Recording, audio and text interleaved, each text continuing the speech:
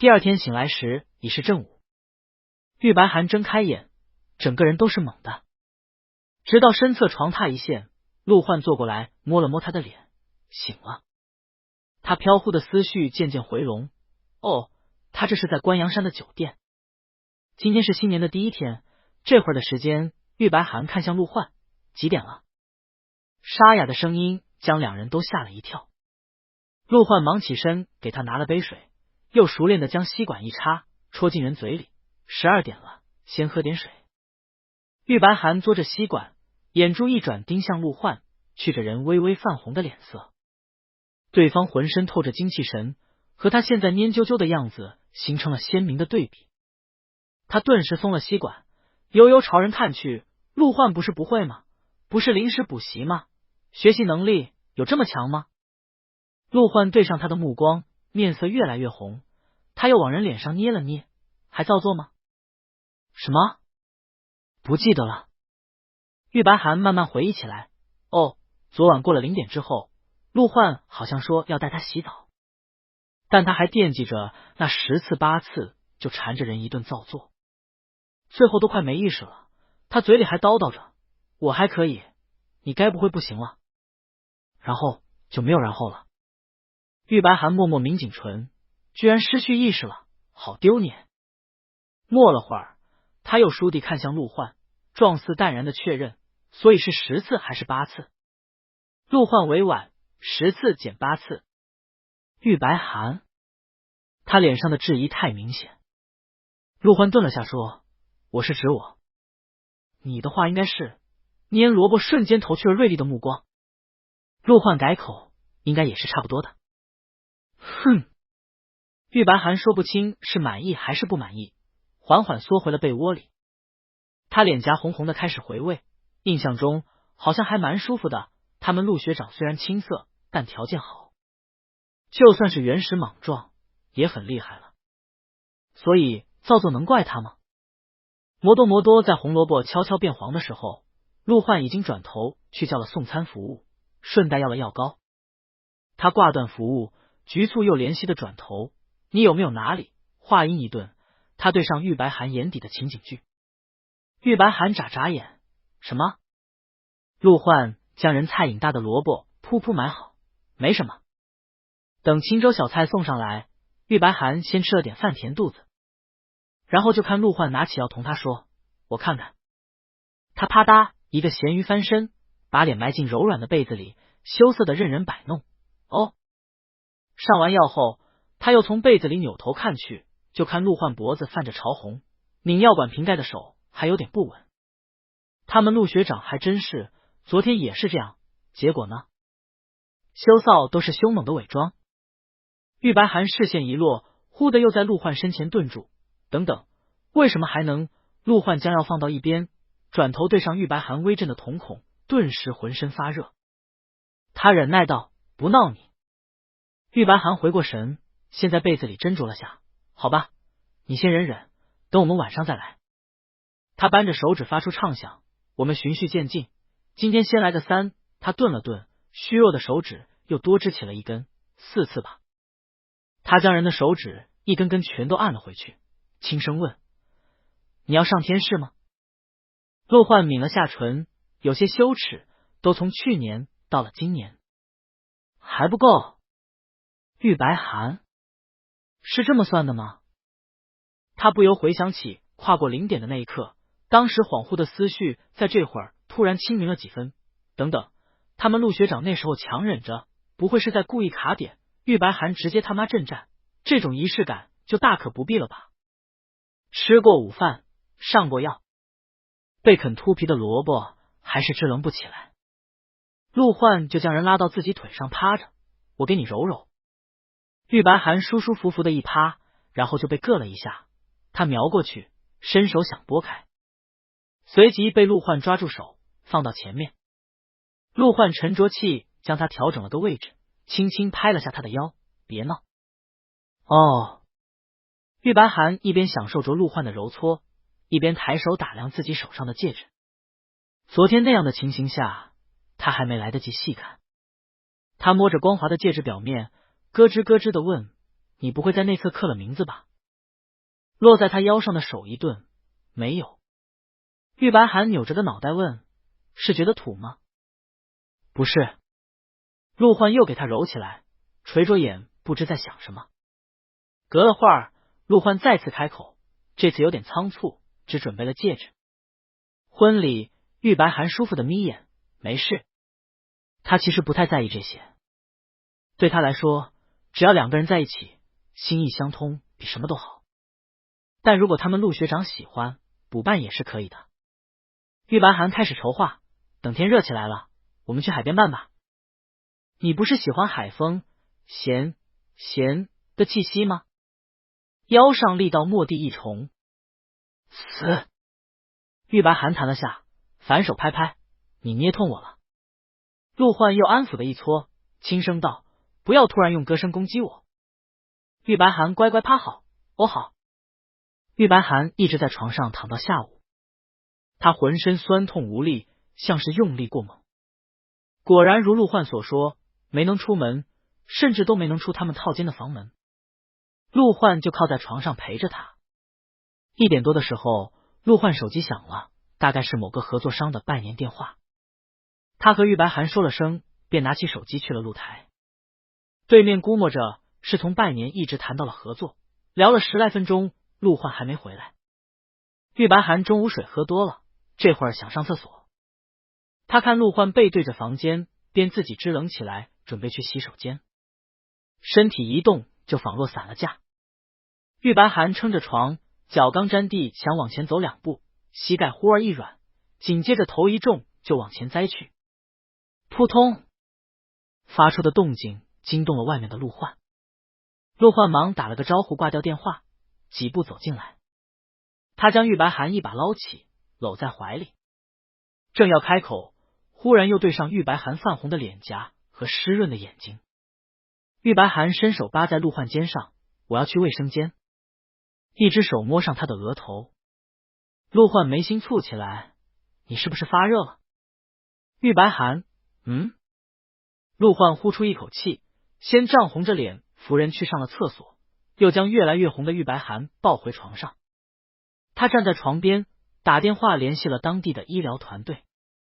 但当地的医疗团队基本都是为爬山摔伤的游客处理一些外伤或是一些常见的小疾病，像玉白寒这种情况还得请专业的。陆焕挂了电话，拧眉看向床里蔫得起不来的人。他又俯身探了下玉白寒的额头，轻声说10次8次。玉白寒不愿承认，说不定是着凉了。陆焕看了眼屋内24度的暖气，默了会儿，他朝玉白寒看去。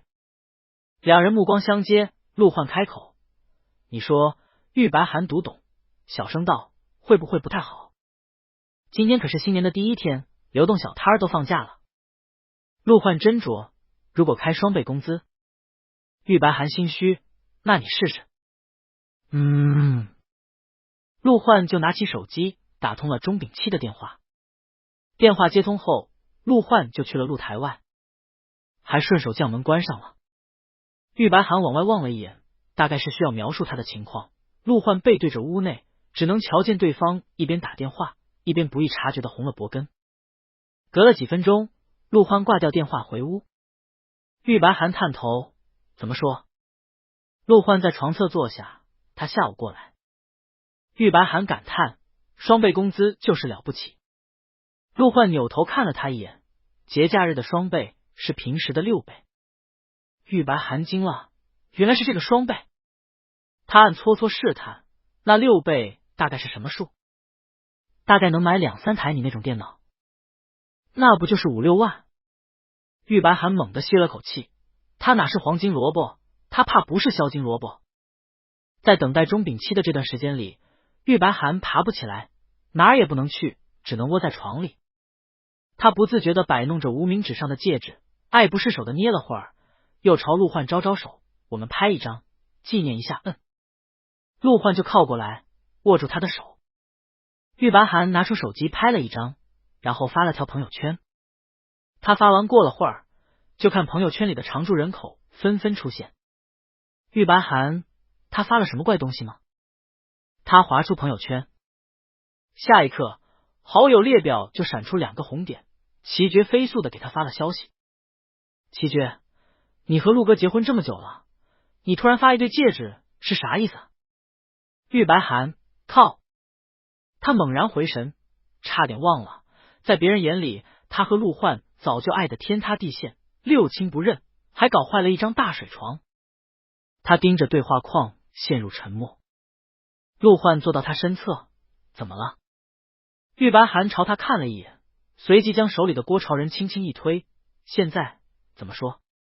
顿了3-5秒，他接过手机打字，纪念在一起的第1个新年。消息回过去，齐爵很快发来。陆焕没理齐爵，又拿自己手机在玉白寒朋友圈下点了个赞，原话回复，评论区瞬间上演问号消失术，大波玫瑰袭来。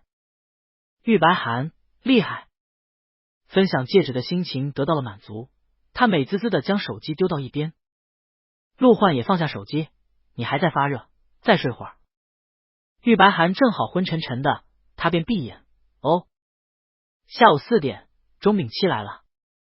他一路风尘仆仆，到门口时杀气腾腾。玉白寒窝在床上，望着他的面色，心惊胆战。这是来送我一程的吗？陆焕伸手拍了拍他昏胀的脑袋。房间里还残余着凌乱的痕迹，满地散落的玫瑰花瓣，拆开的瓶子、纸盒，搁在沙发上的鹿角发箍，任谁一看都知道有多放肆。钟炳七走过来，挂着一张冤肿脸，朝2人深深看了一眼。陆焕抿了下唇，新年快乐。玉白寒心虚招呼，开业大吉。钟炳七又闭眼呼出一口气，嘴唇翕动。玉白寒隐隐辨出他的口型，6倍工资，6倍工资。随即钟炳七放平心态，坐下开始给人问诊。看了几分钟后，玉白寒侥幸发低烧，应该是水土不服吧。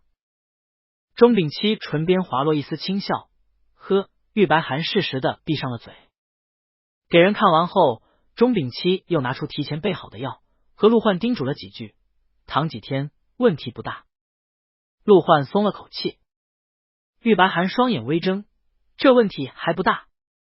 在他失神间，陆焕已经让人在隔壁给钟炳七开了套房间，又将人送了出去。待房门一关，陆焕走回玉白寒身旁，他望着人失魂落魄的脸，怎么了？玉白寒只能躺着，那今晚的瑟瑟。陆焕脸热地开口，等你。玉白寒恨生，不就只剩一种姿势了？陆焕的唇又闭上，他将人塞回被子里，躺好，拿出钟炳七的药，我看看吃多少。有了陆焕和钟炳七的共同监督，玉白寒到底还是没能造作起来。他在这里住了3天，钟炳七每天拿着6倍工资，负责把自家雇主的萝卜养好。3天后，玉白寒恢复的差不多了，他们准备打道回府。这次陆焕没有阻止玉白寒帮忙收行李。玉白寒把2人上次在玻璃栈道上拍的照片拿过去给陆焕展示，拍得好吗？陆焕低头看了一眼，照片上他2人站在栈道尽头，背后是一片广袤的云山，往下是不见底的深谷。他将玉白寒紧拥在怀中，身高差下，几乎是从上方压着人倾下来，强势又汹涌。他脸上满是由爱而生的玉色，而玉白寒细长的睫毛轻轻垂着，半张侧脸明净又惑人。陆焕脸上一烧，伸手将照片装进了行李箱。玉白寒看他脸上又红了，就凑过去说，你的员工们都看到了。面前这张俊脸顿时烧得更红。顿了顿，陆焕开口，让他们看就是了。玉白寒，我很放得开吗？陆学长，再接再厉，就要这样。他满意的转过头去收拾别的行李。玉白寒按照自己心里重要程度的排名，依次收了鹿角发箍、瓶子、纸盒。他伸手拿起瓶身时，却发现里面已经没剩多少了。他一下转头，举起瓶子朝陆焕晃了晃，还说没有10次8次。是不是趁白寒睡着了，偷偷做了？陆焕朝他看来，没有这种事，像是看不得。玉白寒在光天化日下将瓶子大拉拉举在空中，陆焕几步走过去，将所剩无几的瓶子扔了，是一次用太多。玉白寒，陆焕嘴唇干涩，看了他一眼，你太怕你疼。玉白寒脸上跟着轰的一热，他去向陆焕的神色忽然又凑过去，小声问：那你舒服吗？陆焕呼吸一下重了，半晌嗯了一声。玉白寒就心跳砰砰的拉近他，热气全都扑了上去，好奇道：描述一下。陆焕倏地盯来，他伸手捏住玉白寒的耳垂，眸光有点凶，别闹了。玉白寒抿着淡色的唇朝他望去，片刻，陆焕喉结一动，随即妥协的俯身往人颊侧一倾，胸口起伏着低声说，最后几个字微不可闻，却清晰落入玉白寒耳中。玉白寒听得浑身发热，顿了几秒，他将手里的鹿角发箍往陆焕头顶一戴，表扬道：小麋鹿的回答，白寒很满意。陆焕一身规整禁欲的衬衣西装裤，冷峻如高岭之花的面上尽是一片晕染的潮红，此刻他头顶还多出了一对鹿角，正低眼朝人看来。玉白寒给人戴完后，就仰头欣赏着，他目光顺着陆焕俊美的脸落向那凸起的喉结，思绪飘忽。如果是系上带小铃铛的红丝带，会不会更像麋鹿？正想着，一只大掌便捏着他两颊，将他脸抬起。陆焕平复着涌动的情绪，哑声道：关上小电影，该出门了。玉白寒遗憾的将眼睛一眨，关片。哦。等出了套房门，陆焕已恢复了往常那副稳重高冷的模样。两人带着钟秉期一路下了酒店。路上，玉白寒朝人散发友好：钟哥，这几天住的怎么样？钟秉期礼貌温和，看了看大自然，心情好多了。玉白寒欣慰：是吗？感受到了生命的渺小，好像也没有什么不能释怀的了。余光里，玉白寒似瞥见陆焕和自己一起，微微垂了垂头。下到酒店大堂，负责接待的经理已安排好接送，将他们送上观光车。接着他们又乘缆车下了关阳山，坐专车去到机场。最后在飞机的轰鸣声中，载着满满的回忆和中医务人员透彻的人生感悟，向着回 C 城的方向飞去。到家是下午，两人换衣服收行李。玉白寒把盒子拿出来，数了数里面剩下的个数，应该够我们一周的吧。陆焕看了眼，捏着人后颈皮拎到一边，哪够？我们白寒要14、8次，一天就能用完。玉白寒羞涩垂眼，会反讽了。小鹿盒子被扔进床头柜里。陆焕在原地定了会儿，又粗声转头：一周最多一次。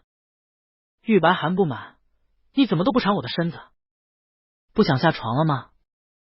你可以克制一点，别做那么凶。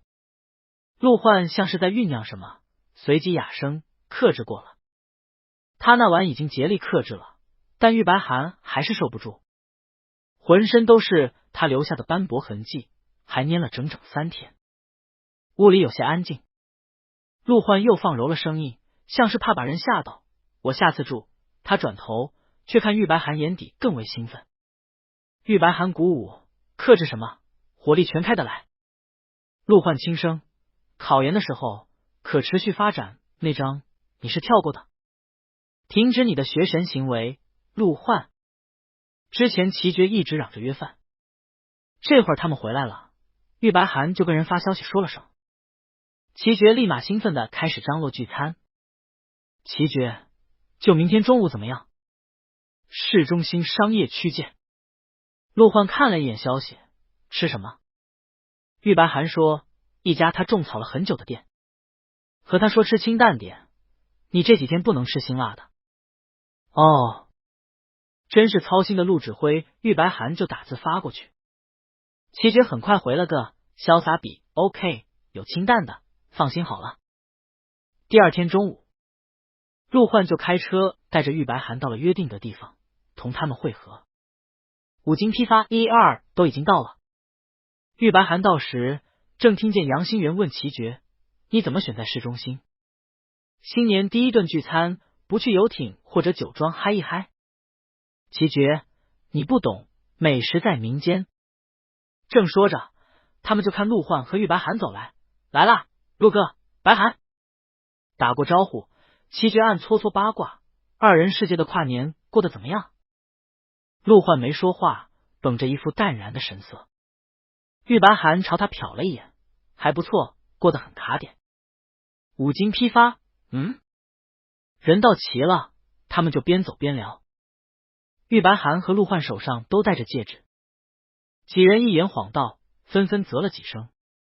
文楼问：但之前怎么没见你们戴？玉白涵钦佩陆焕交的好朋友，到底是怎么做到每次都精准踩雷？陆焕淡淡扫去，一副霸总口吻：不行。文楼莫名生出股危机感，他点头：可以，非常可以。玉白涵松了口气，转头却瞥见孙以清正朝他们看来，目光相对，孙以清挑了下唇角，他心头一跳，小孙又闷声不响的笑什么笑？他们一路跟着齐觉往吃饭的地方走，杨兴元又按捺不住问：到底吃什么？非叫上我们一块打卡。齐觉春风得意，是一家评论都说必带亲友打卡的店，我特意叫上你们一起。玉白涵忽而皱眉，心头浮出一丝微妙。下一刻，脚步一转，就看面前拐入了一道相当熟悉的巷口。玉白涵浑身一震，身侧陆焕好像也不易察觉的顿了下。与此同时，齐觉已经拿出手机翻着评论，看这条高热评论。一位名为 Hang 的网友说：非常好，强烈推荐，一定要来打卡，最好带上3、5好友、亲朋家人。玉白涵喉头咕咚一下，这不是他写的吗？陆焕的目光轻轻落在了他身上。齐觉还在念，还有一条被店家设为精华置顶的评论，也是这位名为 Hang 的网友追评：2次打卡，1天不吃就难受。4朵金花齐声赞叹：哇！几步之间，已经能看见前方那道小门。玉白涵蓦地停下脚步，扶住额头，一只大掌及时伸来，将他一搂。陆焕低头，旁边几人也都转过来，怎么了？玉白涵虚弱：小陆，本宫的头好痛。陆焕一秒接话：我带你去买止痛药。他说完，同其绝几人道：你们先进去，我们随后到。几人：哦，好。玉白涵和陆焕很快相携离开，背影匆匆消失在了巷口。齐觉带头进门，那我们先去。带出了拐角，玉白涵直起身，陆焕收回手，两人对视一眼，又默契的别开头。玉白涵问：现在去哪儿？陆焕似无事发生：吃捞饭嘛，清淡。走吧。他们很快找到一家店坐下，点完餐，玉白涵望向窗外，这会儿他们应该已经转起来了吧？陆焕：怎么没给我们打电话？再等我们回去自投罗网吧。玉白涵捧了杯凉茶，摇头轻叹：大家都是一样的脏啊。等玉白涵和陆焕舒坦的吃完捞饭出来，终于联系上了4朵金花。在会合时，对面4人看着虚浮又苍白，4人全都神色悠悠的看向吃得面色红润的玉白涵和他旁边一身潇洒淡然的陆焕。齐觉强撑笑容，气若游丝：你们人呢？陆焕面不改色：走远了，没找到回去的路，随便吃了点。那怎么不打电话问？齐觉声调一瞬拔高，又被自己生生按了下去。他缓和了语气说：那真是太可惜了，你们下次一定要去试试。玉白涵眯了眯眼：好啊，还搁这儿当面挖坑呢。他配合的发出感叹：看来今年的第1次聚餐体验感很不错。文楼4轻声打了个干呕，印象深刻。随即他被杨兴元杵着胳膊一碰，闭上了嘴。玉白涵目光深深：哦，有这么好吗？特别好。齐觉笃定的点了点头，他说着就翻出手机里的评论，利落的点赞了 Hang。 一旁孙以清的目光落在那个 Hang 的昵称上，顿了顿，他忽而皱眉，似狐疑的看向了玉白涵。玉白涵和他目光一对，心虚的别开了头。差点忘了金花里唯一的智商担当。喂！正在这时，陆焕出声拉回了众人的注意力。一会儿有什么打算？其绝几人对视一眼，他们这会儿想要强撑，但又怕撑不下去，于是飞快的达成了共识，去文楼家的私人影院。文楼家的影院就在市中心，离这里不远。他家影院属于高级私人影院，影片量大，设备先进，空间私密，服务周全。五朵金花经常选在这里聚会，但这次明显不是奔着聚会去的。一进入影院，玉白寒便看4朵金花都瘫在了床榻上，帘子一拉，灯光一暗，随便找的影片刚放了个开头，4人就趁着黑暗开始呼呼大睡。玉白寒倒也不必如此透明的伪装坚强。电影已经开头，他就和陆焕坐下来。屏幕上放的影片并不是两人感兴趣的。昏暗的环境下，玉白寒靠在陆焕肩头，手底下玩着陆焕修长的指尖。玩了会儿，他觉得无聊，又侧头往人肩窝里一埋，轻轻啄啄。一开始只是随口轻轻，到后面好像逐渐变了意味。玉白寒垂着眼睫，在微粗的心跳中，柔软的唇慢慢蹭着陆焕温热的脖颈，热气全扑了上去。身侧落下的呼吸微沉，陆焕扣住他的手紧了紧，低声道：“别闹。”距离他们2米远的地方就躺着齐绝几个人，不知是其中谁眯的不舒服，还翻了个身。玉白寒借着影片的微弱的光线，看向陆焕近在咫尺的脸，一片模糊中，唯有彼此眸光清亮，看得人怦然心动。他又凑上去吻住陆焕。刚开了闸的人受不住半分撩拨，陆焕轻易便顺着情丝让唇舌勾缠，灼热的呼吸来回缠绵，亲吻时发出细小的声响，又像是怕被身旁不知何时会醒来的朋友看见，带了一种隐秘的羞耻。两人亲了会儿，估摸着再继续下去恐怕难以收场，陆焕便撤开了身。玉白寒也抿着湿润的唇平复了下，接着朝对方看去：“要不出去吧，让明亮的阳光晒一晒他们的思想。”陆焕便站起身：“那就在附近转一转。”他没有刻意压低声音，说出的话像是触动了什么关键词，那头处于浅眠中的金花们顿时受惊般动弹了一下，砰通在床榻上发出闷响。玉白寒悄声对陆焕感叹：“不愧是你交的朋友，都那么敏感。”幽暗的光线里，陆焕盯着他，内涵。他都还没说什么呢。玉白寒指点：“看吧，就说你敏感。”两人出了私人影院，就去之前看夜景时看见的那条城中河边转了会儿。玉白寒体力还没完全恢复，转到4、5点，他觉得累了，陆焕便开车带人回家。他们新年的第一顿聚餐就这样在人心背离中悄然结束。直到两人到家，也没收到4朵金花的来电。玉白寒赞叹：“好能睡。”陆焕毫不怜悯，毕竟等我们太久了。玉白寒也是要把他们等回来似的。晚上吃过晚饭后，陆焕接了个电话，随后他上楼回屋，坐到桌边打开电脑，陈卓梅开始处理工作。玉白寒跟着进屋：“你也要开始营业了吗？”这个也用得相当灵性，让人不自觉想起某个被迫营业的医务工作者。陆焕顿了一下，接着嗯了声说：“假期结束，攒了一堆工作。”虽然元旦假只有3天，但他从元旦前几天就带着玉白寒去了关阳山，加起来也有将近10天时间。正逢新旧2年交替，工作堆积如山。玉白寒说：“好吧，那你加油赚钱养家。”陆焕就似笑非笑的看了他一眼：“谨遵白寒老板指示。”说要恢复工作。第2天一大早，陆焕就出门上班了。玉白寒考试结束，进入了暂时的松懈期。他一觉睡到上午起床，悠闲的思索了会儿，随即想起了被搁置已久的游戏。他就打开自己的电脑，久违的登了上去。他先上线清理了一波回归任务。正一个人吭哧吭哧地刷着副本，突然弹出了好友提示：七银。哦，是大苦力秦伦。玉白寒和人打了个招呼：是我。七银，还以为你不玩了。李时珍的狗，考完试了，回我的快乐星球看看。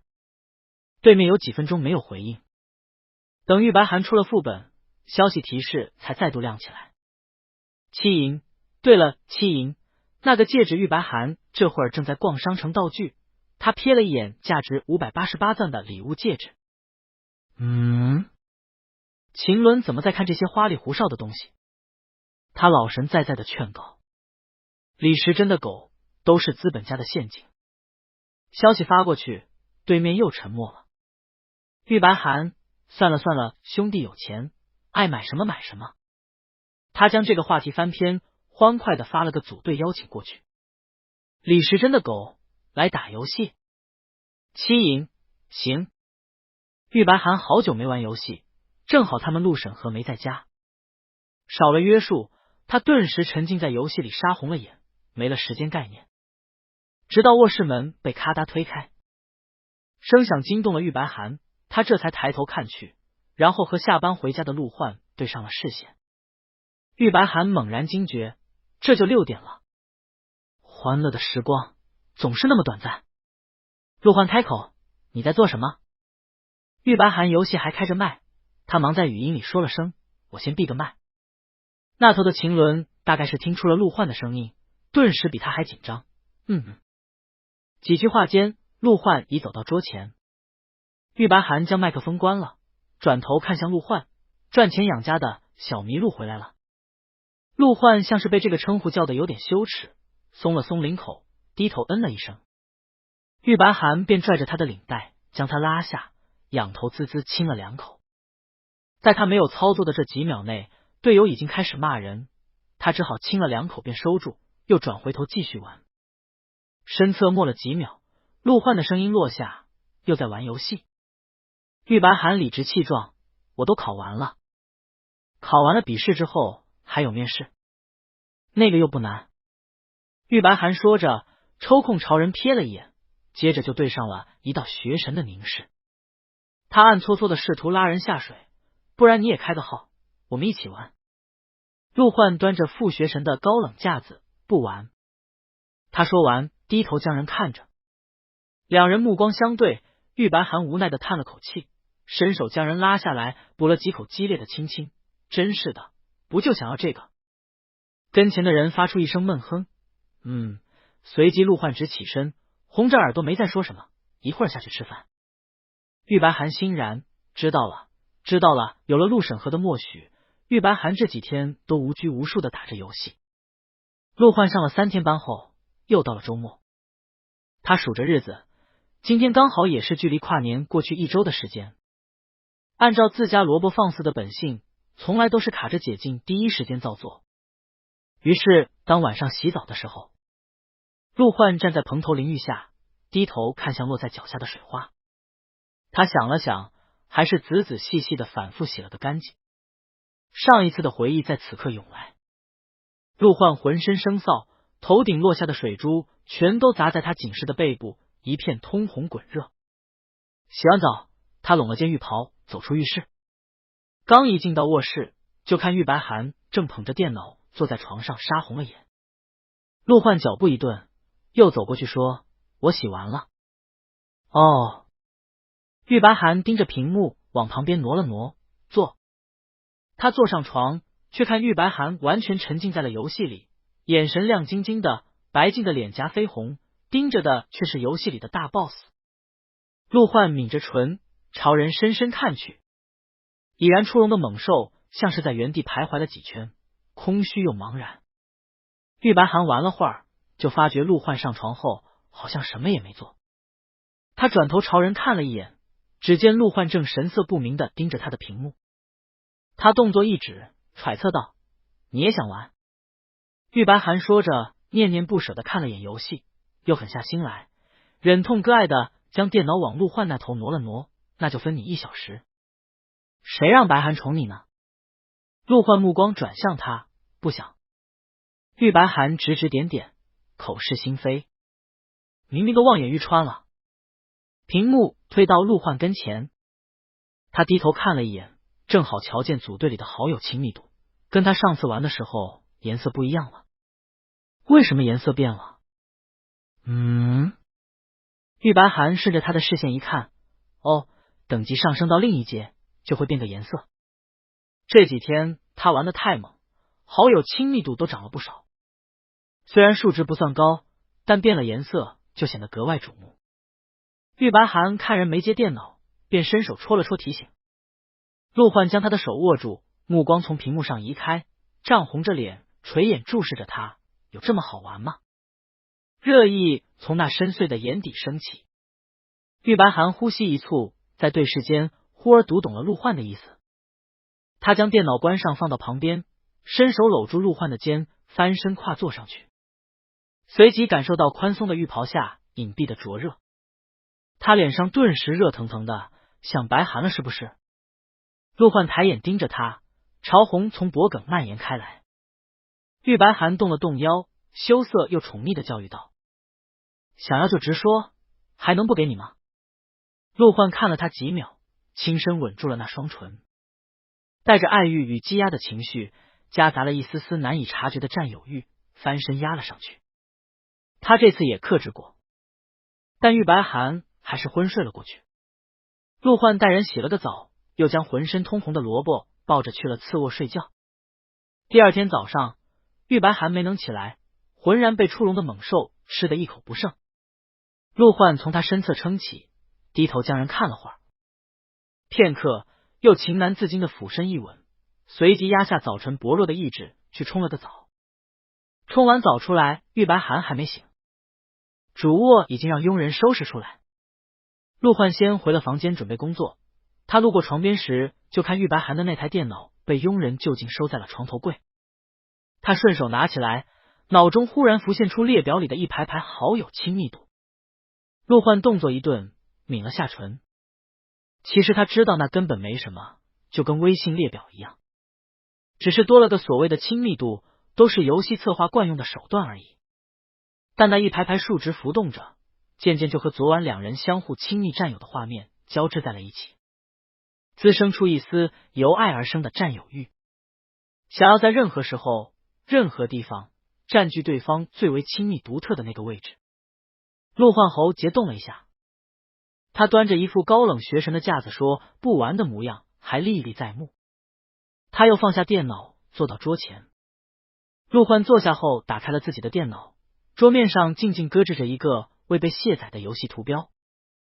他修长的手指握着鼠标，定了半晌，他按着心底涌起的羞臊点了一下，屏幕上很快载入了登录界面。大概是第一次做这种事，陆焕罕见的朝门口瞟了一眼，这才飞快垂眼点了个注册，像是生怕被突袭的萝卜发现。在填写昵称那一栏时，他顿了顿，然后取了个最能引起人注意又特别像是一对的名字李时珍的皮，鼠标搭地点下了确认。陆焕垂着睫毛，脸上通红一片，他只要站着亲密度最高的地方就行，其他的随他去。陆焕做了个新手教程，然后就去隔壁看玉白寒的情况。隔壁次卧里，玉白寒还睡得正香，他侧着一张脸，乌黑的睫毛搭下来，脸颊脖颈一片白皙，从衣领上方透出深浅斑驳的红痕。陆焕坐在床沿探了下他额头，没有发热，然后他就靠在床头，一边陪着人，一边用手机搜起游戏长亲密度的攻略。等玉白寒醒来，已经是半小时后。意识恢复，他只觉得喉咙干涩，稍微动了一下，浑身顿时传来一阵酸痛。昨晚的记忆渐渐浮出他脑海，他们陆学长要得真是好凶，思绪又慢慢拉回来。玉白寒抬眼就看罪魁祸首正坐在他旁边，对方拧着眉在看手机，神色相当专注，就跟在背什么知识点似的。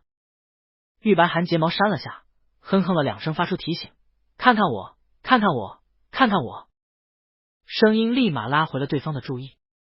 陆焕关了手机，低头看来，醒了。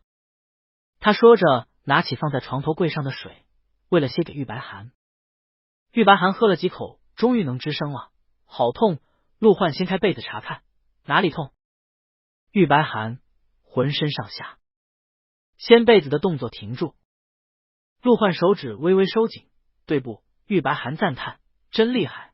他回味完，又抬手扒住陆焕的肩，凑到人耳边，小声描述：魂都要被你撞飞了。陆焕面上腾地热了，捞着人在床头坐好。玉白寒环顾了一圈，才发现这里是次卧。他脸上顿时红扑扑的。那边收拾好了吗？收拾好了，要过去吗？算了，一动就散架，还是不挪坑了。陆焕嗯了声，看时间接近中午，又说：我先下去让厨房今天中午备些清淡的饮食。玉白寒朝他摆摆手，去吧，真是贴心的小陆。午饭备好后是端到房间里来吃的。玉白寒在床上吃完，恢复了点体力，也能动弹了。这会儿没事，他又心痒痒的想要玩游戏。他朝陆焕发出试探的声音：我的电脑呢？陆焕正让佣人将碗筷收走，闻言转头看了他一眼，随即视线移开，在隔壁。玉白寒说：我想玩一会儿。他本来都做好要被陆审核严词拒绝的打算，但没想到他说完，陆焕就点头说了声好，甚至出门去帮他把电脑拿了过来。玉白寒，事后的男人都这么好说话吗？电脑拿到跟前，玉白寒正兴致勃勃的打开，忽然又瞧见站在一旁的陆焕。今天是周末，陆焕也会待在家里。他一瞬犹豫，需要我陪你吗？陆焕说：你玩就是。玉白寒就高兴起来，点开游戏，那我去玩了。可惜你又不乐意自己开个号，不然我们一起玩，不就两全其美？陆焕的唇动了动，又抿起，像是有些局促。他不好说他已经开了，说不完的是他。现在为了这种微不足道的理由，又偷偷注册了一个同款小号，准备专门来刷亲密度，连他自己都觉得羞耻。一股燥意从陆焕后背漫上他的耳根，他红着耳根顿了顿说：那我回隔壁工作了，有事给我发消息或者打电话。玉白寒从屏幕前抬头，海报挥挥，快去赚大钱吧。陆焕就呼出口气，转头出了门。房间里，玉白寒已经飞速上线，他的角色出现在城中任务发布点旁边，周围还有零星10来名玩家。他领完任务，正准备离开，目光一晃，忽然瞥见了一个相当熟悉的游戏 ID。玉白寒顿时停了下来。只见距他不远处，一个和他同门派的孩童形态的角色，像是在漫无目的的晃来晃去，头顶还顶着个李时珍的皮的 ID。玉白寒一瞬惊了，这都能撞名？没等他跟过去看得清楚，对方游荡的身形一停，就直奔向他而来。对方像个团子一样停在他跟前，然后蹦了蹦，仿佛在吸引他的注意。玉白寒，游戏里的孩童形态一般都是新账号，他点进对方的资料卡，果然看对方才1级，他就点开聊天打了个招呼：朋友，好巧。李时珍的皮，玉白寒继续打字：我们怕不是异父异母的亲兄弟。李时珍的皮，不是。玉白寒打字的动作一顿，这位朋友这么正经的吗？没等他想好再回什么，对方接着就问他要不要打副本。玉白寒看了眼对方的1级，默了下，这个等级连副本都进不去吧？看来是个什么都不懂的萌新。算了，看在难得撞了个 ID 的缘分上，他就大发慈悲地带新人吧。李时珍的狗，兄弟，你还打不了副本，我带你刷点任务升级。李时珍的皮，好。日常任务都很简单，点个自动完成就可以挂机。玉白寒将人组进队里，在游戏里挂着，顺便和人聊着天。对方话很少，但每句都回，也不会让人觉得无聊。等他们刷完一个任务，准备切去下一个时，玉白寒有点口渴，转头却发现水喝完了。他就拿手机给陆焕发了条消息：尤尔，报告指挥，没有水了。咸鱼拍尾，隔了不到半分钟，卧室门便打开。陆焕从门外走进来，拿着一壶水。他弯腰给人倒上水递去，喝吧。玉白寒接过来一顿牛饮，咕咚咕咚。在他喝水的这会儿，陆焕站在床边，目光落在他电脑屏幕上。屏幕上的对话框还悬着，两个难分你我的 ID 并在一起。陆焕看得心头微热，又不露声色的扫向旁边的亲密度，最高的是秦伦的1056，而他们现在是78组队，送礼物、聊天、结成特殊关系都可以增长亲密度。陆焕正琢磨着，忽然听玉白寒了一声，他朝人看去，只见玉白寒放下杯子，杵在屏幕跟前，眯了眯眼，怎么不动呢？屏幕上因为陆焕的暂时离开，他的角色还停在原地。玉白寒嘀咕，果然是萌新，都不会挂机吗？还喝吗？陆焕开口，声线微微紧绷，不喝我就回去了。不喝了。玉白寒扭头看了他一眼，他们陆指挥是有什么重大作战吗？怎么感觉有点急？陆焕抬手在他耳垂上捏了下，接着转身出门，门轻轻关上。玉白寒摸着发热的耳垂，欢喜地抿了抿唇，又转头戳进私聊。李时珍的狗在干嘛呢？朋友。消息发过去，对面没回。隔了10来秒，屏幕上的同门派小团子动弹了一下，接着私聊里回来了消息。李时珍的皮，抱歉，不太会玩。玉白寒宽容的和人讲了些快捷键，然后带着人继续去挂机。等刷完任务，已经是40分钟后。玉白寒还要去打副本，就和对方说了声拜拜，有缘再见。说完，他直接退出队伍，切了地图。他刚切走，对方便发来了好友申请，玉白寒点了个同意。下一秒，屏幕上忽然浮出一朵粉色的花。与此同时，系统提醒：玩家李时珍的皮送你鲜花一朵。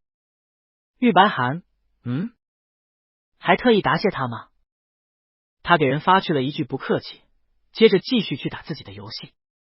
玉白寒下午玩了会儿游戏，又睡了会儿。等吃晚饭时，他体力已恢复的差不多，就直接下楼去餐厅吃。陆焕和他一道下楼，在餐厅坐下，桌上依旧准备着丰盛而清淡的饭菜。玉白寒昨晚吃得很饱，今天又玩了一天游戏，这会儿相当满足，兴高采烈的和陆焕边吃边聊。他正和人说着话，扭头却发现陆焕似有些心不在焉，好像还带了点受冷落的委屈。玉白寒，他放下筷子凑过去，你怎么了？陆焕看了他一眼，似神色无意，没事。玉白寒暗自琢磨，难道是自己玩了一天的游戏，没和他们粘人的陆指挥贴贴？但陆焕不是说要工作，让自己玩就是，还是说是为了让他开心，故意这么说的？其实正一个人寂寞的在空荡的卧室里抱着胳膊，默默啜泣。画面感一出来，玉白寒瞬间就心疼了。他放下筷子，摸了摸陆焕骨节分明的手背，带了点安抚：我晚上不玩游戏，我陪你。陆焕默了一下，神色好像稍回暖了点。好。玉白寒这才安心的收回手，被他猜中了，果然是寂寞了，因为怕陆焕重演心酸。所以周末这2天，玉白寒都忍痛没碰游戏，就碰碰他们陆指挥。等到周一，陆焕再去上班，他才打开电脑。他上线玩了会儿游戏，大概在上午10点多的时候，好友列表里忽然弹出了消息：李时珍的皮来做任务吗？玉白寒已经做过了，就会说我做完了。消息发过去，对面沉默下来，一副很失落的样子。今天是工作日，又是上午10点。玉白寒琢磨着，估计是哪个放假的学生，看样子性格还有点孤僻。他想了想，给人发去一句：明天10点带你打吧。对面很快回道：好。下一秒，屏幕上又浮出一朵粉色的花。送完花后，对方就下线了。这孩子真客气。玉白寒感叹了一句，便继续去打自己的副本。等到第二天10点的时候，李时珍的皮准时上线。玉白寒刚把人组进队里，还没开始，就又收到了一束花。他忙和人说：不用送我，做任务都是顺便的。李时珍的皮没事，我买了很多。玉白寒，有这么多钱，你倒是去捣鼓装备啊，兄弟。买这么多花干什么？他一口气卡在胸口，半晌，他顺了顺，一边带人做任务，一边和人科普哪些是有用的道具，哪些是没用的道具。对面很简单的回了个行吧，可能又是个有钱的小兄弟。就这样带着人打了几天的任务，又收了几朵对方执拗送来的答谢礼物，列表里两人的好友亲密度蹭蹭直涨，已经到了527，在短时间内竟然直逼最高的秦伦。时间一晃，很快到了周五上午的时候，玉白寒照例带小团子刷了个任务，接着就看聊天框里弹出了秦伦的消息：七营来打副本。李时珍的狗，马上最后一个任务点了。七营，行，那我来找你会合。游戏里，玉白寒正好领着李时珍的皮做完最后一个日常任务，两人还没道别，秦伦便唰的出现在他们旁边。玉白寒直接在场景里打招呼：来了。七营。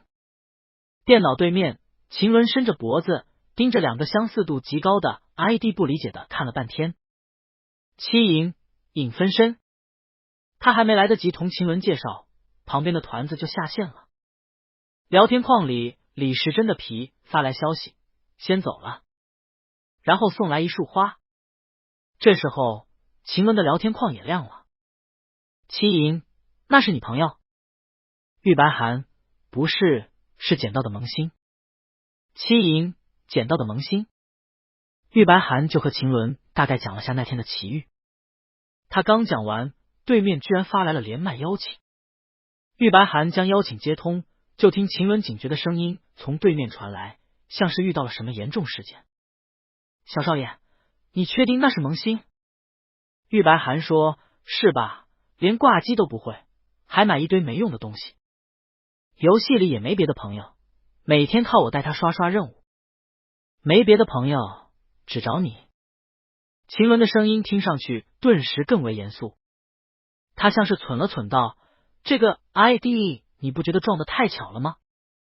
就你那个脑回路，能跟你重叠的都是彗星撞。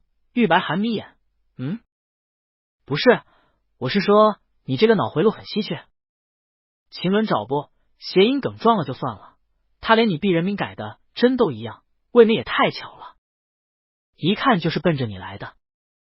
玉白寒愣了愣，顺着秦伦的思路往下想，取一样的 ID， 疑似装萌新，每天跟着自己做任务，还要固执的送花，好像是不太对啊。秦伦又说，要不是知道那不可能是先生，我刚看第一眼还以为是什么情侣名。玉白寒被这句情侣名惊得心头咯噔一跳。兄弟，这可不轻说啊。他目光盯向和聊天框里和李时珍的皮并在一起的名字，以及旁边飞速增长的亲密度，神色逐渐凝重。确实像开小号来接近他的。他也想过有没有可能是陆焕，但又觉得陆焕没必要偷偷开个小号来跟他玩，直接拿大号和他一起玩，那不是更开心？在他沉凝的这会儿，秦伦也默了下开口：小少爷，可别让先生误会了。玉白寒点头，这是肯定的。为自家雇主操碎了心的秦伦这才松了口气，结束了这通紧急的语音通话。挂断语音，玉白寒看了下聊天框，半晌他叹了口气，点了个清空亲密度，直接删好友有点伤人，到时候对方再找他，大不了他就借故推脱吧。虽然这件事有可能是他想多了，但既然秦伦都会这么敏感，要是以后让他们极度敏感的陆指挥看见，肯定又要默默啜泣了。人的情感果然永远不可能平衡，就像在他心里排在第一位的肯定是他们陆指挥。玉白寒在心底对那位身份不明的人说了声抱歉，亲完亲密度就下线了。等到晚上，陆焕下班回来，两人吃过饭躺在床上，玉白寒靠在陆焕的肩头，思索着怎么把游戏里的事同陆焕说一声。他缠着陆焕的手指捏来捏去，温热干燥的掌心裹着他，让他生出一丝喜欢和安定。正捏着，陆焕另一只手就将平板放去了床头柜。陆焕侧头看来，深邃的眼底存着热意。今天是周五。玉白寒从思绪里回过神，他愣了一下，在对上陆焕的目光时，呼吸触了几分。像是已经形成某种心照不宣的约定。陆焕眼睫一垂，搂着他的腰就吻了下来。玉白寒勾住陆焕的肩迎上去，两人缠绵的亲了会儿。陆焕侧开身看向他，对视间，玉白寒情意涌动。他看着陆焕，忽然笑了下，捧上对方泛红的俊脸，将话自然而然的说了出来。前几天我在游戏上遇到个像是特意接近我的人，只和我玩游戏，还送我好多花。陆焕似是一顿，玉白寒就趁机甜滋滋的同人表白心意。但你放心，我心里只有你。今天我回过神来，已经把亲密度都清空了，以后不会再联系。最爱你了，萌萌。陆焕目光倏地落下。玉白寒说完，看陆焕好像定在了原处。陆焕眸光微动，喉结滑动了一下，他双手正捧在陆焕的脸上，指尖触到对方的眼角，好像有些潮湿。玉白寒凑过去，有这么感动？陆焕的睫毛轻轻一颤，玉白寒欣然，不用太感动，这是我应该做的。半晌，陆焕拉下他的手，呼出一口气，像是在平复什么情绪。玉白寒已经等不及让人感动完了，他趁热打铁，期待的蹭过去。做吗？陆焕抬眼，漆黑的眸盯着他，然后将人翻身一压，吻了下来。做。这一次和往常都不一样。玉白寒在朦胧的视线里望向的天花板上晃动的水晶灯，感觉陆焕没了前两次的猛劲儿，但像是憋了股气，动作温吞磨人，似有若无，让他折磨又欢喜。到最后，他只记得陆焕咬了他的肩窝，而他也在那一瞬的空白间无法自控的溢出眼泪来。玉白寒在恍惚的意识中想着，看来临上车前这波助兴还不错。第二天，玉白寒醒的比之前早，大概是因为陆焕换了风格，他身上也没有前两次那种散架般的酸痛无力感了。他醒的时候，陆焕正靠坐在旁边。玉白寒往人腿上一滚，翻了个面。上方陆焕移开了手中的书，低眼朝他看来，喝水吗？有哪里难受？玉白寒说，喝一点。陆焕就将书放在床头柜，把水拿过来。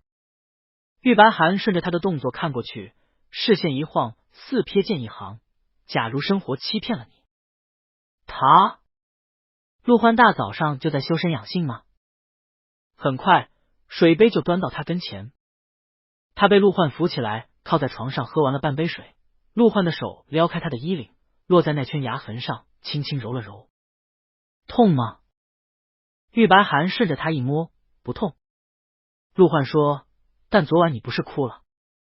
玉白寒脸上一热，悠悠朝人盯了一眼，那又不是痛哭的，这么丢脸的事非要让白寒说出来。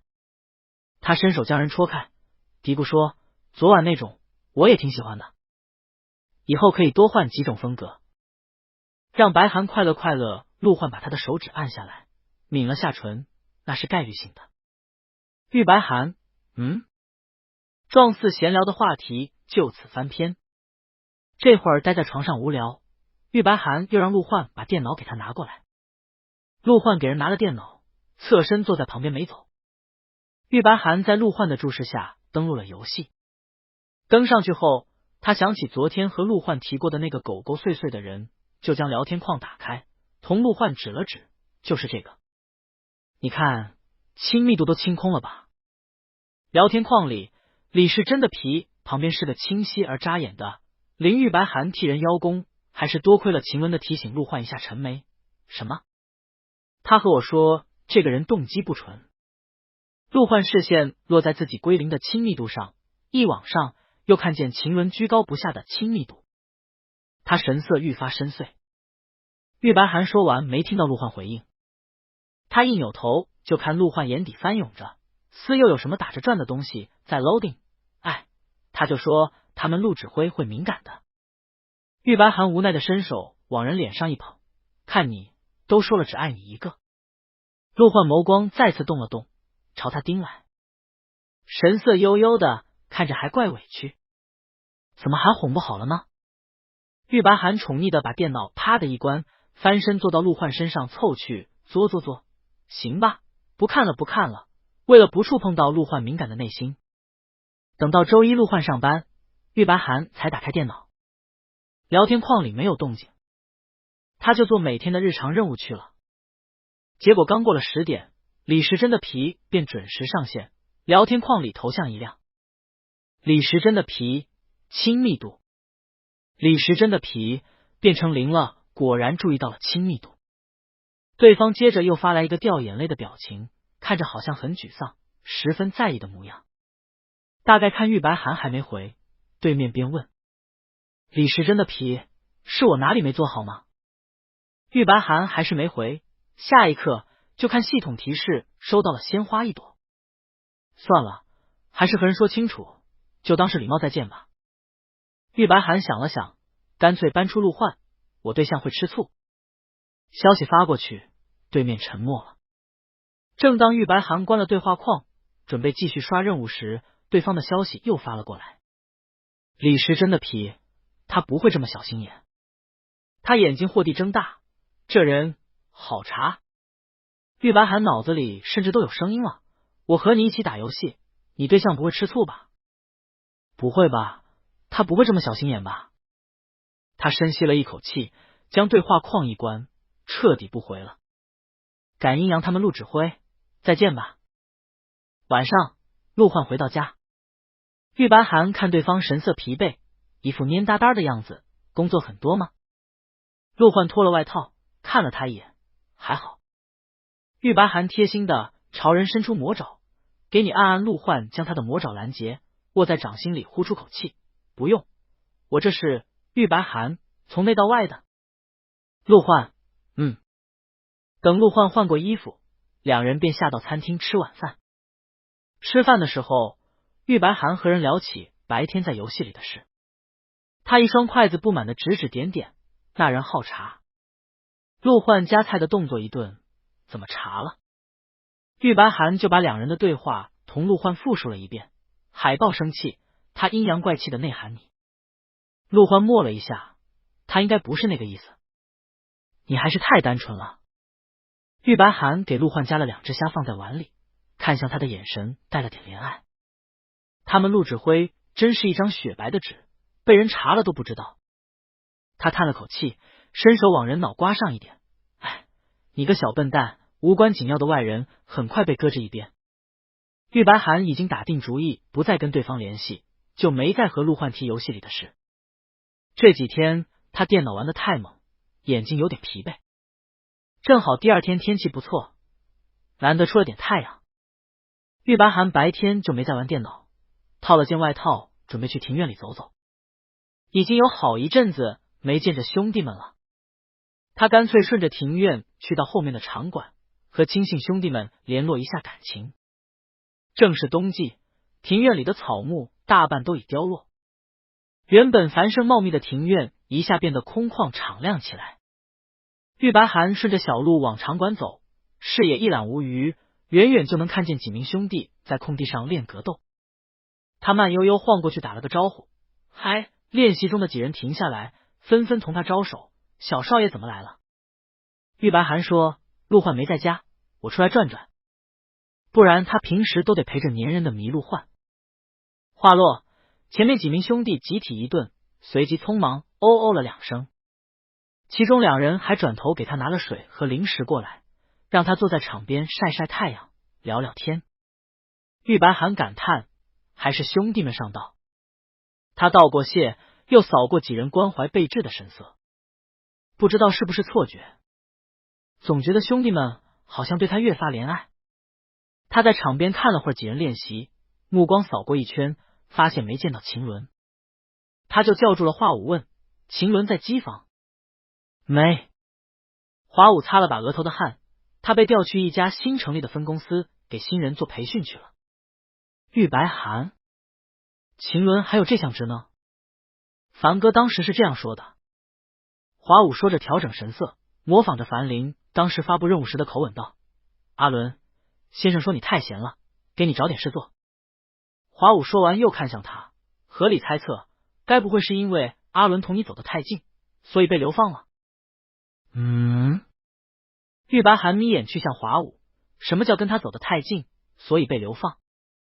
他是什么奸臣，或是妖妃不成？玉白寒暗自思索了一下，可能是秦伦经常找他打游戏，所以给陆焕留下了无所事事的印象。他这兄弟可怜见的。秦伦被陆焕流放，李时珍的茶又被他放着。后面几天，玉白寒在游戏上基本是单机，但小茶同学还是每天都上线给他送一束花。玉白寒秉持着爱情的忠诚度，通通不理。就这么过了3天，玉白寒正在线上玩着游戏，忽然久违的看见秦伦上线。他和人打了个招呼，来了。七莹忙吐了。七莹，趁今天把新人支去考试，上来玩一把。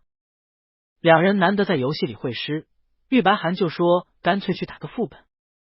秦伦在副本招募里找了个10人的队伍，然后将玉白寒拉进来，上车。玉白寒跟着进去，队伍里还剩2个空位。他等了会儿，就看页面上浮出了进队提示，紧接着一个熟悉的 ID 跳了出来，玩家李时珍的皮已进队。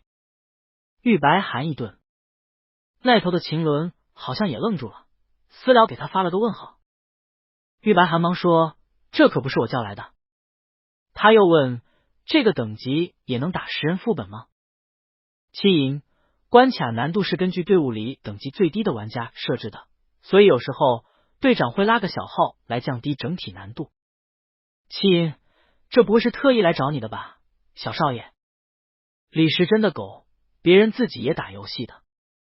玉白寒发完就不管了，秦伦也没再过问。玉白寒心说，大不了不回应，又不是不共戴天的关系，既然组到了一队，顺其自然就是。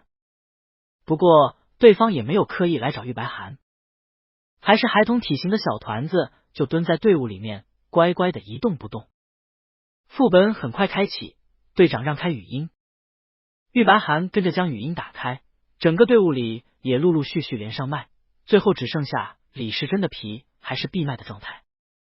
队伍里立马有人 Q 他，李时珍的皮，抱歉，不方便。队长开口，算了，反正是只吉祥物，开不开语音都行。整支队伍便没再停留，进了地图开始打副本。玉白寒正在电脑面前一通乱杀，私聊忽然亮了一下，他点开一看，是秦伦发的消息。七莹，看你的影分身。李时珍的狗。七莹，那个操作一看就是玩过的，就说不是萌新了。玉白寒，是吗？他刚刚玩的太专注，没注意别人。这会儿经过秦伦的提醒，他便朝场中那个团子看过去。小小的一团，没什么攻击性，躲得倒挺快，还拿3连杀当逃跑用，狗的一批。玉白寒眉心忽然蹙起，等等，这个走位、闪避、腾挪，简直和他师出一派。除了某人以外，他还从没见过如此稳健的菜鸡操作，透着股浓浓的熟悉感。玉白寒盯向屏幕里翻滚的团子，片刻，他淡色的唇微微抿起，眼睛眯了眯。接下来的时间，玉白寒全程都盯着场中那只翻滚的团子。他越看越觉得可疑，这股浓浓的寒门风范，一般人是模仿不来的，除非是他白寒大师的亲传弟子。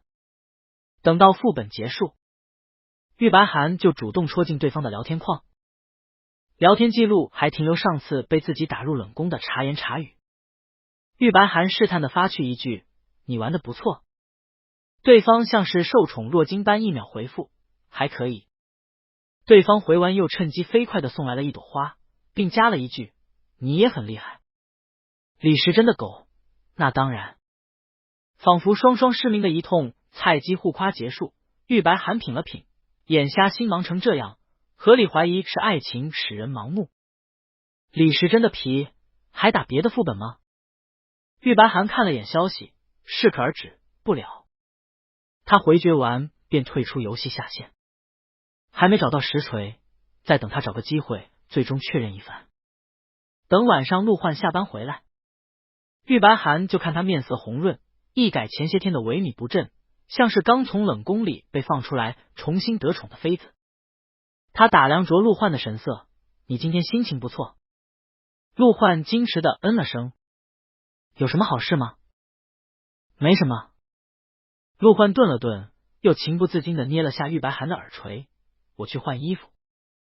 玉白寒往床上一坐，那我浅浅欣赏一下。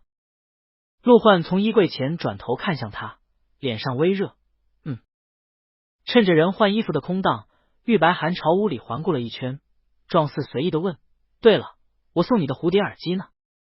陆焕换衣服的动作停住，他开口，声线似平稳自然，拿去公司了。玉白寒深深的看向他，给你用来打游戏的耳机，你拿去公司做什么？陆焕低头系着纽扣，带着听听财经资讯。玉白寒朝他的背影盯了一眼，用蝴蝶耳机听财经资讯，陆焕是要破茧成蝶？经不起推敲的话题被他善良的翻篇。他又往床上一靠，晃了下腿，今天小茶来找我了。谁？陆焕问完就反应过来，他转向玉白寒，神色微紧。哦。玉白寒说，刚好碰上，就和人说了2句话。陆焕抿了下唇角，又像是在斟酌措辞般，默了2秒道，你说就是，我又不干涉你交朋友。他补充，我没那么小心眼。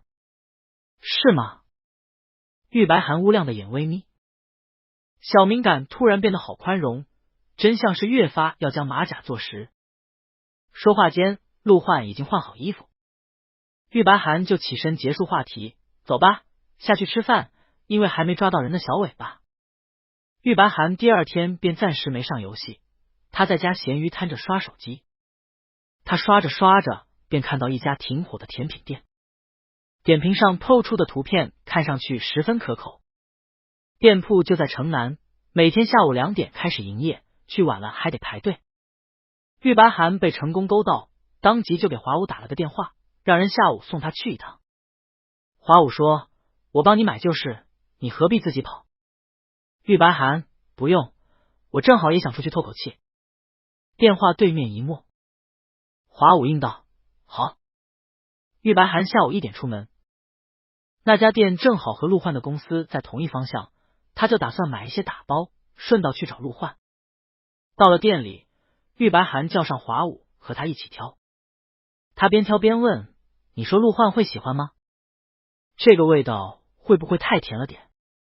华武看着他，柔声道，一定会的。玉白寒扭头，会就会，说这么轻柔做什么？他最后买了2份打包，然后让华武送他去了陆焕的公司。到公司差不多是2点半，已经过了午休时间。玉白寒从1楼大门走进去，保安都认识他，同他打了个招呼便放行。他穿过大厅往电梯那头走，按了个专程电梯，正在电梯前等着，忽然有人叫住他。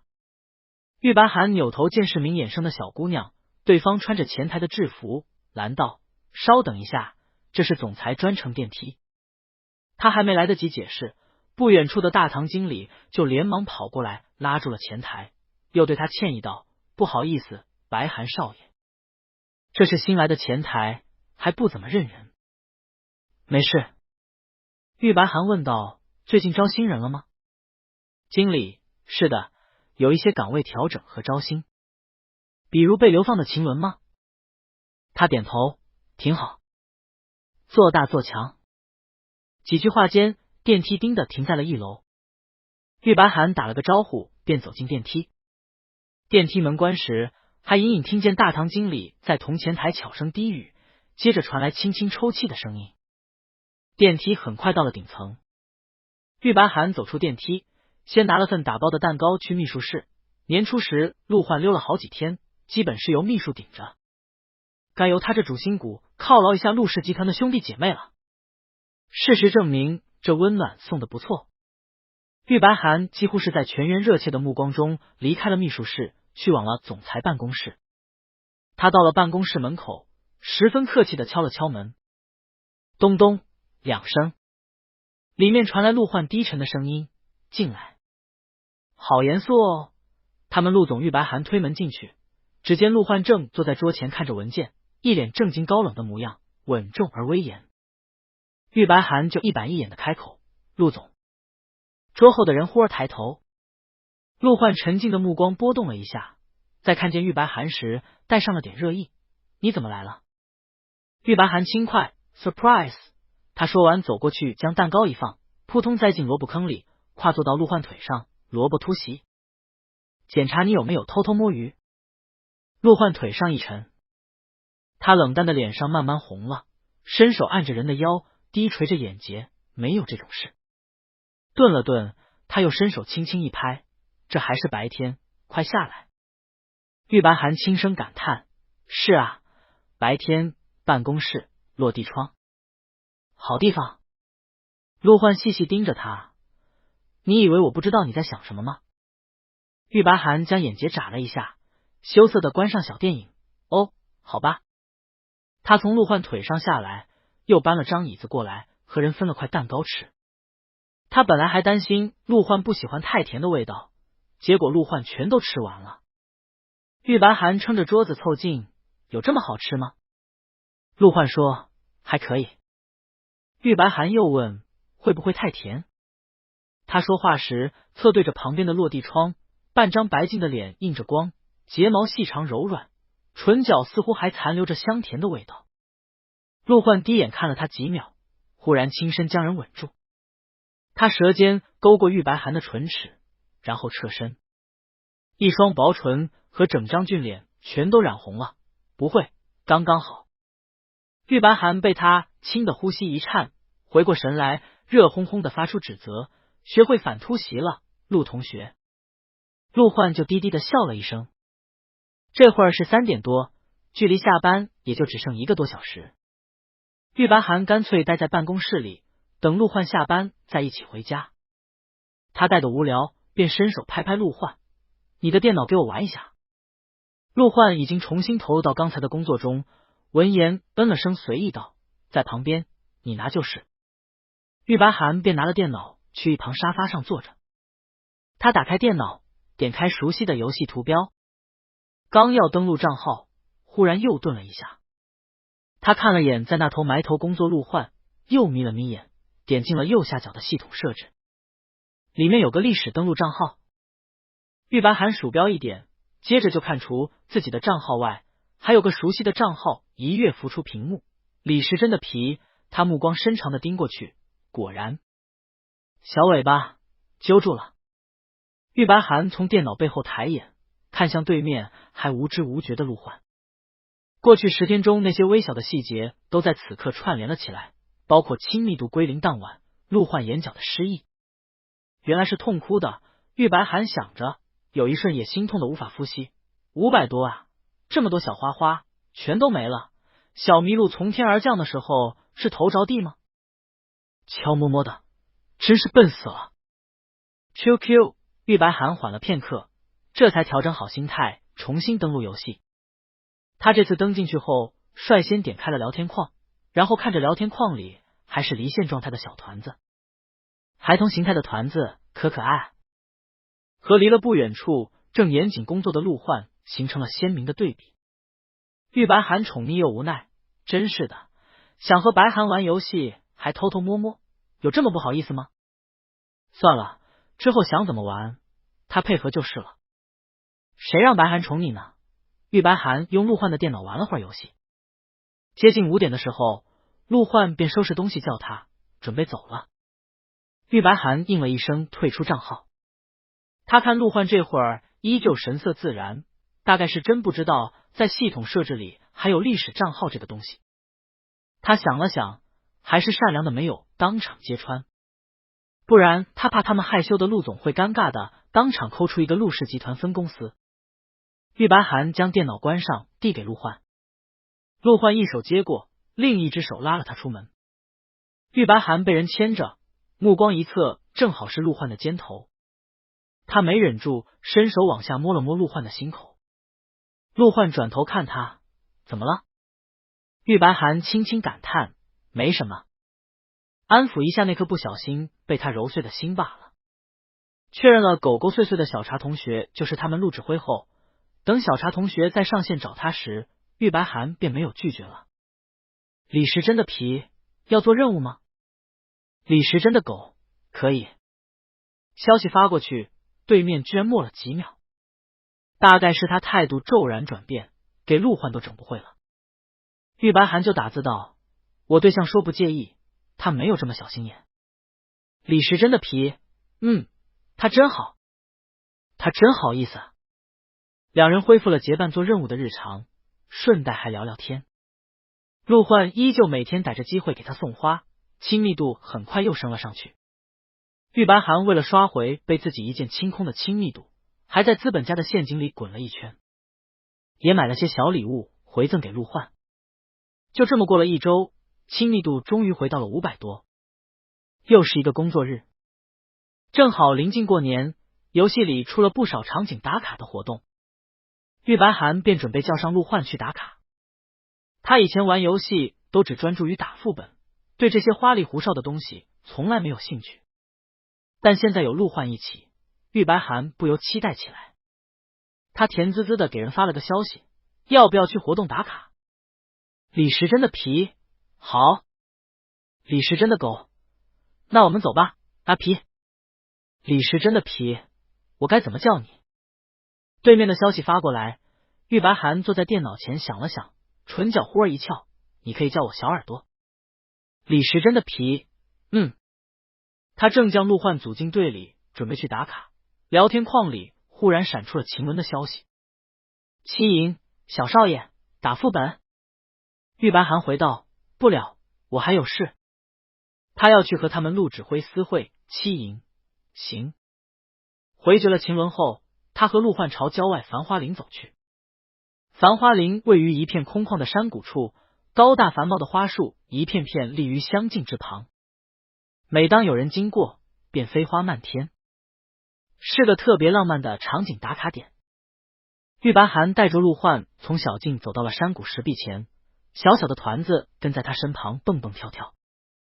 他看得心痒痒，还是没忍住伸出魔爪，将陆焕的团子一把举起来放在肩头，准备拍张合照。他刚把陆焕团子顶上，突然迎面就撞上了刷任务路过的秦鸾，狭路相逢，双方同时一震。李时珍的狗，七营，秦鸾瞳孔地震。玉白寒肩头还顶着陆焕的团子，不知道陆焕是不是也镇住了，一时间没从他肩上下来。双方在原处僵持了会儿，直到系统非常不合时宜的撒下了漫天花瓣，秦雯的角色才回神般的动了一下。对方的私信发了过来：七营小少爷，你说的有事，就是这个。玉白寒他默默的把肩头的陆焕团子放在了地上，陆焕好像还很不情愿，又朝他蹦了一点。这个一推一拉的动作做出来，场面顿时变得更加微妙奇怪。正当玉白寒思索着该怎么解释的时候，秦雯的消息再次发了过来，他是不是说了什么蛊惑哄骗你的话？玉白寒的手指在键盘上方寻了半天，心情复杂。不，陆焕最多只是查一查自己罢了，他又没法和秦雯说这就是你们陆先生，我们都不要揭穿他。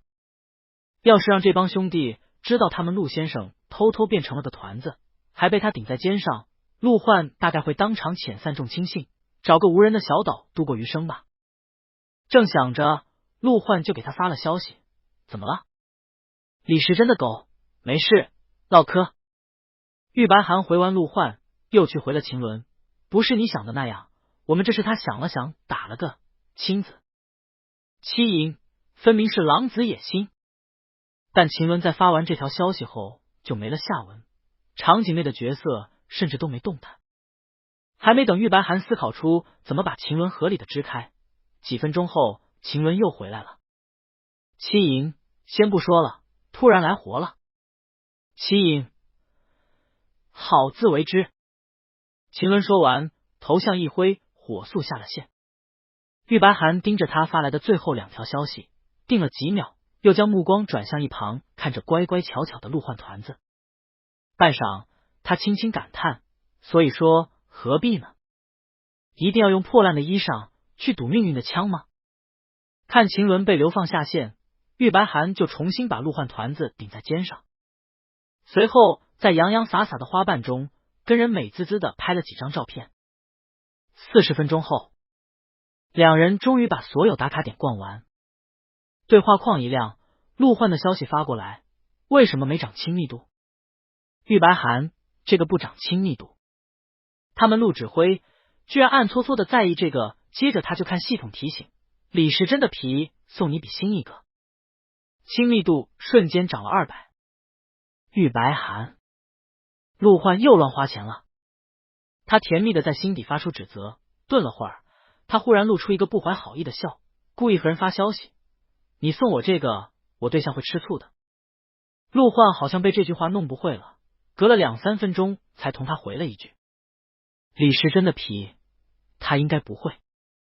玉白寒拖着下巴，指尖点点桌面，行吧，你说不会那就不会吧，最好记住你说的话。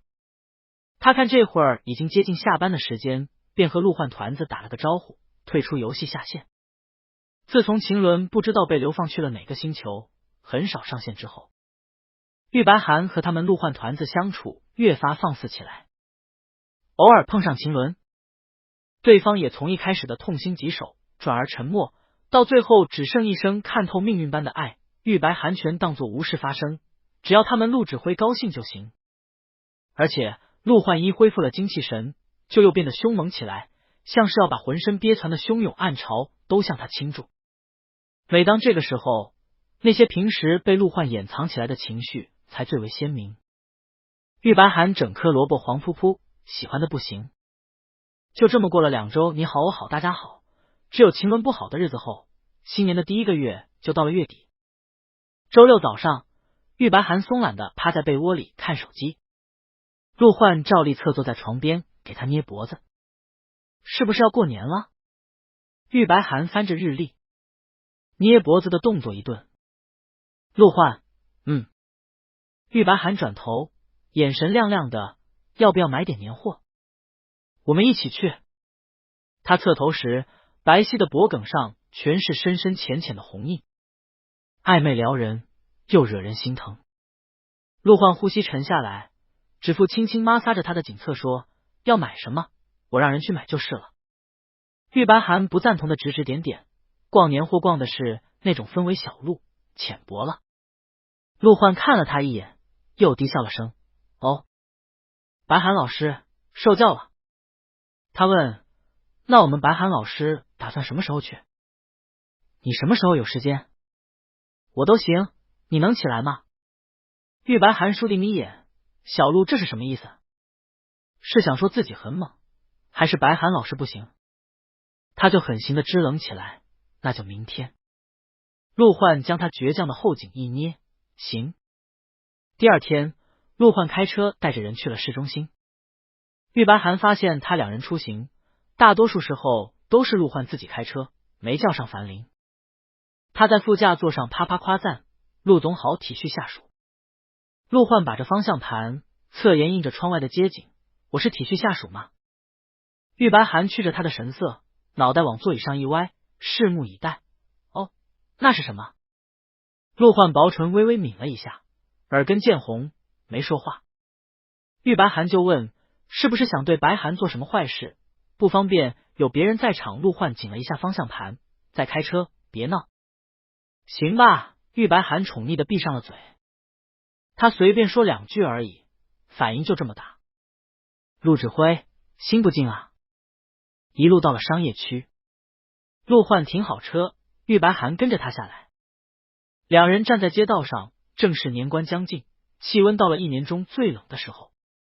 街景虽然看着萧索，但来往行人众多，繁华与热闹冲散了这份清寒。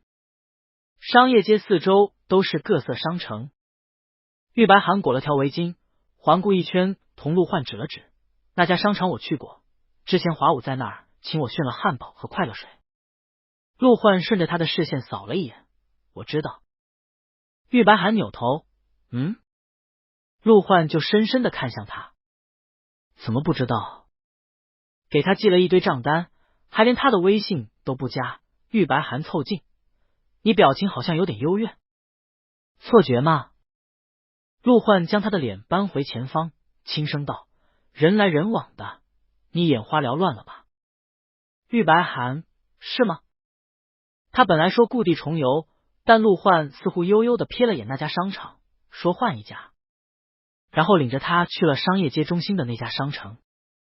玉白寒刚要跟着陆焕进去，心底突然一道警铃大作，等等！他一把将人拉住，凭借着卓越的记忆力指认：这不是私家的商场吗？大过年的，别去！法外之地，晦气！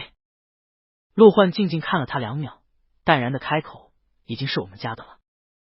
玉白含糊的看向陆焕，还真被陆焕收购了。他目光转激动又炙热，可恶，这一波被陆焕狠狠装到了。他立马满心欢喜的拉着人走进去：走吧，去看看你扩张的疆土。陆焕心情看着也不错，整栋商场里张灯结彩，中庭吊饰都换成了喜庆的火红色，充满了节日前夕的氛围感。玉白寒挑了些福字红包，剪花灯笼，又买了点干果。他扒拉着纸袋里的灯笼开始构想，到时候在庭院里都挂上，还有什么氛围装饰吗？陆焕看了一眼，差不多了。玉白寒想了会儿，随即从记忆深处拎出个东西，充气跳舞人的冬装款，是不是还在仓库里？陆焕默了下，大过年的，开过光的，可以用来辟邪。顶着我们的脸吗？玉白寒一顿，那还是算了吧。两人逛了一会儿，玉白寒想去洗手间，他将自己提的那一小袋福字拿给陆焕拎着，还是应该叫上樊玲他们，就我们2个人拿着东西都不能一起上厕所。话落，路过的人齐齐侧目。陆焕一把将玉白寒的围巾拉起来，善良的替人挡住脸，轻轻催促：也没必要，你快去吧。玉白寒羞涩：哦，好。他转头去了洗手间，陆焕就在外面提着东西等他。等玉白寒再从洗手间出来，第一眼就望见了站在不远处的陆焕。陆焕正一手拎着购物袋，一手揣在衣兜里，伫立在商场中间。他身形挺直高大，相貌清冷俊美，浑身气质金贵又拔群，相当引人注目。他跟前好像还站着几个人。玉白寒就偏头瞅了眼，叫道：陆焕。陆焕闻言转向他，露出跟前几人。玉白寒才看见是何月，旁边的应该是他的同伴。何月朝他招手：白寒。玉白寒打了个招呼：你也来逛商场？和我小姐妹们出来。让玉白寒顺着他的话看向他身旁的几个朋友，接着就看一个女生正望着陆焕，面上还带了点羞涩和憧憬。玉白寒，他们陆学长又在散发该死的魅力了吗？他刚看了一眼，围巾忽然被拉了一下。玉白寒转头，只见陆焕抬了只手起来，低眼替他将围巾拎了拎。抬起的那只手上银白的婚戒格外惹眼，围巾提起来遮住了颈侧一晃而过的吻痕。旁边那名女生面上的羞涩和憧憬一瞬清空，变成了一副打扰了的表情。陆焕低声问他：还逛吗？还是想吃饭？玉白寒说：都行。陆焕就牵住他，转头同何月他们说：我们先走了。何月还在回味那一晃而过的婚戒和吻痕，一张脸激动的通红，不住点头：二位拜拜。玉白寒也举起戴婚戒的那只手，海报挥挥，拜拜。告别了何月几人，往前走出一截路。他这才凑过去瞅着陆焕，故意的。陆焕没看他，绷着副淡定帅气的神色。什么？还偷偷露戒指？玉白寒踮脚，将下巴搁在陆焕肩头，热气扑了上去。好闷骚哦，学长。手指被用力捏了一下。陆焕终于看向他，红着脸有点凶：不喜欢吗？玉白寒就撤开，将两人牵着的手抬起来，在陆焕手背上吧唧了几口，特别喜欢。陆焕指节分明的手背蓦地也泛起了红。玉白寒暗搓搓打量，真是越来越敏感了，陆学长。两人买完年货回家，玉白寒挑的对联和灯笼都都让人挂了起来。主宅门口挂了一副，后面的场馆外也挂了一副，庭院中的树上还牵起了红灯笼，等晚上灯一亮，就显得相当热烈喜庆。冯叔站在露台门口望向庭院，悠悠感叹：20多年了，我老冯还是第一次看见陆家大宅里。玉白寒轻轻打断：最近又看什么小说了，冯叔？陆家大宅最多也才修了5年吧。冯叔话头一指，羞赧的垂头，穿成英质总裁的联姻对象。玉白寒莫名向背点了点。坐在沙发上的陆焕朝两人一瞥，又叫了声玉白寒，外面冷，别只穿件睡衣，探头探脑。哦，玉白寒就缩了回来。还有2、3天就是大年。临近年关，被流放在外的秦伦终于从分公司回到了陆宅。秦伦回来的时候，玉白寒正在卧室里。从卧室的窗台往外，刚好能看见陆宅大门和楼下露台的一角。陆焕就坐在露台上。玉白寒望了一眼，只见秦伦正站在露台外，旁边还有樊玲，大概是带秦伦过来同陆焕述职的。正好很久没见到他可怜的兄弟。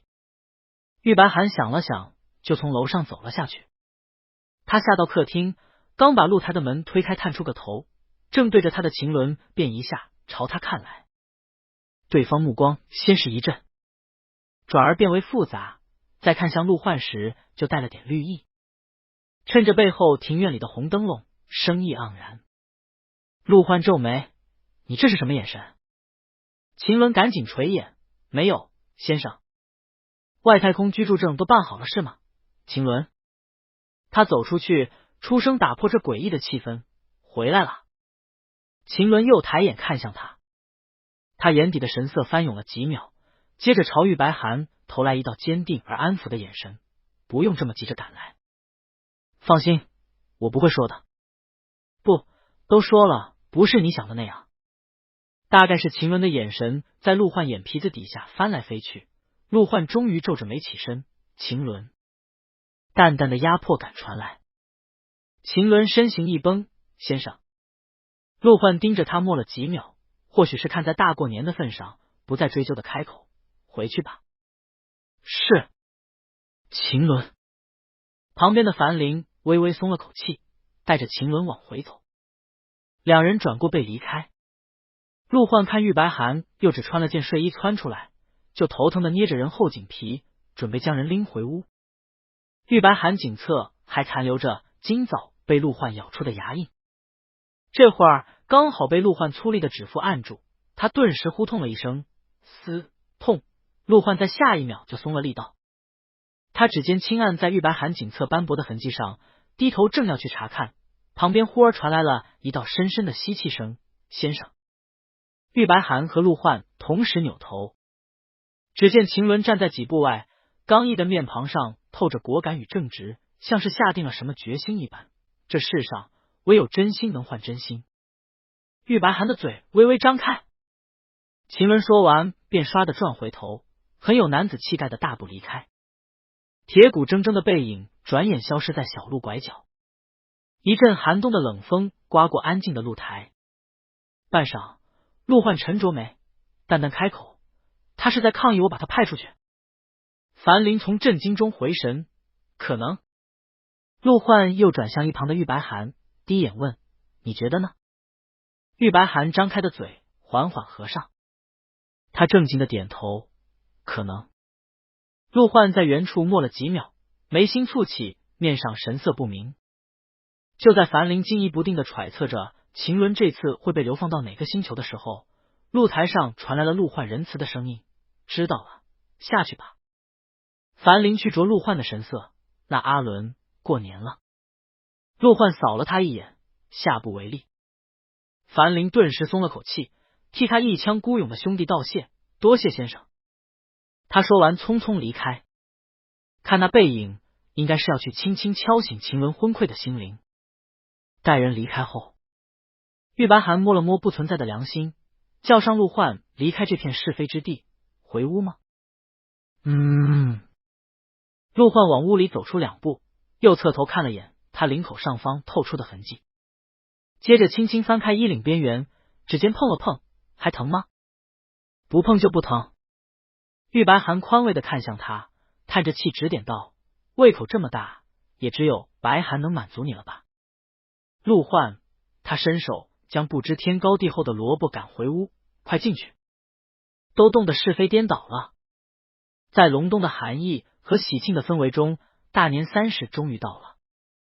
年30这天，陆宅的佣人和亲信都放假回家了，只剩下冯叔和周姨像往年一样留在陆宅和陆焕一起吃年夜饭。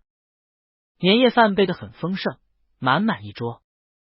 玉白寒坐在陆焕一侧，冯叔和周姨2人坐在另一侧，4人围坐在一起。餐桌上方明亮的灯光落下来，映着餐厅门口悬挂的小中国结，相当温馨。玉白寒正对着冯叔，相当方便的观赏对方的表演。冯叔抹着眼角不存在的泪，哞哞的啜泣：5、6年了，我老冯还是头一次看先生吃上年夜饭。陆焕和玉白寒同时看过去，玉白寒贴心的抽了张纸巾给他：冯叔，刚剥了虾的手就别往眼角抹了吧。冯叔立马警醒的撤开手，接过纸巾抹了抹眼角的油。哦。陆焕声线淡淡：我往年的这一天都是在绝食吗？冯叔红着老脸垂头：唉，先生知道我说的不是那个意思，我只是说今年更有年夜饭的味道了。陆焕这次没再说什么。玉白寒扭头朝陆焕看了一眼，正好陆焕也转头看向他，两人目光相接。玉白寒对上陆焕那道专注而深邃的眼神，心跳蓦地快了2下，又低下头。他扒着碗，心跳砰砰的。他们陆学长真是……在这么暧昧的话后面，紧接着就看向他，这是天然聊吗？玉白寒想着，又瞟了陆焕一眼。对陆焕来说，不一样的大年30，他暗搓搓的思索，那不如就再来点不一样的吧。年30有守岁的习惯，所以今晚大家都会待得比较晚，得守过0点的时间。玉白寒和陆焕在客厅里同冯叔他们一起看了会儿电视，直到11点才上楼洗漱。等陆焕洗完澡出来，就看已经洗过澡的玉白寒躺在了床上。卧室里的大灯被关掉了，只剩一盏昏暗的床头灯。他低声问：困了？还下去看电视吗？在说什么鬼话呢？玉白寒看了陆焕一眼，靠在床上朝人招招手过来。陆焕顺从的走过去，坐在床侧。怎么了？下一秒他就被玉白寒一把扑倒。玉白寒趴在他胸口，伸出一只手扑扑拍打他的俊美的脸庞，都喜香香躺在床上了，还说什么下去看电视？这是你用来钓萝卜的新把戏吗？他明明是被萝卜钓过来的。陆焕的唇动了动，声音哽在喉头，松开的浴袍领口间透出逐渐泛红的胸口。他望向趴在自己身上的玉白寒，对方细长的睫毛像是柔软的扫在了他心上。陆焕情难自禁的伸手握住玉白寒腰侧，吻了吻呼吸道：才过4天，还没到1周。玉白寒拽着他的领口，不赞同道：特殊时期，特殊处理，不要这么板正，小陆，今天可是大年30。他说完看陆焕没动，但对方深沉的眼底隐隐有了一丝动摇。玉白寒就凑近了，磨着人的耳垂缠绕，再卡一次点给我。握在他腰侧的指尖颤了颤。陆焕深深的看了他片刻，最终没忍住呼吸一沉，翻身压上。他正要低头吻住玉白寒，肩头忽而被一抵。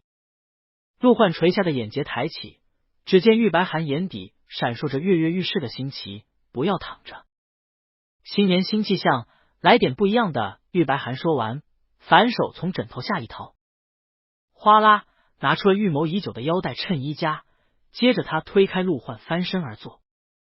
陆焕纯白的花还是在0点绽放了，床头的灯却一直亮到了深夜，久未熄灭。第二天早上，陆焕是被手机铃声吵醒的。他醒时，半掩的窗帘缝间已透出外面大量的天光，身侧的玉白寒还埋在被子里沉睡。陆焕将手机铃一把按成静音，接着从床上起身。他几步走到窗台前，低眼间又看见自己腕上隐隐留下的一圈红痕。半晌，他呼出一口气，接起了对面的视频。视频接通，齐觉的一张大脸对在屏幕上，他春风得意的做了个无实物举杯：“新年好啊，陆哥，我来拜年了。”白涵呢？陆焕把手机音量调到最小，哑声说：“他还在睡。”他这会儿刚起床，随意隆起的睡衣领口上方还透出玉白涵热情的留痕，一张脸上满是未散的玉气，凶猛而艳足。身后露出床上一角，隐隐还能看见鼓鼓囊囊的被子。对面齐觉立马嘶了一声，不愧是他们陆哥，20分钟搞他一张水床的男人。他细开宽大的指缝，捂住眼睛：“你们继续，我不看了，晚点再跟你们拜年。”齐觉在挂断视频前一秒又飞快叮嘱：“哦，对了，到时候你俩再进一下我们的群，我把年一起拜了，提高效率，节省时间。”陆焕：“等玉白涵醒来已经是1小时后。他醒时先是在床上拱了拱，接着被一只大掌噎下，被角露出脸来。睡好了吗？玉白涵睫毛动了动，睁开眼，只见陆焕撑在他一侧，一手按着他的被子，近在咫尺的手腕上是一圈痕迹。他心口一动，立马就清醒了。他从被窝里伸手扒住陆焕的手腕，坐起来，顶着浑身酸痛，体恤道：“你昨晚还好吗？”一副温柔霸总的姿态，不知道的还以为是陆焕被糟蹋了。陆焕抿了下唇，意有所指的看向他，差点就不好了。他对上陆焕的目光回忆渐渐涌上来，接着他心虚的垂下头，因为要图个步步高升的好寓意，他首次尝试了太字，结果到后面没了力气，差点没解开腰带。玉白涵搓搓陆焕的手腕：“疼吗？”“不疼。”陆焕一张脸泛着热气看向他，喉头动了一下，又心有余悸的别开视线，就是差点没卡上点。玉白涵一瞬侧目，最在意的居然是这个吗？这会儿离中午吃饭还有一段时间。玉白涵扒着陆焕，还想再造作一次，然后就被陆焕一把按住：“别闹。”陆焕低沉的嗓音暗含提醒，非亲非故的人不会容忍第二次。玉白涵顿时锐利的看过去，非亲非故，不能容忍。新年第一天，小陆是要擅自拿起什么虐恋剧本？陆焕解释：“我是指钟丙期，又是一个新年的初始，不能总把人踹进同一个坑里。”玉白涵冷静下来，轻轻忏悔：“也是。”他说着没忍住发出感慨，中医务人员的话还是应验了，果然是三顾茅庐。看吧，这不就过了好几次。陆焕纠正：“七情孟获更合适，是他们把人抓来的。”玉白涵恍然抚掌：“受教了，学长。”等玉白涵起床洗漱过后，陆焕就将早上齐觉打视频拜年的事跟人说了声：“让我们进群，好一次拜了。”玉白涵赞叹于对方的高效，他怎么不直接录个拜年视频发到网上呢？一次性跟全国人民都拜了。陆焕低头点开手机，唇角牵了一下，还是那句话，非亲非故的人不一定能容忍。玉白涵深以为然，也对，还是我们能包容他。看陆焕已经进群，玉白涵便没再进去，他将就着陆焕的手机同人一起视频，再次进到五金批发市场的群里，还是那股熟悉的味道，满屏的大2、3、4金嗖嗖刷屏，陆焕的凝视仿佛隔着屏幕透来。2秒后，群里就火速发起了视频聊天，4朵金花的脸对在各自的小窗口里，喜庆中透着股拥挤。玉白涵在眼花缭乱中跟一片金花拜完年，然后陆焕挂断了视频。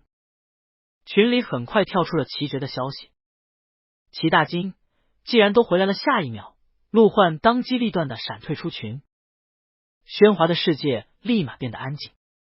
玉白涵看向陆焕的手机屏幕，轻叹道：“你只是短暂的爱了他们一下。”陆焕淡定的收了手机，谈不上爱，最多是从他们的全世界路过吧。这是新的一年新的捧哏吗？跟五金批发1、2的拜年结束后，玉白涵干脆循着列表同所有好友都挨个拜了年。他还没忘跟乔云、霍明打视频。视频接起来的时候，对面的乔云相当欢喜，甚至捧出了久违的三兄弟，毛茸茸的三只对在屏幕前，和乔云一起拜年。新年好啊，白涵、小鹿，新年好云姨。玉白涵说着，又拉过陆焕，指着几只小仓鼠说：“快和你的舅子们打个招呼。”乔云和玉白涵期待的看向他，几只仓鼠也若有所感，齐齐望向屏幕。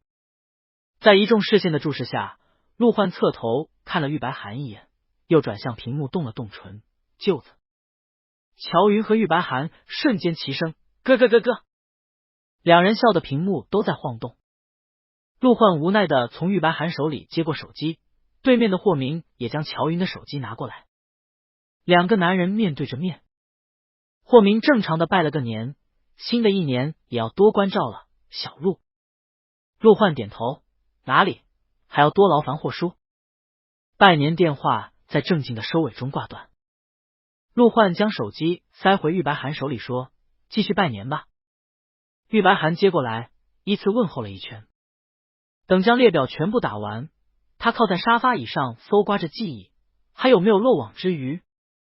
陆焕张开嘴吸了口气，刚要纠正他的措辞，忽然像是想到了什么，他默了下，接着起身道：“我也去和合作商拜个年。”他说完了，拿上电脑出门去向书房。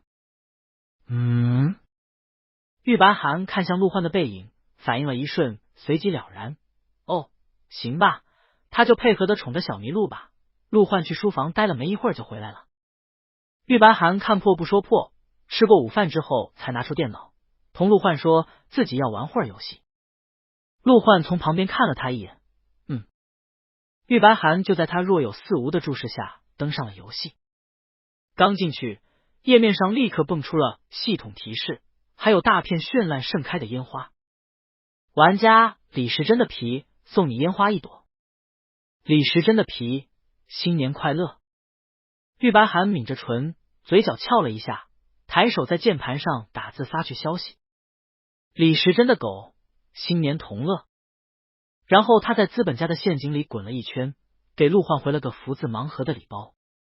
有了前段时间频繁互动的积蓄，这会儿玉白涵礼物刚回过去，两人的亲密度便一跃超过秦伦，达到了1275。陆焕正好在这时候假装不经意的晃过来，朝屏幕上瞥了一眼，将成功上位的这一幕收入眼底。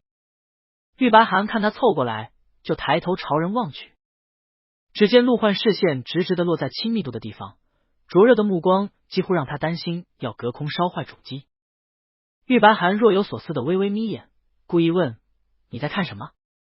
陆焕视线别开：“没什么。”他视线别过去2秒，又像是情不自禁般移了回来，再次落在亲密度第一的位置上。玉白涵终于懂了，原来陆焕的执念是这个，真是还暗搓搓的觊觎白涵亲密度第一的位置，难怪不好意思说。彻底摸清了陆焕的执念后，等人再次打着拜年的名义拎着电脑晃出门，玉白涵想了想，就跟陆焕团子发了个消息：李时珍的狗要不要结拜师徒？亲密关系会让亲密度长得更快。既然陆焕心心念念着亲密度，那他就满足这个小心愿好了。新年新气象，让陆焕团子开心一波。在陆焕本尊离开卧室没多久之后，聊天框里的陆焕团子果然上线了。陆焕上线后，有好片刻都没有弹出回信，像是被这突如其来的惊喜砸懵了头。过了1分钟，对话框才闪了一下：李时珍的皮，好。玉白涵便将人组上，去往拜师树的方向。其实游戏里的亲密关系不只有师徒，还有情缘。玉白涵最想结的还是情缘，只是对于披了小马甲的陆焕团子来说不太合适，他只好遗憾放弃。他换了个角度畅想，师徒也不错啊，养狼为患，以下犯上，以后陆焕就是他寒门弟子了。哥。很快玉白涵和陆焕便师徒礼成。玉白涵立马兴奋的催促：从今天开始我就是你的师尊了，要乖乖叫师尊，听到了吗？披着马甲的陆焕团子有一种无所畏惧的乖巧。师尊。玉白寒顿时被叫得小脸通红，这比他想象中的还要带感，真不错呀，这个关系他很满意。皆大欢喜的拜师礼结束，玉白寒便退出了游戏。大概因为两人的关系突飞猛进，陆焕今天看着也很高兴，不是那种明晃晃的高兴，就是带着陆焕个人特色的高兴，目光时不时往他这儿瞟一下，抿起的唇角比往日微妙的上扬了几分，还隔一会儿就来捏下他的耳垂。玉白寒包容的看着他，怎么对师尊动手动脚的呢？真是大逆不道的陆焕团子，只是个团子就这样，长大了还得了。这种欢喜的氛围一直持续到了晚上吃饭。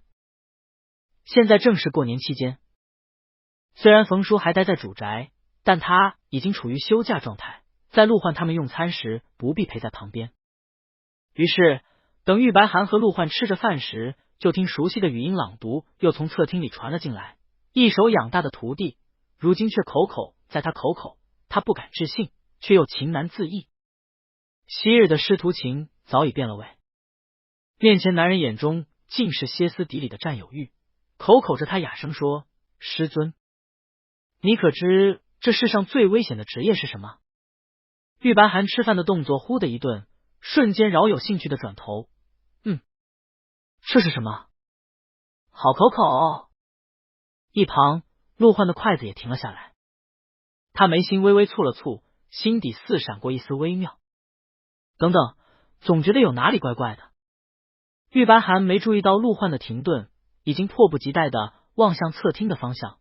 这是什么书？一会儿我去问问冯叔。正好他今天刚和陆焕团子拜了师徒，这简直是完美的踩中了他的心吧。玉白寒脸上的兴奋不加掩饰，像是对这次的听书题材极其喜爱。陆焕转头朝人看了一眼，他心底的微妙逐渐扩大。隔了会儿，陆焕缓缓低头，陷入了沉思。玉白寒吃完饭就跑去找冯叔打听书名了。冯叔，你这听的是什么？速速分享一波。冯叔在这个家里放肆听书20年，还是头一次背要书单，他忙激动的分享给了玉白寒。孽徒在上。就是这个。玉白寒，哇哦！他心满意足的拿到书名，一转头却看见陆焕正站在侧厅门口看向他，深邃的眼底眸光微动。玉白寒稍稍收敛了点兴奋。怎么了？陆焕双手揣着兜，像是随口问道：“你对这种类型很感兴趣吗？”玉白寒眼睫眨了一下，随即他心头一动，趁机望向陆焕，企图诱导开发。你不觉得很带感吗？快来开启新的剧本，我们还有无数种可能。话落，就看陆焕薄唇轻抿，一般。玉白寒这么口口，陆焕不喜欢。不等他再次安利，陆焕便伸手将他拎上了楼。回屋吧。玉白寒一边走一边低头搜文。哦，身侧似有一道视线落了下来。陆焕淡淡：“我都不知道，我们白寒还有师徒情节。”玉白寒已经搜到了文，饶有兴趣的点开，欢快道：“那你现在知道了吧？”落在他屏幕上的视线又缓缓移开。陆焕看向前方的走廊。晚上临睡的时候，玉白寒本来打算再看会儿小说，结果就被陆焕一把捞进了怀里躺下。他还举着手机：“今天要这么早睡吗？”我困了。陆焕搂着他的腰，低头埋在了他的肩窝里，嗓音沉沉传来。搂着他的怀抱比平时紧了几分，陆焕像只大型犬似的扒着他，灼热的唇还在他颈侧轻轻蹭了蹭。玉白寒脸上微热，只能无奈的放了手机，伸手在人背上拍拍：“真拿你没办法关灯吧？”看来是昨晚他把小麋鹿狠狠累着了。陆焕就在他肩窝里亲准了一口，抬手关了灯：“睡吧。”玉白寒闭眼：“晚安，虚弱陆焕。”陆焕垂眸：“晚安，健硕白寒。”第二天上午，玉白寒又登上了游戏。陆焕朝他看了一眼，这次没再像往常那样拎着电脑去书房开会，而是坐到了一旁的沙发椅上。玉白涵刚玩没多久，就听陆焕淡淡的声音从那头传来：“在玩游戏。”他打了个卡，暗示的提醒：不登游戏亲密度会掉。还不快去卧室里默了2秒，跟谁的亲密度非刷不可。玉白涵抬头朝陆焕那头看了一眼，只见对方正靠在椅背上，膝头搁了本书，抬眼朝他望过来。真是明知故问。当然是你这头小麋鹿了。玉白涵说：“我只刷我和我徒弟的，安心吧。”他说完又低下头，正勤勤恳恳地刷着，他身旁忽而就多了一道身影。陆焕从沙发那头走了过来，立在他身旁，垂眼看向屏幕。这个不是那个狗狗碎碎的人。是啊，聊得挺好。话里隐隐弥漫着一股醋意。玉白涵手上动作一下顿住，转头看向陆焕的神色，只见对方正盯着聊天框里的亲密度和新添的师徒标志，不像是很高兴的样子。玉白涵品味了1秒，瞬间惊了：“是在介意吗？这不是你的马甲陆焕分换吗？”他脸上的惊讶太过真情实感，仿佛又把记忆拉回了那天陆焕信誓旦旦的说不介意，没那么小心眼的时刻。陆焕面颊一下笼上了扫意，整张脸渐渐红了。他眼底墨色浓稠，面上却一片绯红，本是冷峻的五官在此刻都变得生动而充满欲色。玉白涵对上陆焕的神色，心跳骤然加速。陆焕又侧头看了眼屏幕，随即没忍住俯下来，撑在玉白涵身侧，凑去亲人耳垂，压着粗气垂睫含吻：“之前我在家你都不玩的。”他终于生出了一丝危机感。玉白还有这么浓厚的师徒情节，这个小徒弟还天天献殷勤，不知不觉都抢占了他和人相处的时间。陆焕手下的力度又是一紧，他勾住玉白涵的腰，带着浑身的占有欲，越吻越深，自己整张脸都涨得通红。玉白涵仰头抵在他胸前，被陆焕灼热的深吻挑得气息不匀。哦，看来是冷落了本尊。他顺势圈住陆焕的脖子，热情的回应：“啾，给你暖回来。”身下忽而一轻，紧接着玉白涵就被陆焕一把从椅子上拖起来，搂在身前激烈的索吻。陆焕拖着他转头走到床边，单膝跪上床沿，缠着他的唇舌将他压了下来。玉白涵在迷糊的思绪中感觉到这次的陆焕不一样，往常虽然也很凶猛，但没有今天这么带劲又卖力，像个争宠的妃子，拼命抢占他的注意力，不愿他的目光分给旁人丝毫。玉白涵很快被吻得泪眼朦胧，攀着陆焕的肩，仰头望去，膝盖抵了抵。陆焕称在他身侧低头看来，指腹在他红润的唇上一揉，用仅存的理智低声道：“前天才破例了，你吃不消。”明明是虚弱陆焕，玉白涵又拽了拽他，抿着他的指尖。陆焕按在被单上的手指骤然收紧了，深深的盯着人看了片刻，又妥协的低头一亲，只能一次，不到最后。整个过程被陆焕控着，漫长而甜蜜的折磨。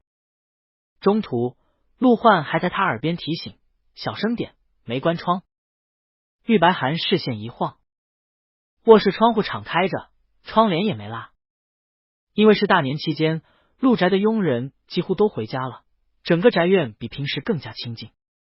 他又咬着陆焕的肩，眼泪扑扑掉下来。等半个小时后，陆焕起身收拾，玉白涵被挪到了干净的沙发上窝着，看人忙忙碌碌。他一边回味，一边品着陆焕今天的反常。之前不还开开心心的，怎么突然吃起了陆焕团子的醋？那难道不是你的衍生物？这个疑问一直被他琢磨到了晚上，直到玉白涵吃完晚饭，听见冯叔的听书换成了一本《婚恋总裁死离宠》，他才敏锐的嗅出了一丝苗头。他溜去侧厅，冯叔，你怎么换书了？昨天的师尊听完了吗？冯叔低咳了一声，先生让换一本。玉白涵。正在这时，陆焕也跟了过来，站在他身后。玉白寒刷的回头，替冯叔指指点点：“你怎么还调换人的精神食粮呢？”陆焕一本正经：“口太多，影响不好。”玉白寒 ABO 的口就很少。他眯眼去向陆焕的神色，心底的猜想似乎得到了印证，原来是角色扮演没落到本尊身上，他被小号上位了。玉白寒转头看了眼还在绷着正经的陆焕，半晌没忍住伸手在人脸上噗噗拍了拍，真是又笨又敏感的小麋鹿，如果不是麋鹿衍生物，你看白寒会搭理吗？陆焕猝不及防被海豹鼓了个脸。玉白寒已经收回手，宠溺的拉了人上楼。你说影响不好，那就影响不好吧。他边走边思考，这样下去可不行，但直接揭穿又太伤他们敏感小麋鹿的自尊心，他得想个办法，怎么让人主动脱下马甲。隔天，玉白寒窝在沙发上看电视的时候，陆焕就坐在他旁边。这2天危机感爆棚的小麋鹿简直如影随形。这会儿玉白寒坐着，他身后的沙发靠背上还搭着陆焕的长臂。陆焕仿若一只盘守领土和伴侣的雄兽，时时刻刻将人站着。玉白寒甚至觉得，如果陆焕有尾巴，他多半已经被圈起来了。他朝陆焕看了一眼，然后酝酿起措辞，开始钓鱼。春节假都快过完了。陆焕嗯了声。玉白寒问：“知道2月还有什么重要日子吗？”陆焕扭头看他，脸上热了点：“情人节。”玉白寒投去一道赞赏的目光，但他的重点不在这个。还有呢？陆焕好像被问住了。玉白寒问的肯定是对他而言重要的。顿了顿，陆焕蹙眉沉思：考研出成绩的日子。停止你的学神思维。玉白寒看陆焕默了半晌，嘴角就翘了一下。他凑过去，将下巴搁在陆焕肩头，继续猜，猜中了给你奖励。陆焕耳根被他呼出的热气染红。等玉白寒起身去厨房拿果汁的时候，他转头就瞥见陆焕摸出了手机，像是在百度。那张稳重的脸上渐渐被茫然取代。陆焕握着手机陷入了空白。下午的时候，陆焕久违的拎着电脑去了书房。玉白寒看他的背影出了卧室，了然的打开电脑登上游戏。上线后，果然看陆焕团子头像亮起。看，遇到问题只能来问白寒师尊了吧？大概没想到玉白寒也这么快就上线了。陆焕顿了下，先发来了一句：“你也在？”玉白寒回道：“我对象去工作了，我玩会儿游戏打发时间。”李时珍的皮，消息发完隔了半分钟，对面又道：“李时珍的皮，这个月你有什么重要安排吗？”玉白寒看得一乐，为了不暴露的太明显，问的还这么转弯抹角。他拿着陆焕的回答原封不动的发过去。李时珍的狗，过年过情人节等考研出成绩。李时珍的皮，李时珍的皮，还有呢？玉白寒猜陆焕已经在书房里急得直抿唇，就酝酿了一下打字道：“还有2月有我的生日。”不是他现在身份证上的生日，而是他作为玉白寒本身的生日。除了他自己，这个世界里没人知道。消息发过去，对面瞬间一静。陆焕是知道他身份证上的生日的，但玉白寒还是想和人度过属于自己的那个生日。反正他是被私家抱养的，就算他说的生日跟身份证上不一样，估计陆焕也只会觉得身份证上的是私家给他定的日子。在玉白寒琢磨的这会儿，安静了片刻的对话框终于重新亮了起来。李时珍的皮，想过生日吗？李时珍的狗，想呀。李时珍的皮，陆焕应了一声，又给他送了朵花，然后下线了。玉白寒就笑了下，露出2颗小虎牙。他继续留在游戏里，给他的陆焕团子刷师徒升级道具。隔了会儿，卧室门把咔的一响。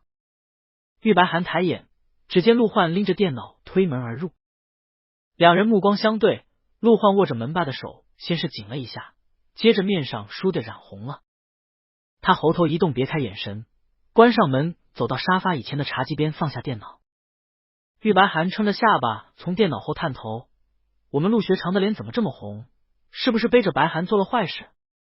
陆焕动作一顿，没有。他侧对着玉白寒，垂眼间连手背上的指节都在泛红，紧张又羞臊，不像是要脱马甲，更像是要脱他自己的衣服。陆焕屏息默了半晌，又呼出口热息。他抬手松了松领口，朝玉白寒飞快的侧去一瞥，又涨红着脸收回视线，略显仓促的走向洗漱间。我先去下洗手间。玉白寒，哦，有这么难为情吗？薄皮小麋鹿。陆焕进了洗漱间后，有好几分钟没动静，玉白寒便低头重新刷起道具。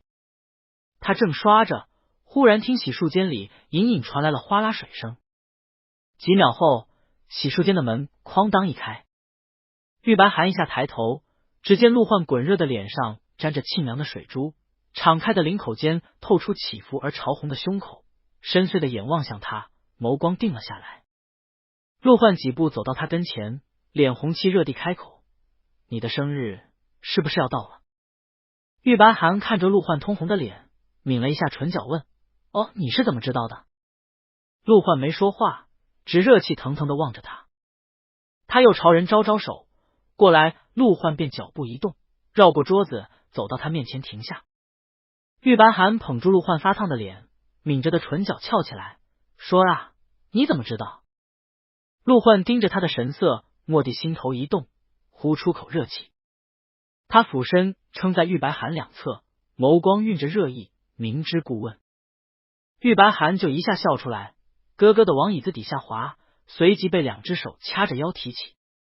陆焕将他拎在椅子上坐好，钳着他的腰身，浑身泛红，看向他的目光有点凶，咬着牙粗声问：“什么时候知道的？”玉白寒捧起陆焕这张色厉内荏的脸，抬腿朝人轻轻抵了抵：“身为我寒门弟子，还想瞒过师尊？”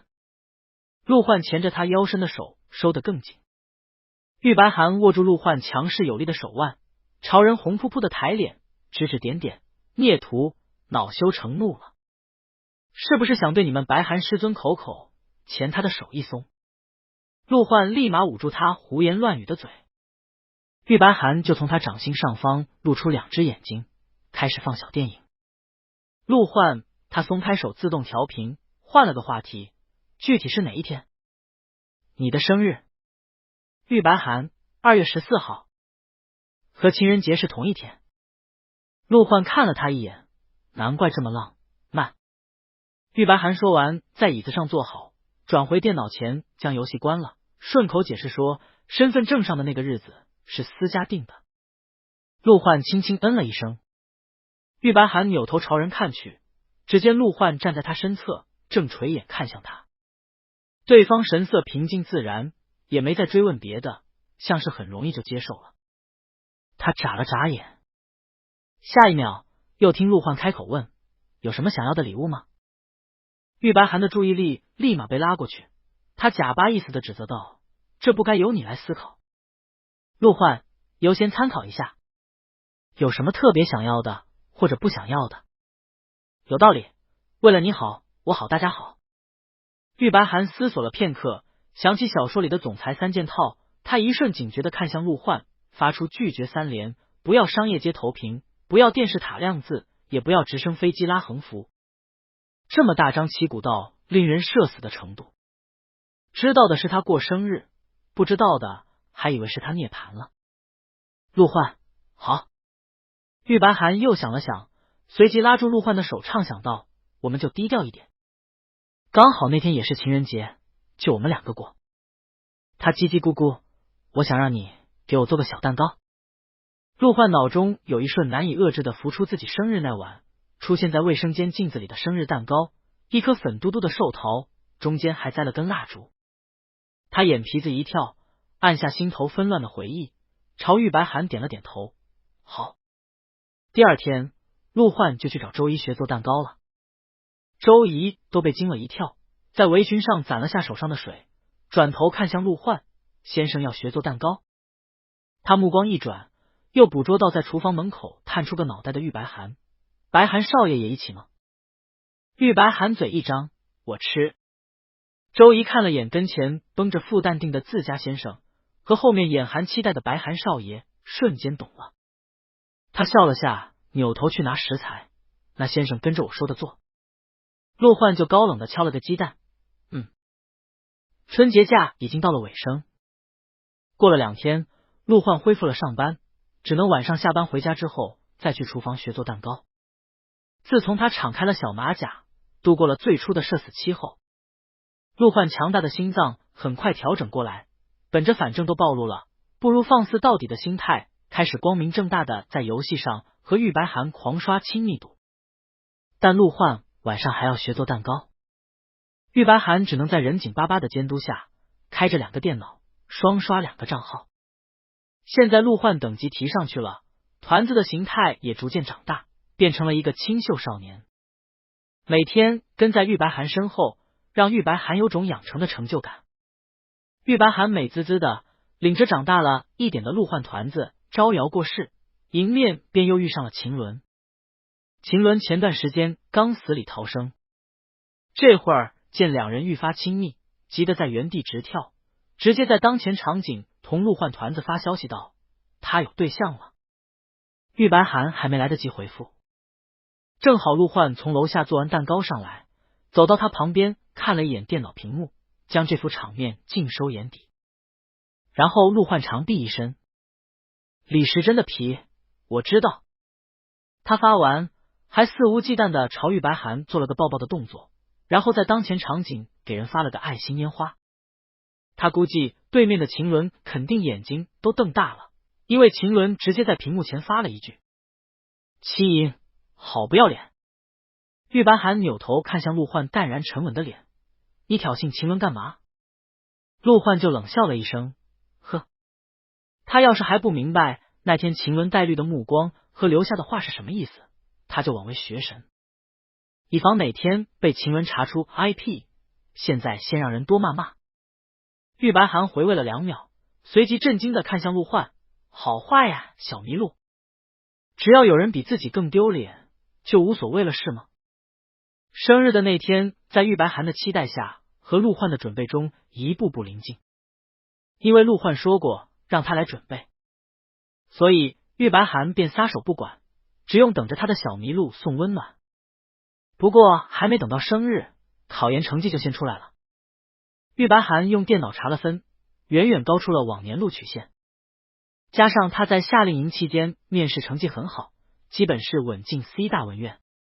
他瞬间激动的窜了进自己的萝卜坑里，翻身一拱，陆学长，我要做你学弟了。陆焕按住躁动的他，低着头唇角弯了一下，也是很高兴的样子。玉白涵继续躁动，9月就可以破壳了。陆焕呵的一笑，将人拎起来，我们白涵不是已经破壳过一次了吗？玉白涵记忆回笼，羞涩低头，哦。他兀自羞涩了一会儿，看陆焕好像没动静，又抬眼朝人看去，就看陆焕正垂着眼睫，不知在琢磨什么。他朝人戳了戳，你在琢磨什么？陆焕视线移回来，没什么。看你又在这儿狗狗碎碎的，给白涵的生日蛋糕准备好了吗？陆焕顿了顿，好了。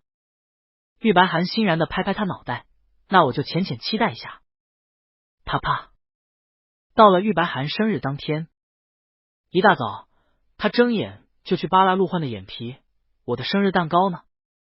陆焕被他扒的视线有一瞬没能聚焦，他拉下那双魔爪坐起身，哪有大早上吹蜡烛的？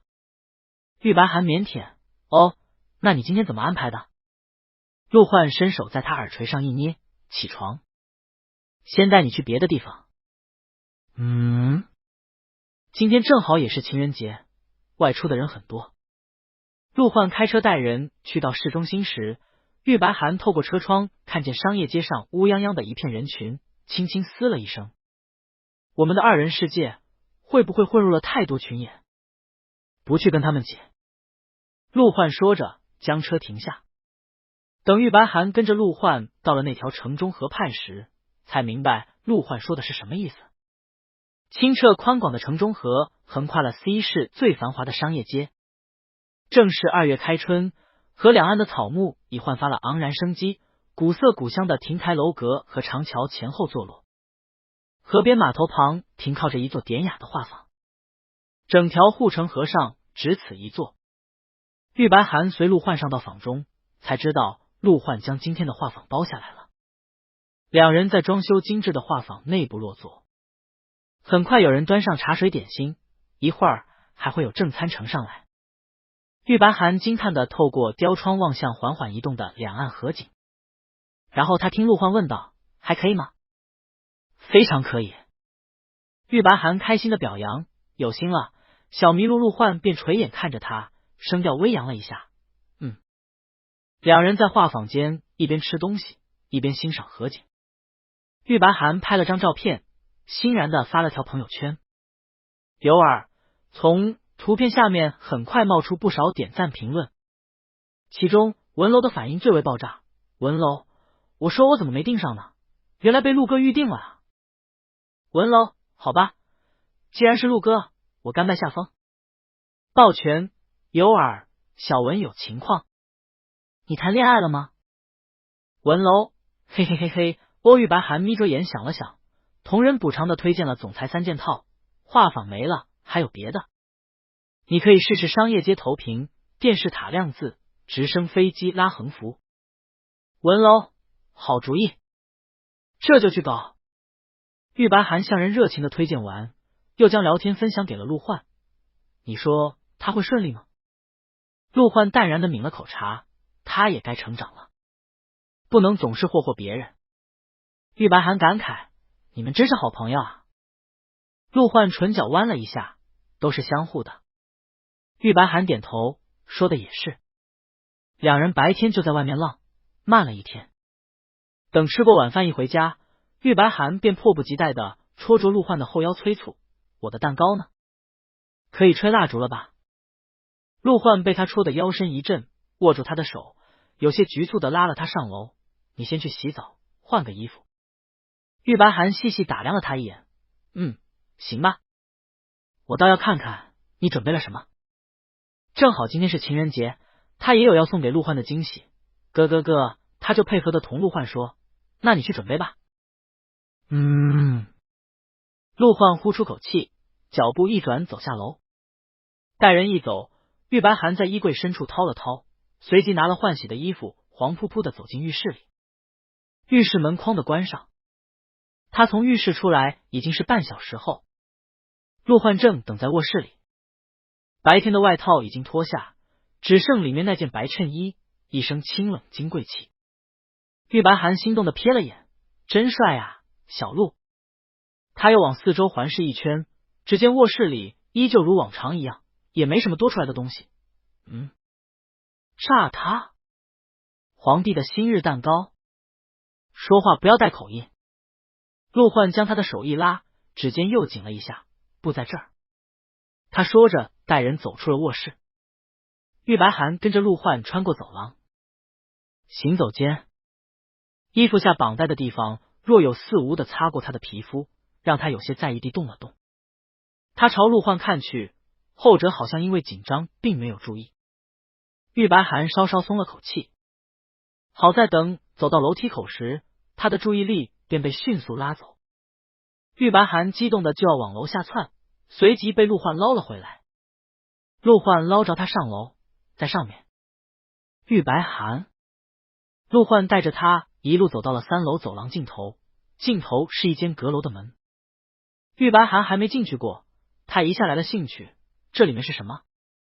陆焕一只手按在门把上，大概是第一次给人筹备生日，他有点紧张的握了握门把，这才将门一推，阁楼门推开。团簇的鲜花和星星点点的灯光一瞬映入玉白寒的眼中，清新的花香混着木质香扑面而来。玉白寒立在门口，心跳都快了几拍。只见正对着阁楼门的是一面窗，敞亮的玻璃透出外边明净的夜空。在鲜花和灯光的包围下，阁楼中的木桌上摆着蒙上的礼物跟蛋糕盒。陆焕平稳的声线听上去有些紧绷，我之前没做过这些，不知道在白寒老师这里合不合格。玉白寒心口砰砰的，脸都激动的通红。他拽住陆焕就走进去，小陆同学，你这个一看就是满分的卷面，他挤不到了桌前，先看向一旁蒙着颈部的像是礼盒形状的东西，这是什么？陆焕说，送给你的礼物之一。之一，也就是说还有了。玉白寒抬头朝陆焕看了一眼，眸光被周围的星灯映得莹莹发亮。那我拆礼物了。蒙着的颈部被掀开，只见下方的玻璃罩里静静置着一张做工精致的传统木工，一看就是手工制品，还带了点陈旧的质感，应该是一件收藏品。玉白寒呼吸微滞，疯狂心动。陆焕的声音适时的从旁边传来，你之前不是挺喜欢我书房那把唐刀？弓箭的话，你应该也是喜欢的吧？玉白寒转头就抱住陆焕的腰，朝人使劲亲了一口，特别喜欢。哪有男孩子能拒绝这些刀枪剑弩呢？陆焕像是革命胜利了一半，紧绷的身形微微放松。玉白寒又转头去看桌上的蛋糕，他将蛋糕盒拆开，一块巴掌大的小蛋糕落入眼中，是颗白萝卜的造型，细腻的奶油均匀的抹在蛋糕胚上，整颗萝卜看上去居然水灵灵的。不规则的萝卜形要比普通的蛋糕做上去更费劲，也不知道陆焕花了多少功夫。玉白寒一瞬感动的眼眶都有些湿润了，他湿漉漉的看向陆焕问，那我的蜡烛要插哪儿呢？陆焕盯着那颗圆润的萝卜沉默了2秒，然后他指了指中间吧。玉白寒随着他的目光看向那颗白玉萝卜正中央的地方，片刻他妥协的拿起一根蜡烛栽上去。行吧，那就插我肚脐眼上吧。蜡烛点燃，屋中的灯都关上，四周一片朦胧，星灯的微光映亮了明暗团簇的花朵。玉白寒对着蛋糕上摇曳的烛光，在身旁陆焕的注视下闭上眼。他双手合十，许了个愿，身体强壮，色多一点，再多一点。玉白寒虔诚的许完愿，睁开眼一吹，呼，保佑！小阁楼里的灯光再次亮起。陆焕看向他，愿望都许好了吗？许好了。玉白寒朝他回望，眼底笑意明月，是有关我们2个人的。陆焕像是有点动容，眸光揉了下来。他又将蜡烛取下来，把白萝卜形状的蛋糕朝玉白寒推了推，吃蛋糕吧，你不是念了这么久吗？哦对。玉白寒立马转向蛋糕，因为蛋糕做的精致小巧，所以旁边也没备小刀，只有一把插勺，直接能将蛋糕插起来。玉白寒兴奋的端起盘子，将蛋糕一插，他正要迫不及待的张口，余光扫过，忽然瞥见了旁边陆焕隐含着期待的表情，他动作一顿，又慢慢将嘴合上。玉白寒手里举着萝卜，扭头看向陆焕，认真的开口，陆焕，我先说我吃东西很大口。陆焕微微一凝，玉白寒，你应该不会在里面塞了什么礼物吧？温馨的小阁楼里安静了2秒，陆焕薄唇翕动，你可以小口点吃。玉白寒望着他，听这语气，果然是塞了东西。原来挖空的不仅是心思，还有蛋糕。他润了润唇，又将视线移回那块十面埋伏的蛋糕上，虚心向陆焕请教，那你觉得我该从哪里下口比较好？陆焕就伸手往萝卜头上指了指，原来是埋伏在这里。玉白寒微微吸了口气，埋头对准陆焕指点的地方，小口小口的啃下去。蛋糕是好吃的，奶油轻薄香甜，蛋糕胚也蓬松绵软。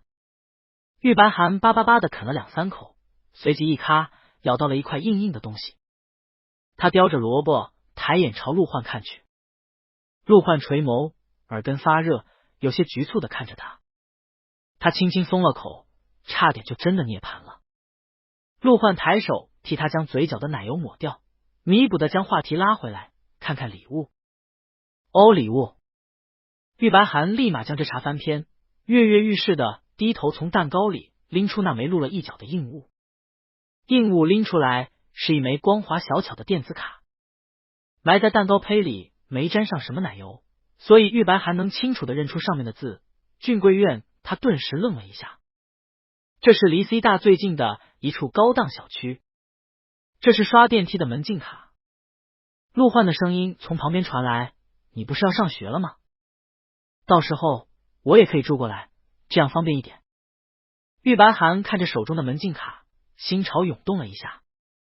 他扭头看向陆焕，对方耳根有点红，细致的目光正落在他脸上，像是在揣摩他的心情。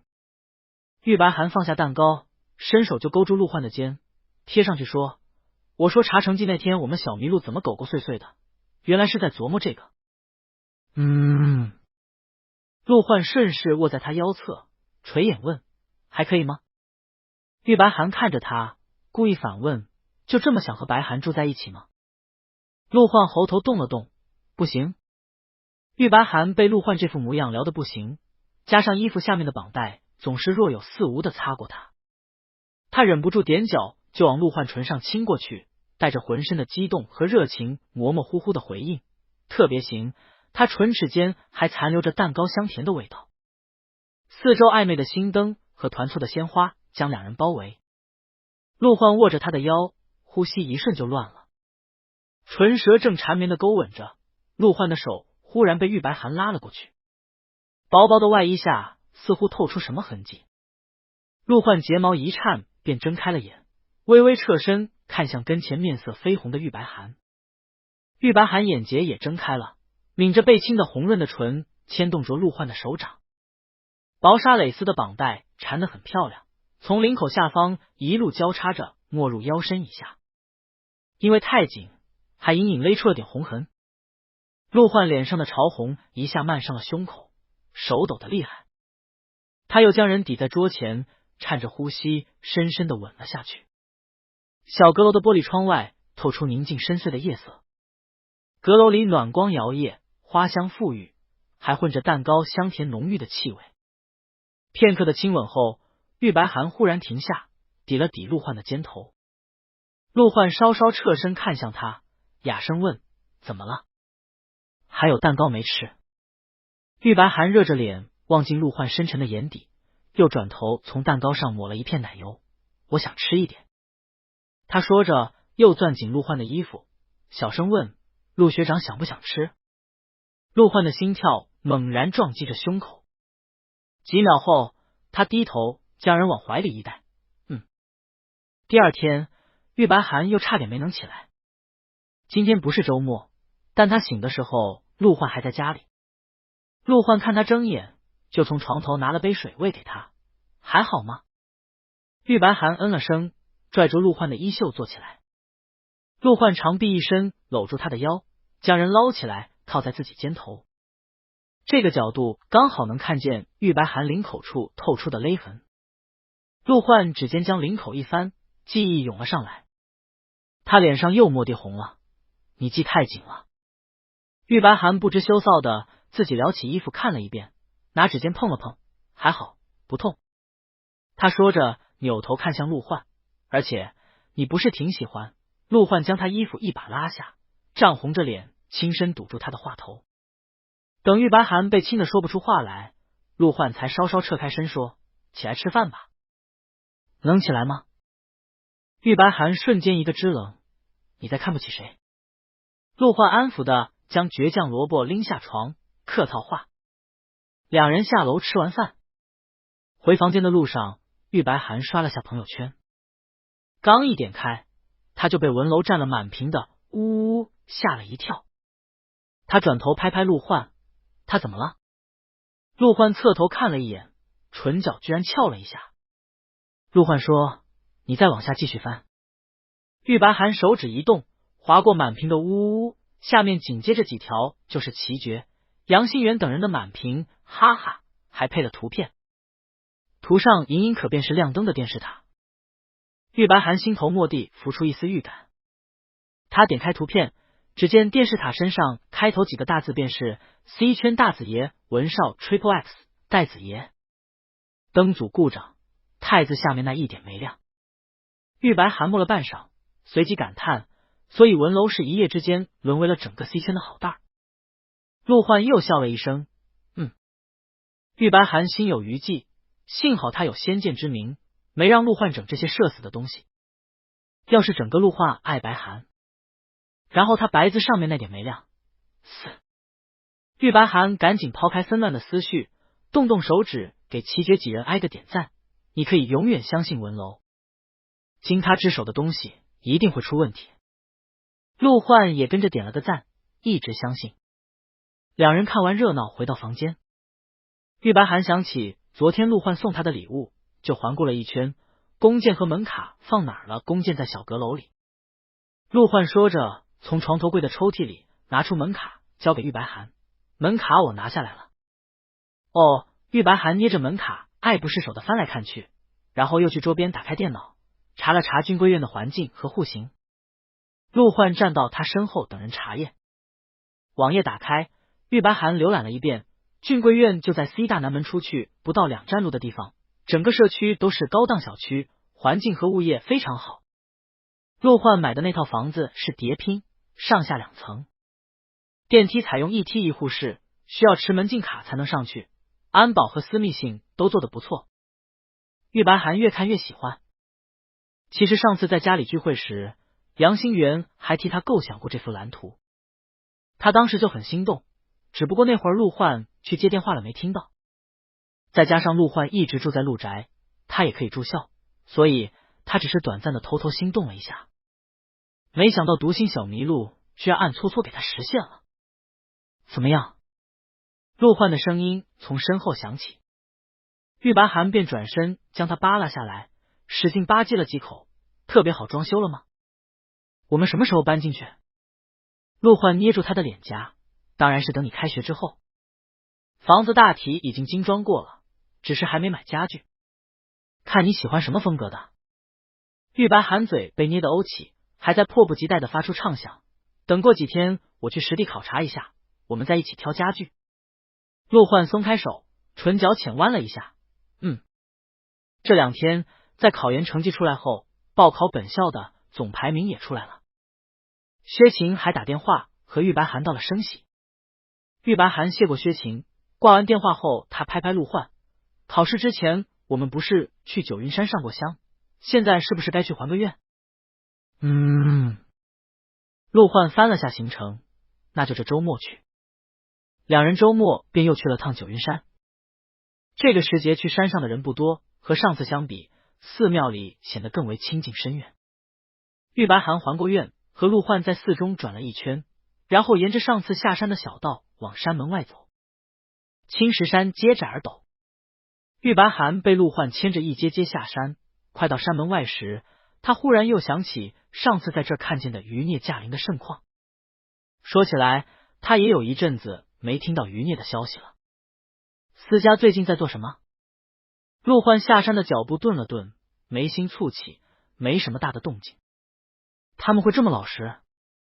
不可能，余孽静悄悄，必定在作妖。玉白寒正思索着，又听陆焕说，正好过完年，也该翻一翻陈年旧账了。他转头看去，只见陆焕侧颜沉静，深邃的眼底映着远山茂林，在四周的青灯香火下透出几分幽冷。玉白寒拽了拽两人牵着的手，台阶这么陡，就不要眺望远方了，看路。陆焕低头瞧着石阶，哦。两人从九云山回来之后，陆焕便迅速着手查起了私家。之前霍家跟何家联手时，都还留了一线，没逼得太狠。现在陆焕接手过来，直接明侦暗查，双管齐下，毫不留情的一番大动作。陆氏本身就是异军突起，成长迅猛，在吞下私家祖业的大半江山后，已隐隐瞄准了整个西南商界的头把交椅。这次陆私相斗很快又登上了财经头条，外面风声闹得很大，连同家里都氛围都比往常更为紧绷。玉白寒坐在露台上悠闲地刷着家具装修视频时，偶尔碰上从庭院外路过的兄弟，对方和他视线相对，皆是浑身一震，随即面露不忍，偷偷给他递来几包小饼干，然后匆匆离去。玉白寒，快吃不起饭的是思佳，为什么要巧摸着投喂饼干给他吃？他摇摇头，不做多想，撕开一包来自兄弟们的投喂，咔嚓咔嚓吃起来。别说，还挺香脆。玉白涵这段时间刷了很多装修视频，他本来是想和陆焕一起去眷贵院看看新家，但陆焕对付思佳太忙，一直没抽出时间。玉白涵等不及了，说自己先去瞅两眼。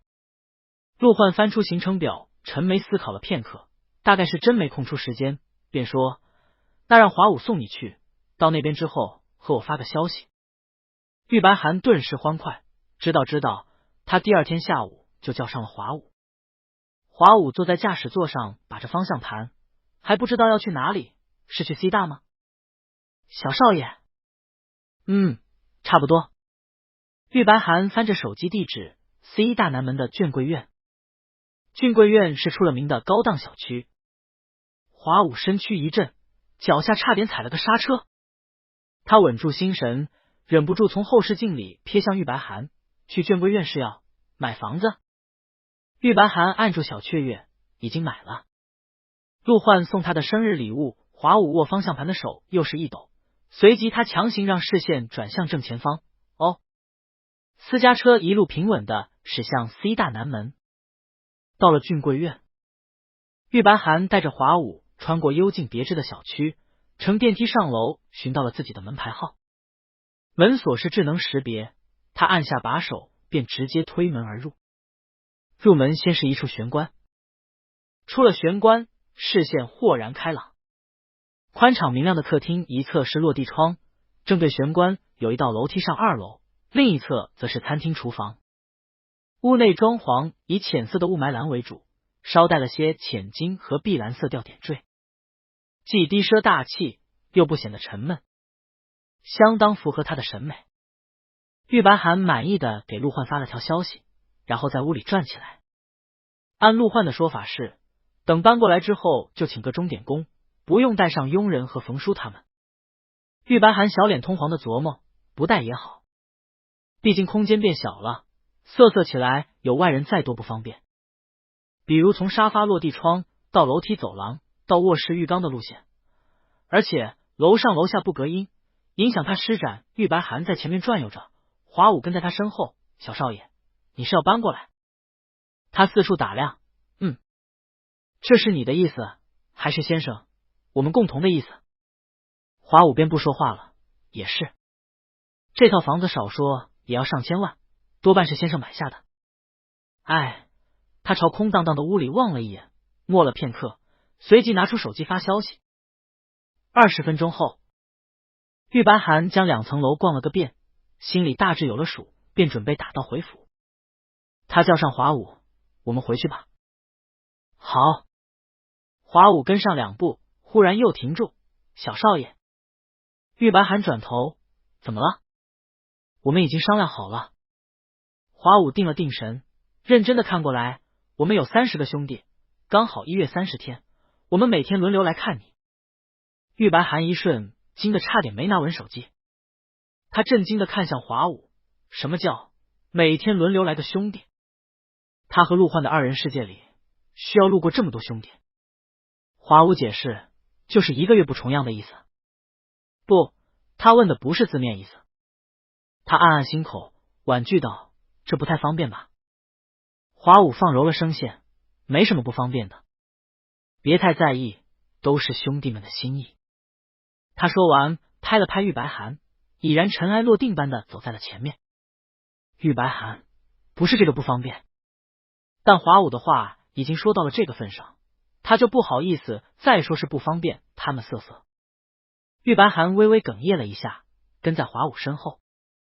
2人回到车上，华武在前面开着车，大概是成功的助人为乐，他心情甚好的哼起了小曲。玉白涵坐在后面，转头望向窗外的街景，抿着唇，热泪盈眶。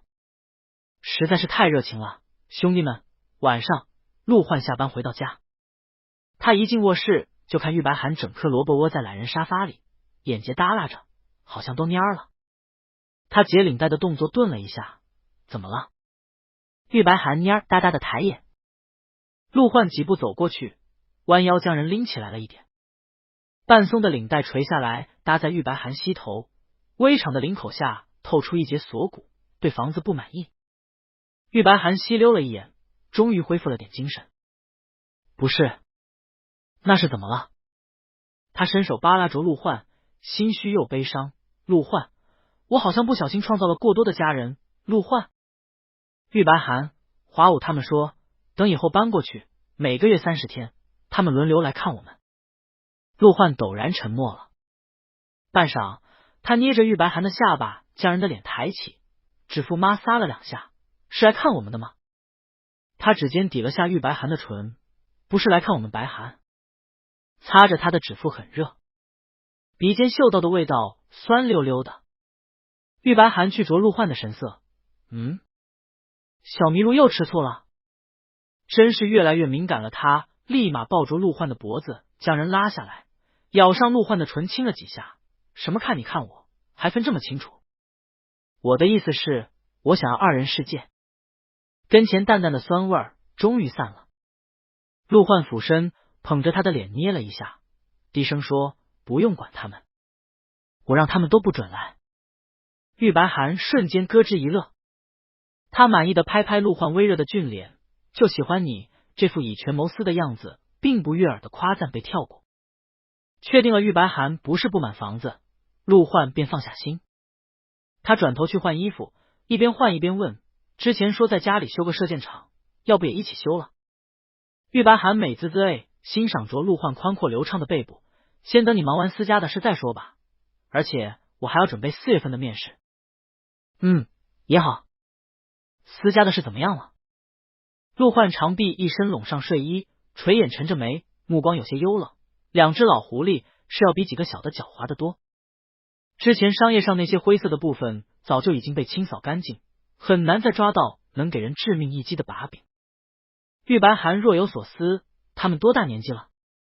看有没有把人熬死的可能性。他走过去，将人从懒人沙发里拎起来，起来动动。脑子又卡壳了是不是？玉白寒，不过还没等陆焕揪住私家老2口的狐狸尾巴，陆宅就咚咚冲来了一个人。七绝连门都没敲，直接轻车熟路的从露台外哐的推门进了客厅。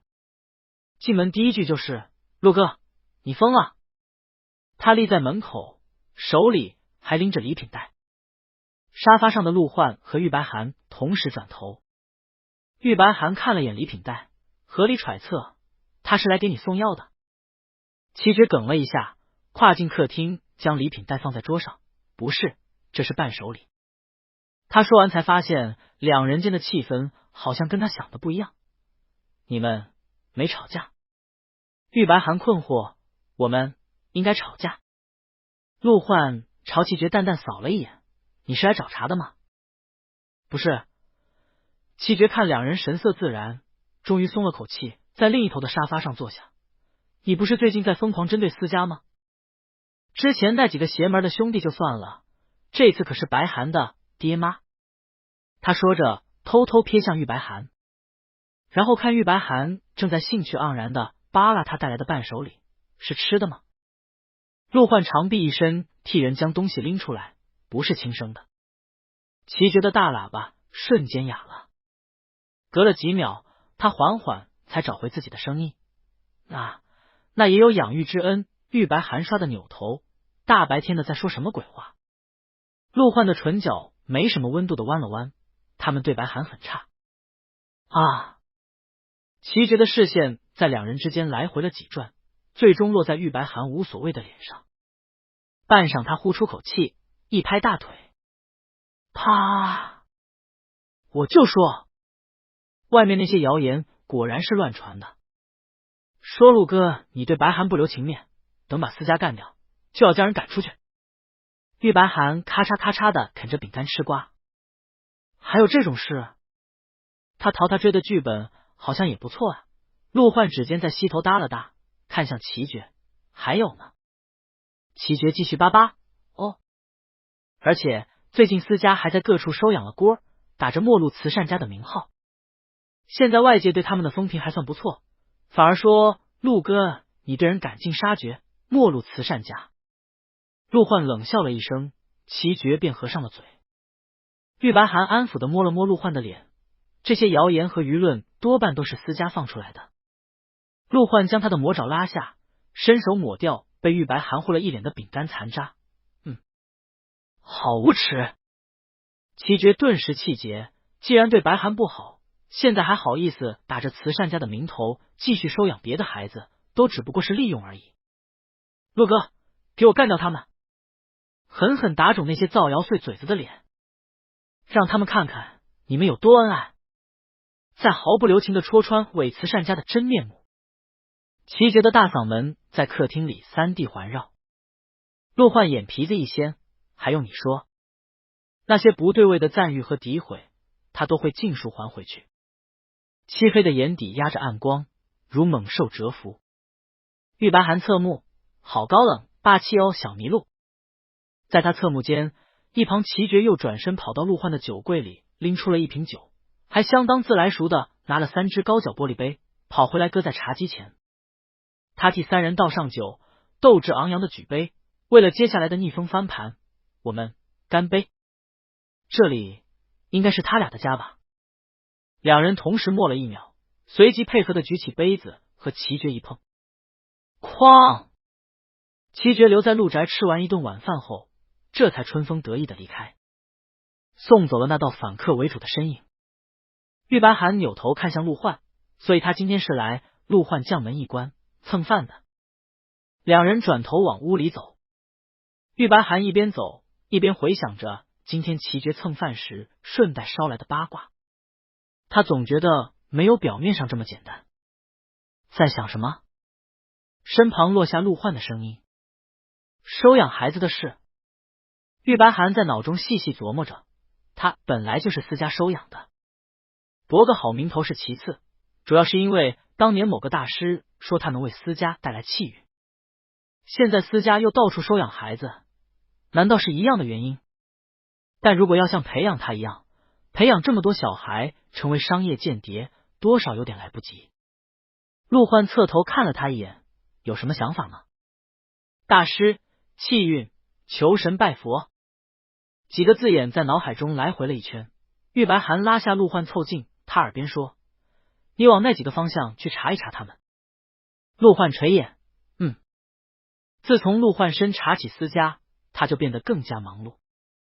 封建余孽良没良不重要，对玉白寒来说更为致命的是，他的色指数在直线下降。说好1周1次，已经推后了3天，这次推后3天，下次推后3天，1个月下来不就少了整整1次。等晚上陆焕再将他捞进萝卜坑里准备睡觉时，玉白寒便悠悠朝人看了一眼，然后抚着陆焕的心口，轻轻叹息：你也有力不从心的时候。陆焕倏地垂眸，玉白寒抬眼，眸光清澈无辜。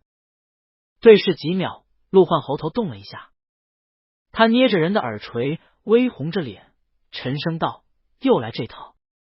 玉白寒嘀咕：什么这套？我是真心话。下一秒他就被陆焕堵上了嘴。陆焕有些凶厉的亲着他，顾着他的腰，将他翻身压下，滚热的体温笼了上来。玉白寒心满意足的勾住陆焕的脖子。陆小鱼真是好容易被钓，大概是陆焕前段时间也憋了太久。隔天，玉白寒再用同样的招数掏出鱼竿，便又成功将陆小鱼钓上了钩。陆焕白天繁忙，2人相处的时间大幅减少，这会儿全在晚上弥补了回来，有种报复性弥补的味道，又急又凶。就这么放肆了1周。某天早上，当玉白寒起床差点晕倒之后，钟炳七终于又被请到了陆宅。陆焕特意将工作推了，陪在家里。钟炳七进到卧室，一点也不意外的扫了眼在床上并排坐着的2人，他面无表情的拿起病历本哗啦一抖，看来是有谨遵医嘱了。1周无穷次。2人微微垂头，钟炳七几步走过来，给玉白寒问完诊，又开了药。临走前，他握着门把手转头，想说什么，又歇了口气。那2个字我已经说倦了，节制。玉白含润了润唇，乖乖点头。砰！卧室门一关，房间里安静了几秒。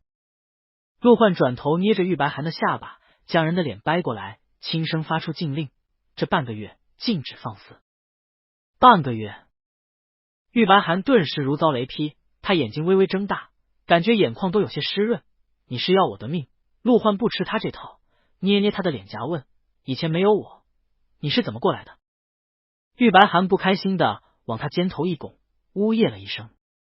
陆焕说到做到，白天刚下了禁令，晚上睡觉时他便将人一搂关了灯，什么都没做。一片模糊的黑暗中，玉白涵不满的在人怀里孤勇，抬着下巴问：怎么连亲亲都没有了？重重的心跳透过陆焕的胸腔撞击在他身前。陆焕低沉的声音落下：睡觉。玉白涵拽了下对方的衣襟，凑在陆焕的喉结下说：是不是因为亲一下就忍不住了？搂在他腰上的手骤然收紧。陆焕凌乱的呼吸落下来，胸口起伏了2下。下一刻，他的喉结就被玉白涵温热的唇含住。窗帘的缝隙间透出一道幽微的月光，穿过书桌斜映在床上，正好映出了玉白涵柔软的眼睫。玉白涵垂眼在陆焕脖颈间细吻。别闹！陆焕按着他的颈侧哑声说。玉白涵满脸通红的抬头，稳着呼吸抬了下腿，又去含陆焕的耳垂。你都成这样了。陆焕浑身发烫，钳着他的腰将他提起来了一点，额头相抵，滚热的呼吸灼得人心跳加速。我明天还要上班。那还不速战速决，玉白涵在心底指点了2句，便揪着陆焕的衣领亲了上去，贴近人身前，使出浑身解数。唇和舌相互缠吻着，或温柔或激烈的碾磨勾吮，交换着缠绵紧热的呼吸。厚厚的被子里，陆焕很快出了一身汗。刚度过汹涌肆意的一周，余潮还未退去，一波波冲刷着空荡的心口，其实谁都不满足。一点心火变成燎原之势。玉白涵被陆焕狠搂着，吻得喘不过气，连双臂都无力的搭在人背后。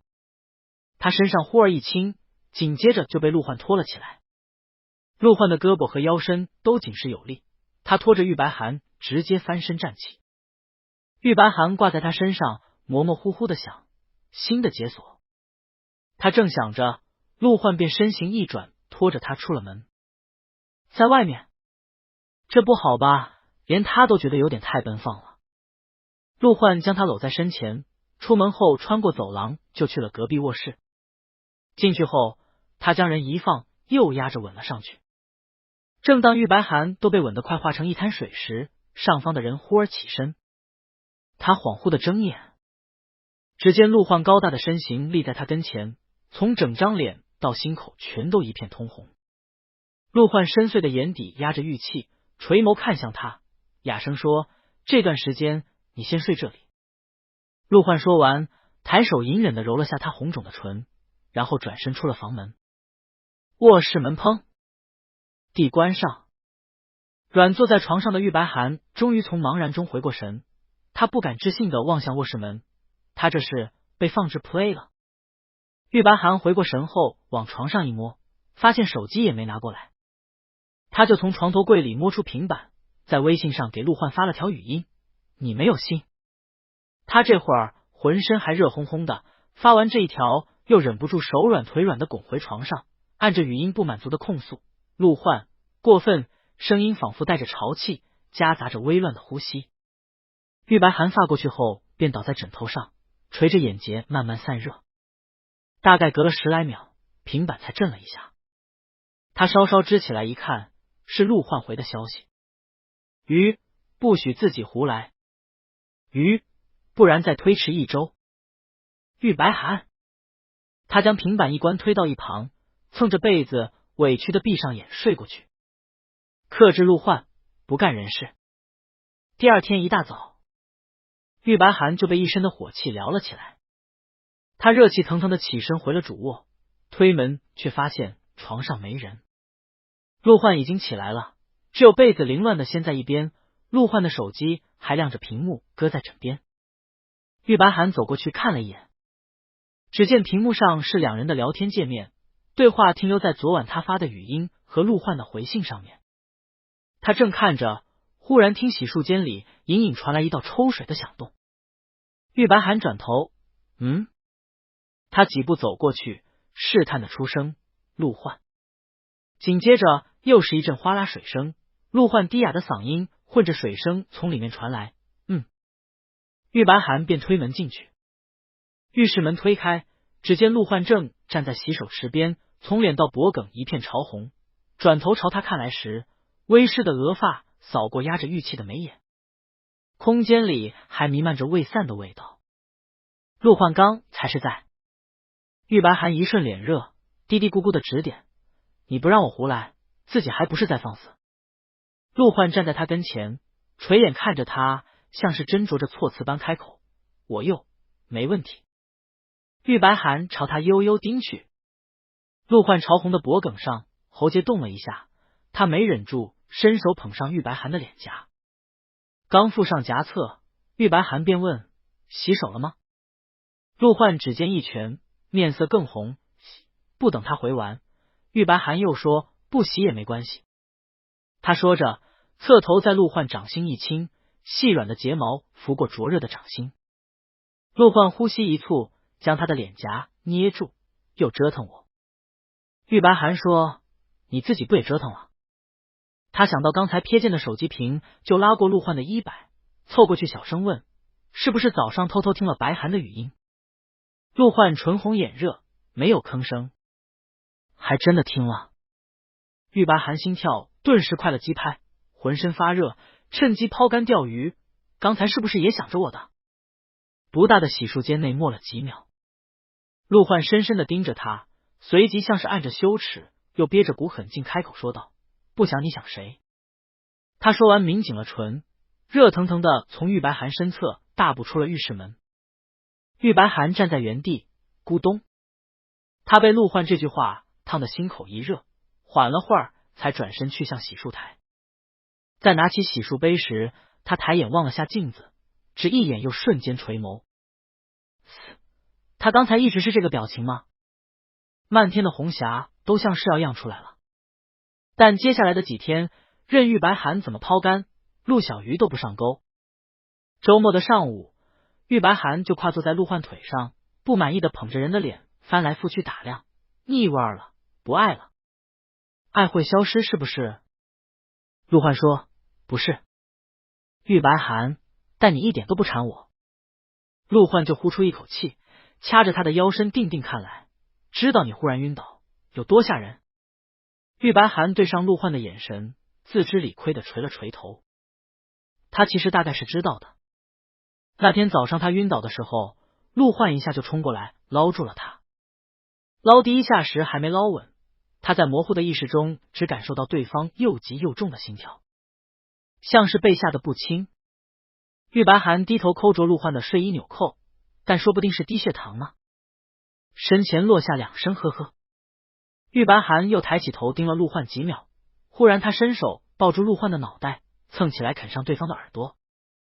陆焕一震：“你在做什么？”“啃点鹿茸补补。”陆焕将人扒拉下来：“别闹，待会儿老老实实去把炖的补品吃了。”他顿了顿又说：“我下午还要去趟公司。”玉白寒松口：“私家的事解决的怎么样了？我上次和你说查的那几个方向，查出什么了吗？”“查了。”陆焕神色微敛，眸光沉了下来，但目前还找不到头绪。私家的两只老狐狸没有用自己的身份去领养小孩，用作宣传的照片里也只有孩子的背影，他们捂得太严实，身份信息缺失，调查进行不下去。做个慈善还遮遮掩掩，果然有问题。玉白寒说着，双手捧上陆焕紧绷的脸，给人海獭搓腮。瞧你怎么说着说着又开始恨了，一步步来，总能查出端倪。陆焕被他搓得五官晃动，他将人的两只爪子扒拉下来。知道了，走吧，下去吃饭。哦。吃过午饭后，两人回屋。陆焕换了身衣服，便准备出门。玉白寒也开始扒拉衣柜。陆焕转头朝他看了一眼：“怎么了？”我下午也出门好了，你又不在家。玉白寒轻看着环视一圈，语调悠悠，免得触景生情。顿了下，他又问要去哪里。玉白寒扒拉出一套衣服换上，我去家具城逛逛。约了何月，他审美比我好，找他帮忙参谋一下我们新家的装修。陆焕神色放柔了点，等忙完这阵，我们再一起去一趟。玉白寒一下心满意足，亲力亲为的小麋鹿，就暂时原谅你这阵子的不中用了吧。下午依旧是华武开车送玉白寒出门。玉白寒坐上后座，说了声去家具城，随即又从后视镜里收获了一道怜爱而孤独的眼神。华武紧了紧方向盘，深吸一口气，正和陆焕发着微信的玉白寒抬眼，又不是送他最后一程，这么沉重的恩什么恩？到家具城后，玉白寒在门口跟何月会合，两人一起往商城里走。何月侧目看了眼玉白寒的神色，你还好吧？玉白寒欣然的四处打量，特别好。何月松了口气，我想也是，因为前阵子何老爷子针对私家的事，他大概也知道些私家的内情。现在陆焕打压私家，不见得会让玉白寒不开心。他同玉白寒说，我就说传言不可信，你不知道外面传的可夸张了。玉白寒想起从齐爵那儿听来的八卦，以及自己翻到的财经新闻下的评论，我看过一些。不是那些。何月说，是我们那个网站论坛上的，简直传得风风雨雨。两人正走进玩偶抱枕区，玉白寒随手抓了只热带鱼抱枕，爱不释手的捏了捏，转头好奇，什么论坛？就是我们这个圈子用来吃瓜八卦的网站论坛，里面大多是小姐妹。何月摆摆手，你们应该不感兴趣，没听过很正常。玉白寒瞬间露出了一脸茶色，我康康。他将网址分享给了玉白寒，玉白寒当即拿出手机翻看。论坛一点进去，就看有关陆氏和私家的帖子几乎占据了半壁江山。城南新贵陆焕心狠手辣，对亲家赶尽杀绝。这么帅的男人，心是铁打的吗？私家都这样了，还做慈善，还挺有贵门风范。他倒要看看还有什么离谱事。玉白寒随便点进一个帖子，就看里面讨论的热火朝天，难怪陆氏爬得这么快，形势真够狠的。塑料联姻嘛，只是没想到还不到1年，陆焕就和亲家撕破脸了。跟他联姻的那个谁，估计用完就要被扔了吧。那些被收养的孩子也是可怜，要是陆焕把私家搞垮了，私家收养的孩子不就又没家了吗？所以说陆焕心狠啊。而且听我哥说，这次商战砸了10几个亿，多半不会管这些事了。一片讨论中也有零星质疑的声音，私家之前不是连出过2桩丑闻，感觉不干净呢。下面很快又有回复，那是私家小辈的事，私家二老这大半辈子都没出过什么丑闻，而且收养孩子的照片我也看了，感觉人还挺慈爱，图片慈爱。玉白寒一瞬陷入了中文人的自我怀疑中，他顺手将下面的图片点开，就看是那张封建余孽收养孩子的摆拍。照片上只有孩子的背影，司老夫人面朝着镜头，神色和上次跟他见面时截然不同。玉白寒眯眼，这笑的皮都展开了。何月凑过来看了一眼，义愤填膺，就是这些漫天飞的谣言。我知道陆学长肯定不是那种人，等着被打脸吧。玉白寒收了手机，捏捏怀里软乎乎的热带鱼抱枕。当然，我们陆学长可是人美心善。就是。何月说着，拉了他往另一头走。先不看这些了，你不是说要买面大镜子吗？玉白寒立马心趣盎然的探头。好灯息，让他看看。晚上吃过晚饭，玉白寒才回家。他回去后先了个洗澡，换了身衣服，然后抱着新入手的陆焕替身鱼靠在床上刷手机。他又点进了白天何月给他分享的论坛，论坛里什么五花八门的消息都有，全是上流圈子的八卦。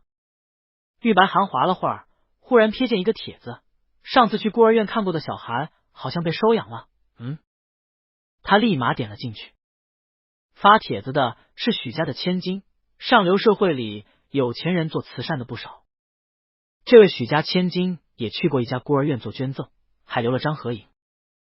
玉白涵点开合影一看，只见其中一个小孩身上穿着的正是和私家那张照片上一样的衣服。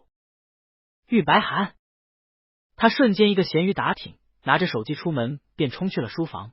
陆焕，书房里，陆焕正蹙眉坐在电脑前。他闻声抬头，眉心松了些。怎么了？那双沉静的眼中赫然写着禁止色色4个大字。玉白涵脚步一顿，眯眼盯过去。你这个眼神是什么意思？在你心中，我找你就是为了色色？陆焕没说话，但眼中隐隐透着肯定。不让他色色，现在还要污蔑他色色？玉白涵深深看了陆焕一眼，又宽容的走过去。算了，他不和克制陆焕计较，他将手机朝陆焕递过去。你看这个。陆焕目光一转，落在屏幕照片上，神色陡然一沉。这是在哪儿看到的？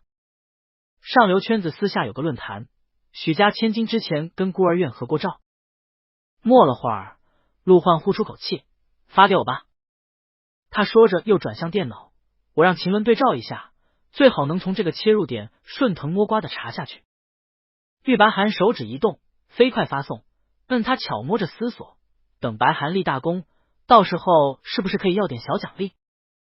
陆焕的动作很快，先前私家狡猾的隐藏了被收养小孩的全部信息，根本无从查起。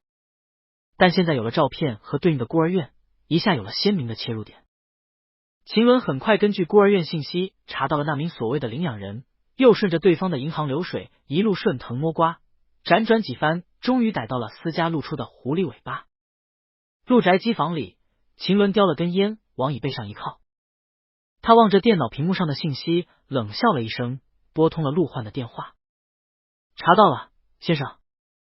陆氏集团顶层的总裁办内，陆焕垂眼听完电话，指尖在桌面上搭了搭，知道了。他挂断电话，看向电脑上秦伦发来的证据。莹莹冷光映在陆焕漆黑的眼底，身后的落地窗外透出大片浓稠的夜色，万家灯火远近错落，脚下这一片是由他亲手建立的商业帝国。片刻，陆焕沉着眉拨通了手机。在有私家的消息时，已是5天后。由警方公开发布的通报一时间惊爆，轰动了整个社会，包括这段时间满城风雨的上流圈、邪术、改运。所谓慈善家竟借收养之名对10来名孩童做出这种事。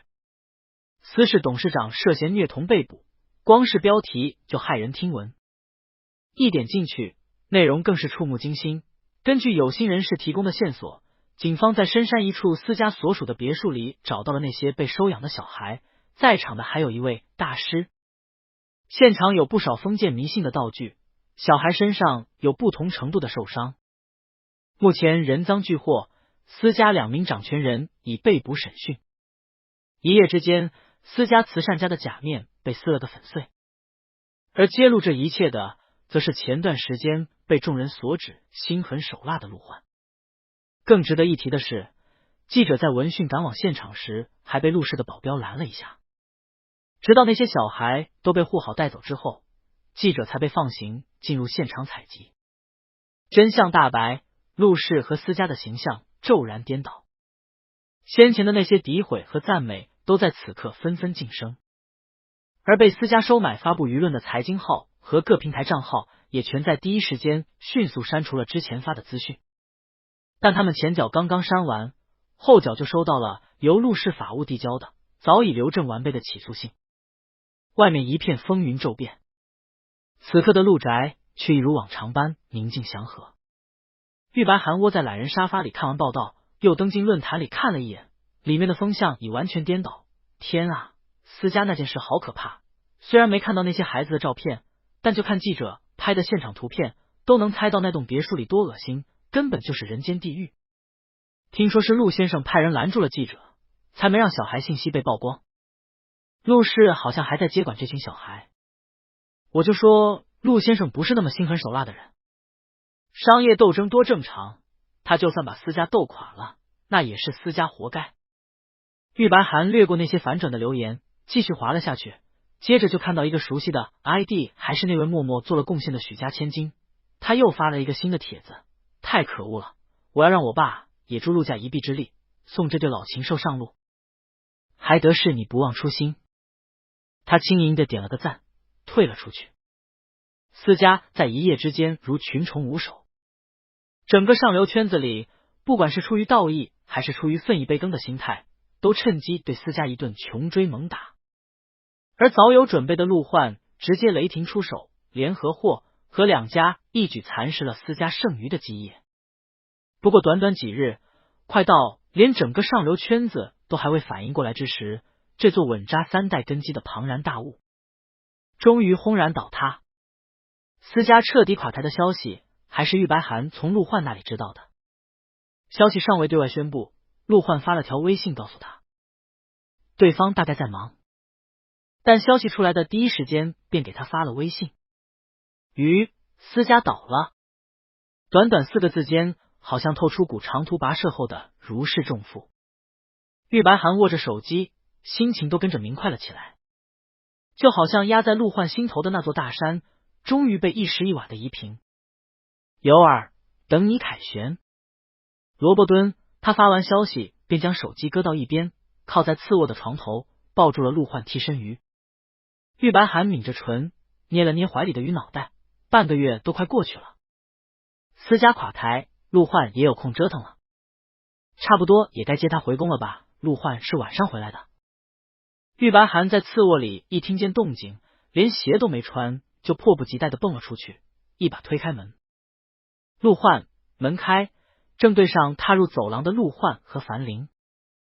玉白涵话头一岔，陆焕听见声音，脚步停下，跟在身侧的樊玲还拿着平板，像是在做什么汇报。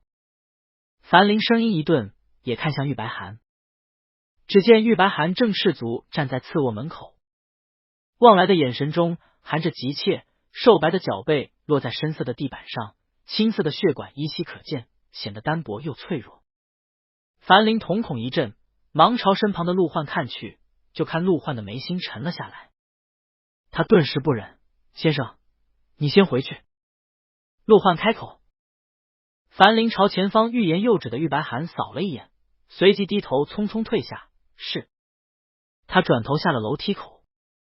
与此同时，陆焕脚步一迈，朝玉白涵走去。他伸手将人的腰身一拖，大步抱回了屋里，放在床上。陆焕拧眉道：怎么又光着脚乱窜？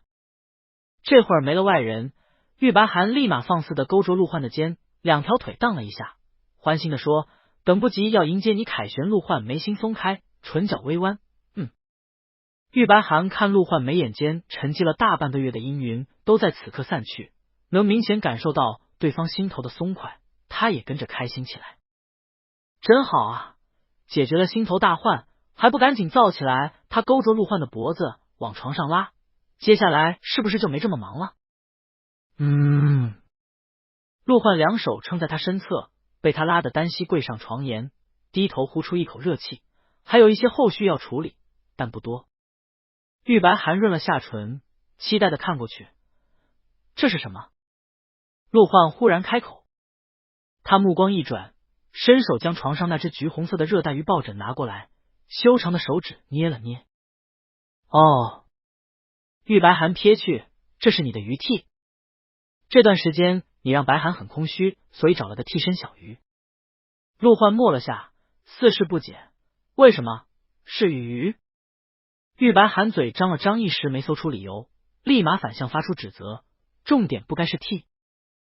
你都多久没陪我了？只能让可怜白涵抱着玩偶孤独入眠。陆焕便不再深究，垂眼在他唇上碰了一下。什么？玉白涵趁机说，既然不忙了，是不是该接你的牛骨路？涵回宫了。陆焕的唇细细蹭着他，湿润的舌尖撬开他的唇瓣。明明动作是如此暧昧撩人，说出来的话却相当克制正经。还剩3天，数得这么清楚，陆焕是撕着日历数的吗？哪有这么严格？玉白寒被他亲的已经撩起了些火苗，这会儿就解着陆焕的领带，相当急不可耐。不来全的，就先帮一次。光滑的领带缠着他的手臂，陆焕将二者一把握在掌心，赤红着脸收紧了手指。那3天后怎么办？玉白寒被他问得顿住，湿漉漉的抬眼，也来。陆焕哑声，胡来。3天的间隔太近了，又克这半个月，脆皮萝卜哪吃得消？玉白寒看陆焕神色透出股不容商榷的意味，只好松了手，不甘心地抬腿蹬了蹬陆焕。陆审核好严格。陆焕闷声，伸手按住他的脚，入手的触感细腻微凉。陆焕指尖摩挲了一下，脚这么凉，看来是还没调理好。陆焕将他塞回被子里，直起身说：“我让冯叔再给你端碗汤上来。”他说完，转身出了门。回宫失败的玉白寒坐在床上，望向陆焕玉气横生而又严谨克制的背影。半晌，他将落在一旁的热带鱼拉过来，使劲一捏，怎么就是不上钩呢？陆小鱼。晚上，玉白寒猛炖了碗补汤。陆焕洗完澡换过衣服之后，像是为了弥补可怜白寒的空虚，坐到人床边陪了会儿。但一等到睡觉的点，他便又一个神龙摆尾，自制力极强的回了隔壁主卧。一个人的卧室里，玉白寒抱着鱼屉躺在床上，床头只开了盏微弱的灯光。他躺了会儿，心头微动，随即他摸出手机，抱着橙红色的热带鱼玩偶拍了张照片。照片上，他半张脸侧陷在枕头里，柔软的脸颊紧贴着热带鱼，眸光湿润。微微敞开的睡衣领口间露出一截漂亮的脖梗和锁骨，床头的灯光洒进领口，阴影现在小巧的颈窝间。玉白寒拍完便发给了陆焕：“有耳，晚安。”图片有耳，偌大的陆焕竟不及一只小鱼温暖。消息发过去，他将热带鱼抱紧了，往被子里一埋。隔了大概1分钟，门外果然响起动静，接着屋门被咔的一声推开。玉白寒侧眼一看，只见陆焕穿着睡衣站在门口，高大的身形映着微弱的床头灯光，更显得暧昧而有压迫感。他心头顿时快了几拍，来了吗？终于被调上来了吗？陆焕立在门口朝他看了几秒，随即脚步一动，走到床前。玉白寒眼含激动，做什么？猛火深炖萝卜汤吗？陆焕深邃的目光扫过他白净的脸，又落向领口上方透出的肩窝，紧接着薄唇一抿，俯身撑在玉白寒两侧，低头吻了下来。玉白寒仰头迎上，呼吸微乱。陆焕像是被他勾住了，亲得缠绵又汹涌，直到玉白寒浑身都被亲得热烘烘的，指尖都没了力气，上方的人这才起身。玉白寒迷糊，陆焕垂着眼问：“够暖了吗？”玉白寒开口：“都快烧起来了。”陆焕就伸手揉了下他唇瓣，视线一侧，又看向旁边那只鱼屉，像是在斟酌要不要把那只鱼扔出去。顿了顿，他还是没管那只鱼。别造作了，好好睡觉。陆焕说完，捏了下玉白寒滚热的脸，转身出门。卧室门砰的一关，只尝了个甜头的玉白寒，他怔怔的望着天花板，难以置信，到嘴边的鱼还能溜走。惹火上身的玉白寒辗转了大半个小时，才得以入睡。第二天早上，他醒得比较晚，醒时已经是上午10点多。他摸出手机一看，发现消息栏里层层叠叠弹出了一堆新闻和推送，叮叮咚咚一阵响，清脆悦耳，仿若喜鹊报喜一般。玉白寒瞬间咸鱼打挺，点开一看，上午9点，私家正式宣告破产。虽然昨天陆焕就跟他提前说过了，但这会儿亲眼看见由官方发布的消息，玉白寒心头还是涌动了一下，说不清是激动还是舒了口气，或许还夹杂了一丝别的情绪，有种不真实的感觉。这可是原书里一路踩着所有人登顶的主角，疯批又硬轴，如磐石般坚不可摧。从今以后，居然真的不复存在。玉白寒定了定神，又继续翻着新闻。与私家破产的消息相伴而来的，还有关于陆氏的各类报道。陆氏设立了一个收容所，接手了被私家带走的那些小孩，并请了医疗团队和心理医生来。陆氏声名大噪，社会风评一改从前，股份更是一路暴涨，稳坐了西南商界第一把交椅。昔日新贵，如今已成高不可攀的存在。玉白寒翻着新闻，看得心潮起伏，脸上都微微泛起了红晕。哦，整天在家里被他捏来搓去，逗两下就面红耳热的小麋鹿，在外面其实还是这么个叱咤风云的人物，真是好帅！他一个激动就要蹦下床去找陆焕。刚下床，手机忽然来了个电话。玉白寒一看来电，是陈天狼。他接起来，陈医生。陈天狼问：这会儿没打扰你吧，白寒？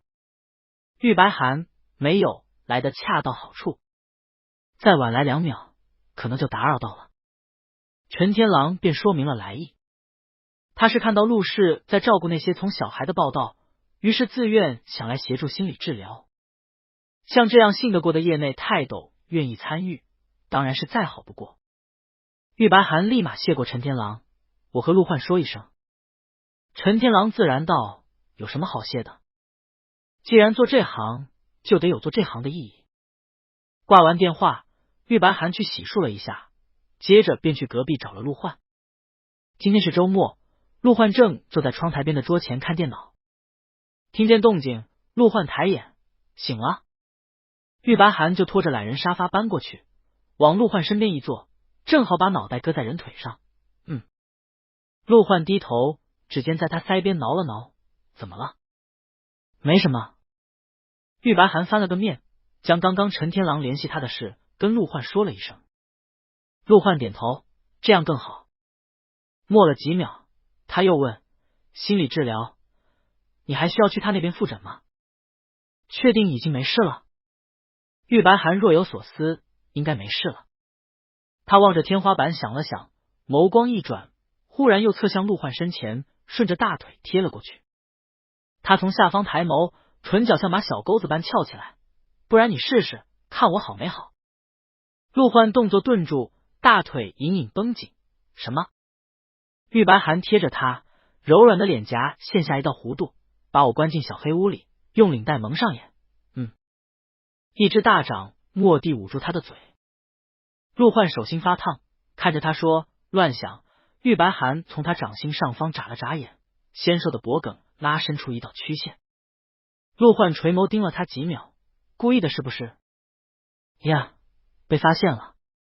玉白寒羞涩的拱了一下，现在的陆小鱼已经能娴熟的分辨鱼饵了。捂着他的手顺势一捏，陆焕手心拱起，将他的嘴又捏来沤起，哑声道：一刻也不消停，总是折腾我。又一次钓鱼失败，玉白寒只好停止了造作。这一天就这么清汤寡水的过完。看出来他们陆审核是打算把半个月期限严格执行到底。第二天玉白寒便也没再抛竿。正好今天陆焕有事出门，玉白寒待在家里刷了会儿手机。他想起之前那个论坛，于是又点了进去。这次点进论坛，依旧是满屏讨论私家跟陆氏的帖子。他意外的发现还有不少谈到了自己。私家凉了，那私家送去联姻的那位小少爷还在陆家待得下去吗？估计要被赶出来了。得离婚了吧，不过是商业联姻的一枚筹码，现在私家都垮台了，陆先生也没理由再将他留在陆家。玉白寒往下一翻，紧接着又看到一条：陆先生离婚的话，应该还会再婚吧？毕竟还这么年轻。玉白寒大胆，本宫不死，尔等啥都不是。等晚上陆焕回家，玉白寒立马将手机往人眼皮子底下一搁。你看什么？陆焕卸领带的手停下，在看到屏幕上的内容时，眉心骤然蹙起。玉白寒嘀嘀咕咕：看见了吗？有人等着我们离婚，还等着你再婚。话音未落，他就被陆焕一手拉过去。陆焕像是听不得那个字眼，低头稳住他，胸口起伏着，搂着玉白寒的腰，将剩下的话头截住，解到一半的领带在汹涌的亲吻间都滑落下来。良久，玉白寒才通红着脸被放开。陆焕抿紧了唇，眸色浓稠，都是胡说八道。他捏住玉白寒的耳垂，别听。玉白寒一下笑起来，你怎么比我还激动呢？怕你。陆焕话头顿住，泛红的脖颈动了动，他垂眼默了几秒，忽然又说，过几天办场宴会好不好？玉白寒心头一跳，若有所感，什么宴会？陆焕注视着他，低低的笑了声，我们的保留项目。玉白寒，陆焕一字一句道，让他们看看，我已经被我们白寒谷的五迷三道，神魂颠倒，不可能离婚。玉白寒眼神一亮，心头顿时喜滋滋的。他涨红着脸看向陆焕，嘴里还假扮意思的宠溺了一下。哦，那就办吧。陆焕便拿出手机安排下去。玉白寒这会儿心情很好，顺便就拉住陆焕讨论了一下新家的装修。他将前些天看中的几样家具翻出来，你看这几个怎么样？陆焕一件件看过，挺好。在一面巨大的镜子跳出来时，他一下顿住，需要这么大的镜子吗？玉白寒不加思索，方便走动。房间里瞬间一静，两人目光相对。陆焕耳垂慢慢变烫，他抿唇盯了玉白寒片刻，最后只垂下头翻过图片，轻轻嗯了一声。玉白寒暗中侧目，看来你也挺喜欢的吗，小麋鹿。家具大概敲定下来，玉白寒拿手机下了单，第二天直接送去卷柜院那边。陆焕说，明天你就不用去了，让华武去开门收个货。玉白寒正要开口，忽然又想起明天是什么日子，半个月期限的最后一天，他小脸一红，低头给华武发了条短信。哦，陆宅后的场馆外。华武收到短信后，心情复杂的将手机关上。他对着夜色仰头长叹了一声，唉，这一天终究还是来了。清冷的夜色中，晚风沙沙吹过林叶。周围几名兄弟闻言，会意的沉默下来。这是迟早的事，现在都已经分房了，想必等家具装好，小少爷就得立马搬出去。樊林怅然，我会履行我当初的承诺。帮人卷铺盖搬行李。秦伦靠在花坛边抽了口烟，小少爷没有功劳也有苦劳，他以前过得不好，未来还有繁重的学业，我们做兄弟的总该为他做点什么。话落，在场几名兄弟相视点头。这样吧。樊林一声拉回众人注意，他提议，我们众筹，至少资助小少爷读完大学。好，众筹，你1000，我1000，撑起少爷一片天。你一笔，我一笔，多少给人挤一挤。几人围成一圈，将手搭在一起，号召般的喊完口号句里。然后樊林拿出手机，今晚大家都把众筹款打给我，我会到一张卡上。正好明早要去找先生，我顺便把兄弟们的爱心筹偷偷给小少爷塞过去。兄弟们纷纷打钱，行，抓紧时间。第二天，玉白寒醒了个大早。今天是半个月期限的最后一天，虽然这会儿还是早上，但已经过了他们陆审核卡的死线。他知道今天陆焕会待在家里。他起床后先去浴室里洗了个澡，在换衣服时，玉白寒思绪一转，又披了浴衣去屋里的衣柜里拿了件陆焕的睡衣。他穿上陆焕宽大的睡衣，从抽屉里翻出之前放在次卧里备用的瓶子。他跪在床上顿了顿，随即狠下心挤了小半瓶，争取一举拿下陆小鱼。玉白寒准备好之后，就躺进被子里，拿手机给陆焕发了条消息。有耳，陆焕，我肚子疼。掉眼泪，消息发过去没到半分钟，屋外传来一阵脚步声，紧接着他的房门被打开，陆焕沉着没走到他床前，肚子疼。玉白寒牵着被子，面色绯红。他望向陆焕，你给我揉揉。陆焕不疑有他，伸手掀开被子，直到看见玉白寒身上穿着自己的睡衣，他动作才猛地一顿。隔了几秒，他伸手附在玉白寒的肚子上，气息有些不稳的朝人抬眼看去，你是肚子疼吗？玉白寒去着陆焕的神色，对方直直看向他，面色逐渐泛红，另一只攥着被子的手掌指节收紧，领口上方喉头动了动，他就牵引着陆焕的手。半个月过去了，跨过的时间像是解开了一道禁制。还是早上，陆焕目光紧锁着他，任他将手拉过，没有动作，却也没像前几天那样静止。那也过了。玉白寒感觉身后都冒了点细汗，他直起身看向陆焕，嘀咕道：“你是不是宝刀生锈了？”陆焕轻身撑在他身侧，漆黑的眼底有些灼人，挑衅我3天了。他说着，指尖一线，低头吻了上去。玉白寒一颤，反手搂住，这像是一种默许的信号，如同久逢甘霖。玉白寒先从心理上涌起了一股浪潮，拍击着他的胸口。一瞬的满足退去后，又涌上更多的不满。还不够。陆焕压着人缠吻了片刻，便撑起身。他抬手拉开柜子看了一眼，里面只有瓶子。他又将玉白寒搂起来，这边没有，去那头。绅士，没有就没有。玉白寒催促：“快点快点，你是不是不行？”陆焕正要将他抱起来，视线往下一扫，又热着脸将人放回去，拉着被子盖住。玉白寒的话落入他耳中，他闻言顿时凶厉的看去，不行。玉白寒埋在被子里清澈睁眼，陆焕便俯身一捞，连人带被子一把捞在胳膊肘里，转头往屋外走去。玉白寒眸光发亮，瞬间兴奋了起来。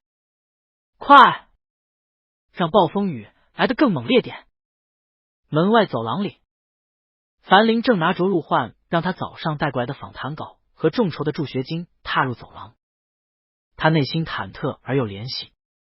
等一会儿把爱心绸偷渡给了小少爷，再顺便帮人卷个铺盖，准备搬家吧，也算是兄弟一场，尽份人情。刚走到主卧门口，前方突然传来哐的一声，樊玲受惊的抬眼，只见次卧门被一把推开，陆焕正亲自夹着铺盖卷从卧室里走出来，铺盖卷里还裹着玉白寒。玉白寒从中露出个脑袋，眼含期待的转头，再强势一点：“陆焕，你是不是没吃饭？”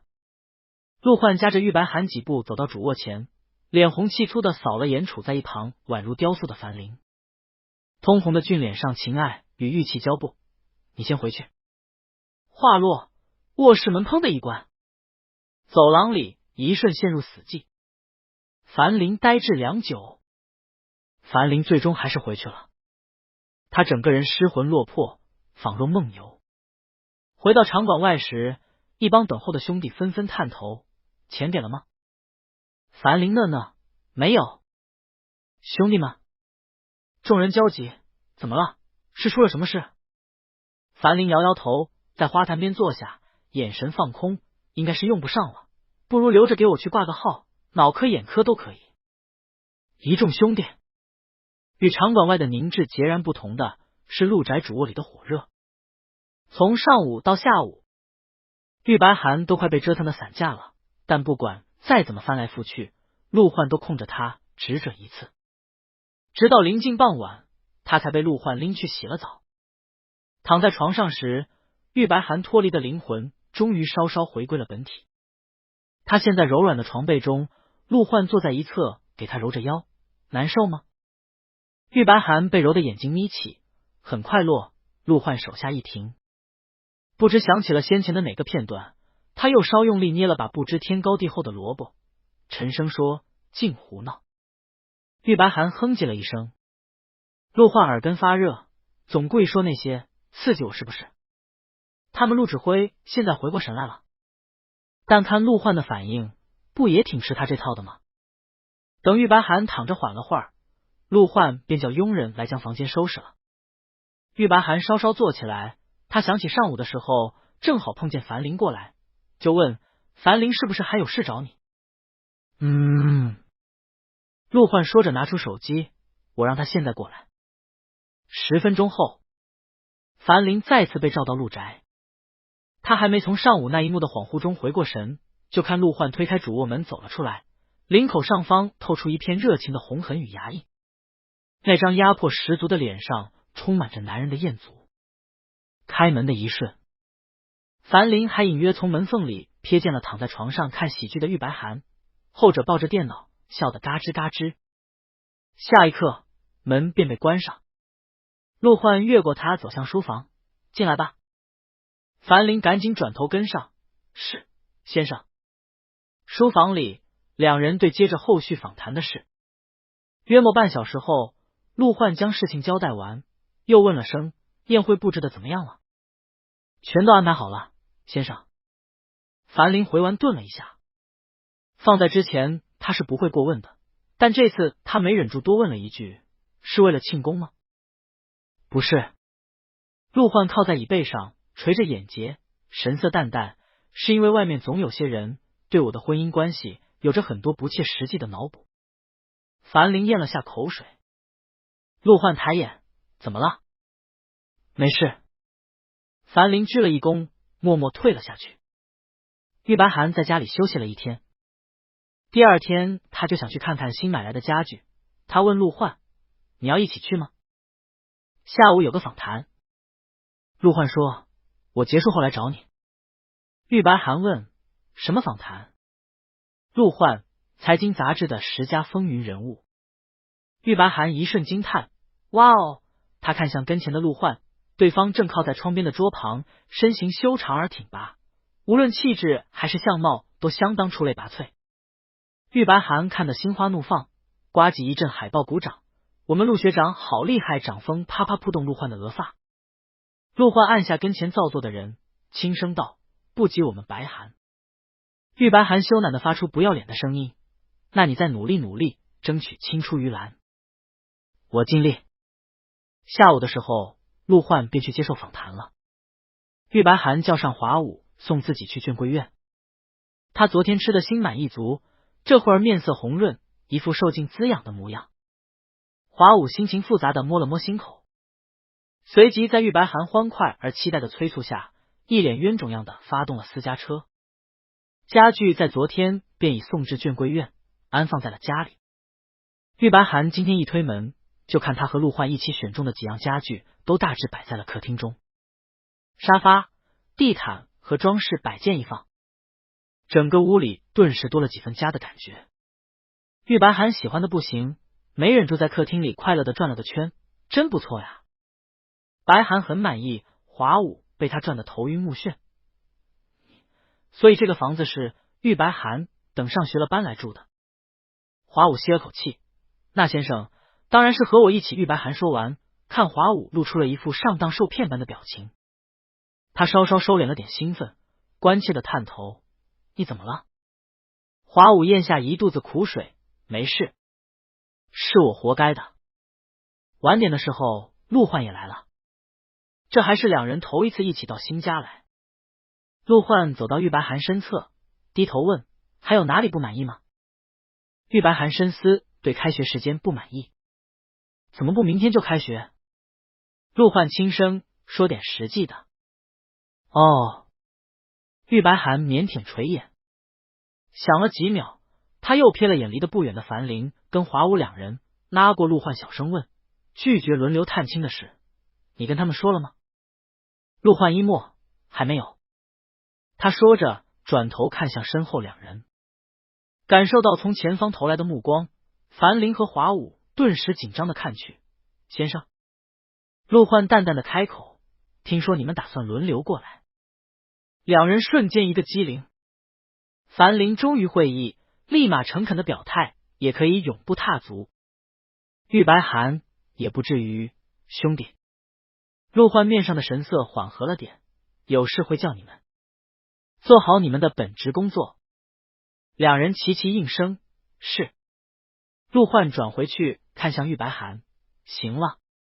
玉白涵终于放下心来，他喜滋滋的琢磨，只有两个人瑟瑟的世界完成了。看完家具，他们打算回去。这里的电梯直通地下室。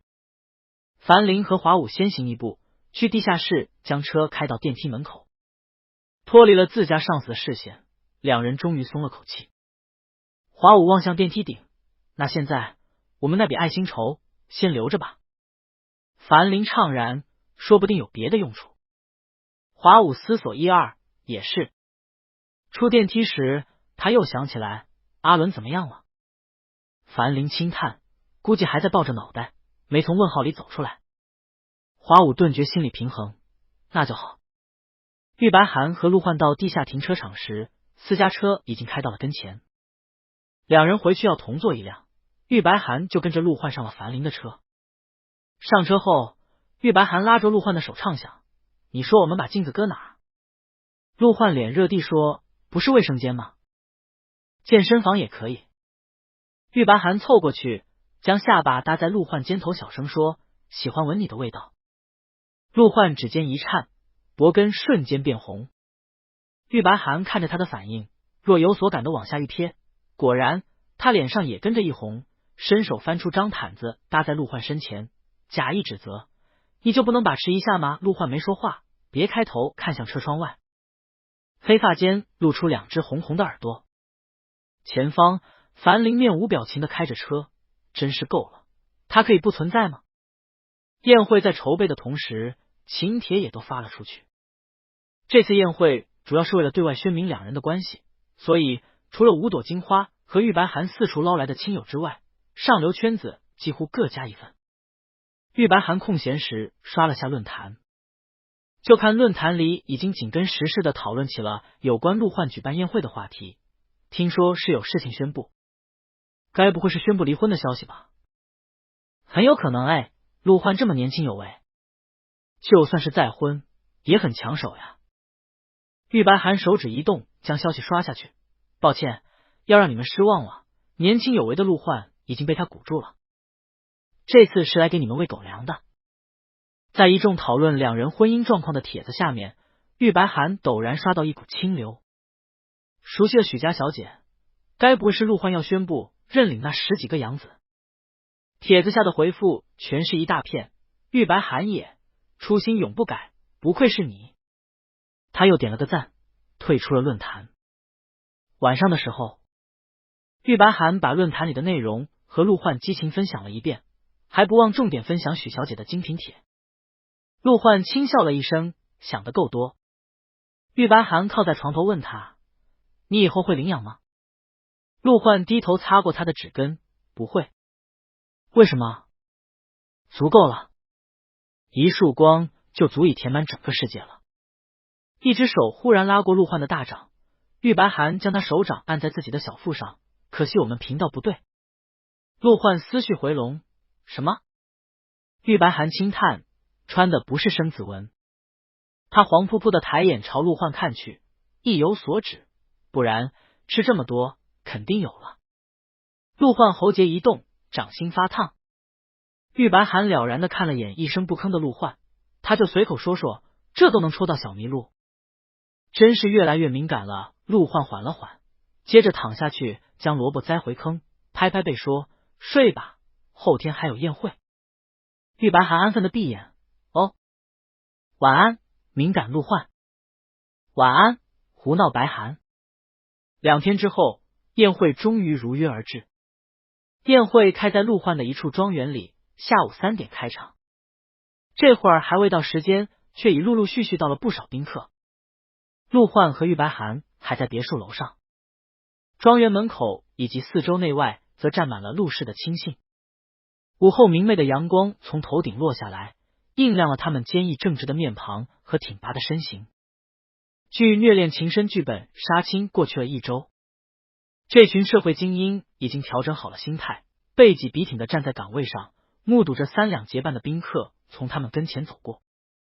众宾客议论纷纷的进场，如今的陆氏不容小觑，待会儿抓着机会看怎么攀近关系。今天陆先生应该要宣布离婚恢复单身的消息吧，这不就是个不错的机会吗？又一对结伴的千金从门口走过，私家的那位也真是可怜，从今以后就要被赶出陆氏了。毕竟没有感情，现在连利用价值也没了。两人说着递出请帖，忽然就听身旁落下一声若有似无的轻笑。哼，他们抬头，只见周围几名保镖全都是统一的一副似笑非笑的表情，下巴还微微抬着，显出一股不知从何而生的优越感来。两名千金微微蹙眉，陆家的保镖都是怎么回事？他们相视一眼，莫名其妙地走向宴会场。身后已提前几天得知真相的亲信兄弟们终于找回了心理平衡。秦伦几人全都一言不发地看向陆续进场的众宾客，他们怀揣着50不孝100不的优越感，傲然蔑视。呵，无知！庄园别墅的楼上，玉白寒已换上了和陆焕同款的高定西装，四周的造型师帮人整理好着装后便退开。陆焕长腿一迈走到玉白寒跟前，目光落下，面前这张清淡素净的脸上有一种肆意蓬勃的朝气，稍加打理后更明丽的让人挪不开眼。陆焕将人看了几秒，又低头牵起玉白寒的手，指腹轻轻摩挲着那枚银色的戒指。玉白寒抬头勾勾陆焕的手指，你已经开始入戏了吗？看着目不转睛的小眼神，陆焕眼皮一抬看向他，轻声问，我这是入戏吗？玉白寒心头砰砰快了几拍，抿了下唇，有些小羞涩，哦，真情流露了。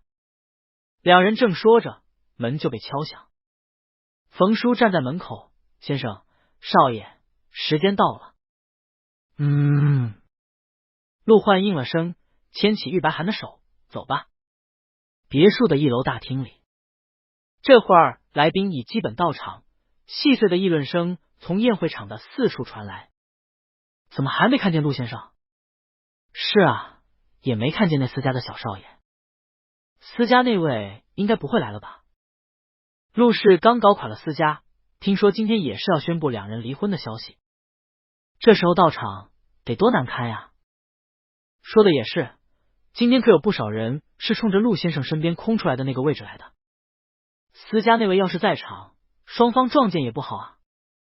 宴会场中一处，4朵金花正站在一起，将周围的声音收入耳中。杨新元愤愤不平地看向最近的几人，忍不住要上去理论，随即被齐军拉住。算了算了，一会儿让陆哥亲自打他们的脸。文楼也冷笑了一声，哼，不知水床20塌陷。身旁金花警惕。正说着，喧闹的宴会场中忽的一静，众宾客纷纷转头，只见这段时间缔造了商界传说的陆先生正站在2楼楼梯口处，金贵而清冷的面容有种摄人心魂的俊美，居高临下的角度更显出几分上位者的压迫感。但让众人哑声的原因并不是陆焕，此时陆焕的身侧还站着另一道身影，两人十指相扣的站在一起，身着同款西装服，交握的指尖银白的婚戒引人注目。玉白寒那张清秀的脸看似纤弱，却透出一股截然相反的明丽生动，令人目光不自觉停住。出人意料的场面让偌大的会场瞬间陷入了沉寂，如同一块冰玉落入了沸水。在众人安静的注目中，陆焕伸手揽住玉白寒的后腰，以一种重视的姿态带人一同下到了宴会场的最前方。抱歉，久等了。陆焕同众人点了点头，又侧向身旁的玉白寒，垂眸间清冷的侧脸柔和下来，呆着呆着就忘记时间了。众人还似没回过神啊！玉白寒脸上微热，陆焕真是在人前还挺会说的。他就清了清嗓子，配合的看回去，假意指责，看你让大家等久了多不好，下次可不能这样。他说完还颇有大家风范的转向周围愣神的宾客，替陆焕道歉，不好意思，他总这样。众人啊，怎么这情况好像跟他们想象中的不太一样？不是塑料联姻吗？不是要宣布离婚了吗？怎么这4家小少爷比陆焕还像一家之主啊？在众宾客呆愣的这档子时间，四周保镖兄弟的下巴又傲然的抬了抬。傻了吧？哈陆焕对上玉白寒的目光，唇角弯了一下，下次不会了。他说完看向众位宾客，宴会已经开场，各位请自便。凝滞的人群这才微微流动起来，光洁明亮的大理石地砖映着头顶绚烂耀眼的水晶灯，名贵的花卉装饰跟不要钱似的布置在宴会场周围，悠扬的钢琴声混着小提琴声飘扬在场中，觥筹交错间，无一不彰显着陆氏雄厚的财力。这次受邀前来的各家士族中，有奔着吃瓜看戏而来的，也有满心巴结讨好的，还有眼红不甘者，瞅着机会来挑事的。玉白寒随着陆焕辗转场中，在四周若有似无的注视下，应对着各怀心思前来招呼的人。刚送走上一位，就看一名40来岁的中年男人举着酒杯过来了。陆先生。玉白寒微微眯眼，皮笑肉不笑，开口语调像狗叫。有点子问题。陆焕没什么波动的开口，石懂。石泉先是笑了一下，随即看向玉白寒，举了下手中的高脚杯。这位就是私家的小少爷吧？这么久了，还是第一次见，之前从没见陆先生带出来见过呢。玉白寒，好啊，挑事的果然来了。他还没来得及炮轰回去，一只手便搂在他肩上。陆焕亲昵的揽着他，一副怜爱至极的模样。他还有自己的事，怕累着他。顿了顿，陆焕又在石泉略显僵硬的神色中说：当然，我生日宴的时候，白寒是在的，只不过没请你罢了。毫不给面子的一巴掌，啪地当众甩在了石泉的脸上。他一股气哽了上来，想说什么，又碍于陆焕目前的地位，最后只好干笑了2声，哈哈，这样。他说完，自讨没趣的退到了一边去。离得最近的几名千金已经觉出味来，他们相视一眼，眼唇低语，这呼的也太明显了。之前是谁说只是塑料联姻？这次办宴会是要宣布离婚的。对啊，但是为什么？正说着，一道身影突然闪现在他们面前，把他们都惊了一跳。齐觉一个回旋转身，春风得意，做西子捧心状，当然是因为被迷住了。爱到了心间，肩上几人话头一指，宴会场上布置了不少自助的餐点。玉白寒跟着陆焕转悠了一会儿，嗅着从四处飘来的食物香气，目光不由移了过去。他目光正飘忽着，突然听身侧在和人交谈的陆焕停下了话头。玉白寒扭头对上陆焕第一眼看来的目光，他陆焕洞悉想吃席了。玉白寒抿唇羞涩，说什么呢？调皮陆焕就低笑了声，你去吧。玉白寒立马喜滋滋的转头奔向餐点。他走了没多久之后，距离陆焕不远处，戴家的家主神色纠结的朝陆焕这头看了一眼，又暗示的对身侧的自家千金使了个眼色。戴家这几年示威，这次是难得的机会。就算这2人看似亲密，但先前的那些传言也不断冲击着戴家家主的心，让他不甘按下那些活络的心思。他同女儿示意了一下，便带人走向陆焕。陆先生，还未来得及道声恭喜。久闻陆先生是我 C 市的青年才俊，今日一看，果然是一表人才。陆焕转头看向走到跟前的戴家妇女，客套地道了声谢，戴先生过誉。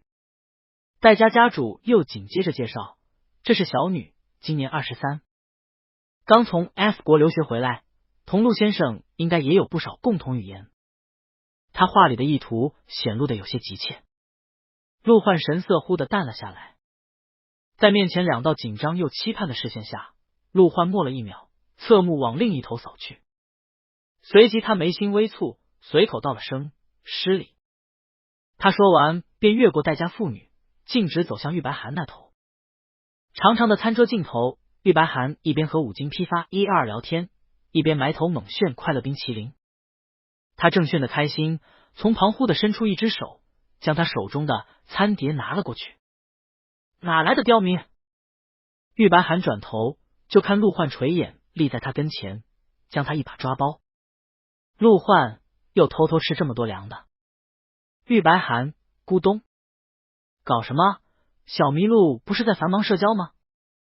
他嘀咕，我是寒热了才吞下去的。四周的视线早已随着陆焕的移动而若有似无的落了过来。陆焕无视周遭的视线，只看向玉白寒，是吗？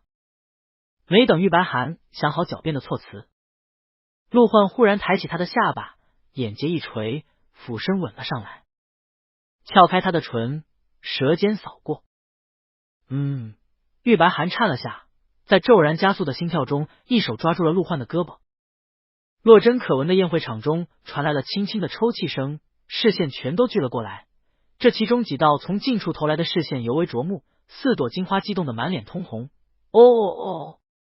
呼，唇舌交缠。陆焕舌尖扫过一圈后，便撤开身。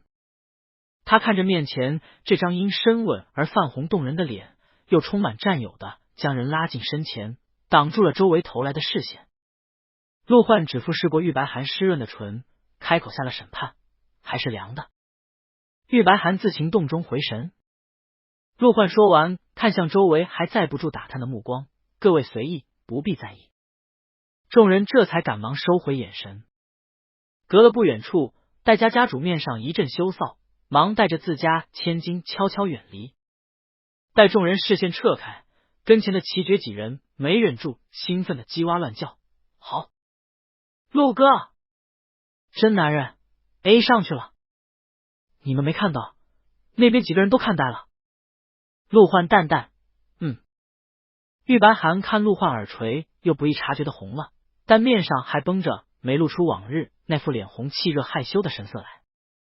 他就善解人意的将人一牵：“刚刚袖口打湿了，你陪我上去换一下。”陆焕低眼看向他干燥的袖口，两人转头往楼梯口的方向走。身后闻楼一阵嘿嘿嘿嘿，是去干柴烈火吧？下一秒他就被集体捂嘴。嘘！两人在隐隐约约的视线中上了2楼。踏入2楼走廊，一脱离众人的注目，陆焕脸上便刷得涨红。玉白寒看得新奇，他惊叹万分的捧起陆焕通红的俊脸，这还能控制的？你什么都能控制吗？脸红也卡点，那啥也卡点，真是卡点狂魔小麋鹿。陆焕滚热着脸低头诚实道，也憋不了太久。玉白寒被他这副模样勾得不行，一把将人拉下来，吧唧一亲，真可爱。他亲完心满意足的抬头，接着又听陆焕问：“心里舒坦了吗？”玉白寒眨了下眼，还说害羞小鹿今天怎么这么大胆，原来是在惦记这个。他拍拍陆焕的脑袋，就没有不舒坦过。陆焕像是定下了心，累了就在楼上歇会儿，不用下去也行。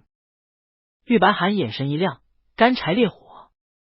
陆焕轻声：“关上你的小电影，休息间是会来人的。”玉白寒只好遗憾作罢。这份遗憾一直持续到了宴会结束。陆焕在宴会场内同宾客辞别，而玉白寒吃饱喝足，跑到宴会场门口吹吹风，顺便送客。一众宾客抱着吃瓜看戏或各种花哨的心思到来，这会儿又挂着精彩纷呈的脸离开。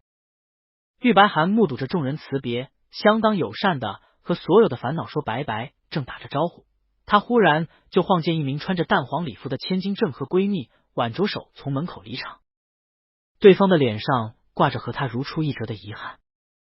玉白寒，他身旁的闺蜜无奈：“都和你说了，不可能是一口气收养10几个小孩。”许小姐痛惜：“我还等着回去当御言帝。”玉白寒，这名热心的网友原来是你。在两人路过他跟前时，玉白寒便出声将人叫住，轻轻鼓舞：“不要气馁，你的帖子我全都点了赞。”徐小姐，她闺蜜。相视2秒，徐小姐瞬间惊喜，府长赞叹：“司少爷有品位，陆先生的眼光真好。”玉白寒羞涩谦虚，主要是命好，全靠姻缘一线牵。徐小姐，那也挺好。说不清是夸人还是自夸一顿互捧结束。许小姐一扫遗憾，携着闺蜜心满意足的离开。宴会结束后，起到的效果相当拔群。玉白寒在看论坛时，就见里面的帖子都在讨论那日宴会上两人的各种细节，从出场的时候就是牵着手的，手上的婚戒特别亮，还当众接吻了，陆先生主动的。哎呀，你们是没看到，给我看的脸红心跳的，捂嘴激动。私家的小少爷和我想的不太一样。是什么样的呀？求之就是那种清清爽爽的男生，长得挺好看。如果不是和陆先生结婚，应该是校园初恋那种类型。哇，这话还算中听。玉白涵挨个点了赞，满意的退出了论坛。然而上流圈子里有关两人的讨论只好了没几天。很快何月又气冲冲的给玉白涵打了个电话，让他去看论坛。玉白涵又咋了？他再次点进论坛时，就看本来一片和谐的论坛中突然凭空冒出了好几个帖子，演的也太假了，你们还真信啊？豪门私底下的那些事儿谁不清楚，场面上作秀也不是什么新鲜事。宴会我也去了，一眼就知道是做给人看的。为什么啊？陆先生没必要这么做吧？当然是为了博个好名声。你们想想，陆氏把私家给灭了，要是转头又将私家小少爷立马赶出门，不就显得陆焕势力又冷血？可那是陆焕，不像是会随便主动去亲一个人的。为了名声算什么？两人肯定早就私下达成协议。陆焕养着司白涵，司白涵替人作秀。要不怎么解释现在才突然大秀恩爱，之前一点动静都没有？没错，都是私家倒台后才协商好的。我都亲眼看见了，两人在宴会中途还偷偷商量过了。玉白涵好个睁眼说瞎话，还讲得绘声绘色的，他要不是当事人，几乎都要信了。但那场宴会不是所有人都在场，在人云亦云之下，有关两人临时协议作秀的谣言居然越发逼真。玉白涵倒是不在意外界如何看待他和陆焕的关系，对他来说，只要你爱我，我爱你，色色的生活甜蜜蜜就可以了。但这些人怎么能说他们人美心善的小麋鹿？他这就不乐意了。等晚上陆焕回家时，玉白涵便浑身燃着战意迎了上来，眼底的火光将陆焕都惊得杀在了原地。陆焕迟疑，我惹到我们白涵了？不是你。玉白涵伸手将人一捞，翻出论坛里的帖子给陆焕看。他战火熊熊的怜爱叹息，瞧你招人爱慕，又惹人嫉妒。默了几秒，他沉着眉淡淡道，应该是一些商业对手搞出来的，动摇不了陆氏的根基，就先污蔑名誉。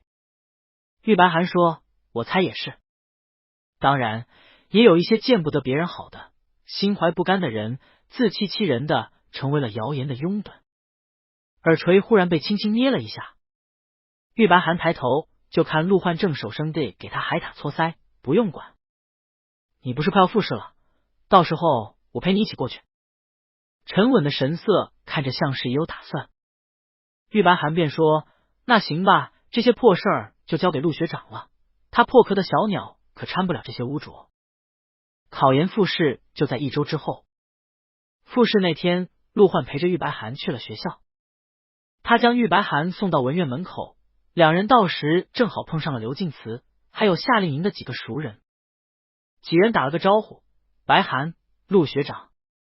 刘敬慈调侃的眨眼，陆学长亲自送你来啊，这是学神光环一路开到底。玉白涵指指点点的纠正，是爱神光环几人顿时一副自找狗粮炫的表情。陆焕很轻的笑了声，同玉白涵说，你进去吧，结束之后和我打电话。玉白涵朝他海报挥挥，好。陆焕说完，转头朝着商院的方向走去。玉白涵估摸着他应该是要去看看记挂他的恩师，便不做他想，和刘敬慈几人一同进了文院楼。复试进行得很顺利。玉白涵结束之后从文院大楼出来，就看陆焕已经在门口等他了。他走过去将人一牵，看完陈院长了。陆焕问，复试怎么样？这还用问吗？你还不清楚你们白涵学弟的实力？是我不懂事了。陆焕认错。玉白涵就宽容大度的拉着人逛了会校园，等晚上吃完饭才回到家里。因为陆焕让他专心备考，所以在宴会之后，玉白涵都没再管论坛里的事。从 C 大复试回来刚过2天，就在外界的谣言愈演愈烈之时，一个视频突然爆了出来，不仅出现在论坛里，还出现在一些财经八卦号中，甚至连上流圈子的朋友圈、微信聊天群里都将这个短短10来秒的视频传遍。视频里拍摄的正是这段时间炙手可热又深陷各种传闻的陆氏掌权人陆焕。陆先生现身 C 大，强势护肤。这是一段早在去年8月拍摄的花絮，背景是 C 大文院的一间教室。视频中，陆氏年轻的掌权人陆焕侧对向教室门口，视频外传来不知哪个学生的声音，他们还在学校里亲热。陆先生在回校期间和参加夏令营的大学生私下亲热。视频里，陆焕默了几秒，随即抬眼，侧后的角度显得他肩平背阔，透出股坦然与强势。他一字一句清晰的开口：“我们都结婚了，难道还要客客气气的？”花絮发出来，玉白涵也看到了。他微信好友不多，但朋友圈里全被刷屏了，就连乔云都在咯咯咯的转发。乔云年轻就是好哦！玉白涵小脸通红，美滋滋的反复观看了好几遍，直到身侧传来陆欢略显局促的声音：“别看了。”为什么？玉白涵窝在懒人沙发里，扭头看向陆焕泛红的脸。他又把进度条拖回“我们结婚了”那句，调大音量，指指点点：“你看，你多帅！”陆焕把他屏幕摁灭，抿着唇不说话。玉白涵将手机放下，扑到陆焕腿上，仰头问：“所以那天你去找陈院长是去要花絮了？”“那他有说什么吗？”陆焕默了好半晌，才轻飘飘的开口：“他说就知道我是喜欢这些视频的。”玉白涵喉头咕咚一动，他没忍住抚了抚心口，好感动，感觉眼泪都要下来了。这会儿视频疯传，玉白涵又点进论坛看了一眼，只见里面铺天盖地，果然全是有关这段视频的讨论。视频你们都看了吗？当然看了，是去年8月拍的，我还特意去 C 大官网看了一下，正好对上中间空出来的那一段，而且是 C 大陈院长亲自拍的。陈伯伯经常和我爹一起喝茶，对陆焕也是赞不绝口。我就说陆先生不是那种人吗？所以两人早就好上了。前段时间还有人说他们临场作秀，私下的相处可装不来。而且我在宴会上就看出来了，眼神很真啊，最后那里看得我好心动。姚守娟，哎，心动也没用了，宠爱都留给他家里那位了。玉白涵看完又给陆焕看，他拍着陆焕的俊脸表扬：“陆学长这波秀的很成功，奖励你最爱的海獭拍脸。”噗噗，陆焕扫了一眼，心情像是也好起来。玉白涵又问：“那之前那些给你花花泼脏水的都处理了吗？”西南金融圈里不会再有他们的位置了。陆焕淡淡开口，他睫毛垂下，眼底沉着幽光，本来还想仁慈点，任他们百花齐放。玉白涵拍手接道：“现在就让他们遍地开花。”他说这话时，目光还下意识的瞥了眼陆焕的脑袋。陆焕对上他的视线，后脑勺莫名一凉，眼底的幽光都散了。他将玉白涵的脸扭开：“你在瞥什么？”玉白涵腼腆的收敛了视线：“没什么。”这会儿谣言被彻底澄清，玉白涵心情相当舒畅。他一边刷着朋友圈，一边恃宠而骄的嘀咕：“你看，就是你太内敛了，平时都不跟你们白涵秀恩爱。”陆焕哦了一声：“哦什么哦？”玉白涵扭头朝陆焕看了一眼，随即无奈的拍了拍对方的脸：“算了，我也爱你是块榆木。”玉白涵本来是随口一说，结果等到晚上吃完晚饭，他刷着手机，忽然发现微信列表里陆焕的头像换了。玉白涵一下坐直，点开了头像。陆焕以前的头像是一片幽冷的海底，现在的头像依旧是大海，但已经换成了他们上次去海边时对着海上日出拍的剪影。照片里两人的身形靠得很近，剪影融入了金红的圆日，海光潋滟。玉白涵新头像是被海浪猛地一撞，他蹦下沙发就跑上楼，冲到书房里。陆焕。书桌后，陆焕刚从一堆文件里抬眼，怀里就扑通栽进了一颗萝卜，他伸手将人稳住：“怎么了？”玉白寒跨坐在他腿上，把手机拿出来晃了晃。你换头像了是不是？陆焕脸上热了些。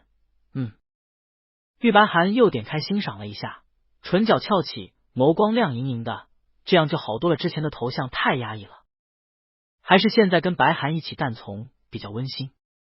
陆焕的手掌就揽在他腰后，玉白寒就着这个姿势反复欣赏了会儿，又凑近屏幕揣着小缺憾，可惜这张照片上看不太出来是我和你。陆焕请教，需要我在上面 P 个名字吗？玉白寒倏地关了手机，委婉拒绝，倒也不用这么刻意，整得像他俩在拍旅游代言一样。陆焕便默了几秒，不知在想什么。第二天是周末，陆焕也待在家里，玉白寒和人搬去了露台外。陆焕看书，他就在旁边看喜剧。玉白寒看得起劲，笑得嘎吱嘎吱的。他正窝在椅子里抖抖抖，就感觉从旁飘来一道视线。他转头，只见陆焕朝他看了过来。玉白寒稍微收敛了点笑声，我是不是吵到你的眼睛了？没有。陆焕又转回去看书，你看就是。是怕他笑得不尽兴，不好意思说吗？玉白寒想了想，接下来便十分贴心的关上嘴，吭吭吭的笑。看了大概10来分钟，身旁视线又飘了过来。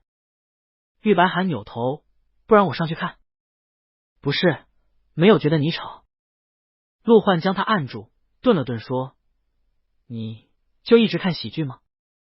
玉白寒，他去着陆焕的神色，试探道，也可以换成相声，如果你喜欢。陆焕转回去看书，都行。玉白寒眨了眨眼，怎么回事？奇奇怪怪的小迷路。陆焕这种欲言又止的状态持续了整整一天。第二天，玉白寒起得晚，他醒的时候，陆焕已经没在卧室了，估计在楼下看杂志。他起来洗漱完，照例看了下手机，随即瞥见了2条微信消息。奇绝，可以啊，孙艺清，笑，这俩又暗搓搓的在打什么谜语？尤尔，怎么了？奇绝，你说呢？陆哥朋友圈的背景没看到吗？好那个哦，奇绝，不是吧？不是吧？圈子里都传遍了，不会就你没看到吧？这不得来个挂啊！玉白寒立马退出对话框，点进了陆焕的朋友圈。一点进去，就看上面换成了他的照片。照片拍得很清楚，他柔软的发丝扫过眉眼，淡色的唇翘起来，一双乌亮的眼看着镜头，特别抓眼。玉白寒先是觉得照片眼熟，他拖着背景墙拉了一下，随即猛地想起来，这不是他当时在宿舍里拍的带着猫猫耳朵的照片，只不过背景墙上刚好截到了猫耳下面，像是故意不让别人看全。他们陆学长这小心思真是。玉白寒心跳蓦地快了几拍，他按下涌动的情绪，做了个深呼吸，随即抿住翘起的唇角，将手机一关，假装无事发生的下楼吃饭。楼下，陆焕果然坐在客厅里看杂志。他一下楼，陆焕的目光又飘了过来。玉白寒自然的打了个招呼，早安，马卡焕。陆焕指尖一动，早安，马卡白寒。还挺能稳的吗？马卡焕。玉白寒就收回视线，走进餐厅。吃过早饭，他看陆焕还悄没声的坐在客厅里，便凑过去，跨坐在陆焕腿上，将他手里的杂志拿开。玉白寒面对发问，说：“你最喜欢哪个白寒？”陆焕一下没反应过来，什么？玉白寒就笑了，蹭过去捧起陆焕的脸问：“猫猫白寒是不是？”好不正经哦！陆学长怔了2秒，陆焕脸上蓦地红了。他别开视线，故作淡定的开口：“看到了。”你说呢？干嘛偷偷摸摸的？没有偷偷摸摸。还说没有，昨天欲言又止了这么久。玉白寒瞅着陆焕通红的耳朵，心底了然，行吧，又害羞了，真是一箩筐勾人的小把戏。他就攀住陆焕的肩亲了上去，亲吻间温度逐渐攀了上来。片刻，玉白寒腰身动了动，面色绯红的侧身抬眸，要试试和你最喜欢的猫猫白寒来吗？陆焕憋红了脸没说话，却异动的厉害。他凭着呼吸定了会儿，接着将玉白寒往怀里一按，埋在人间窝里，呼出口热气。玉白寒感觉到陆焕猛烈的心跳撞击着他的胸口，胸受蠢蠢欲动的探出了头。陆焕肩背紧绷着，闷声道：“前2天才，别想破例。又切成审核模式了是吗？恨恨。”他一口气憋上来，没忍住在陆焕怀里一顿孤勇。陆焕按住躁动的他，喉结动了动，像是在憋着措辞。隔了2秒，他又开口：“之前不是说要给你修个射箭场？”躁动的萝卜停住。陆焕顺势给人顺萝卜音，现在考完试了，我让人在旁边给你修一个。哦，射箭场。玉白寒成功被哄好，注意力一下被拉了过去，畅想道：“行吧，旁边再种几棵花树，要能衬托我气质的。”陆焕请教：“比如？”玉白寒思考：“海棠。”陆焕说：“还是桂花吧，也挺黄。”这段时间玉白寒结束了考试，不用再复习。陆焕料理了几个商业对手，也比前段时间宽松了许多。两人又把游戏亲密度刷了起来。陆焕等级上升后，角色形象逐渐挺拔高大，进入了玉白寒期待已久的以下犯上阶段。陆焕好像终于 get 到了师尊文的点，从一开始的被动生疏，到现在的沉迷娴熟，在游戏里肆无忌惮的陪着放肆白寒玩得黄扑扑。大概是陆氏最近都闲了下来，玉白寒和陆焕在游戏里遇到秦雯的次数越发频繁。看两人出双入对，秦雯都惊了：“七姨，你怎么还带着这玩意儿？”玩意儿？玉白寒瞟了眼身旁的陆焕，趁人没注意这边，善良的将这条大不敬的聊天记录删掉，同人回复：“李时珍的狗，这是我徒弟。”七姨，他不单纯。胡说！他们小麋鹿可纯可纯了。玉白寒又不好和秦雯扒下陆焕的马甲，只能安抚道：“不是你想的那样，放心好了。”放心什么啊？电脑那头秦雯都要急死了。偏偏这时候，游戏场景里的陆焕还围着玉白寒绕了一圈，十分明目张胆的放了个爱心烟花。秦雯，他望着屏幕上亲亲热热的两人，心情相当复杂。以前他只当是先生和小少爷感情破裂，就睁一只眼闭一只眼了。现在误会解开，先生那么疼人，小少爷怎么还跟他那个绿茶徒弟卿卿我我呢？这是不对的。秦雯没忍住敲着键盘，在当前发送：“绿茶。”李时珍的皮，呵呵。一股火就窜上了秦雯的心头。他盯着屏幕上恬不知耻的那个绿茶崽子，刚硬的没一条，燃起了熊熊战意。他将功补过，效忠先生的时候到了。没有什么能难倒一名协助陆氏走上顶峰的职业飞客。秦雯将键盘一拽，噼里啪啦的敲起来。看我顺着网线摸到你老巢去。这边玉白寒正带着陆焕去往下一个任务点，他一边将游戏挂机，一边和陆焕说：“你跟秦雯较什么劲呢？”陆焕靠在椅背上看向电脑屏，他太闲了。玉白寒指指点点，苛待员工。陆焕将他的指尖捏住，抬手拽了拽。知道他工资多高吗？多高？2.5个中医务人员。玉白寒陷入了一瞬的正神。中医务人员现在已经沦为计量单位了吗？但很快他就换算出了秦雯的工资。玉白寒轻轻吸了口气，那确实很高了。他好奇的问：“秦雯领着这么高的工资，每天都在干些什么呢？”陆焕呵的一笑：“我看就没干正事。”玉白寒狐疑：“是吗？”与此同时，陆宅场馆的机房内，啪，键盘被敲下最后一个键。高薪闲职人员秦雯潇洒的撤回手，往椅背上一靠，燃着熊熊战火，看向电脑屏幕。2秒之后，火焰倏然一熄。秦雯望着定位在自家主宅的 IP 地址，陷入了漫长的茫然。后面几天，玉白寒在游戏上就很少碰见秦伦了。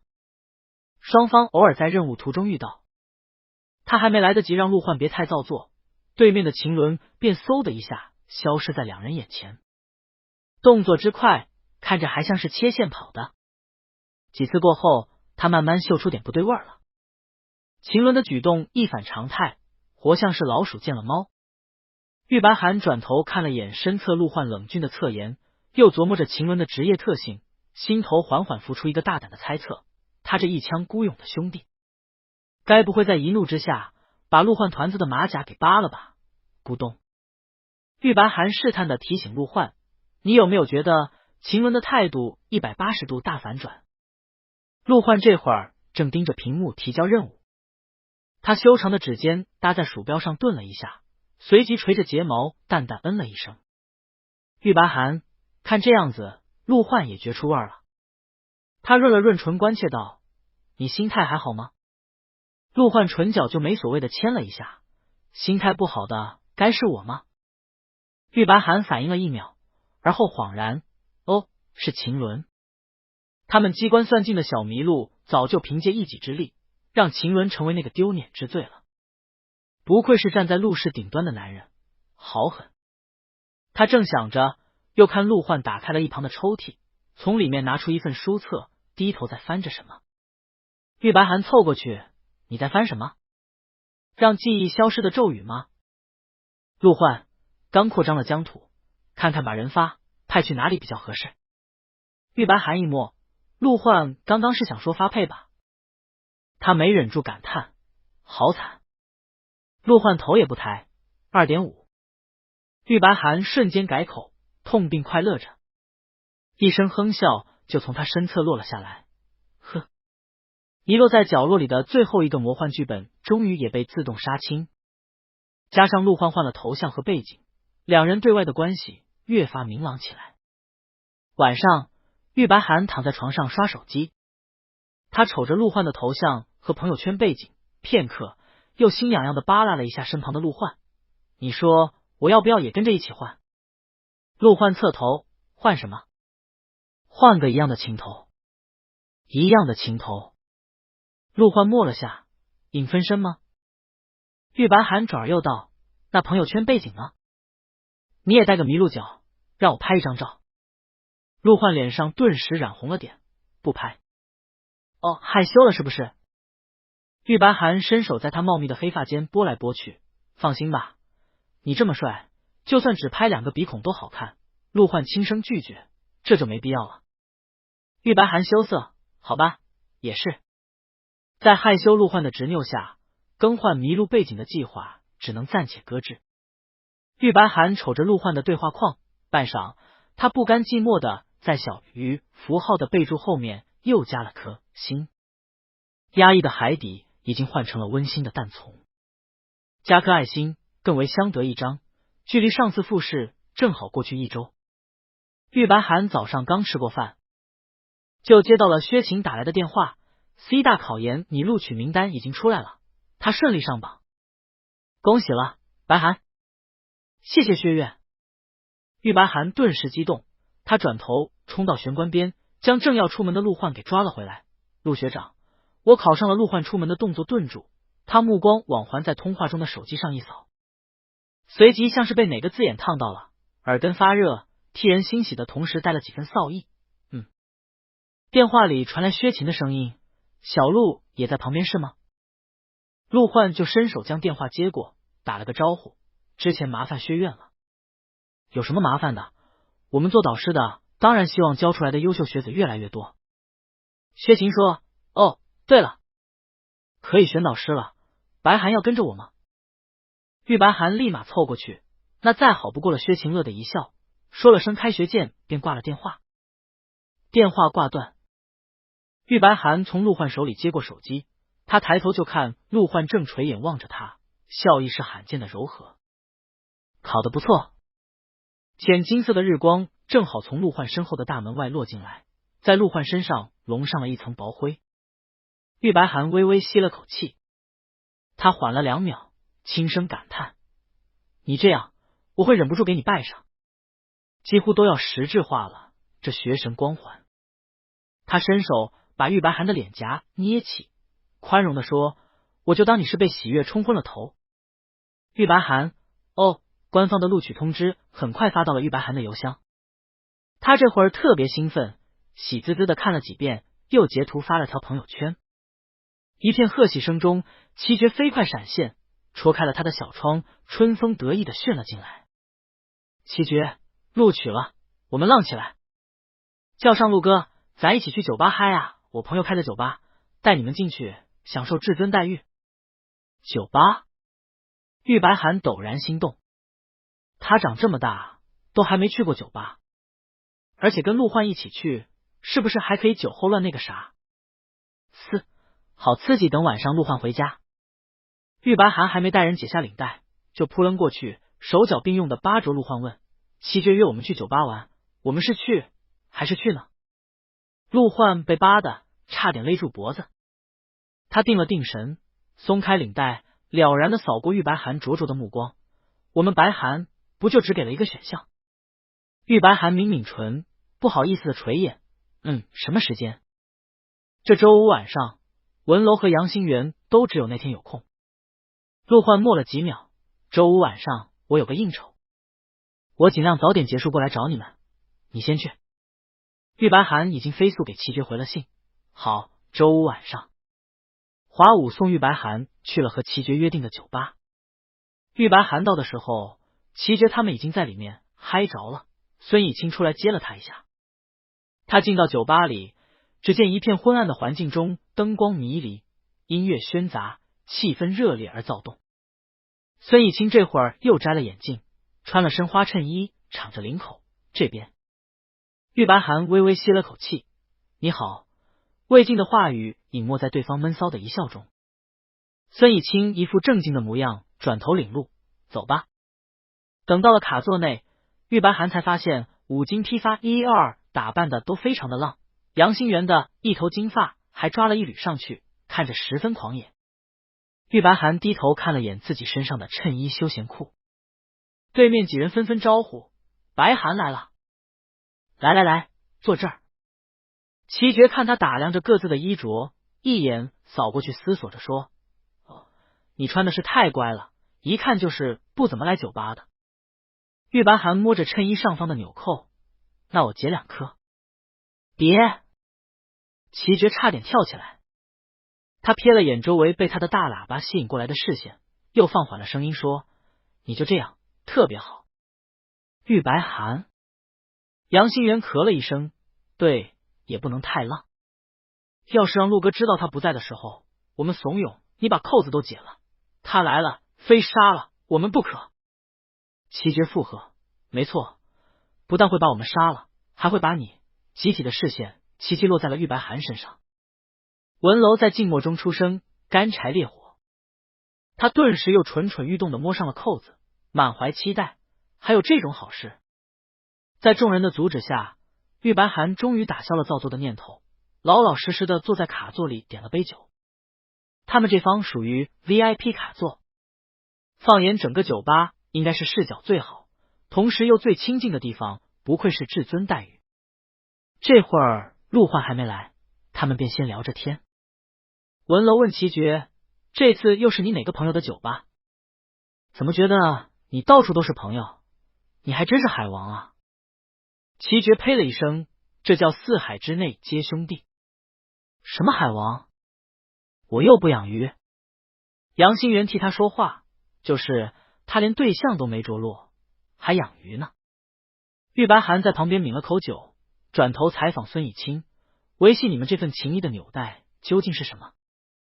很难想象这么长时间都没散伙。孙以清优雅举杯：“因为其他人都容忍不了我们了，他们只能内部消化。”玉白寒恍然大悟的和他碰了个杯，哐！原来是这样。坐了会儿，玉白寒想去上厕所，他跟几人打了个招呼，随即离座。他的手机就搁在桌面上，走了没2分钟，搁在桌上的手机便带着震动响起。齐爵几人扭头一瞥，在瞥见来电显示的一瞬，话头陡然停住。只见来电显示备注着鱼，后面还标了颗爱心。正激烈讨论着海王养鱼的几人张开嘴，心头敏感的一动。玉白寒很快从洗手间回来，他刚走到卡座前，就看5朵金花唰的朝他看了过来。他脚步一停，下意识低头看向裤子拉链，呼，拉着的，吓死他了。玉白寒心有余悸的抬头，怎么了？齐觉动了动唇，最后指向手机，你电话响了。是吗？玉白寒坐回去，拿起手机一看，是陆焕打来的。他嘴角不自觉一翘，给人回了条微信。尤儿，我刚刚去洗手间了。鱼，就是想和你说一声，我这边结束了，正往你那边过来。尤儿，那你多久能到？鱼，离得不远，估计就20分钟。尤儿，快来快来，试图引诱。鱼，又不消停了是不是？玉白寒顿时咯吱一笑，他和陆焕聊得投入，完全没注意到身侧几朵金花瞥见他甜滋滋的笑意时，目光是如何的惊疑不定。他发完消息，将手机一关，看面前的酒杯喝空，便问齐觉：“我再要杯酒可以吧？”齐觉忙不迭点头：“可以可以。”玉白寒就再要了杯鸡尾酒，窝在卡座里一边喝着，一边等待奔来的麋鹿。过了10来分钟，他估摸着陆焕应该要到了，便拿出手机准备和人打电话。正好这时候陆焕的消息发了过来：“鱼，我到了。”玉白寒立马站起来，同齐觉几人说：“陆焕到了，我出去接他。”齐觉几人：“哦。”玉白寒说完，转身离开。待他的背影消失在喧闹的人群中，从刚刚开始就心神不宁的齐觉他们才相视一眼，战战兢兢的小声讨论：“那个鱼应该不是那种意思吧？可后面还跟了个爱心，说不定是陆哥呢。陆哥为什么是鱼？”问句一出，他们同时陷入了沉默，感觉更奇怪了。几人正静默对坐着，卡座前忽然立了道高大的人影，低沉的声音传来：“你们是在酒吧里聚众打坐？”齐觉几人抬头，只见陆焕已经到了跟前。陆焕扫过一圈，没看到玉白寒。他呢？白寒刚出去接你了。杨新元说：“应该是人太多，你俩错开了。”陆焕转过头，正要去找玉白寒，忽然被4只金花叫住。等等！齐觉对上陆焕深邃的目光，吸了口气，试探的问：“陆哥，你是鱼吗？”陆焕蹙眉：“什么？”咯噔。哦嚯！那头玉白寒出门没找到陆焕，却正好看见樊玲将陆焕的车开走。他猜陆焕应该已经进去了，便又折返回来。他刚穿过人群走回卡座，就看熟悉的身影正立在卡座跟前。玉白寒眼神一亮：“陆焕！”话音落下，前方的陆焕和金花们同时转向他。玉白寒脚步刹住，一众目光全都落在他的身上。玉白寒微微探头：“怎么了？”五金批发1、2迅速将视线收回，攒攒挪挪的挤在一块儿，像群不吱声的鹌鹑。陆焕转头看着他，抿了下唇。玉白寒刚走到陆焕跟前，就被人拉过手腕。在四周昏暗暧昧的光线下，陆焕那张清冷的脸更显得古人，垂眼而来的目光深得令人心跳怦然。陆焕低声开口：“鱼是谁？”背后4只金花挤在一块儿，偷偷看看。玉白寒反应了1秒，随即他伸手将人一戳，仰头问陆焕：“你说呢？”“我哪知道？”陆焕看着他，顿了下，又状似平稳的说：“还加颗爱心，关系很亲是不是？”“是啊，特别亲。”玉白寒在陆焕骤然加深的目光下，拍了拍对方那张沉凝的俊脸，毕竟每天都要亲亲。陆焕愣了一下，五金批发1、2也纷纷探出头。隔了2秒，陆焕垂下的眼睫轻轻一扇：“是我吗？你看看是吗？”玉白寒就将手机翻出来，凑在他眼皮子底下。陆焕沉冷的神色瞬间散去，很轻的嗯了一声。五金批发1、2也齐齐松了口气。文楼抚着心口，欢欣鼓舞：“太好了，原来陆哥就是鱼。话落，四下一默，集体的视线又唰的对向了他。陆焕转向玉白寒，勾了下他的手指。所以，为什么我是鱼？他用只有2个人能听见的声音低声问。因为我们白寒是浪。又开始点他了是不是？他发出指责的声音，再说什么俏皮话，他那么美好的寓意。他拉着陆焕在卡座里坐下，旁边齐爵已经适时的替人点好了酒饮。玉白寒同他们隔了1米远的距离，他凑在陆焕身前指指点点。你之前那个头像这么，他换了个措辞，深沉。给你加条小鱼，在海底自由自在的游来游去，不好吗？陆焕指尖微微一震，心头仿佛蓦然闯入了一条游鱼，鱼尾一摆，搅动了深处沉寂的海水。他漆黑的眸光动了一下，指尖抬起，还没碰到玉白寒的脸，面前的人忽然又翻了个面转向他。玉白寒酒劲上头，飘飘然的眯眼，而且还这么容易被钓陆焕。陆焕，他脑海里陡然浮现出一抹橘红，赫然是家里的那只鱼屉。陆焕神色一深，悠悠的朝人盯去。玉白寒飘忽完，转头对上陆焕越发危险的目光。他又怎么了吗？他这会儿正仰在陆焕眼前，乌黑的发扫过眉梢，身上的衬衣雪白干净，更衬得他面色绯红，眸光亮得勾动人心。陆焕低眼盯了他几秒，随即压着眉心呼出口热气。他手背挨了下玉白寒发热的脸。喝了多少？玉白寒伸出2根手指。耶！身后齐爵几人扭头看了过来。陆焕越过他看向齐爵，在得到对方一个不敢欺瞒的点头后，又将目光落回玉白寒脸上。特调酒后劲大，少喝一点。玉白寒伸出3根手指，十分快乐。OK， 喝上头的保留项目。果然，陆焕来了之后，5朵金花就开始玩骰子。在这种地方玩骰子，输了的一般就要罚酒。玉白寒玩得起劲，吨吨几口酒顺喉而下，脸上越来越红。罚给他的酒被陆焕挡了一半。陆焕是从应酬场上直接过来的，身上还穿着正装。酒意涌了上来，他便伸手松开了领口，露出一截泛红的脖颈。玉白寒热烘烘的瞥见，哦，那他也是可以松领口的吧？反正这会儿陆焕也在，他就浅浅松一颗。玉白寒想着，低头解了颗纽扣。旁边陆焕看见没说什么，只叫人拿了杯冰水过来，喝点这个。玉白寒迷迷晃晃的凑过去。哦，几人玩了会儿，陆焕的手机响了，大概是合作方的电话。他拿起来看了一眼，蹙了蹙眉起身，我先去接个电话。他们这方卡座虽然相对清静，但依旧能听见不远处躁动的音乐和过路人的声音。陆焕便拿了手机去别处接听。他离开后，几人继续玩游戏。玉白寒刚刚喝了太多水，现在又想去洗手间。他看齐爵几人还在像做法一样的摇头子，就说了声我去洗手间，然后起身。几人一派投入，五经批发1、2，晕乎乎的喝着酒，玩得昏天黑地，直到陆焕接完电话回来。陆焕看了眼正上头的几人，白寒呢？跟前几个憨批红彤彤的抬头。在陆焕沉沉的目光下，齐觉的酒意陡然醒了一半。白寒好像说他去洗手间了，刚走。他清醒过来，又一个机灵，要不入哥你去找找。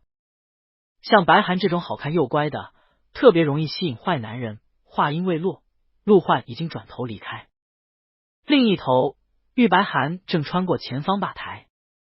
这里的吧台位于酒吧的正中央，是整个酒吧里光线最亮的地方。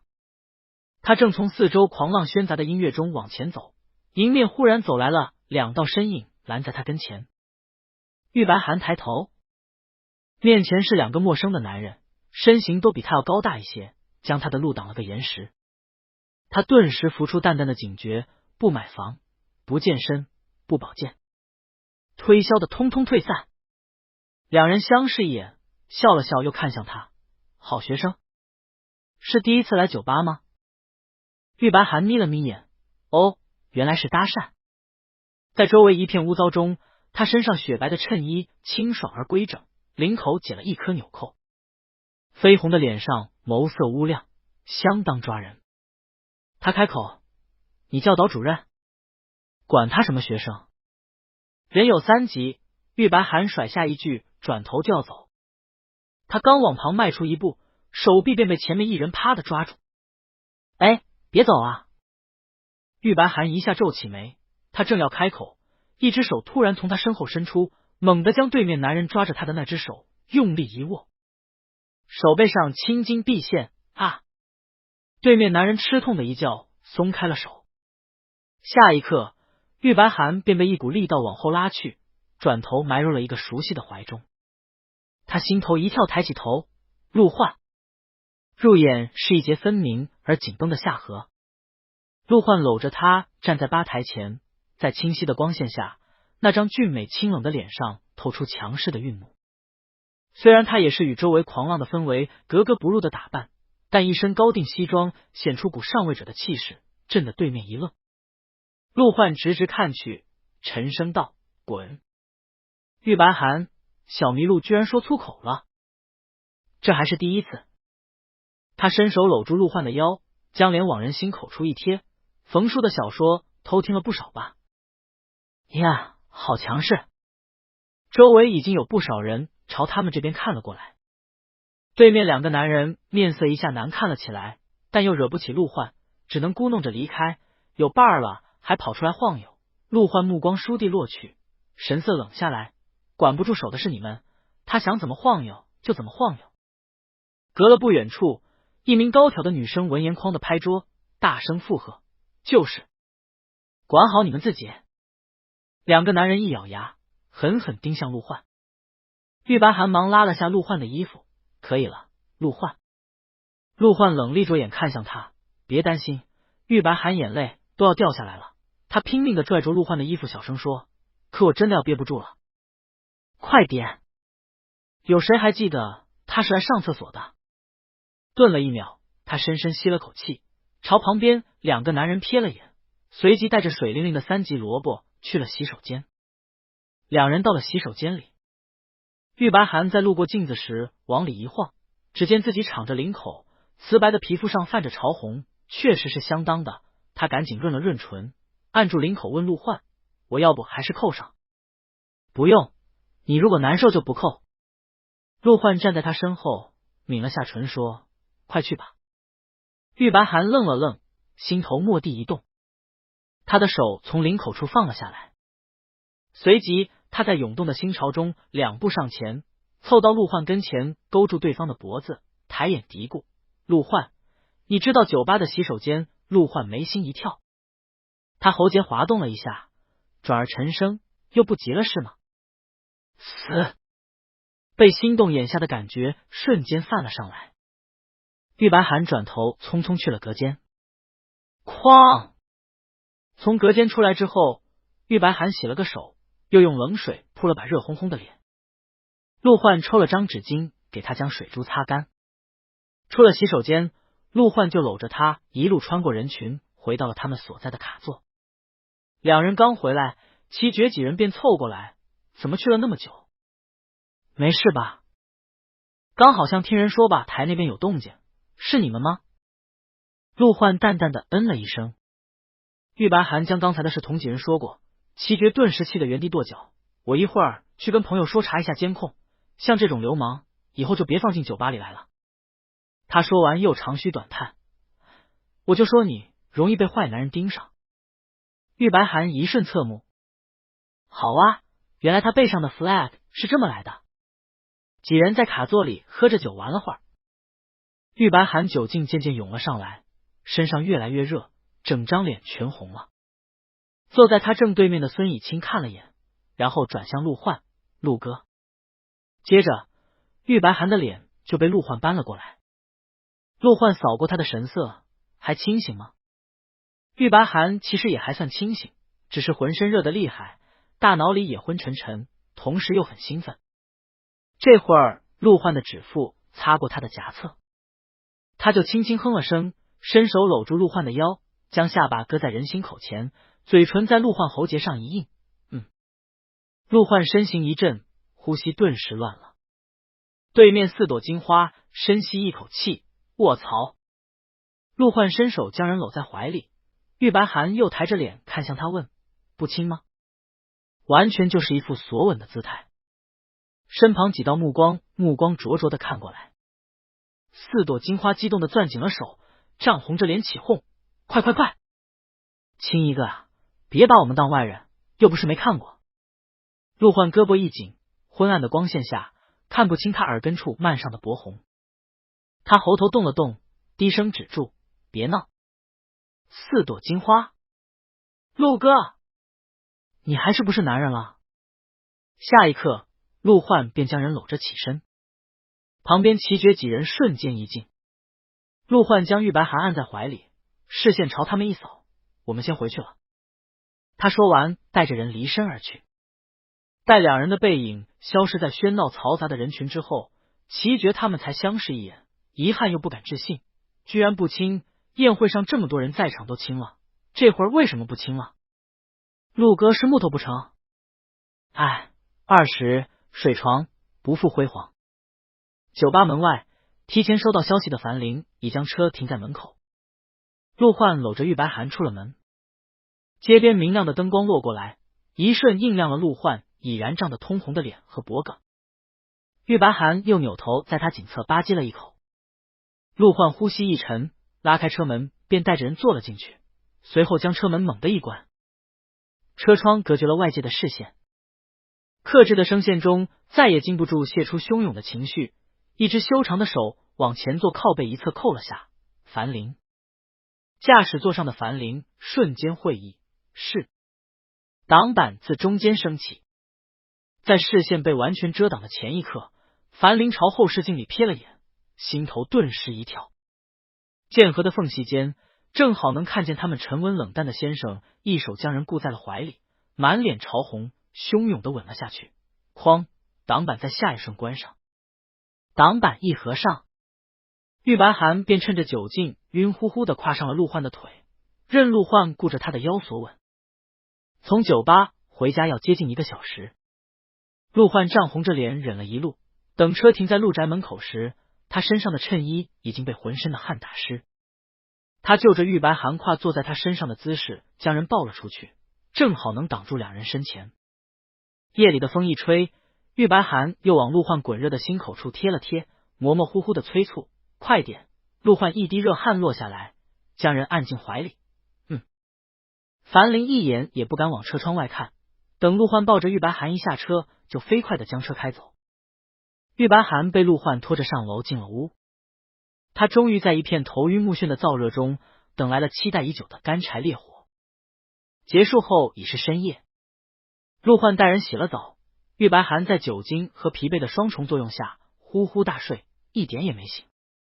主卧已经睡不了人，两人便睡去次卧。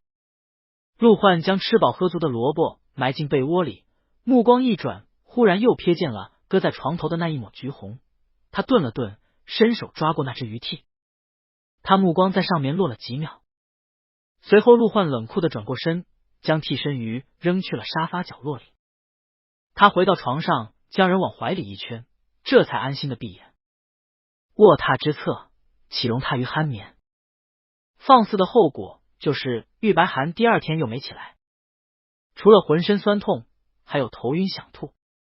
陆焕给他递了杯蜂蜜水，玉白寒一边探头用嘴去接，一边摸了摸自己的小腹，我该不会是有了。杯子蓦然一抖，蜂蜜水都洒到他颈窝里。可玉白寒被水呛了一下，陆焕飞快的拿纸给他擦了下巴和脖子。他悠悠的抬眼指责：小心点，一尸两命。酒还没醒是吗？陆焕攒着纸，抿了下唇，深深看向他，脖根尽红。玉白寒便垂下眼，老老实实的喝水。看来这个剧本没有特别打动保守害羞的小麋鹿。你不舒服就多歇会儿。陆焕等他喝完水又说，正好这几天射箭馆开始动工了，外面会有点吵，还有扬尘，家里窗户都关上了，尽量少出门。玉白寒叹的安详，哦，好，射箭馆就修在陆宅的另一侧。因为要求修的比较精细，所以工期大概在半个月以上。进入5月份的时候，施工已到了后半截，但入夏几天正是雨季，连绵的雨天让施工进度暂时停了下来。晚上吃饭时间，冯叔后在餐桌旁实时转播天气预报，今晚有狂风暴雨，雨打芭蕉。玉白涵叼着排骨朝冯叔看了一眼，他听到了什么？陆焕习以为常，淡淡的说：“不要把小说语言带入天气预报。”冯叔羞愧的垂头：“是，先生。总之就是风雨大作，要关好门窗。”陆焕嗯了一声，知道。等到大约11、2点，外面的风雨声果然变大了，夜雨噼里啪啦的砸在窗台上，庭院中的林木被狂风摇曳，沙沙作响。陆焕睡前关上窗，拉了窗帘。玉白涵躺在被窝里，朝他噗噗拍床，极尽造作之姿：“快上来，我们雨打芭蕉。”陆焕躺上床，将他制住，然后明天你就会像霜打的茄子一样。玉白涵再说什么大逆不道的话呢？虚弱陆焕造作的念头被他们严格的路审核一发毙掉。陆焕将床头灯关掉，抹上玉白涵的眼皮，睡觉。哦，严闭的门窗隔绝了外界的狂风骤雨。玉白涵窝在他的萝卜坑里，睡得很有安全感。他侧躺的方向正好面朝着窗外，他迷迷糊糊的睡到半夜，一道闪电便霍地映亮了窗。轰隆，伴随着雷声，玉白涵又醒过来。他醒时还有些恍惚，跟前陆焕呼吸均匀而平稳，显然还在深眠之中。今晚的菜口味比较重。这会儿玉白涵被电闪雷鸣吵醒了，就觉得有点口渴。他轻手轻脚的动了动，然后一个滑动解锁从陆焕怀里溜了出来。他摸黑出了门，打算去楼下喝水。玉白涵喝过水，又折回楼上。他刚踏入走廊，忽然听见靠近射箭管那一侧隐隐传来了什么声响，像是有什么被刮落。紧接着一道巨响从书房传来，哐啷！他赶紧走过去，拉开书房门。门一打开，一阵冷风扑面而来。只见对面的窗帘翻动着，紧闭的玻璃窗不知被什么砸破，玻璃反射着外面雪亮的电光。玉白涵惊了一跳，忙伸手开了灯，灯光映亮了书房的一片狼藉，玻璃碎扎落了满桌满地。桌面上陆焕的文件被风吹得哗哗作响，雨丝都落了进来。他们小麋鹿上衣的大盛宴。玉白涵一个警觉，几步走到桌边，将文件收进了抽屉里。碎掉的玻璃窗只能明天让人来修。玉白涵收好文件，便打算回屋。他刚往后退一步，拖鞋边忽然在凳子腿上绊了一下，他的脚一下拖出，踩在了地上。嘶！一阵刺痛从脚心传来。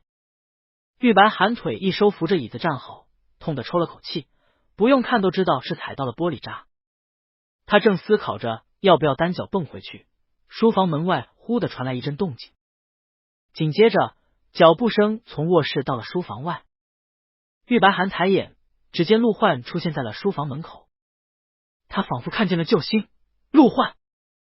书房内的场景映入眼底，陆焕心头一紧，很快大步走了进来。玉白涵忙提醒，小心地上的玻璃。然而陆焕脚步都没顿一下，沉着眉径直就走到了他跟前，一手握住他的胳膊，目光落在他脚下。踩到了。玉白涵扒着他点点头，但你的文件我已经，管那做什么？陆焕抿了下唇，好像有点气恼。下一秒他直接将人抱了起来，转头出了书房，走向卧室。玉白涵被放到床上时，脚心扎进玻璃的地方已经出了点血。他瞅着陆焕紧锁的眉心，生气了。不是在生你的气。陆焕唇线抿得笔直，握着他的脚默了一秒，又起身出门。别动，我去拿医疗箱。玉白涵便撑在床上。哦。陆焕很快拿了医疗箱回来，他先将人脚心的玻璃渣夹了出来，又给人消毒上了药，再用纱布缠上伤口。暖色的床头灯映过来，玉白寒一只鲜白的脚落在陆焕掌心，脚被弧度交好，隐隐透出下方青色的血管。染血的棉签纸落在一旁。陆焕为了方便替人处理伤口，所以是半跪在床前。这会儿玉白寒被他握着一只脚，对方掌心的温度灼得他脚趾一拳。他正想抽回脚让人起身，就看陆焕目光落在他足背上。陆焕垂下的眼睫一颤，忽然俯身在他伤口旁轻轻落下一吻。玉白寒脸轰的一下通红，做什么呢？陆焕好羞涩。他脚抽了下没抽出来，被陆焕避开伤口握住。玉白寒攥着身下的被子，红扑扑的问：你亲那里做什么？陆焕握着他的脚抬眼：你哪里我没亲过？那双漆黑的眼底眸光很深。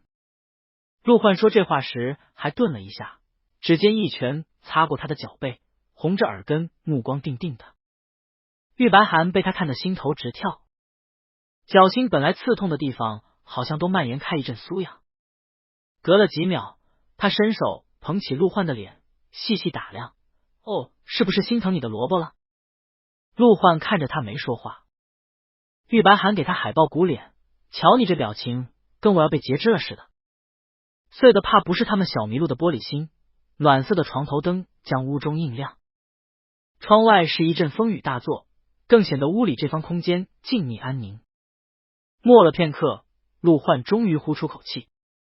他起身坐在床边，捏着玉白寒的脚踝，换了个话题：过一阵子是我们结婚1周年，你伤着脚了，那我们就从简。玉白寒眨了下眼，结婚1周年，陆焕居然还记着这个日子。这么说来，这也是他来到这个世界整整1年的时间。玉白寒在床上孤勇了一下，凑近陆焕：那就从简，反正我也不想请一些不认识的人。陆焕说：就请我们白寒的家人们。玉白寒羞涩：可以，总归也就一点点。陆焕轻轻捏了下他的脚趾：一点点。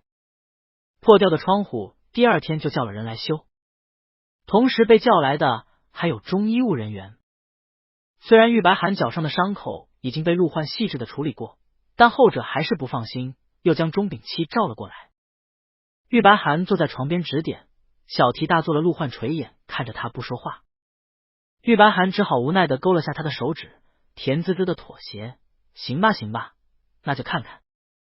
真是有这么紧张健硕白寒吗？这2人正说着话，钟炳期便风尘仆仆的从卧室门口走进来。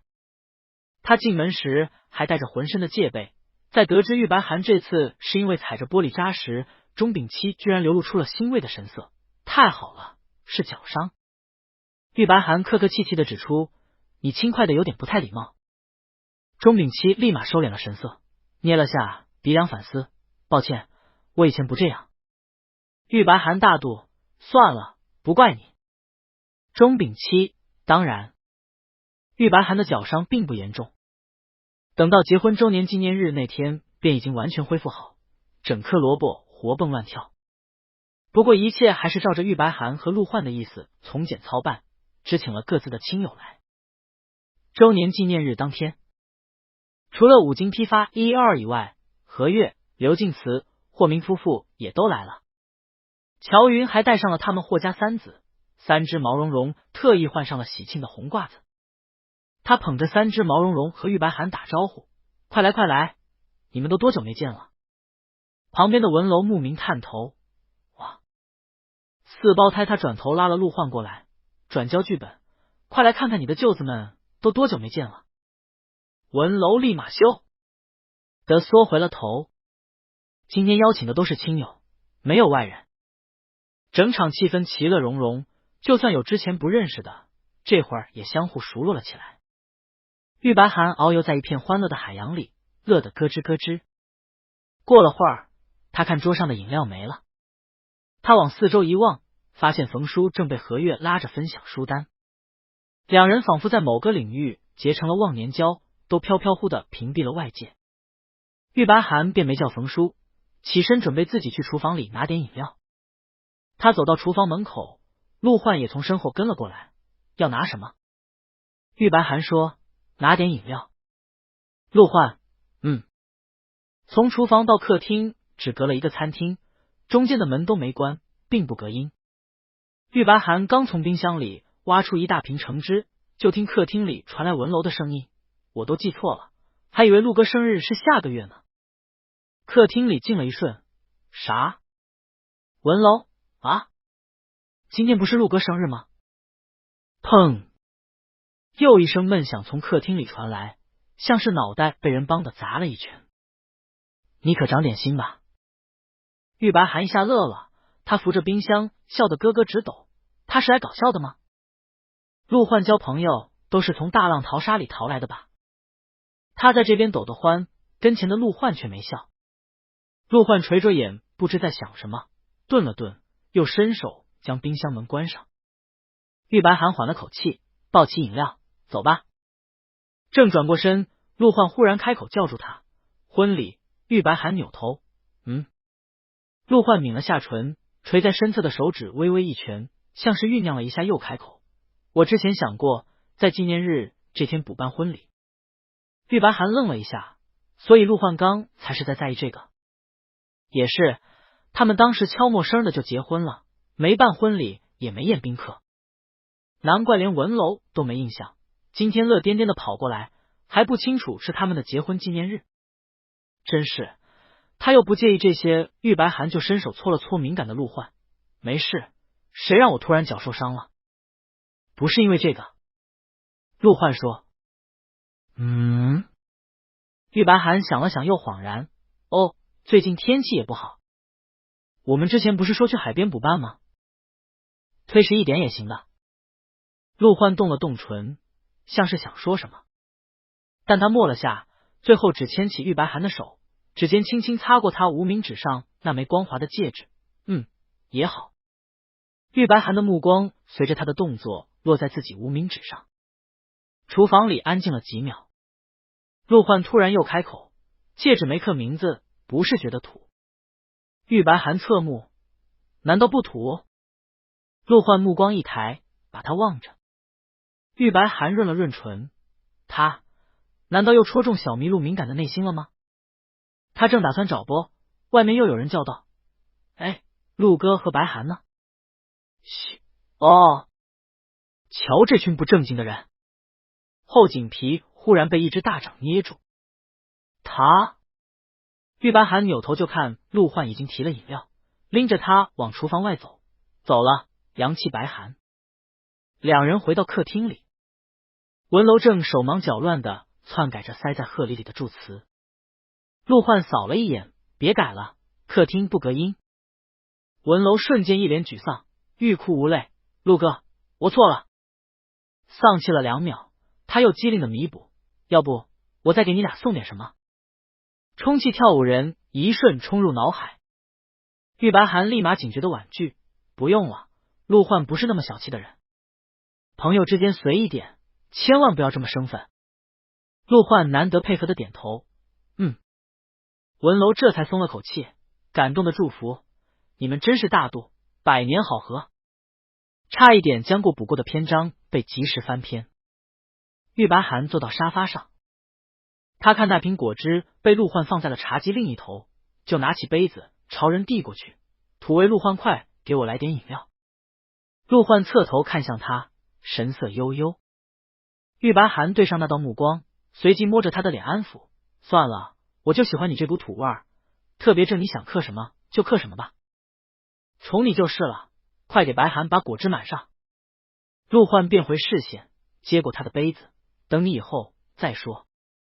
气泡果汁发出噗呲一声，混着身旁其余人嬉笑打闹的声音，陆焕的语音模糊而低沉。玉白涵微下，等他什么？一杯满上的果汁递到跟前，他的天灵盖被陆焕敲了一下，喝吧，迟钝白涵。玉白涵探头叼着杯沿，露出2只乌亮的眼睛。纪念日过后没多久，雨季也结束了，射箭馆终于完工，就修建在主宅的另一侧，从主宅出门右转便能进场馆。场馆一修好，玉白涵便迫不及待地抵达了现场。场馆内铺着木质地板，陆焕送他的那把藏品弓箭也摆在了场馆中，整体看上去大气而质朴。场馆是半开放式，这会儿午后的阳光正好从庭院的屋檐下漏进悬空的廊道上。庭院四周种了大片的海棠花，艳丽的一簇簇在阳光下细细摇曳。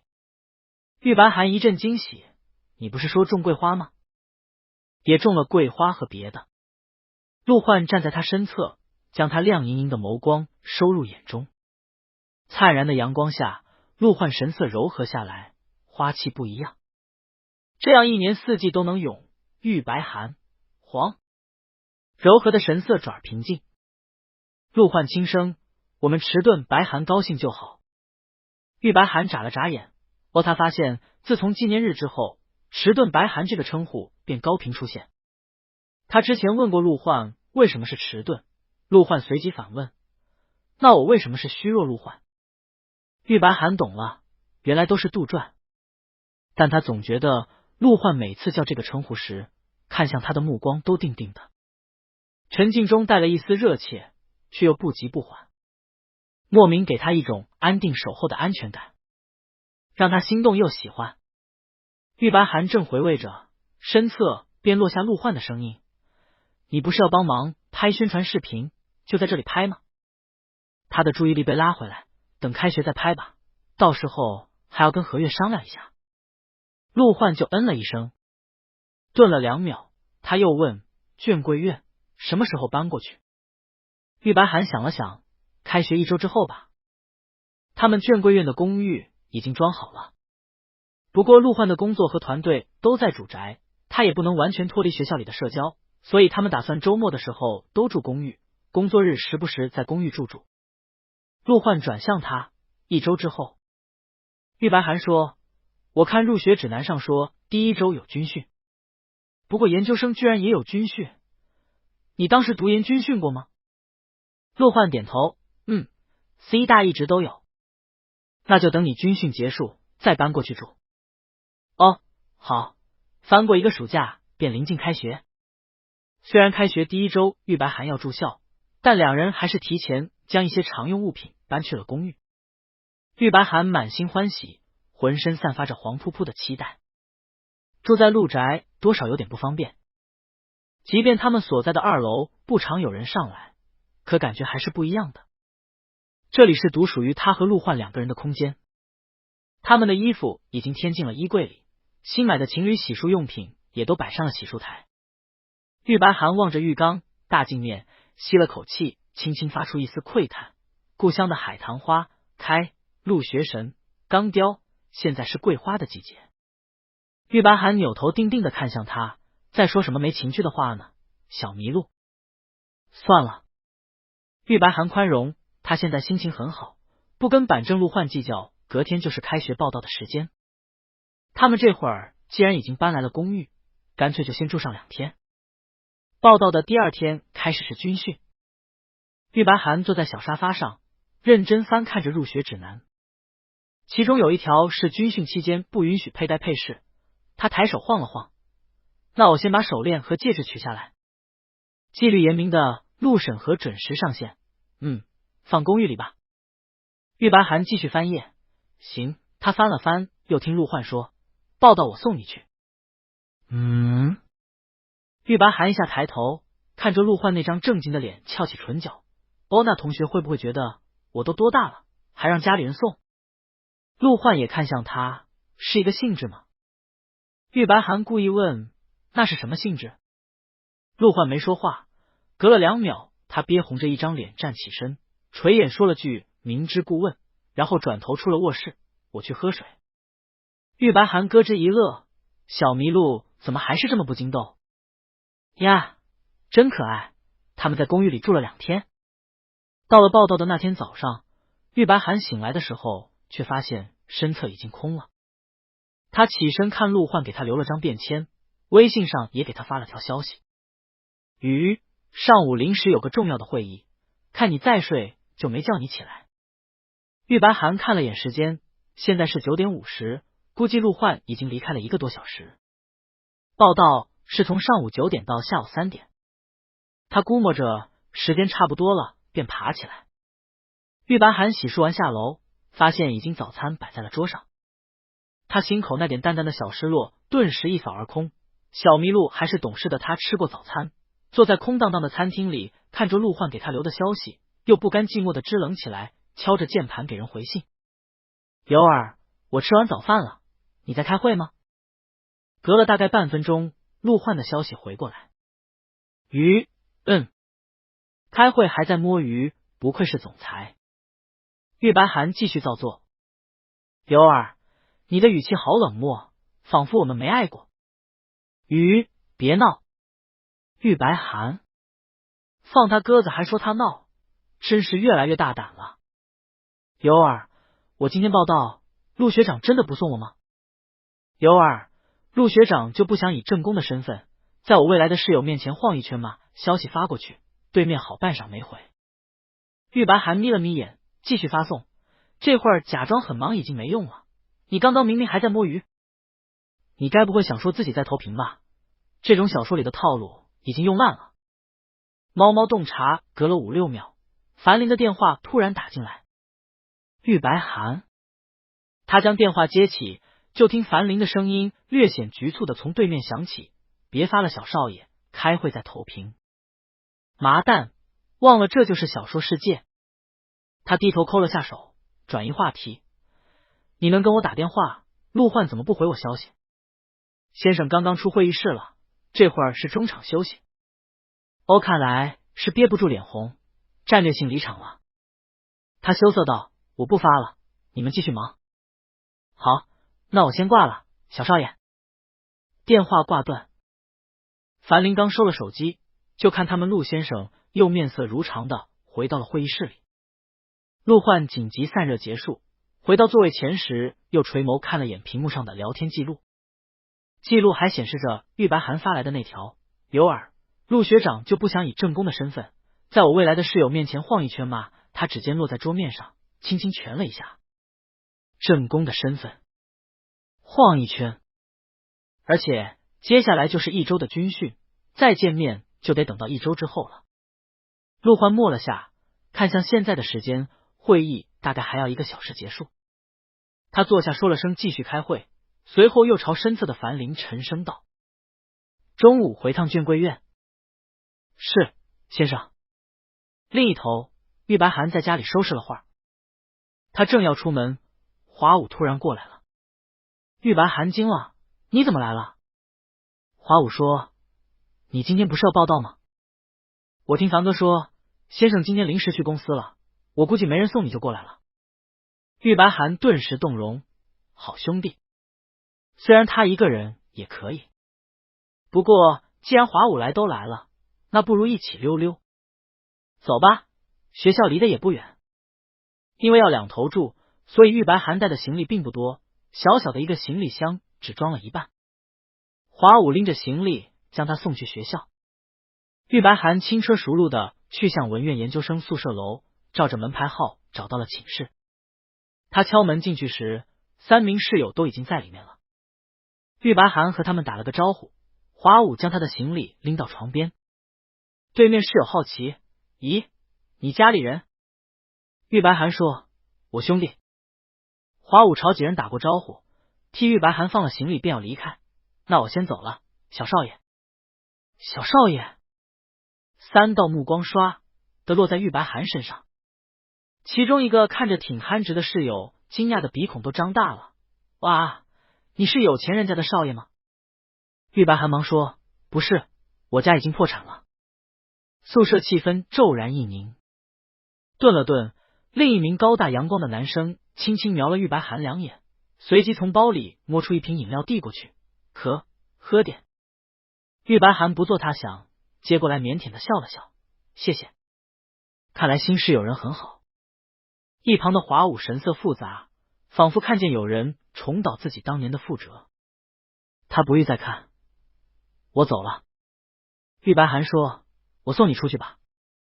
不用了，你还要收东西。那好吧，拜拜。华武离开宿舍楼，出了 C 大，他的车还停在卷贵院的地下车库。助人为乐结束，他一路轻快的走回去。刚到地下车库，他迎面就遇上从那辆熟悉的银灰色迈巴赫上下来的陆焕和樊玲。双方在电梯口前打了个照面。从电梯间透出的光线映亮了规整灰暗的水泥墙柱地面。陆焕站在电梯间前默了好几秒，随后淡淡开口：“做什么去了？”华武立马站直，微扬起下巴，一副特别来事的样子，送小少爷报道去了。第一时间冲在前线。话落，陆焕倏地看向他，樊玲也倏地看向他。华武咕咚一下，稍稍后退了一步。怎么了？他不是功绩显赫吗？在陆焕沉寂的注视下，樊玲闭了闭眼。华武，你功高盖主了呀。华武走后，玉白涵在宿舍里收拾行李。等他收完东西，拿出手机，才发现10分钟前陆焕给他发了消息：“鱼，你在宿舍了？”“有儿，已经到了，速度70迈，心情是无敌嗨。”“鱼，哦。”玉白涵，哦是什么？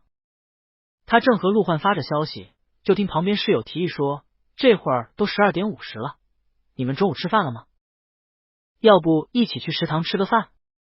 玉白涵闻言立马抬头：“食堂我熟啊，我带你们去。”几人惊讶：“你是 C 大本科的？”他们宿舍一共是4个人，先前那名憨直的室友叫徐凡，另一个圆脸的室友叫金明，递水的阳光室友叫杨子叶。除了玉白涵以外，他们3人都是从其他学校考过来的。玉白涵思索了一下，算是旁听吧。一众目光又唰的落在了他身上。啊，家道中落的小少爷。玉白涵说完就低头继续和陆焕发消息了，也没注意到那一溜齐刷刷的视线。有儿，我这会儿要和室友一起去吃饭。鱼，哦。有儿，自动回复。鱼，不是。玉白涵看着回信笑了下，真是回这么简洁，小麋鹿该不会又在当众摸鱼吧？有儿，你去忙吧，拜拜。时机乖巧，他回完消息便收了手机，带着室友几人轻车熟路的出了宿舍楼，去向食堂。这会儿已经接近午餐结束的时间。今天来报道的人很多，办饭卡的地方排起了长队。玉白涵估计等他们排到食堂都要关门了，就说先刷他的卡，不用转钱了。我请你们吧。他说完，在室友们诚惶诚恐的目光中替3人刷完卡，然后拿了餐碟坐到桌前开始吃饭。徐凡坐在玉白涵对面，感动的捏紧了筷子。白涵，你真是好。话到一半，他对上玉白涵抬眼而来时鼓鼓囊囊的两腮，顿时卡了一下，好能吃啊。金明和杨子叶也看得愣住了。玉白涵看着纤瘦白净，结果干起饭来如风卷残云。这会儿抬眼把他们看着，两腮还吃得一鼓一鼓，像只正在暴风吸入的仓鼠。杨子叶没忍住赞同：“你胃口真好。”玉白涵把食物咽下，入学了。开心3人顿时一静。哦，几人都是开朗的性格，很快就熟络起来。报到第2天便是军训。军训的服装都是整套的 ，T 恤、外套、腰带、长裤，甚至还配了长靴。玉白涵换上之后，将腰带一束，2条腿裹在长靴内，显得又直又长，身形相当漂亮。旁边徐凡发出惊叹：“哇，同样是军训服，怎么你穿就这么好看？”杨子叶也朝玉白涵看了一眼，随即摸了下鼻尖笑笑，人长得就好看。玉白涵里好衣服，腼腆的转头指指点点，小声点夸：“宿舍门还没关。”一点也不低调，宿舍门口就有一面等身镜。出门之前，玉白涵落在最后，对着镜子拍了一张照，发给了陆焕。有儿，图片，有儿，好看吗？陆指挥。他刚发过去，前面室友便催他快点跟上。他只好暂时收了手机，匆匆赶上大部队来了。军训一练就练到了中午。队伍解散后，玉白涵才有时间拿起手机，陆焕果然已经回了他消息。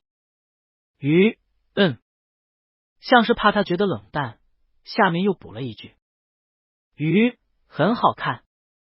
玉白寒都能想象出陆焕抿着唇，红着耳根，垂眼一点点打字的样子。他一下笑起来，给人回着消息：刘儿有没有想你们白寒？鱼刘儿看吧，谁让你报道那天不来送我？都是华武来送我的。小本们记仇，鱼一串省略后，莫名透出股冤种的味道。隔了几秒，陆焕回道：以后都不会了。玉白寒头顶冒出个问号。不会什么？不会再放他鸽子了。但他怎么觉得这句话的主语是指向华武的？太阳太大，晒出错觉了吧？玉白寒眨了眨眼，随即将这不知从何而起的即视感抛在脑后，继续逗着那头的害羞小麋鹿。刘儿，好看你就多看看，要一周都看不到了。厚颜无耻的自夸发过去，陆焕回了句：好。不过他确实是相当好看的。周围都是一片身着同样军训服的朝气蓬勃的大学生。玉白寒站在其中，一张脸清俊白净，笑起来的时候还露出2颗小虎牙。路过几名女生都朝他多看了2眼，其中2名女生大胆的朝他搭话：同学，你也是文院的吗？你是哪个导师啊？玉白寒从聊天中抬头：我是薛院的。哇，好羡慕，听说薛院人很好。是很好，教的也好。他们正聊了2句，室友几人便从后面走过来，叫上玉白寒去吃饭。杨子叶看了眼玉白寒额角的汗，顿了顿，然后从包里摸了瓶水递过去：喝吗？玉白寒摆手：没事，我有。徐凡调侃：杨哥你咋不给我？我都快中暑了。他的确是一副快要虚脱的样子。杨子叶摸着鼻尖笑了笑，随即不介意的转手递给他：那给你吧，你还没白寒身体素质好。玉白寒敏感的眯眼，什么叫还没？他为自己证明我经常锻炼的好吗？为了无止境瑟瑟。行，你厉害。几人说说笑笑的去向食堂。军训安排的相当紧凑，不但上午、下午要训练，有时候连晚上也有紧急集合。加上军训封闭而严格，自从开学以来，玉白寒还真没能和陆焕见上面。军训刚过一半，整颗萝卜都快蔫了。玉白寒感觉自己麋鹿成分严重缺失，他只能在晚上睡前抽空去阳台和陆焕视频10几20分钟。快翻墙来探望你的萝卜。视频对面，陆焕靠在书房的椅子上，垂着眼轻声问，然后直接把荣誉墙上的照片挪去校园警备栏吗？玉白寒羞涩的从屏幕上戳他脸：瞧你真幽默。陆焕弯了下唇角，又问：军训累吗？玉白寒一瞬倔强：你在看不起谁？看我们白寒又敏感了。陆焕拿捏着他的调调安抚：等军训结束，带你去吃海鲜锅。玉白寒黄扑扑：我不吃海鲜锅，我要吃别的。视频那头一默。片刻，陆焕喉头一动，抿了下唇：别浪。身后隔了道阳台门，就是正在聊天打闹的室友。玉白寒也不敢太浪，怕惹火上身。他过了个嘴瘾，缓解了这几天的干涸，便适可而止的不再造作。那我先挂了。早点睡。晚安，马姑娘。晚安，萝卜干。互相讨不了好的晚安结束。玉白寒挂完电话从阳台回来，室友几人都看向他。金明随口道：在打电话呀。玉白寒：和家里人。他铺垫了一句，就等着几人往下问，好甜滋滋的介绍一下他们陆学长。结果刚说完这句话，宿舍里便集体一默。破产一家人，静默5、6秒之后，金明相当拙劣的岔开话题：来打扑克吗？玉白寒、杨子叶和徐凡已经拉着他坐下来。玉白寒猛猛一坐：行吧。1周军训很快就要过去，倒数第2天的时候，太阳特别烈，正午的日头明晃晃的落下来，近地面的空气好像都被烘烤出一股热浪。到了中午解散时，玉白寒刚拿起自己的包，身旁徐凡忽然一个趔趄，差点晕倒。他忙伸手将人扶住，离得近的金明也一起扶了把。没事吧？徐凡摸着额头站起来，脸色惨白惨白的，可能有点中暑。玉白寒说：“我扶你去医务室，还是我带他去吧。”金明已经将徐凡搭上，迟疑道：“我都怕你俩一起晕在路上。”玉白寒说什么呢？我完全没事。跟前几人便朝他看了一眼。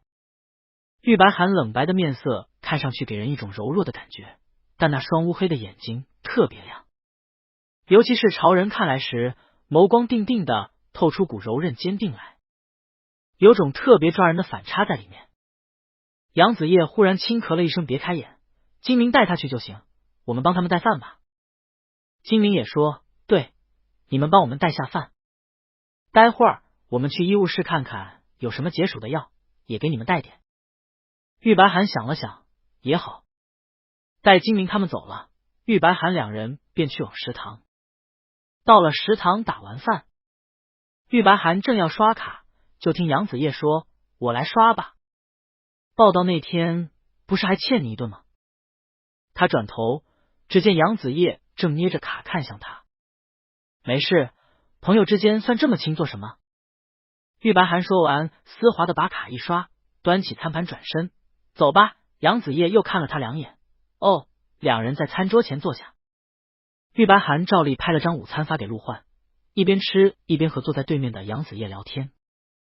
他坐在桌边靠走廊的位置，正吃着饭，忽然听一道声音从旁边落下：“白寒。”玉白寒抬头就看孙以清正端着餐盘站在边上，他立马欢心的打了个招呼：“呀，小孙。”对面杨子叶一下看向孙以清，孙以清正要开口，目光忽然扫到旁边的杨子叶，他话头一顿，又朝玉白寒看了一眼，随即抵了下眼镜，唇角挑了挑：“我坐这儿行吧？”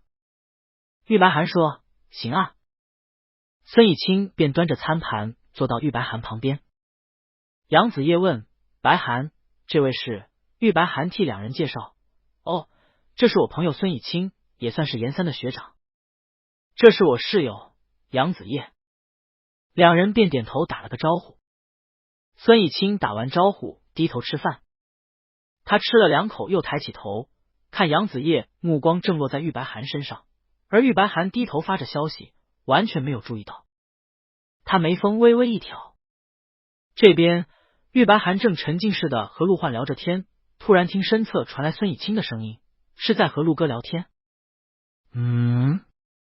玉白寒从消息里抬头对孙以清道：“是啊。”对面杨子叶顿了一下。孙以清似随意闲聊：“陆哥最近在忙什么？”一说到这个，玉白寒眼睛便微微眯起，神色有些悠悠的。最近陆焕确实很忙，昨天晚上都没和他打视频电话。问就说在扩张新的版图。正宫身份坐实了吗？还一个劲儿的忙着往外扩张。玉白寒轻哼了一声，大概是在忙忙碌碌寻宝藏。玉白寒说完，继续和陆焕发着消息。杨子叶不知在想什么，话少了下来。孙以清问完也没再继续搭话。一顿饭很快吃完，玉白寒起身和孙以清打了个招呼，就准备去帮室友打包午饭回宿舍，先走了。孙以清抬了下手：“拜。”待前方两人的背影离开，他这才摸出手机，点进陆焕的对话框。孙以清：“陆哥，很忙。”陆焕。手机对面，陆焕微微蹙眉。上一次听到这样的开头，还是奇觉得忙点好啊，他心头顿时生出几分警觉。陆焕，怎么了？孙以清：“白寒说你还在忙碌碌寻宝藏。”孙以清：“但你最大的宝贝好像被人惦记了。”消息一发过去，对面罕见的连发了3个问号。陆焕。孙以清却不再回信，只将手机一关。随后他抵了抵眼镜，露出了深藏功与名的微笑。玉白寒打包完2份午饭就出了食堂。回宿舍的路上，他感觉身侧杨子叶似欲言又止的朝他看了好几眼。他扭头问：“怎么了吗？”杨子叶又摸了下鼻尖，收回视线：“没事。”回到宿舍，徐凡和金明已经回来了。玉白寒将打包的饭给他们放在桌上，两人道过谢，又将带回来的解暑药给大家分了分，都喝点吧。行啊，喝过解暑药，玉白寒坐在床上。他离开食堂之后就没看手机，这会儿拿出手机就看陆焕10分钟前给他发了消息，差不多正是他出食堂那会儿。你午饭是和室友一起吃的吗？玉白寒将腿盘在床上，低头回信。有儿，是啊。怎么了？和室友相处的很好。有儿，挺好的，放心吧。消息发过去，对面默了几分钟。就在玉白寒准备收了手机午休的时候，陆焕的消息又回了过来。这次都没听你介绍过你的室友。玉白寒咯吱一乐，故意逗他。有儿，报道那天你要是来了，不就直接见到了吗？他发完怕陆焕敏感，又特意补充。有儿，没有鞭尸的意思。正发着消息，宿舍里便关了灯，窗帘花的拉上，那头杨子叶叫了玉白寒一声：“白寒，午休没剩多少时间了，下午还有训练，抓紧时间休息会儿。”好。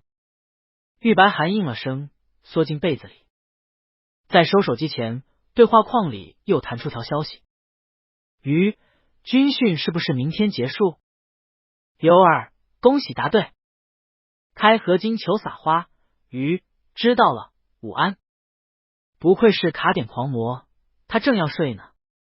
玉白寒赞叹了一声，随即关了手机，将被子拉上。他望着床顶，满怀期待。陆焕这么问他，是准备明天带他去吃海鲜锅吗？还是说吃点别的什么呀？好羞涩。第二天就是军训的最后一天。说是最后一天，其实也只有半天时间。上午是集体的阅兵仪式，在正午的烈日底下，坚定的口号混着汗水，给这场为期1周的军训画上了圆满的句号。军训结束，玉白寒中午在宿舍洗了个澡，换回了 T 恤和短裤，浑身清爽。他正一边擦头一边发消息和陆焕说他军训结束了，就听一旁徐凡发出惊叹：“白寒，你都晒不黑的吗？”玉白寒抬头看徐凡正支起胳膊，展示他层次分明的肤色，不得了，连纽扣的形状都晒出来了。宿舍其他2人闻言也看向玉白寒。军训服一换下来，视觉感受就更加直观。只见玉白寒身上白的浑然一体，真的是一点没被晒黑。也没看你擦防晒啊，可能是体质原因吧。玉白寒擦完头，将毛巾扯下，转头挂在床头衣架上。随着他转身，宽大的领口上方露出他白皙纤瘦的后颈，还有些水痕顺着未干的黑发没入领口下。旁边传来精明的声音：“哎，还真是白。”玉白寒扭头羞涩垂眼，你们不能只看表象，比如他的心就是橙黄的。其余几人投来不明觉厉的目光。杨子叶看了他2秒，忽然又移开视线，清了清嗓子，换了个话题：“反正今天下午没事，我们要不要去打会儿球？”金明打量着杨子叶，啧啧感叹：“行啊，子叶，像你这外形一上球场，肯定很受女生欢迎。”我可没这么想。杨子叶说着，朝玉白寒看了一眼。玉白寒正好对上他的目光，看他做什么，他也没这么想。不过既然杨子叶提起了，宿舍里几个男生正好又都会打篮球，他们很快便达成共识，收拾了一下，准备去体育馆。出门时，陆焕的消息正好回过来：“你现在在宿舍？”“有儿，我和室友准备去体育馆打球。”“哦。”前面徐凡叫了声：“白寒，走了。”玉白寒便收了手机跟上，就来。C 大体育馆距离他们的宿舍楼不远，场馆修得很大，篮球场周围还有观众席。这会儿场上正好还有另外几名男生，他们便说凑一块打场友谊赛。玉白涵在场边做着热身，杨子叶看向他，你打得怎么样？玉白涵，会一点。杨子叶，一点是指？玉白涵腼腆，运球和站在原地投篮。杨子叶笑笑，没事，反正也是打着玩。热身结束，友谊赛很快开始，大家水平参差不齐，打得并不激烈。玉白涵虽然不擅长打篮球，但他一旦投入某件事情，就会相当专注。打球的时候，大家注意力都在球场上，没人会去注意场外的情况。玉白涵打到中途，隐隐听见场外似乎有什么动静，他只当是场上有谁表现精彩，引起了场外欢呼。一场友谊赛打到赛末，在哨声响起的前一刻，场上所有人的兴奋劲都冲上了顶峰，战况相当激烈。玉白涵正上前拦截，就被另一人撞了下，砰！他顿时往后跌出2步。旁边杨子叶伸手一扶，小心！与此同时，哨声响起，比赛结束。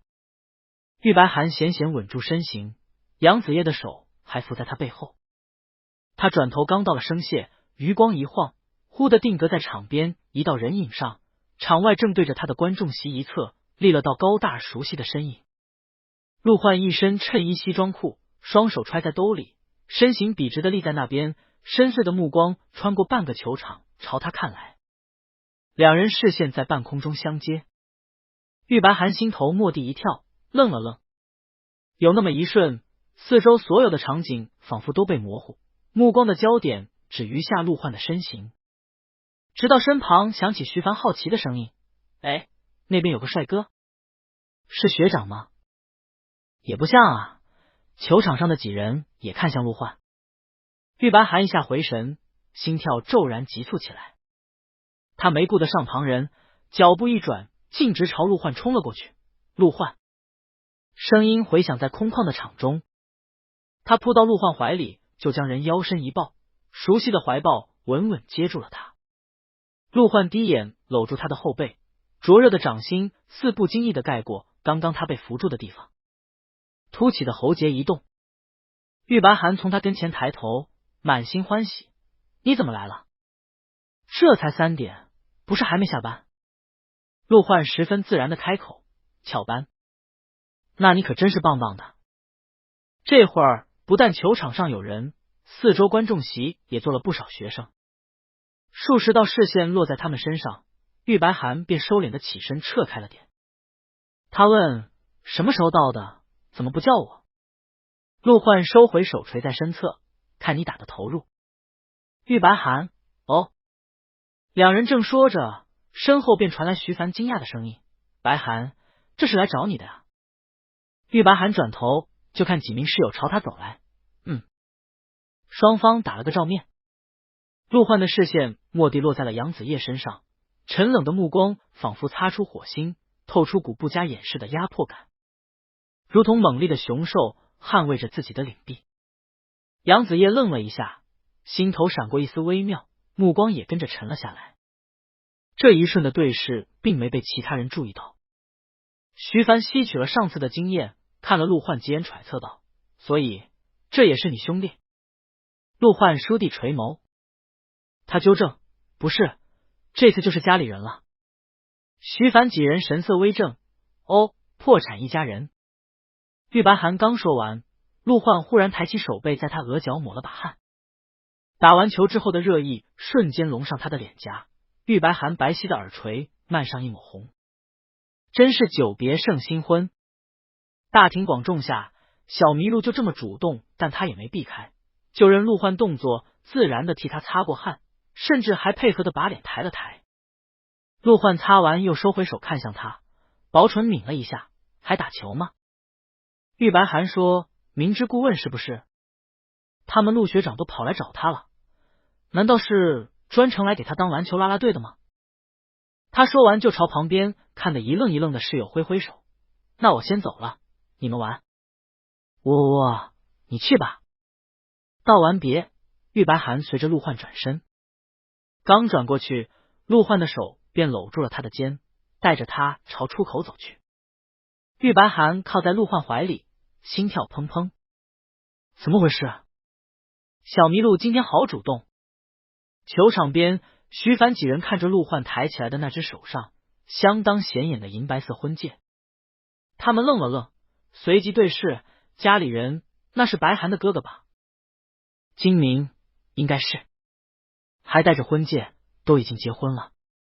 杨子叶抓了把头，有些心神不定的随意嗯了声。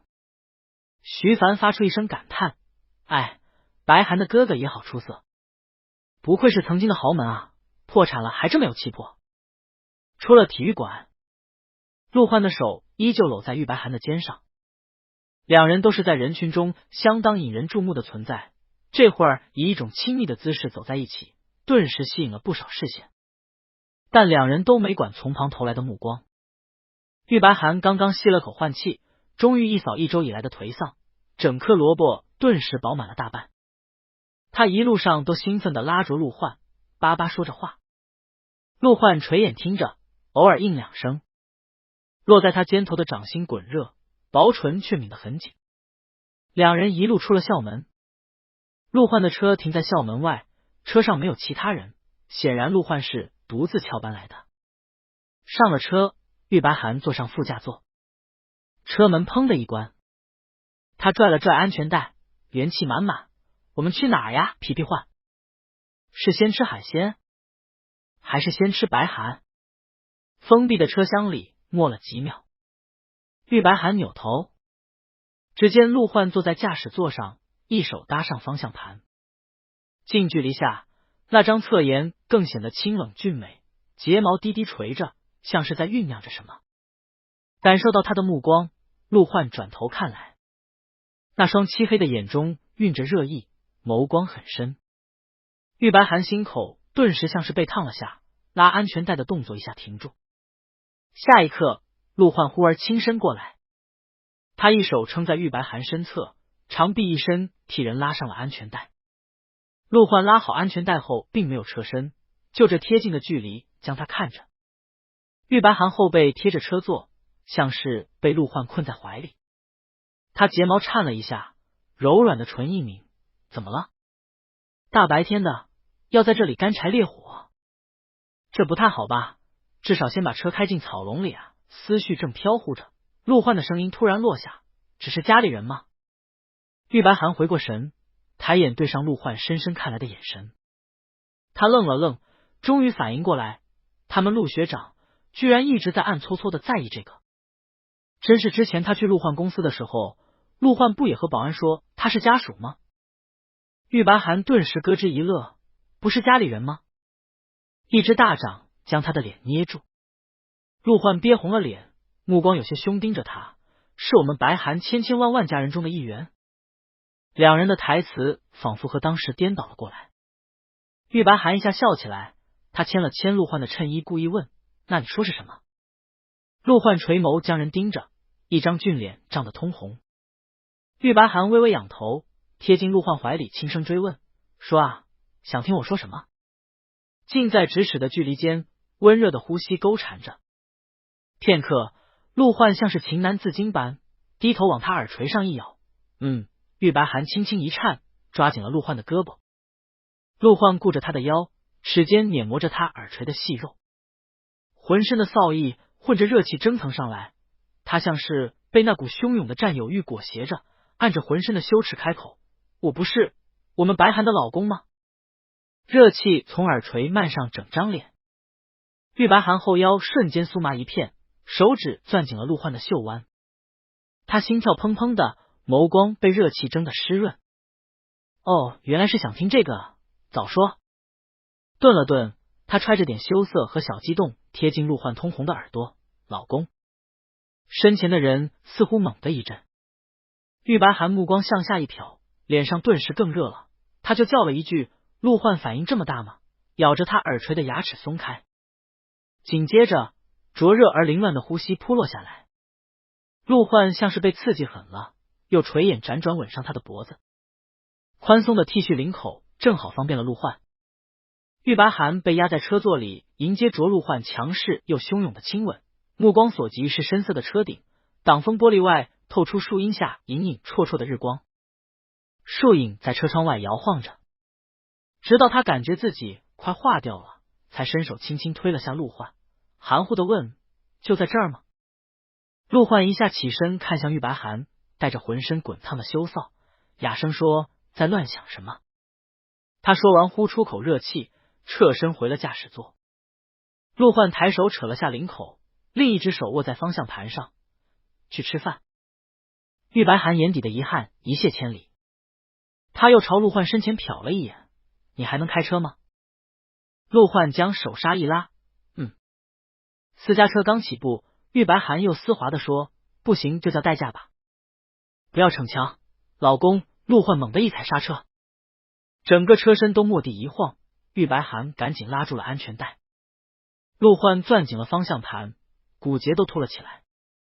他一张俊脸涨红：“别乱叫。”玉白寒瞥着他的脸：“是乱叫吗？”陆焕喉结动了一下：“别突然这么叫，在开车。”玉白寒乖巧：“哦。”真是的，刺激有这么大吗？等到了吃饭的地方，陆焕已经平复下来，两人下了车走进餐厅。这家餐厅装潢透亮精致，多采用玻璃墙面，四处又布了流水和散着白烟的干冰，在炎炎的夏日中，一股清凉感扑面而来。陆焕已经提前预约好座位，两人在小包厢内落座后点好单，服务生退了出去。这会儿玉白寒已经缓过劲儿来，他去着陆焕的神色，细细回味：“你今天好反常。”虽然他们是一周没见了，但也不至于反应这么大。玉白寒说着，将叉子一立，升堂逼供，说：“受什么刺激了？”陆焕坐在他对面，抿着唇没说话。玉白寒：“快说，老，你是有……”陆焕面色一红，骤然打断。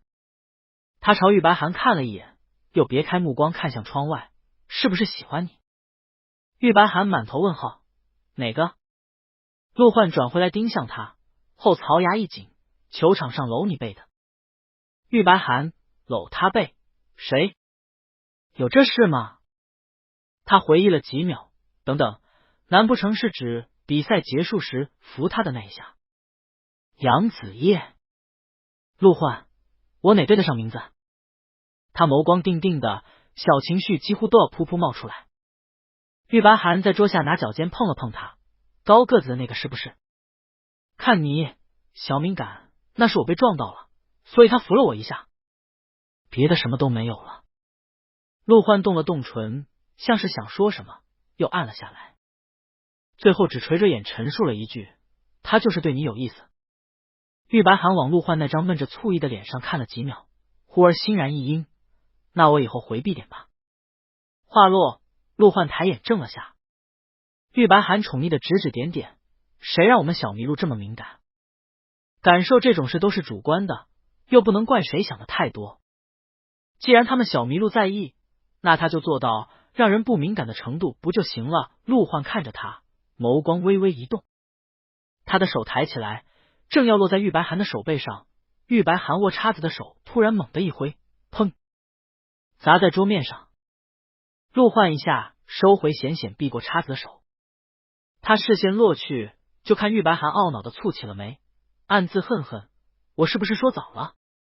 应该留到晚上，等你带着满腔妒火把我狠狠这样那样之后，我再啜泣着求饶，说再也不敢了。哎，失策，失策！”他伸手从人手里拔出那把危险的叉子，轻轻放到一边：“不用，现在说就好。”玉白寒羞涩的垂眼：“哦，吃完饭后。”两人在外面转了一圈，才回到公寓。这会儿已经10点多，接近宿舍楼门禁的时间。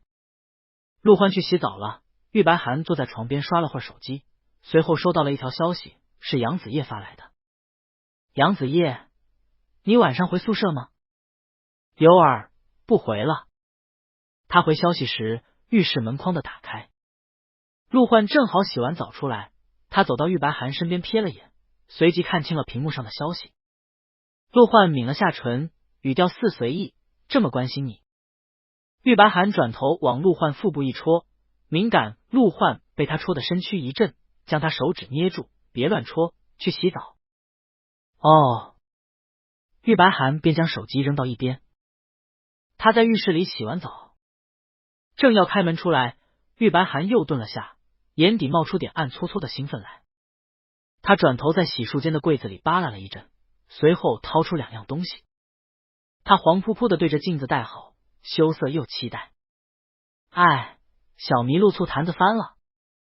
他就浅浅哄一下，把浴室门打开，玉白含混着热腾腾的水汽走出来。陆焕正靠在床上看平板，没注意到他这边，只是听见动静说了声洗好了。下一秒，一串叮铃声响起，他身上蓦地一沉，扑上了一个人。陆焕一下从平板前抬眼，入目便是一双毛茸茸的耳朵，他呼吸顿时一平。视线落下，只见玉白寒趴在他胸口，身上穿着不知从哪儿扒来的他的衬衣。玉白寒顶着2只猫耳朵，仰脸将他看着。你最爱的猫猫白寒。陆焕脸上轰然涨红，心头乱撞。还没等他做出反应，玉白寒又牵着他的手顺着自己腰线往下，入手是一把柔软的毛绒。陆焕目光一震，低眼才看见玉白寒身后还拖了条毛茸茸的猫尾巴，正从下摆伸出来，轻轻搭在被子上。他喉结动了下，哑声问：这是什么？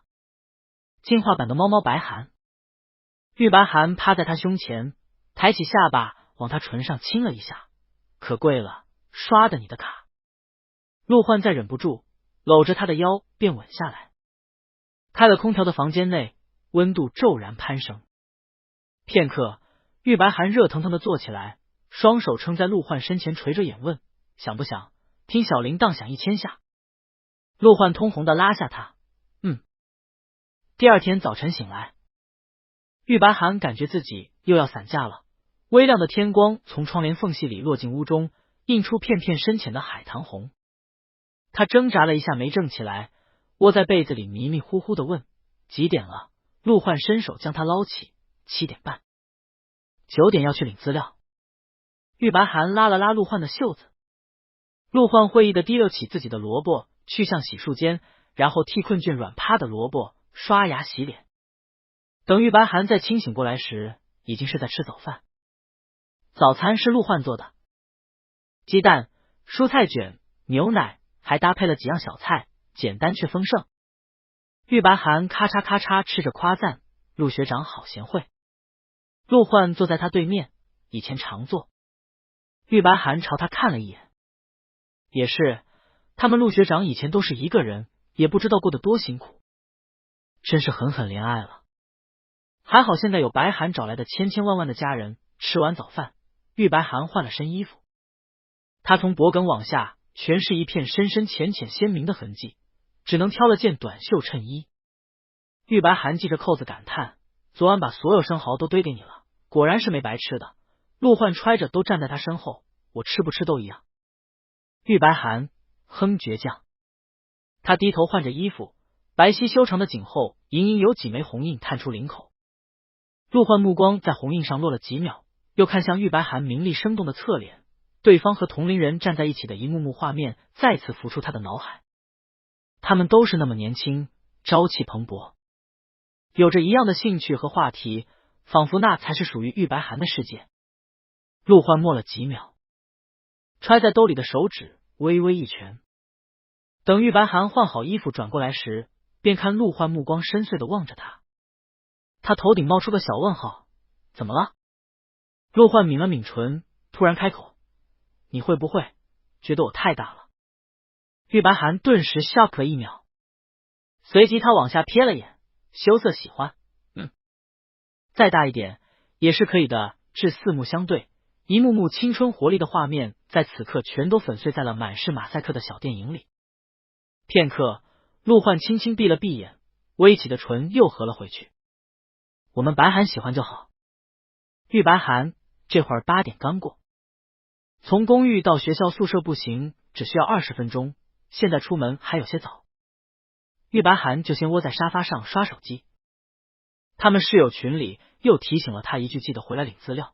他回了句好。消息刚回过去，身旁忽然落下陆焕的声音：“你上次不是想拍照换朋友圈背景？”玉白寒一瞬刷的扭头，陆焕在他灼灼发亮的目光中，绷着一副淡定的神色开口：“要拍吗？”玉白寒震声：“要。”陆焕就起身从抽屉里拿出那只鹿角发箍，顿了顿，他又红着耳根转过来，色厉内荏的警告：“背景图上不准露出脚来。”玉白寒已经兴奋的打开了摄像头，知道他们小麋鹿这么勾人的一面，才不让别人看到。等指挥着他们羞耻的小麋鹿拍完照，玉白寒正准备火速将照片换到自己的背景墙上，就听陆焕说：“P 一下。”玉白寒扭头，他顿时咯吱一乐：“偶像包袱这么重？放心，你360度无死角。”陆焕抿着唇，指了指照片上耳根的地方说：“把红晕 P 掉。”玉白寒恍然，转而遗憾：“真是缜密如你，陆审核。”他替人抹去了暴露羞涩的红晕，随后将照片换上了背景墙，刚好只截到了鹿角以下的地方。玉白寒换完，美滋滋的欣赏了画。陆焕提醒：“该去学校了。”玉白寒不舍得收了手机。哦，出门前，他将之前因为军训取下来的手链和婚戒又带了回去。他戴完一转头，就被陆焕的眸光惊了一跳。只见陆焕目光正落在自己无名指上，眼底是欲盖弥彰的明亮灼热。玉白寒定了定神，眼含无奈。他就知道小麋鹿的心思他已经拿捏了。他走过去，将陆焕手指一勾：“走吧，是不是要送你们白寒去宿舍？去晃一圈吧。”正宫陆焕转头看向一旁，指尖勾起，装模作样的淡淡说道：“也行。”呵。宿舍里，徐凡几人也还没出门。徐凡靠在宿舍床上，刷着手机看了眼时间，白寒还没回来，一会儿可别迟到了。金明说：“他跟他哥在一起吧？”啊，跟哥哥过夜吗？徐凡心头闪过一丝微妙，他想了想，又说：“哦，白寒是本地的，那昨晚应该是回家了吧？”旁边杨子叶没接话，有些浮躁的抓了把头。他们正说着，就听宿舍门外传来动静，紧接着宿舍门锁一响。徐凡几人循着声音转头看去，只见玉白寒出现在门口，他身上已经换了套衣服，正一手推门而入。金明，白寒回来了。他刚说完，一抹银白色就随着玉白寒推门的动作从他们的视线里一晃过。他们还没回过神，又看玉白寒身后还立了道高大俊美的身影，正是昨天将人接走的那位哥哥。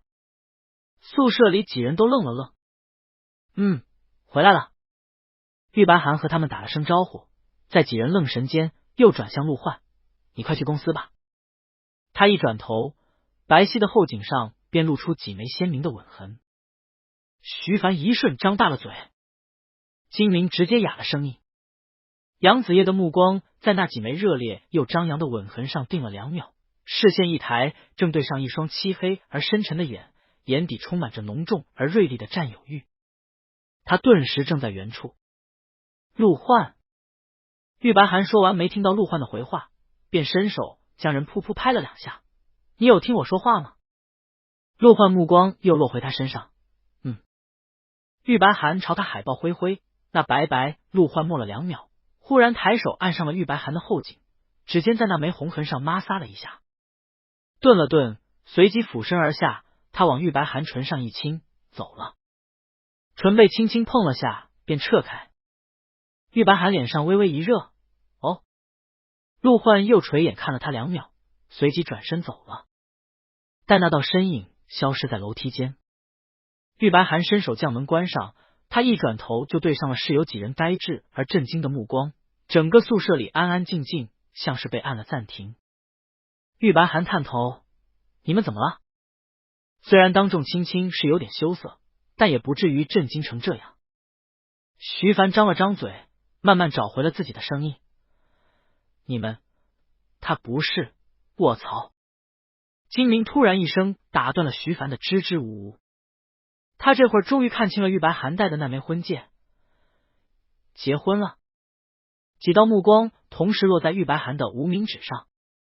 玉白涵腼腆的抬手，宿舍里又默了几秒。半晌，徐凡一副认知被颠覆的模样，抱着头失声冲玉白涵道：“所以你哥的结婚对象是你吗？”话音一落，顿时有哪里听着不对劲。玉白涵一个战术后仰，他哥？陆焕什么时候成他哥了？不过这个剧本也挺带感的，可惜不能通过审核。他带着淡淡的遗憾说：“他不是我哥，就是我结婚对象。”徐凡鼻孔一张，精明失神喃喃：“英年早婚啊！”玉白涵看他们都好像还没回过神，便换了个话题：“你们吃零食吗？”他早上从公寓出来，还带了些零食，这会儿就拿了出来。吃。徐凡立马回神接过：“谢谢谢谢，你哥不是你对象那么有气魄，你们一定会东山再起的。”徐凡啊，不是说破产了吗？玉白涵不好意思的补充：“我家是破产了，但是陆焕没有啊。”徐凡瞬间露出了上当受骗的神色，思量了几秒，他和金明又朝玉白涵投去2道狗血的目光，难不成玉白涵是在结婚后才破产的？两人齐齐松了口气。金明赞叹：“那你对象还挺珍惜你，不离不弃的。”玉白涵张了张嘴又闭上。算了，还是不说私家就是被陆焕搞破产的。他点点头：“陆焕就是这么人美心善。”几人边聊天边分着零食。玉白涵转手将几袋零食递给杨子叶：“给你的。”杨子叶从刚才起就没说过话，一副失落的神色。这会儿他接过零食，又朝玉白涵看了一眼。他目光落在玉白涵颈侧鲜明的吻痕上，神色难掩怅然。“哦，谢谢。”玉白涵心里顿时咯噔一下，看这个样子，好像还真对他有点意思。不愧是敏感陆焕，他自己都没发觉，陆焕只和人见了一面，正宫雷达就动了。他赶紧收回眼神，不客气。分完零食，他们便出门领资料。领资料的地方在文苑，几人从钟楼前经过。徐帆正一脸好奇的打量着荣玉强，突然卧槽了一声，抬手拦住几人：“哎，这不是白涵，这是你对象吗？”荣玉强上陆焕那张清冷的俊脸相当有辨识度。玉白涵说：“是啊 ，C 大的荣誉校友，他们优秀的陆学长。”徐凡将陆焕的介绍看完，整个人直接呆住了。直到玉白涵提醒了句时间，几人才在这一整年的震惊量飘飘忽忽去向文苑。文苑负责发资料的正是薛晴，刘敬慈也在旁边帮忙。玉白涵同两人打了个招呼。薛晴将资料发给几人，又问玉白涵：“你之后应该不会一直住校吧？外宿手续办好了吗？”玉白涵说：“军训时就办好了。”刘敬慈了然：“跟你家陆学长住是不？”玉白涵垂眸：“嘘，低调。你不住在宿舍呀？”徐凡惊讶：“要住，但也会时不时住去公寓。”“哦，也是。有对象了吗？总不能一直分居两地。”几人说着话，旁边杨子叶顿时更蔫了，浑身都散发着失恋的气息。连旁观的薛晴都没忍住朝他多看了2眼，又看向玉白涵。玉白涵他立马回以一个刚直不阿的眼神。薛晴等玉白涵领完资料回宿舍时，就看陆焕给他发微信说自己到公司了。他眯了眯眼，这么活跃主动，有耳，陆学长心情很好是不是？还可以。欣然轻快的气息几乎都要噗噗冒出屏幕，还带了股极富陆焕个人特色的矜持。玉白涵洞悉，可给你地位显摆的很快。陆焕的消息又发了过来：“你一会儿做什么？”“有耳，去趟社团，把入社报名表填了，然后跟何月商量一下拍宣传视频的事。”安排妥帖比个耶，陆焕便回了他一句：“好。”玉白涵下午抽空去了趟剑道社团。到社团时，何月也在。社团里大多都是熟面孔，见到他纷纷恭喜他考上了 C 大研究生。一堆熟面孔里还有郑松。郑松震惊地看着他，不敢置信：“你居然为了参加社团去考研，还考上了？你是个什么品种的？”玉白寒：“天才，我知道。”别夸了，低调。他一口气哽在胸口，但也没再说什么，只神色复杂的看了玉白寒两眼，随后转头走开。玉白寒正式入社，他同何月商量了一下拍视频的事。何月知道他家旁边新修了射箭馆，而且周围栽满了花树，环境相当漂亮。要不你就在家拍吧，成片效果好。玉白寒点头，行啊。何月说完又问：“哎，陆学长是真不拍吗？”玉白寒说：“他有容貌不自信，视频不好，P 掉红晕。”何月瞬间露出了见鬼的表情。等周末回陆宅的时候，玉白寒就把视频拍了。视频是陆焕用手机替他拍的。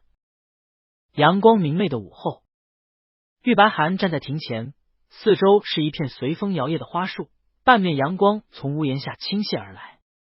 他里面穿了件白衬衫，外面搭了件带国风元素的外套，随后在稀稀疏疏的花影中挽弓如月，眸光清亮而专注，小臂线条流畅。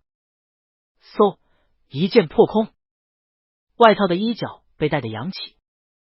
玉白寒放下弓箭，望着正中靶心的箭足呼出口气，然后转向镜头弯了下唇角。卡，视频就此截止。旁边的陆焕按了停止键，又放下手机回看了一遍。玉白寒立马凑过来，让我康康，拍的好不好看？充满感染力的画面一帧帧放过。陆焕低低嗯了一声，他目光落在视频中玉白寒挺直的身形和明净的侧颜上，这样的画面几乎一眼便能吸引人的目光。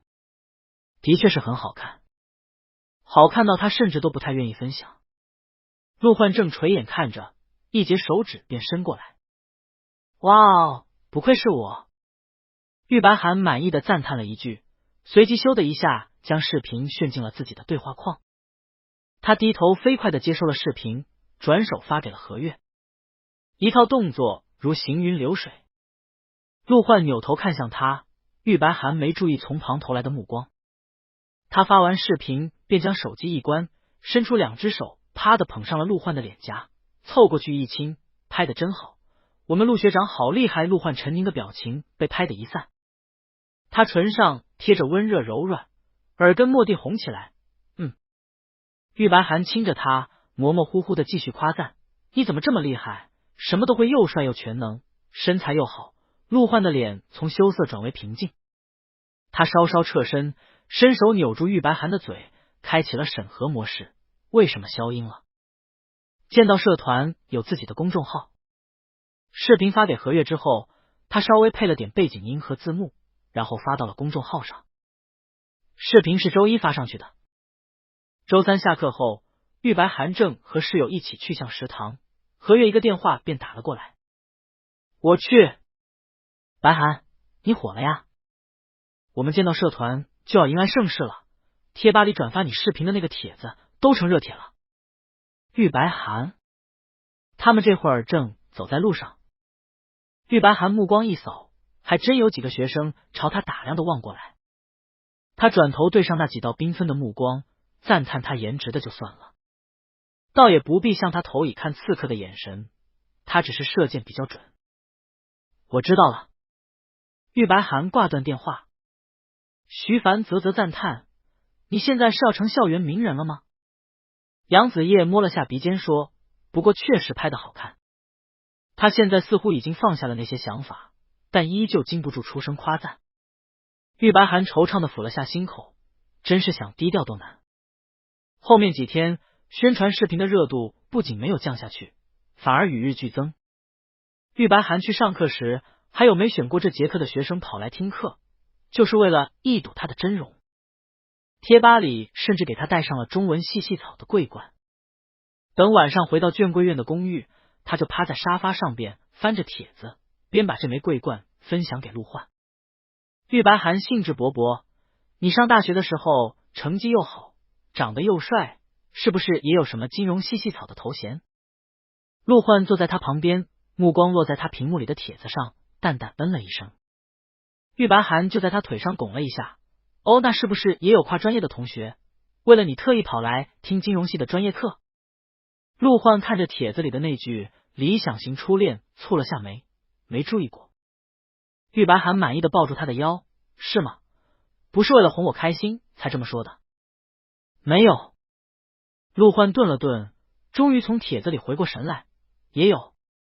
他低眼看向拱在自己身前的玉白涵，这么说，有很多人来看我们白涵，是吗？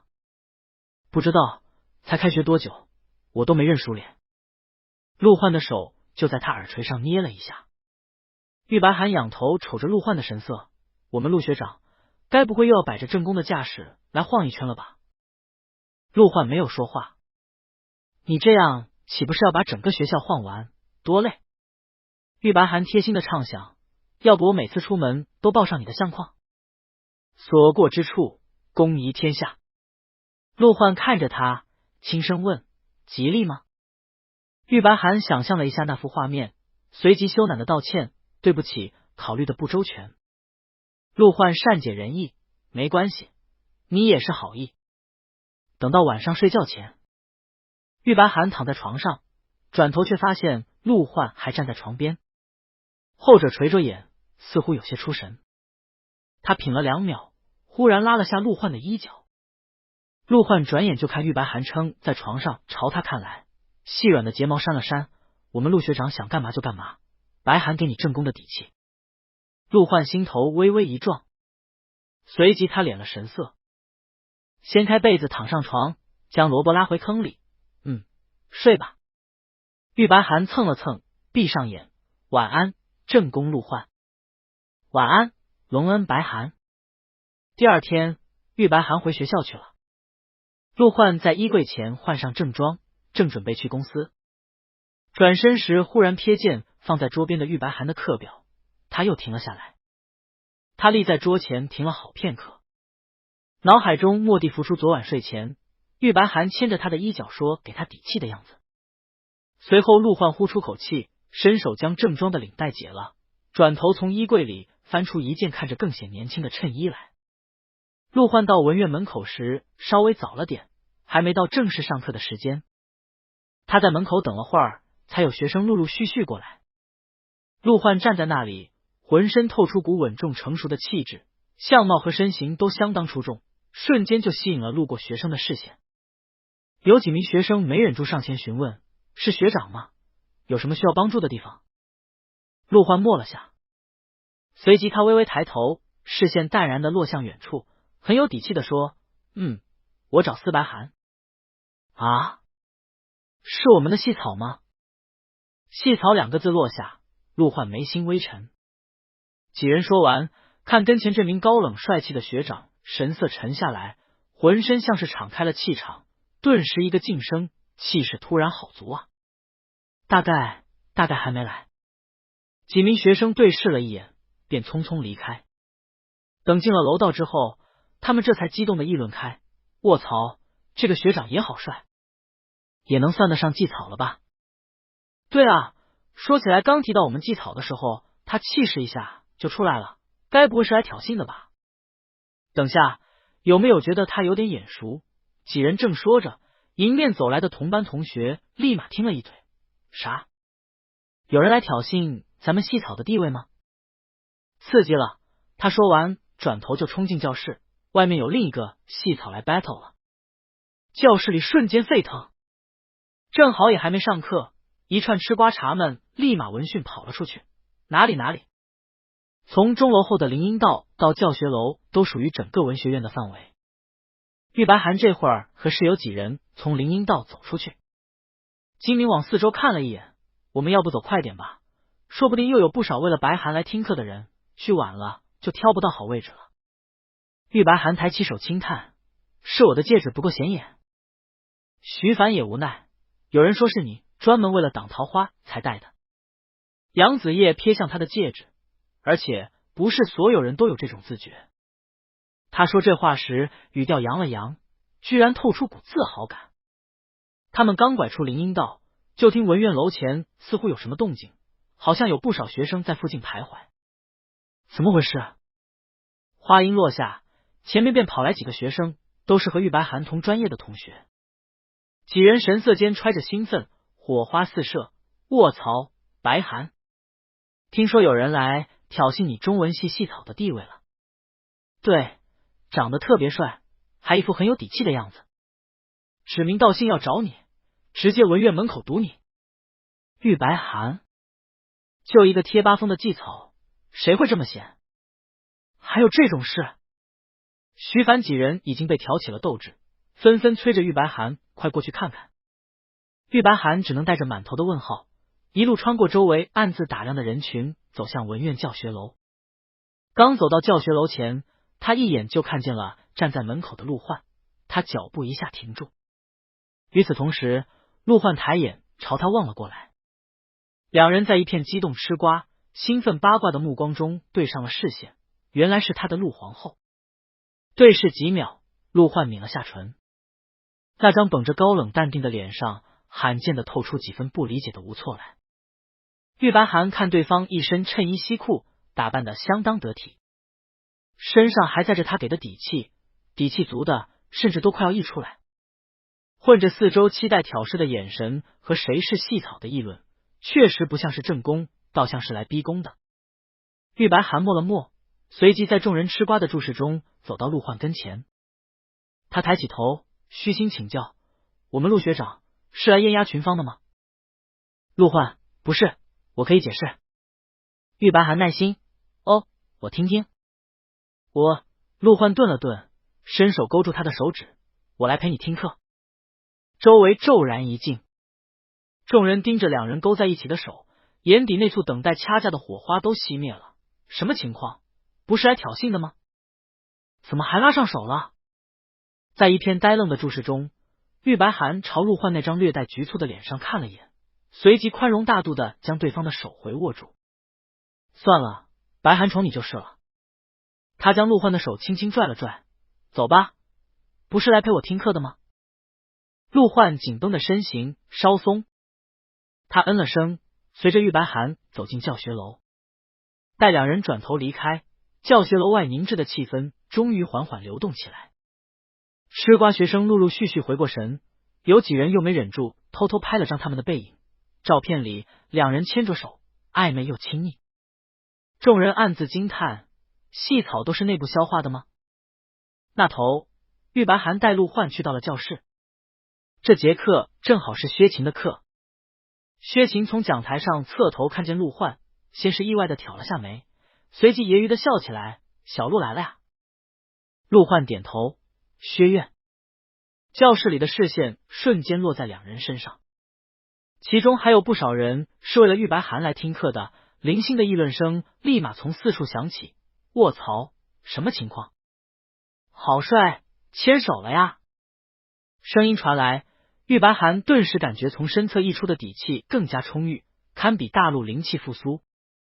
他就深深的朝陆焕看了一眼：“好闷骚哦，小陆。”两人穿过众人的视线，一路到后排坐下。刚落座，玉白寒又听陆焕淡淡开口，像是随意闲聊：“我好像听见了什么声音。”一副带着铺垫的口吻。玉白寒配合的捧哏：“什么声音？”“心碎的声音。”他咯吱一乐，伸手往陆焕腰上戳去，又说俏皮话了陆焕腰腹一震，将他作乱的手握住：“别闹。”两人正在桌子下面勾着手，忽然听薛勤的声音从前方传来：“准备上课了。”后排的两个同学不要再拉拉扯扯了。前排的视线又转了过来，他对上薛勤轻快的神色，心底浮出淡淡的狐疑：怎么感觉薛院是故意的？又惹出错觉了？片刻的疑惑随着铃响而消散，教室里很快开始上课。陆焕虽然是来显摆正宫地位的，但到了上课时间也听得很认真。玉白寒将书分了一半给陆焕，跟人凑在一起合看。他看了会儿，又朝陆焕瞥去。对方沉静的侧颜在四周教室的背景下十分瞩目，细密的睫毛垂着，依稀还有当年校园学神的模样。真帅啊，陆学长！正悄摸着走神了2秒，跟前的陆焕突然转过来，两人目光相对，玉白寒心头微微一撞，然后就看陆焕薄唇轻启，看书。一瞬的旖旎消散在了陆学神严格的监督之下，他收敛了心思，重新埋入知识的海洋。课讲到中途，薛勤开始抽问，他目光一转，落在了陆焕身上，顿了顿，忽然使坏的开口：“白寒旁边新来的那位同学，你来答一下。”他已经打算好了，等陆焕答不上来，他正好和教室里的同学们介绍一下，这位其实是你们商学院的学长，也是我们 C 大的荣誉校友陆焕。然而下一刻，就看陆焕起身，淡淡的声线对答如流，配上那副高冷的神色，还是一身不灭的学神光环。薛勤直到陆焕流畅的答完问题，他才如梦初醒般摆了摆手，让人坐下。很好。陆焕在四周好奇而钦佩的目光中落座。玉白寒朝他瞥去2眼，一段带着背刺的记忆骤然浮出脑海，他没忍住轻声赞叹。看来凌晨2点冰箱前的书没有白读。陆焕抿唇，当然。一节课很快结束，刚一下课，同班的同学便呼啦一下围上来，凑在玉白寒桌前，八卦又好奇的偷偷瞅向陆焕。白寒，这是谁啊？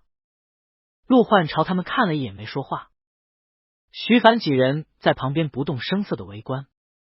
玉白寒将陆焕一只手牵起来，两人相握的手上赫然是一对银白的婚戒，不明显。卧槽！你们结婚了？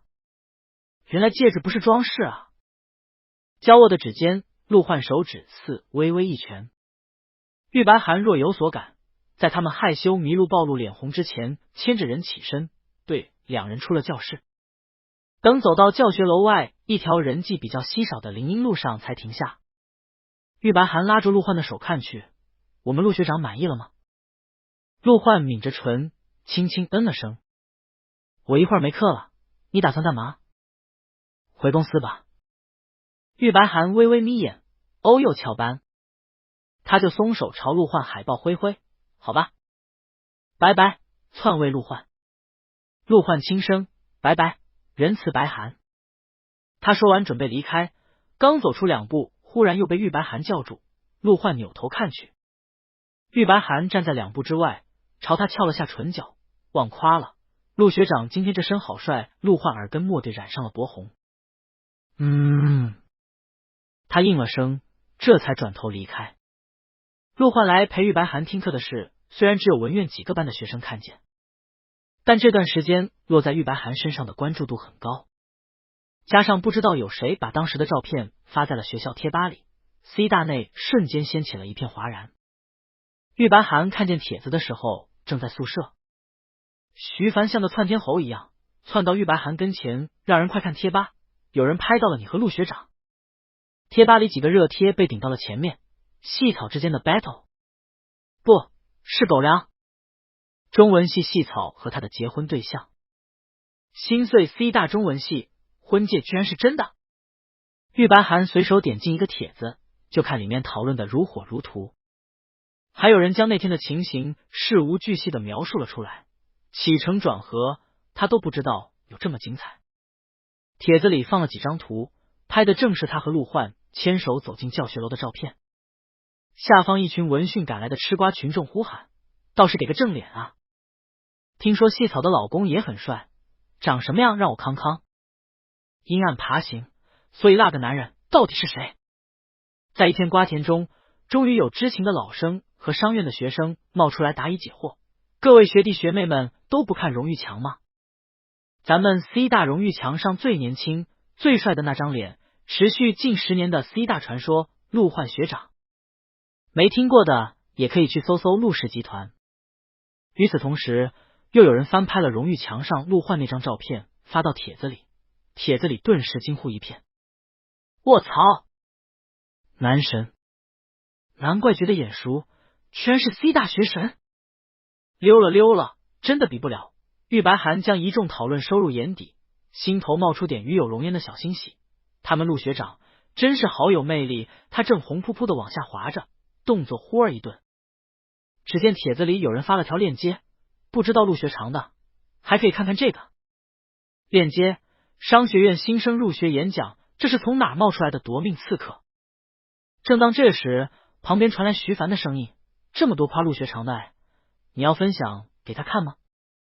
玉白涵轻轻画出帖子：“不了。”徐凡转头：“咋的？”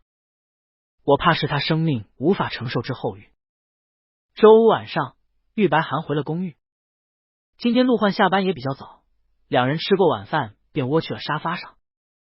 玉白涵边看手机边在陆焕腿上拱来拱去，随后被人一把捏住脖子。陆焕大腿微微绷紧了点，垂眼将他看着，在乱拱什么？大胆！玉白涵仰着脸指指点点，普天之下莫非王土，朕在朕的疆土上拱一拱怎么了？陆焕洞悉的将他捏成鱼嘴，但我们白涵陛下好像是想要开疆拓土呀，又被看穿了。玉白涵正羞涩的拱在陆焕掌心，又听人问道：“明天回主宅吗？”他将嘴解放出来：“下个月我们社团要参加联赛，我还说周末去社团待会儿。家里不是给你修了射箭馆，也要和社员培养一下凝聚力。”两人正说着，玉白涵手机一响，他直起身来看了看，发现是何月打来的，真是说曹操曹操到。玉白涵将电话接起：“喂。”何月的声音急切中带了丝气恼：“白涵，有件事。”“下个月不是联赛吗？”玉白涵一瞬紧张：“研究生不能参加？”“不是关于比赛的事。”“那是因为要举办联赛了，我们学校官网就转了之前你拍摄的宣传视频，结果视频被人转去了别的平台，还有一些网站。”他通话音量开得不小，何月的声音透过手机传了出来。陆焕眉心微微一沉，视线落过来。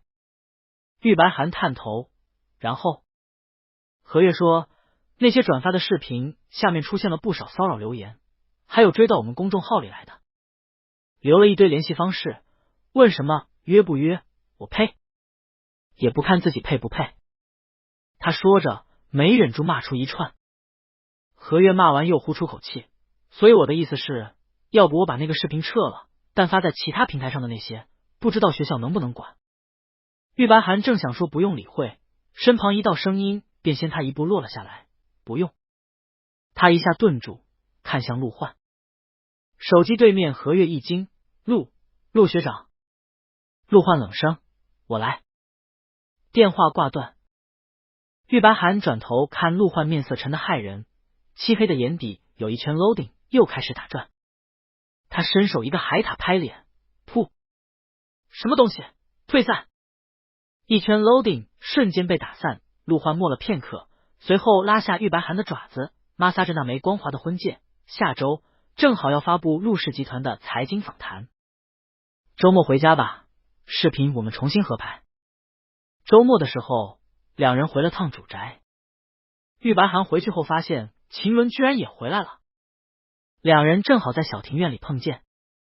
秦伦晒黑了不少，配上那副刚毅的神色，更显得硬朗果敢，也不知道是从哪个旮沓回来的。玉白涵轻轻发出感叹：“你变黑了，也变强了。”秦伦深沉：“还变成熟了。”玉白涵点了点头，确实，一副历经千帆的味道。等他回屋见到陆焕，就问了句秦伦的事：“你把秦伦调回来了吗？”陆焕像在处理什么事情，头也不抬，有任务交给他。秦伦不是可以远程打击，还需要专程回来？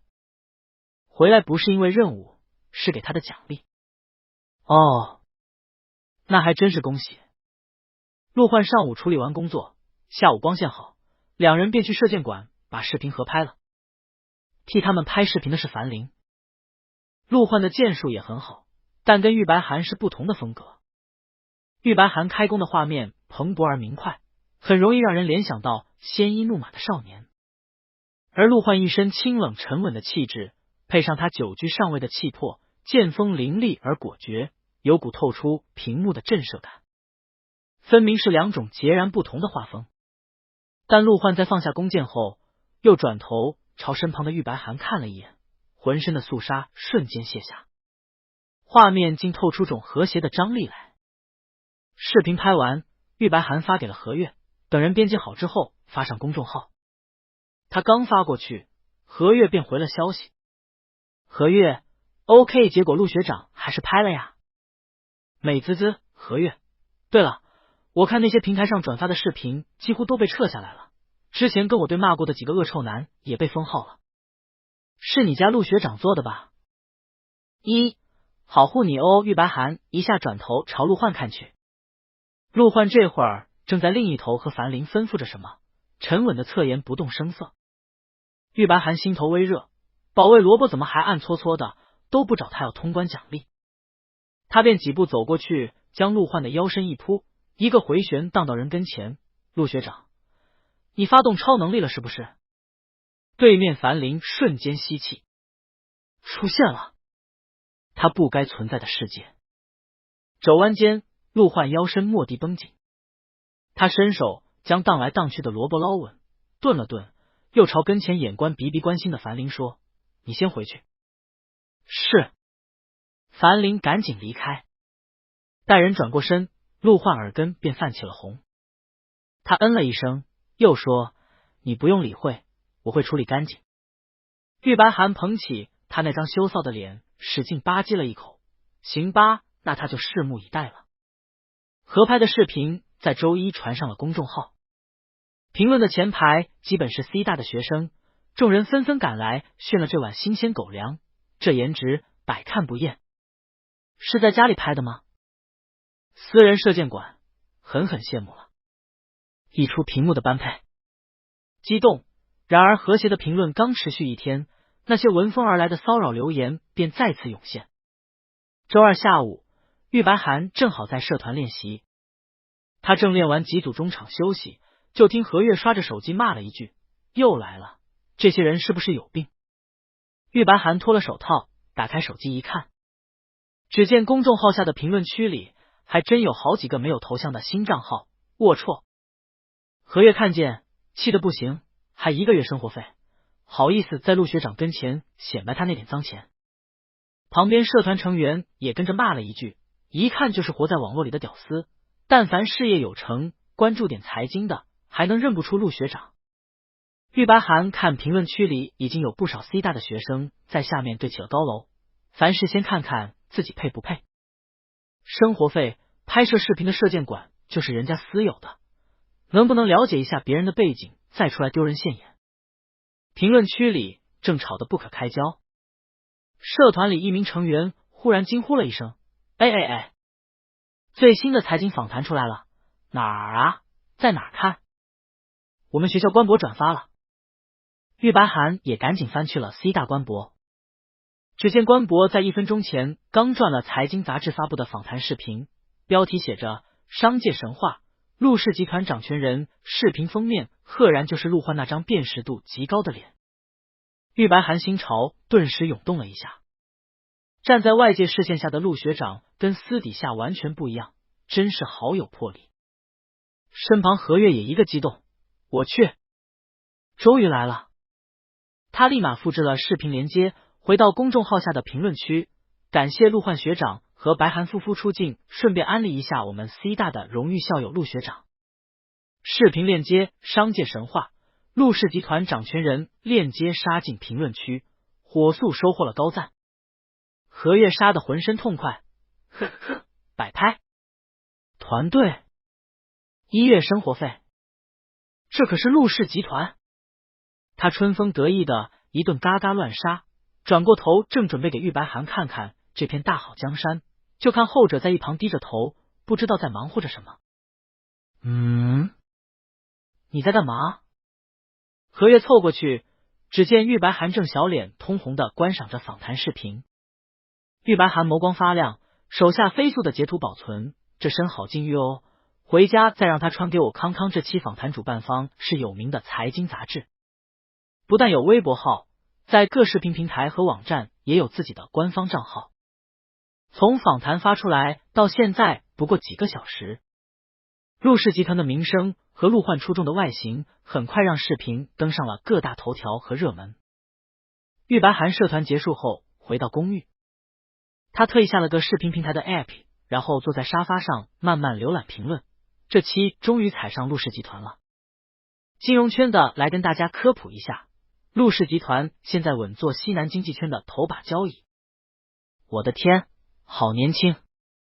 这样年轻帅气又多金的总裁，完全就是小说标配。卧槽，等等，这是同一个人吗？图片，玉白涵点开图片一看，正是他们新拍的宣传视频的截图。截图里是他跟陆焕两个人，大概是为了截到正脸，所以对方截的正好是陆焕转头看他的那个画面。评论里很快有人证实是同一个人，陆焕就是 C 大毕业的，旁边跟他一起的是 C 大中文系系草，他们是合法夫妇。这不是前段时间很火的花间开工的那位小哥哥？卧槽！往下一拉，全是一大片的卧槽。玉白涵正刷着评论，何月的微信突然弹了出来。何月，咱们公众号下面好热闹啊，那些傻逼被群嘲几个小时了。何月，截图。玉白涵一个海塔探头，他将截图点开，只见下午那几条骚扰留言已经被顶到了前排，下面全是哈哈哈的嘲讽，哥包你1个月生活费，送你上去，记得去陆氏集团前台送卡，承包他们总裁夫人1个月的生活费。哦对了，别忘了预约，不然你可能进不了陆氏集团大门。团队包装，陆氏公关部怎么不算团队？他们 C 大学子的战斗力果然很强。他正兴致盎然地前排吃着自己的瓜，忽然就听大门一响，陆焕回来了。玉白涵立马转头，陆焕。玄关处，陆焕刚换好鞋，一手解着领带。他闻声朝玉白涵看过来，见人捧着手机正刷得起劲，便问在看什么。玉白涵朝他隔空一指，当然是我们陆指挥打下来的江山。陆焕走过来，现在情况怎么样？玉白涵伸手把他扒拉下来，将评论翻给他看。现在都知道我是你陆氏集团的夫人了，除了被拉出来群嘲的几条留言，没有人再来骚扰。陆焕突然抬眼看向他，我陆氏集团。玉白涵眼睫眨了下，他反应了几秒，随即回过神来。他甜滋滋的拉下陆焕的领带，哦，我们陆氏集团真是严格又敏感的陆审核。陆焕在他脸上捏了一下，这就对了。顿了顿，他又拉下玉白涵的爪子，轻声道，别扯这么用力，有点勒到。玉白涵羞涩道歉，是我太激动，陆焕大度，原谅你。两人从客厅回到卧室，陆焕回屋后换下身上的正装，玉白涵坐到床边继续刷评论。这会儿又有一些账号搬运了他们合拍的射箭宣传视频，有不少从他上一个视频和陆焕的财经访谈里摸过去的网友在底下点赞评论。这次的评论区倒是相当和谐，有金融圈里跑来围观陆焕射箭的，有冲着两人颜值来欣赏的，还有专门跑来炫狗粮的。玉白涵正刷着，突然在评论区的中后排刷到一条，姐妹们，你们看这里，陆总朝他家宝贝看了一眼，0点56分画面切走的前1秒，陆总的耳根是不是红了？下方评论回复，卧槽姐妹显微镜。红了，真的红了，高冷面具崩塌。他赶紧重新拉回视频，把画面扒拉到最大。只见画面切出去的那半秒时间，陆焕的耳根真的不易察觉的泛起了薄红。玉白涵整个人震撼，这些网友是二郎神转世吗？这都能发现？他立马叫上陆焕来看，陆焕，有人发现你耳根红了。衣柜前，陆焕一下转头，被扒拉大的视频递到人跟前。陆焕抿着唇细细看着，他看了几秒，又将进度条拉回去，反反复复拉了2、3次，他的耳垂逐渐变红。半分钟后，陆焕将手机一关，然后绷着一张淡然的脸别开头，默不作声。玉白涵凑近，疏忽了吧，陆审核。陆焕耳垂顿时更红，没有开口。玉白寒看他浑身的羞臊都快要噗噗冒出来，又善良的宽慰，没事，最多也就几百上千个人看到。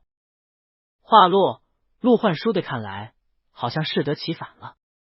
片刻，陆焕喉头一动，忽而伸手将他捞起，别刷了，去洗澡。下一刻，玉白寒就被塞了衣服赶进浴室。浴室门哐的一关，玉白寒站在门后，无奈宠溺，真是的，有那么害臊吗？小麋鹿。20分钟后，他洗完澡出来，浴室门侧对着床，玉白寒推门就看陆焕正靠在床上摆弄着手机，对方一双薄唇紧抿着，严肃的面色中透着几分局促。玉白寒探头，你在干嘛？声音飘过去，陆焕一下将手机摁灭，侧头朝他看了眼，没什么。玉白寒。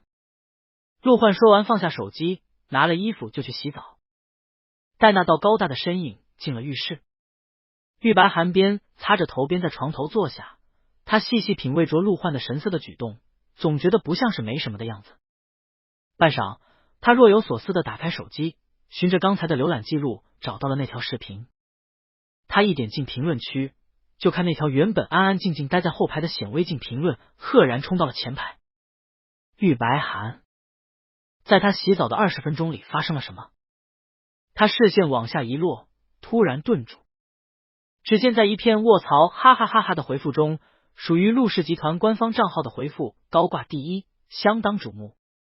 陆氏集团 V 回复，不是，那是光线问题。玉白寒盯着那排欲盖弥彰的回复，他就知道没这么简单。小麋鹿怕不是笨蛋。等陆焕从浴室出来，玉白寒便扭头朝他看过去，两人的目光在半空中对上，陆焕脚步停下，读懂了那道眼神。默了几秒，他红着耳朵抿唇问，为什么？玉白寒，有没有听过一句话？解释就是掩饰，掩饰就是事实。桓公好私用，真是太刻意了。迷陆焕眼看着陆焕整个人越来越热，连玉衣领口间敞开的胸口都泛起了潮红。玉白寒又善良的安抚，没事，至少你给大家带来了欢乐。陆焕的目光一下落向他，玉白寒立马补充，还显得你很可爱。陆焕定定的，我需要显得可爱吗？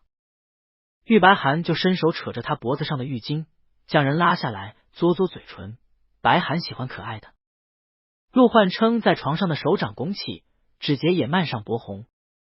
他俯身任人嘬着，半晌，终于妥协般的直起身，呼出口热气。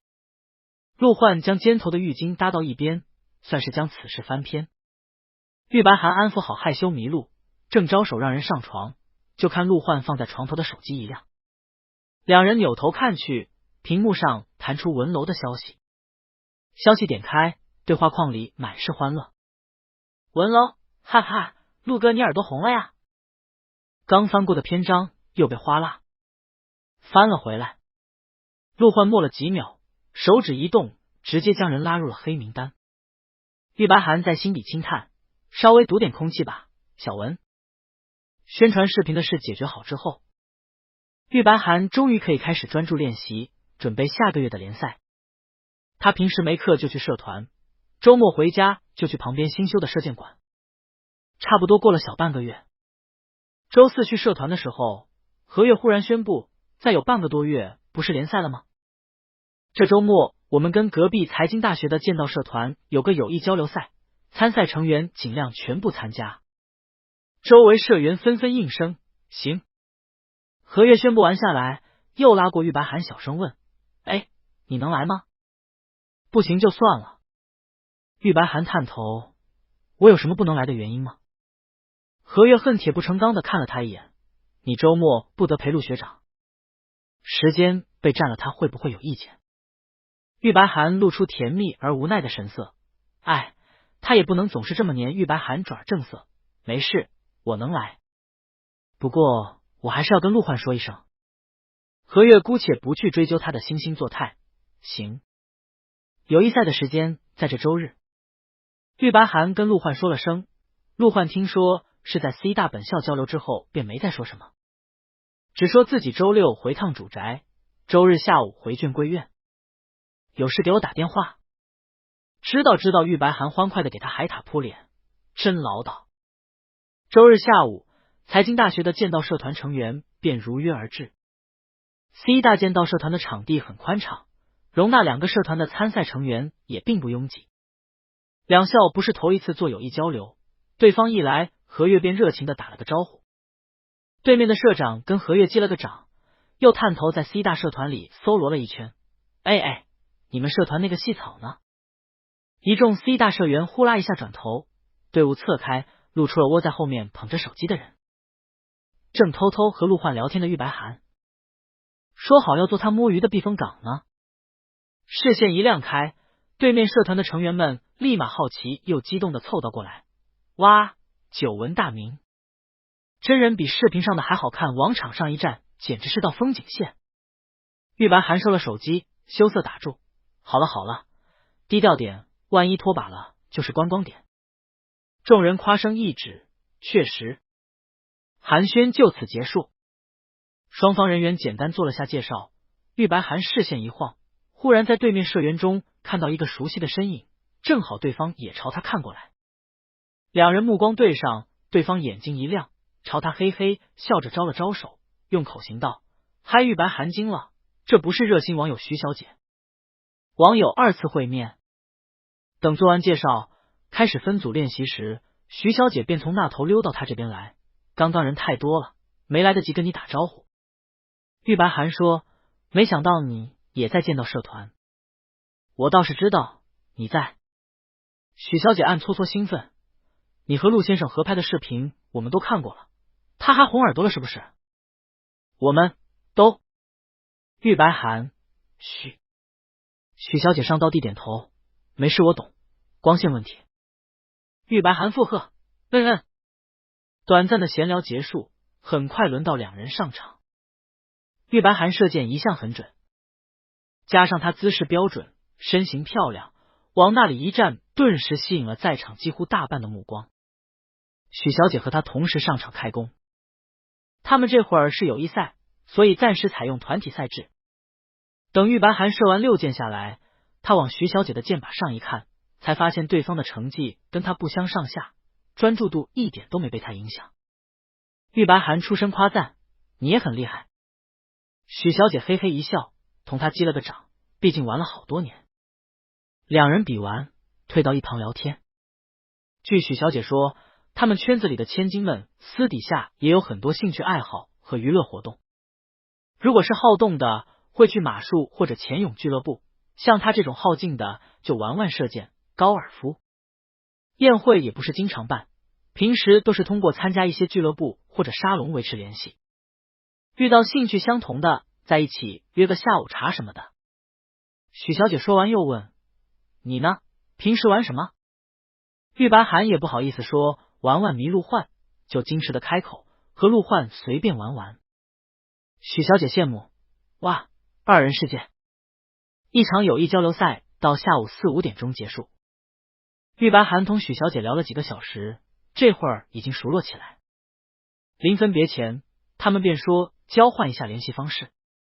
扫过2维码，玉白涵在填备注的时候卡住，随即他腼腆询问：还没问你叫什么？许心言。玉白涵顿了下，这个名字有点耳熟，总觉得在哪里听过。在他停顿间，许心言已经开始输入他的备注。我知道，你叫司白涵是吧？玉白涵暂且回神，叫我白涵就好。许心言存好他的联系方式，看他还停在备注界面，就摊摊手说：我来输吧，我名字里有个字不常见。玉白涵便将手机递给他，备注栏里一个个字打出来：许心言。记忆里某一块信息蓦地被触动，玉白涵心头一跳，倏地朝人看去，许心言正抬头将手机递还给他。怎么了？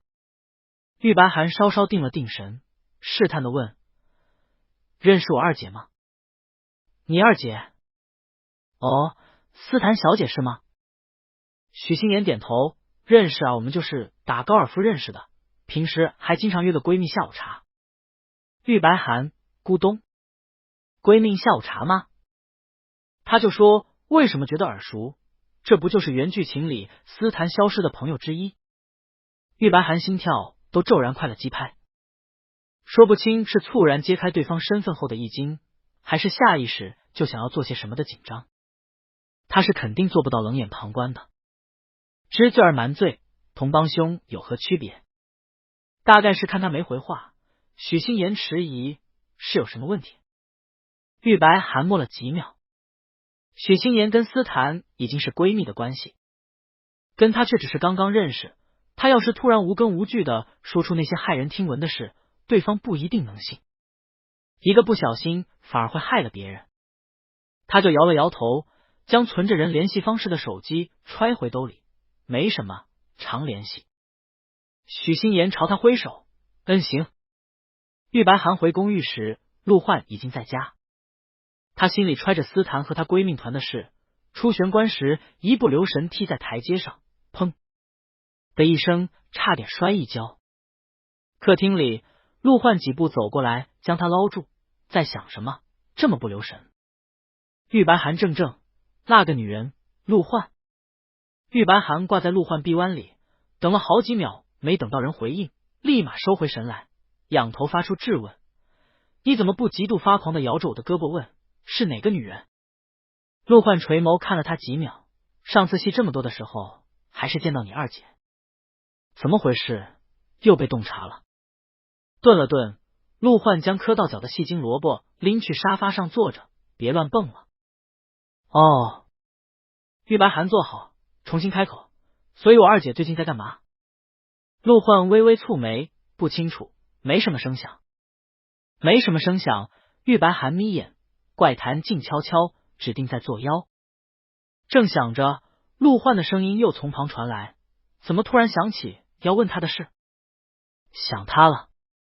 玉白寒轻叹，不知道他在哪旮沓，过得还好吗？陆焕，说话就说话，不要说到一半开始唱歌。哦。玉白寒应完声，身旁似乎陷入了沉默。他转过头，只见陆焕正看着他，那双漆黑的眼底幽深而沉静，目光落在他身上，也不知在想什么。玉白寒微微凑近，怎么了？陆焕却没再追问刚才的问题，他伸手将人柔软的脸颊捏了捏，没什么。既然我们白寒问起来，那我就让人去打探一下，让秦伦顺着网线爬。话落，画面感几乎扑面而来。陆焕默了好几秒，才将爬行的秦伦从脑海中驱散。他开口：不用秦伦。崔家和文家是外是两大巨头，文楼应该比较清楚。玉白寒赶紧催促：那你快问问。陆焕应了声，拿出手机。刚打开微信，他动作忽而一顿。玉白寒。片刻，陆焕喉头动了动，垂眼轻声说：扔在黑名单里，一直忘放出来了。这会儿放出来，会不会显得太功利？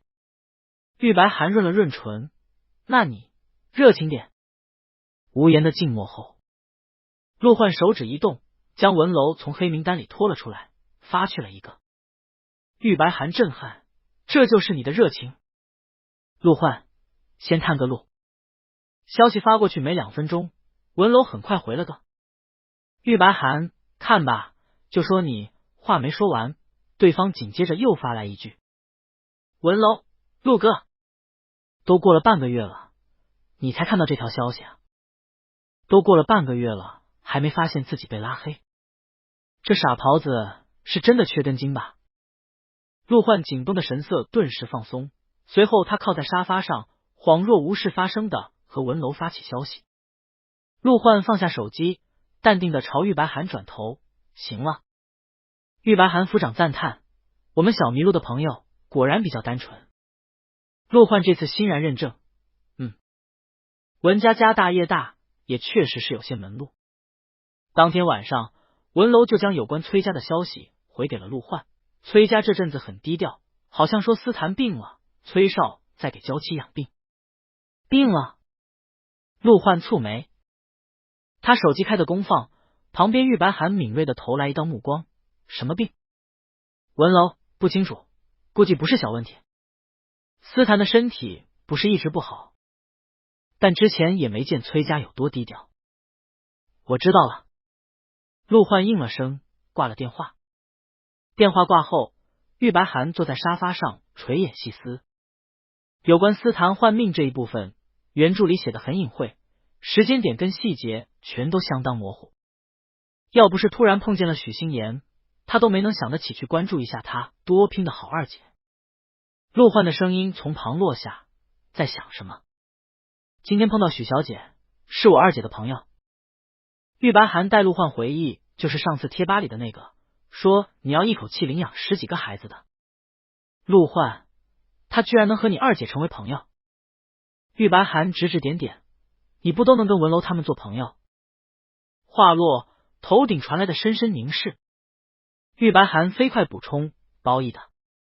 一只大掌就在他脸颊上捏了2把。陆焕问，然后呢？他怎么了？玉白涵总觉得他被泡在了我二姐酝酿的坏水里。陆焕默了下，那你现在有什么打算？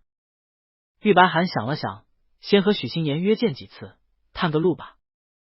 想到许心言挺关心那些小孩，玉白涵就发消息问人要不要去收养所看看孩子。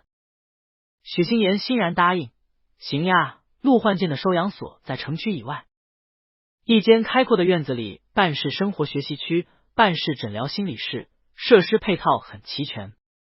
这次玉白涵跟许心言约见，陆焕也跟着一起来了。3人在收养所外碰面。许心言下车看陆焕也在，立马一惊。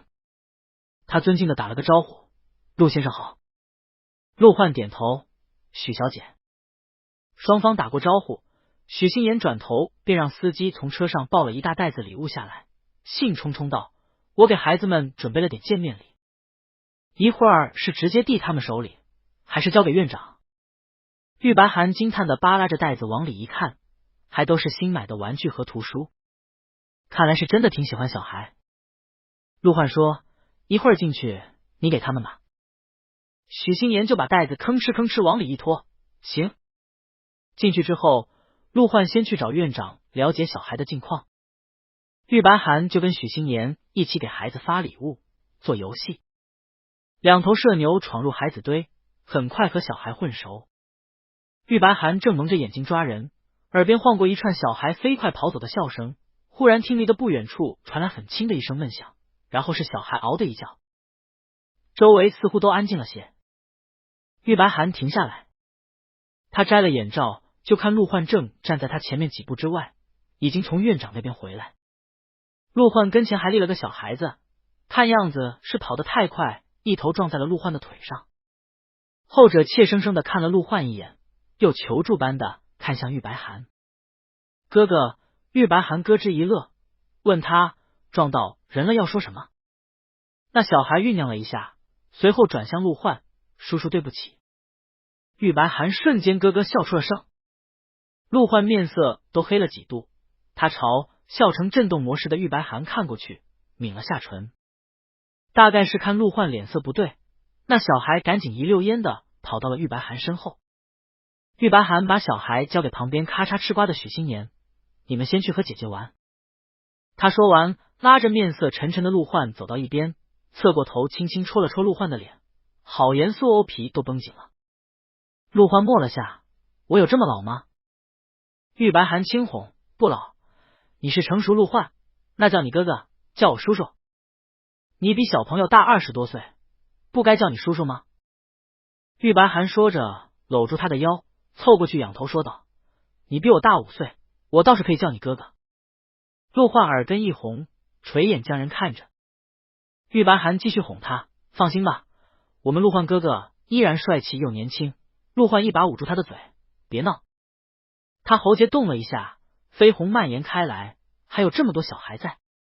玉白涵黄扑扑的撤开，哦，不是12频道。2人在庭院边上站了会儿，场地里只有许心言还在跟孩子们玩闹。玉白涵看向许心言，对方玩得很起劲，浑身都散发着年轻的朝气，健康而又有活力。思谭应该还没对他做什么，但现在思谭的身体开始出状况了，也不知道多久会找到许心言身上。他轻轻叹了口气，注视着许心言的身影，得赶紧找机会让人警觉起来。陆焕闻声转头，在想什么？玉白寒，我二姐的心肝宝贝。陆焕。玉白寒搓搓他的俊脸，宠溺道：算了，没什么，不要吓到他单纯的迷陆焕。陆焕就朝他看了一眼，没再深入。临近傍晚时，他们准备离开。许心言抹了把额角的细汗，意犹未尽的走到玉白寒和陆焕跟前。孩子们看起来都恢复得很好，多亏了陆先生。陆焕开口：是院长和医务人员的功劳。玉白寒同许心言发出邀请：你要是愿意，可以常来。许心言一口答应：好。和人联络的桥梁就此搭好。玉白寒同许心言3、2天一聊，对方的日常他基本上都知道。就这么过了1个多星期。周3的时候，玉白寒照例问许心言要不要一起去收养所，却没等到对方的回信。他心头隐隐有些不安，正想通过社团联系对方，许心言晚上便回了消息：许心言，抱歉，下午晕倒去医院了。许心言，我先不去收养所了，休息2天。医院。玉白寒一个警觉：尤儿，怎么回事？许心言，下午本来在打高尔夫，休息的时候喝了点水，忽然就晕倒了。哦，对了，斯坦小姐也在，还是她让人把我送去医院的。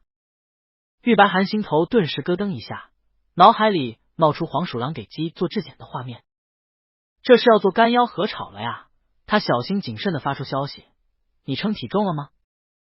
许心言。他发消息的时候正坐在卧室的小沙发上。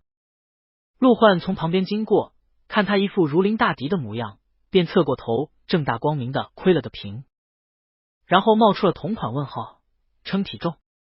玉白寒凝重：是啊，万一少了个肾啊、肝啊、脊椎骨什么的。他轻轻敲击玉白寒沉睡的大脑，身上多道口子，不至于还能心大到毫无知觉的活蹦乱跳。玉白寒恍然松了口气，也是。他继续同许心言问道：尤儿，那医生怎么说？许心言给我查了个血，说没什么问题，估计是中暑吧。查血。玉白寒微微眯眼，片刻他酝酿着措辞发去一条：自己的身体千万不能大意，而且马上就是联赛了，万一你又晕倒了怎么办？许心言，你说的有道理。耳机摸了摸小熊猫，玉白寒再接再厉：既然做过检查，医院里应该还留着检查记录，让你家里人去把记录拿到吧。许心言，行，速速召唤我老爹。再和许心言联系上，已经是第2天。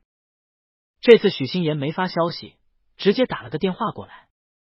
电话接通，对方的声音有点慌：白寒啊，那天的验血报告拿到了，我身体确实没有问题，但他们还给我和斯坦做了血型配对。这是什么意思？终于察觉了。玉白寒松了口气，他想了想，和人说道：斯坦身体不好，尤其最近经常往医院跑。许心言轻轻嗯了声。玉白寒也放缓了声音：你若想查，一定能查到。听从里默了半晌，最后许心言深吸了一口气，像是下定了什么决心：我知道了。电话挂断，玉白寒靠在沙发里，转头望向窗外的夜色。沉沉暮色中，树影婆娑，在夜风窸窣吹过后，一盏路灯映亮了树叶上的脉络。他指尖在沙发上搭了搭。受害者有了防备心，斯坦还能这么顺利得手吗？恐怕不行了吧。玉白寒正坐在沙发上，深沉的凝望夜色。陆焕就洗完澡从浴室出来了，他停在沙发跟前：你在做什么？玉白寒微微眯眼。天将明，陆焕轻声说人话。玉白寒伸手将他扒拉下来，按到自己身边坐好。许小姐打了电话过来，斯坦拿他的血做了血型匹配。血型匹配，有点常识都知道这是什么意思。陆焕眉心一下蹙起，垂着眼睫不知在想什么。正想着，一只手忽然穿过他的头发薅了一把。玉白寒扒拉着陆焕干爽浓密的黑发，别想了，你头发好像干了，我们睡觉吧。扒拉间带走2根头发，陆焕头皮被扯得微微一痛，思绪都被带了回来。他应了一声，随即拉下玉白寒的魔爪，拎着人走向床边。两人躺回床上，玉白寒一个翻身娴熟的滚进萝卜坑，关灯。他说完抬头，却看陆焕面色依旧凝重而沉冷，眉间隆起一道沟壑。玉白寒眼睫眨了下，随即无奈，他就说会吓到小麋鹿吧，晚上不会还要做噩梦吧。思量间，陆焕已经侧身关了灯，屋里啪嗒陷入黑暗。一片黑暗中，玉白寒想了想，忽然伸手将陆焕的脑袋往自己怀里一埋，噗噗拍了2下。玉白寒怜爱，别怕，白寒抱着你睡。晚安，纯真陆焕。晚安，世故白寒。许家门路广，许心妍又是家中独女，现在他对司坛没有了信任，许家查起这件事来雷厉风行，毫不含糊。只不过许心妍那边还没传来消息，玉白寒这头就久违的收到了司坛的动静。陆焕表情严肃起来，捏着他的手腕想了想说，这2天我把华武叫回来，送你上下学。玉白寒嗯了声，又好奇从哪里叫回来。从遥远的。陆焕顿了顿，轻描淡写，国外。玉白寒也顿了顿，行，只要还在这块世界版图上就行。华武被派遣的地方很远，按照陆焕的说法，估计得明天晚上才能回来。玉白寒想着，就1天应该没什么问题。再说学校和眷贵院只隔了一条街，离得又很近，大不了他今天住学校也可以。他没太在意，白天继续上课。结果课上到一半的时候，他突然就接到了樊玲打来的电话。一般情况下，樊玲不会在他上课时打电话来。玉白寒心头隐隐一紧，暂时顾不得还在上课，将电话接起来。电话接通，樊玲的声音传来：“小少爷，我们刚出车祸。”玉白寒心脏有1秒悬停，他大脑空了一瞬，紧接着又听樊玲继续说：“避开了，先生没有大碍，我们现在在医院。先生说要第一时间让你知道，给你报个平安。”心脏又缓缓恢复了跳动。玉白寒回过神时，发现自己手心都是冷汗。哪家医院？我现在过来。对面默了2秒，大概是樊玲在向陆焕请示。随即樊玲回他道：“阿伦离得近，先生让他送你来。”好。电话挂断，旁边的室友朝他看过来。杨子叶担忧：“怎么了？你脸色好白。”课堂上打电话本来就比较惹眼，坐在四周的同学都将目光投向他。玉白寒摇了摇头，没说什么，只是举手上讲台同教授请了个假。教授一听是要去医院，加上他知道玉白寒的家里人就是他们 C 大的荣誉校友陆焕，忙准了假让人离校。玉白寒拿了手机一路跑去校门。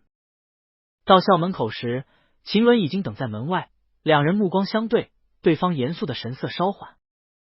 秦伦顿了下，伸手拍拍玉白寒：“樊哥说是轻伤，上车吧。”玉白寒拉开车门往里一坐，心头依旧焦急不安。私家车一路驶到了医院。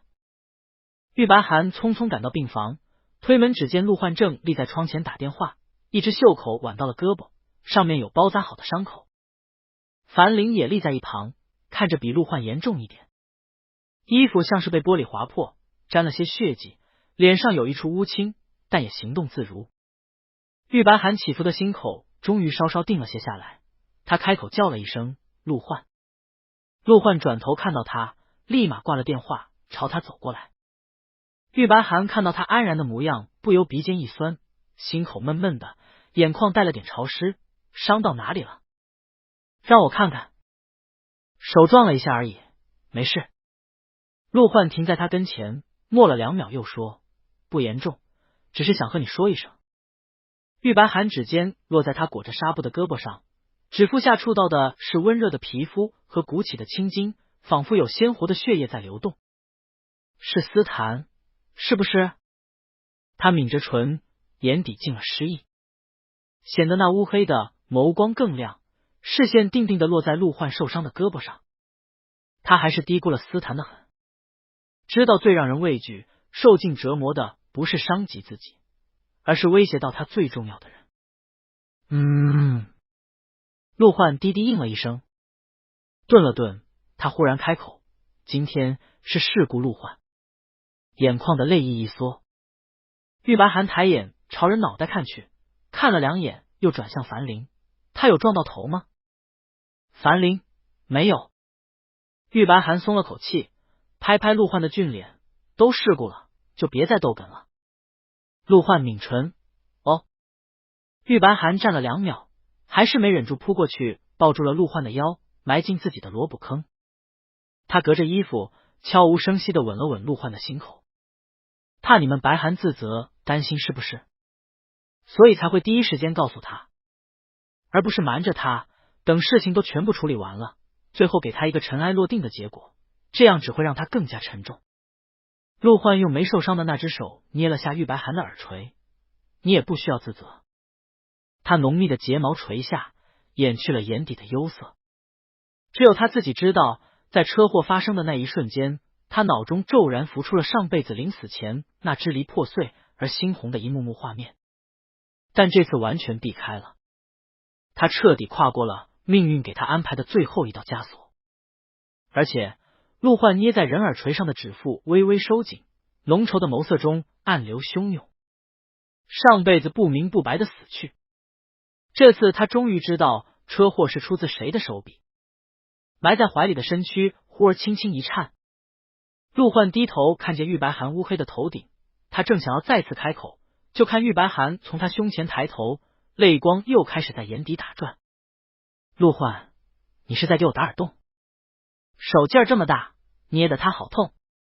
陆焕手一松道歉，走神了。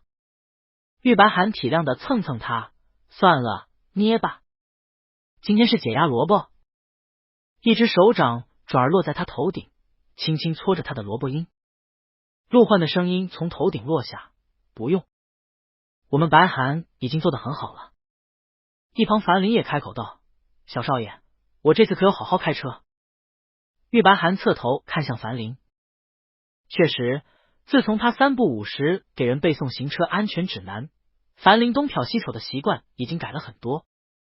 樊玲说：“今天我就是察觉到侧后方一辆大卡车突然加速变道，我一个警觉，下意识将方向盘一打，结果擦着边避开了直冲而来的大卡车，只撞上了绿化带。”玉白寒光是听他描述都听得心惊胆战。他听完拍拍陆焕，记得给樊玲奖励。陆焕点头，已经颁发了免死金牌1枚。话落，旁边的樊玲十分受用的挺直了背脊，跟随而来的秦伦则露出了馋咸的目光。看来他们都知道自己有多能在陆焕的死线上蹦迪。他转向陆焕：“那你现在有什么打算？”“我刚才已经让人把消息放出去。”陆焕双手揣在兜里，神色淡淡的就说：“我出了车祸，情况不明。既然斯坦要针对我们，听到这个消息，崔家一定会出手。这笔账我会讨回来。”“当然。”玉白寒闻言也罕见的冷了脸，他伸手摸着陆焕的胳膊，切齿恨恨：“他折你翅膀，我毁他天堂。”樊玲和秦伦侧目，陆焕一手钳住他的下颌：“说话就说话，不要咯吱磨牙。”玉白寒张嘴应了一声：“1、2。”陆焕车祸的消息一放出去，外界立马掀起了轩然大波。五金批发1、2心急火燎的打来电话，然后就听见陆焕平稳的声音混在旁边的情景喜剧里，隐隐还伴随着玉白寒嘎吱嘎吱的笑声。五金批发1、2。陆焕：“没事，情况暂时保密。”几人云里雾里，喔喔。霍明夫妻也打了个电话过来。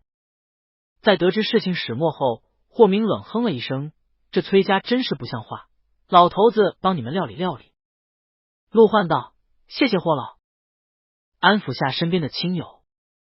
陆氏和崔家的对战终于开始打响。不过还没等到斯坦的新动静，许新言便先一步冲来了医院。呜呜的声音像警报一样一路穿透走廊，差点被护士插出医院。陆先生没事吧？他心急如焚的推开门，门一推开，只见陆焕正在给玉白涵投喂水果，两人同时朝他转头。玉白涵腮帮子吃得一鼓一鼓，你怎么来惹？许心言震惊茫然，你们在干什么？吃水果，那边还有，你要不要？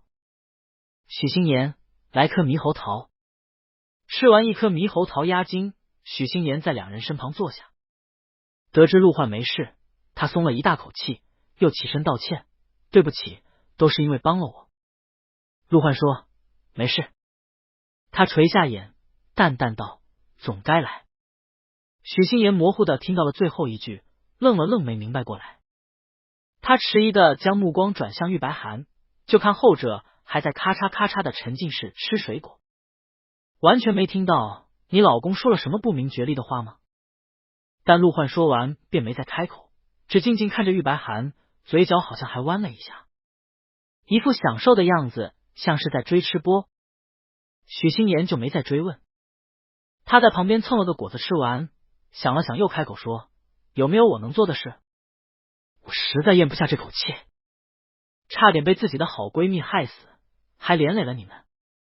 玉白涵说，别这么想，罪魁祸首是司坛，他和陆焕都不至于去迁怒一个无辜的受害者。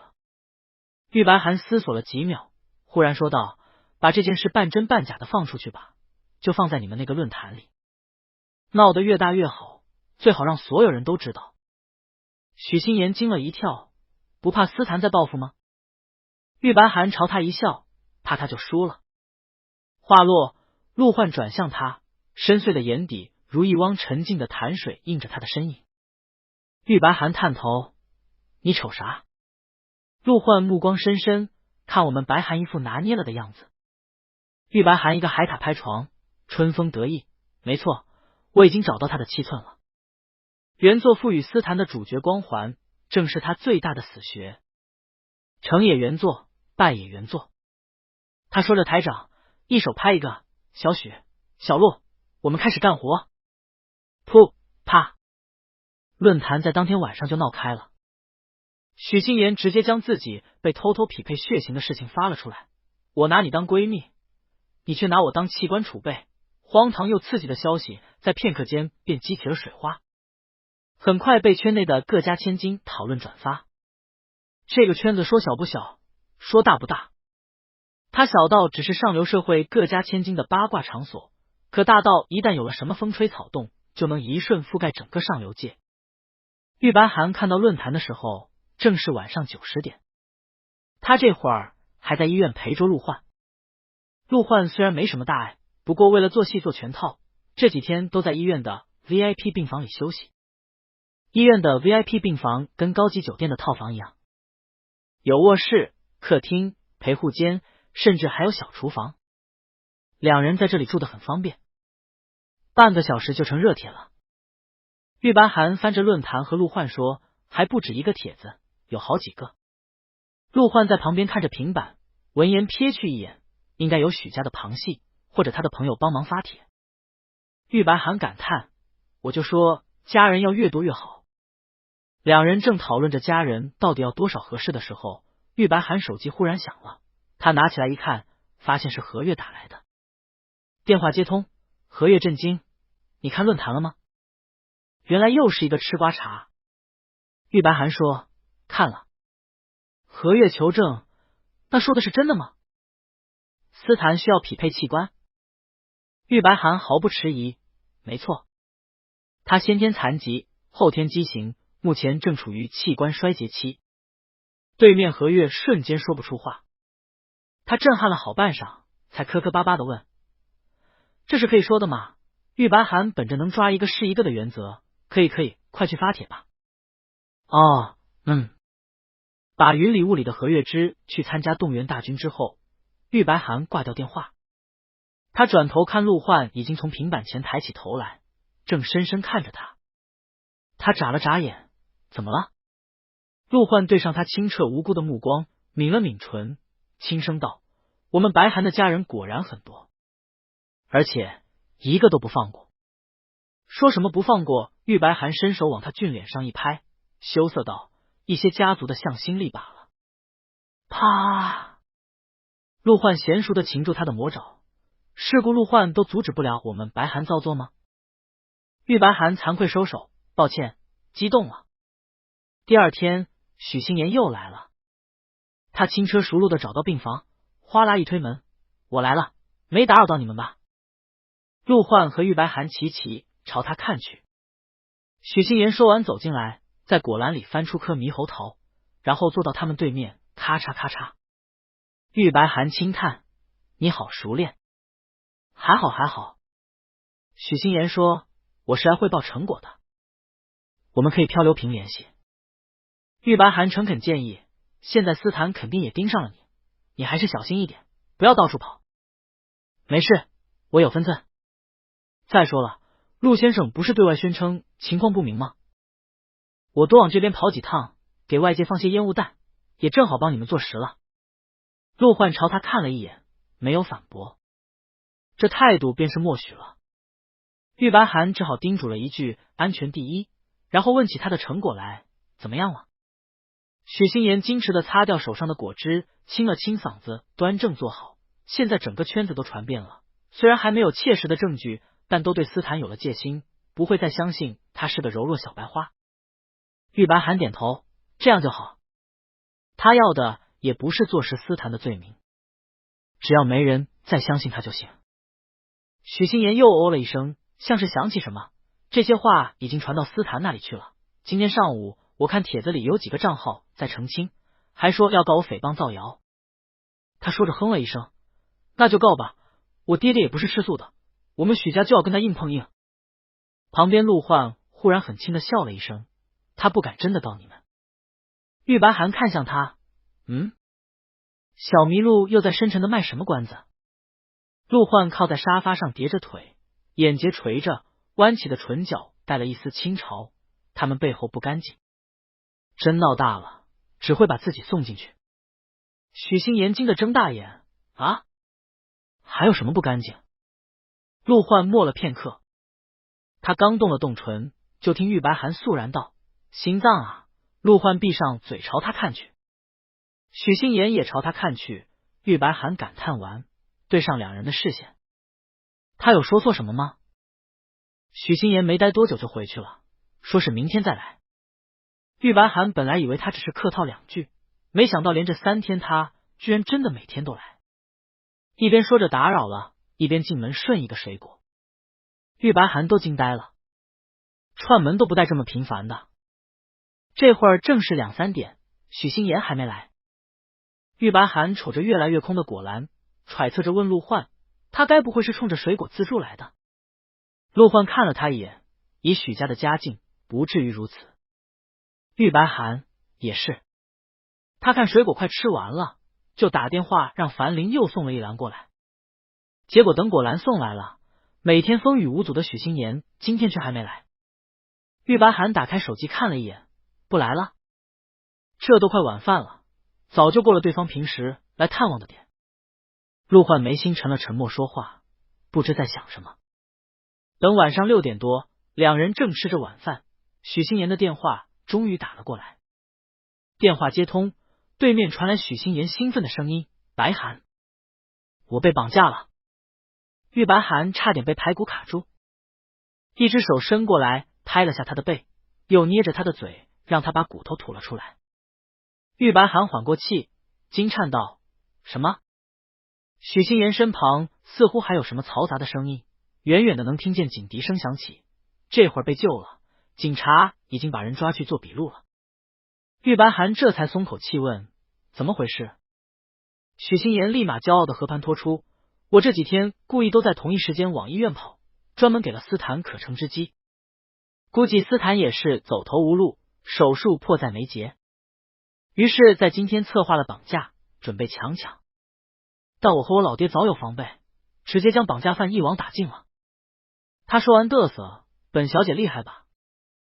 玉白寒呱唧呱唧鼓掌：“厉害厉害！原来不是蹭水果，是钓王八。”两人正说着话，他又听许心言那头有警察在叫做笔录，许心言就跟他打了个招呼，然后挂掉了电话。等我好消息吧。电话挂断，陆焕抬眼看来，司坛下手了。玉白涵继续抄起筷子吃饭，他等不及了，只能下手，不然就是死路一条。这是原著给司坛埋下的最大的死穴，司坛的逆天改命都是从周围人身上夺取生命，但为了让对身边人下手这一点变得符合逻辑，作者便设定让司坛只能和身边人匹配成功。所以除了那几个人，司坛和其他任何人都会产生排斥。本来按照原著的走向，司坛能凭借着柔弱的外表成功将所有人都骗到手，但现在经过许心言一闹，众人都有了戒心，司坛的境遇骤然改变，只能通过硬抢来保命。餐台前，陆焕默了会儿，又状似随意的开口，看来我们白涵知道的很多。玉白涵正在一边香喷喷的啃排骨，一边回忆剧情，冷不丁听到陆焕说这一句，顿时反应了一下，知道什么？他将回忆缓缓拖回两人上一句对话。知道司坛会对许心言下手吗？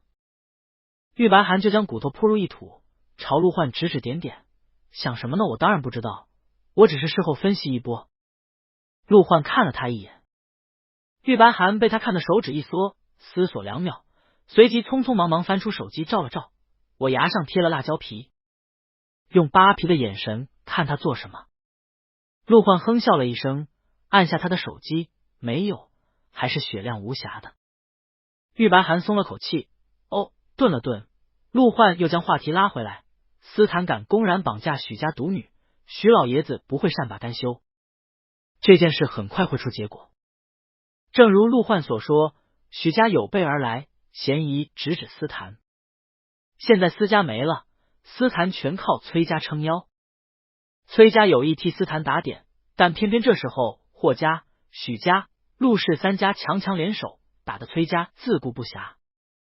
崔家慌忙间漏洞百出，竟然还被查出和黑市有联系，各项证据确凿，司坛的逮捕比想象中来的还要快。警方的通报暂时还没有发出来，但内部消息已经递到了陆焕桌前。陆氏集团顶层总裁办公室，陆焕已经从医院回了公司，这会儿他正靠在椅背上，看着司坛被捕、崔家产业被查封的消息。半晌，陆焕仰头呼出口气，司家最后一个人也被送进去了，大仇得报。其实早在很久之前，他就想象过这一天，但当这一刻真正来临时，他却没有像自己以为的那样喜极而巅，释放出满腔积压的仇怨。当然，畅快是有的，但依旧维持着理智和冷静，就好像只是利落的报了该报的仇，并没有在仇恨与戾气的泥淖中停住不前。陆焕在桌前坐了片刻，随即拿起手机起身，转向背后的落地窗。临近傍晚，一缕金红的日光穿透头顶厚厚的云层，斜落在脚下这片繁华而兴盛的土地上。薄辉透过跟前的落地窗，将他高大的身影拉长。陆焕拨通电话说了声司坛被捕了，还有，他唇角轻柔的弯了一下，我今晚回家。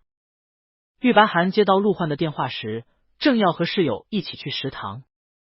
他闻言先是一愣，随后笑起来，那就好，那是对方应得的下场。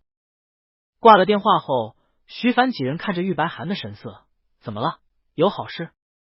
玉白涵嗯了一声，你们去吃吧，我先回去了。他说完，转头往校门方向跑去。出了校门，不远处就有一家花店。玉白涵在路过花店时脚步一顿，他往里看了眼，随后进去买了一束满天星。一大束白色的满天星抱了满怀。玉白涵出了花店，往家的方向走。回家的方向正对着落日，每一片满天星的花瓣上都染上了金色的夕阳，窸窸窣窣的摇晃在心口。他心头一阵悸动，原作施加给陆焕的最后一道威胁，终于也在今天消散。从此往后，他们陆学长再也不会被困于所谓的反派命运中。玉白涵想到这里，脚步都有种难言的轻快。正是因为知道陆焕既定的结局，所以他才会在此刻格外的激动。但这些情绪又只能埋在心底，无法同人分享。他们陆学长还不知道自己避开了什么，不知道也好。玉白寒早就想过了，不是谁都能接受自己是个纸片人，还是被命运安排好的垫脚石。尤其他们陆学长那么骄傲，自尊心那么强，拼了命才一步步爬上来，不知道吃了多少苦，不该让苦尽甘来的生活再次变得沉重，就让他把原作当成一篇废稿，看过就好。到家时，陆焕还没有回来。玉白寒抱着一束满天星上了楼，他回到两人的卧室，然后将花搁在了陆焕的床头。床头的那盏小夜灯被啪嗒打开，灯光倏地映亮了那捧满天星，银白的花瓣上仿佛有新的生机在焕发。那是本该属于陆焕的阳光。玉白寒想了想，转头去写了张贺卡。他们陆学长可能不明白这是什么意思，但对他来说，把心意传递到就行了。他写完，将贺卡放在了满天星中央。雪白的满天星印着卡片上的字：你是重燃的灿火，你是新生的阳光。满天星放好后，陆焕还没回来。玉白寒先去浴室洗了个澡，他洗到中途隐隐听见外面有动静。等他洗完出来，就看陆焕正背对着他立在床前，手里捧着那束满天星。哦，他们陆学长回来了。玉白寒眼睛一亮，飞扑过去将陆焕的腰抱住。他从人身后冒了个头：送给你的，喜欢吗？话落，身前是一阵沉默。玉白寒果然是因为看不懂贺卡，他正要跟陆焕说不用在意，一只手却忽然拉过了他。陆焕转过身，拥着那簇满天星，将他一把搂进了怀里。呼，灼热的体温将他包裹，强健有力的心跳从胸口处传来，在沉默而紧密的拥抱间，有很深的情愫在发酵。玉白寒的心跳也跟着快起来，他反手搂住陆焕宽阔的背，又摸了摸对方的狗头。哦，原来是感动了。正搂着，他便听肩窝里传来陆焕低哑的声音：喜欢。玉白寒反应了一秒，随即意识到陆焕是在回答刚才的问题。他将下巴搁在陆焕肩头，磨蹭着高兴地说：这是在学校门口买的，没有很贵，觉得适合就送给你了。足够了。陆焕说着抬头看向他。玉白寒这才发现陆焕的眼眶有点红，果然是被狠狠感动了。他怜爱的往人眼角摸了摸，接着被抓住了手。陆焕握着他的手，朝他深深看来。这样近的距离间，潜藏的情绪都变得鲜明而汹涌。那双深邃的眼底眸光涌动，像是有千言万语随着潮汐一瞬掀起，又落回海中。玉白寒被陆焕看的心头都震了一下。他一手附上陆焕的脸颊，按着小激动问：有这么喜欢吗？陆焕眼睫一垂，侧头亲在他掌心，灼热的呼吸笼了上来。玉白寒脸上微热，好动情哦。陆焕亲过又重新转向他，目光直视而来。还有吗？除了这个，还有别话的想对我说吗？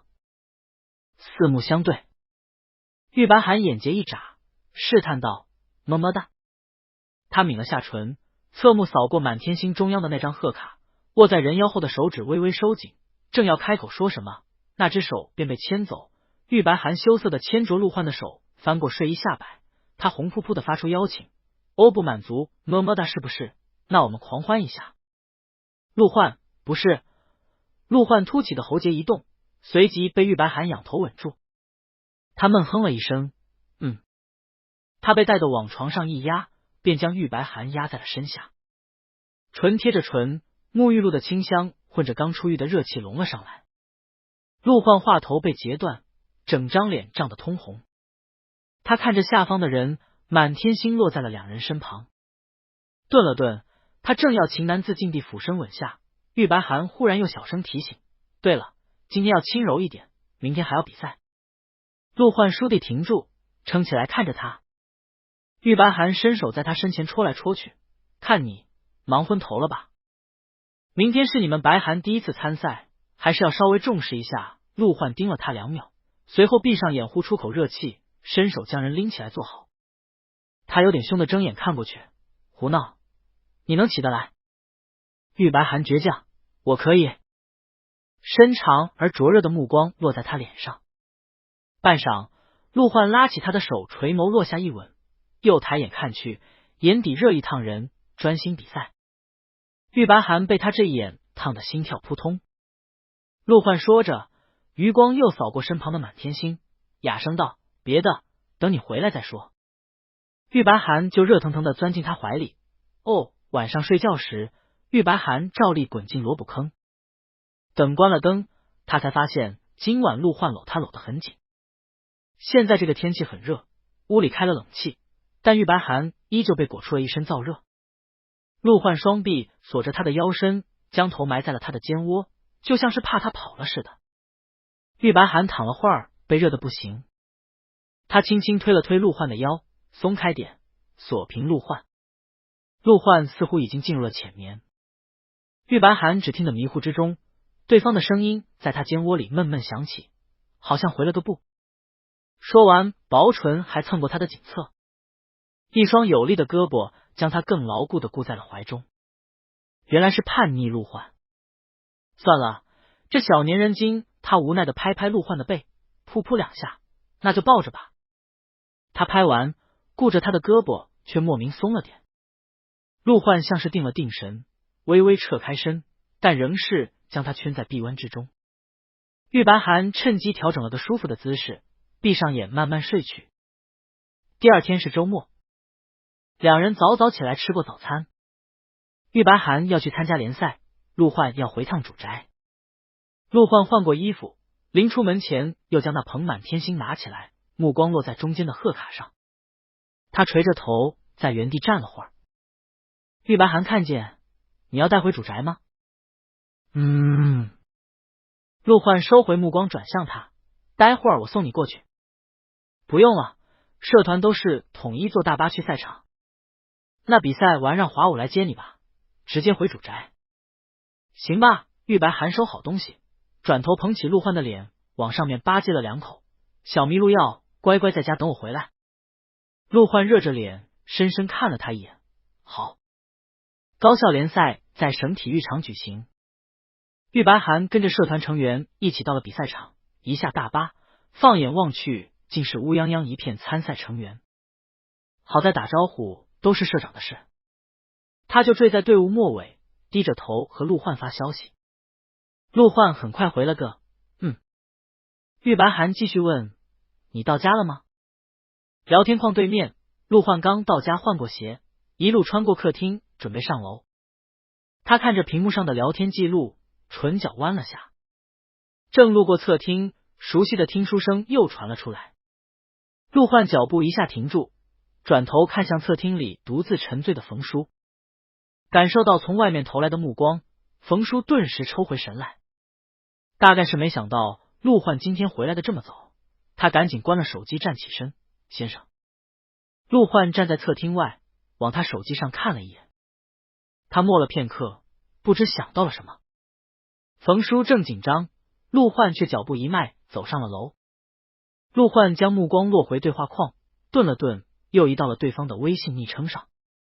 昨晚按下的话头再次涌了上来，他喉结动了动，按着屏幕的指尖一拳。下一刻，手机震了震。另一头，玉白寒收了手机准备比赛。他们联赛分为团体项和个人项，从上午开始一直到下午才结束。玉白寒这是第一次参加比赛，整个人激动又专注，站在场上的那一刻，眸光亮得惊人，相当吸引人的视线。许新言在场外一边赞叹一边替人拍照。啧，还好先前的宣传视频里陆先生露了脸，不然待会儿比完，不知道有多少人要找白寒要手机号。旁边站着他的社长，应该不会。两人说话间，场上的玉白寒刚刚结束。他退下场，摘了护指，然后拿出婚戒重新戴上，朝许新言他们这头走过来。走近了，戒指的荧光闪得许新言眼睛一花。哦，确实。玉白寒已经走到了他们跟前，兴奋地给自己海报鼓掌。怎么样？我表现的还不错吧？许心言定了定神，看向他的成绩，由衷的点头，拿个好名次没问题。玉白涵又便低头开始和陆焕发信息。临近傍晚，比赛终于结束。这次联赛 C 大依旧蝉联第一，玉白涵首次参赛，拿了个第3的好成绩。社团成员围在一起庆贺。何月大手一挥说：“聚餐，社长来请客。”周围立马响起一片欢乐的轰声。玉白涵将手机一关，不好意思的同何月说：“你们去吧，我下次再来。”哦，要回家陪陆学长是不是？众人很懂，去吧去吧，热恋中的情侣。告别了社团众人，玉白涵出了体育馆，就看华武已经开车等在了门外。他跟晒黑了好几个度的华武打了个招呼，随即被人载着往回家的方向而去。到家正是傍晚，大片金红瑰丽的晚霞染透了陆宅庭院背后的天际。玉白涵从车上下来，抬头一望，目光镜头正对着庭院露台上那抹道高大的身影，陆焕就站在那里朝他看过来。一片朦胧金黄的余晖中，这一幕熟悉的依稀发生过很多次。玉白涵立马欣喜的跑过去，陆焕，他一扑将人抱了个满怀。陆焕接住他，伸手捏了捏他的后颈皮松土。玉白涵在人怀里埋了会儿，又问：“你怎么在这里站着？想你们白涵了是不是？”他说完，等着陆焕面红耳赤的狡辩，但这次却听陆焕嗯了一声。玉白涵一下弹起来，看向跟前的人，四目相对，陆焕正定定的看着他，眸光很深。陆焕说：“是。”想了一整天，全是有关他的事。玉白涵心跳立马快起来，他一张脸在夕阳的映照下显得黄扑扑，矜持了一秒，又迫不及待的拱起来：“那我先上去洗个澡。”一会儿，还有为了替你庆祝而进行的狂欢。陆焕看着他，唇微微抿了下，顿了顿，他问道：“庆祝什么？”“当然是庆祝你。”玉白涵话头一指，“总不能说庆祝你跨过剧情的最后一道坎了吧？”他改口：“庆祝你成功打倒恶势力。”陆焕握着他的手收紧了点。玉白涵觑着对方的神色：“怎么了？”陆焕的唇动了动，像是有什么话要说，却又被汹涌隐蔽的情感裹挟着，找不到一个出口。余晖下，玉白涵朝他看来的这张脸，干净而柔软，明亮的眼底映着他的身影。过往的细节一点点浮现在他脑海，叫白涵就好。我叫白涵，你们白涵，白涵，白涵。每次说起这2个字，都好像带着浓浓的归属感。还有微信里的有耳，游戏里的你可以叫我小耳朵，以及贺卡上手写的祝贺：“你是新生的阳光，你是重燃的灿火。”片刻，盘踞在他心口的那团气一疏，从很早之前便浮出的那片模糊的影子，终于在此刻愈发清晰。一个答案涌上了陆焕的喉头，呼之欲出。两人默然对视。玉白涵半天没等到陆焕开口，他无奈的摸了摸对方的俊脸：“夕阳下的我很美，但不要贪杯。”陆焕垂眼一瞥：“我先上去洗个澡，一会儿让你慢慢看。”他说完收回手，转身便要进屋。玉白涵走出几步，陆焕却还站在露台上没动。他背对着庭院，深深注视着玉白涵的背影，心跳在他胸腔里逐渐加快，指尖像是有些紧张的蜷了起来。暖色的余晖沉在他眸光中，陆焕定了2秒，随即抿了下唇开口。庭中的林叶在这一瞬被风吹得窸窣一响。玉白涵推门前，听见身后陆焕轻柔的叫了他一声：“玉白涵。”玉白涵按在门扣上的手一顿，他有1秒没有反应过来，随后微微睁大了眼。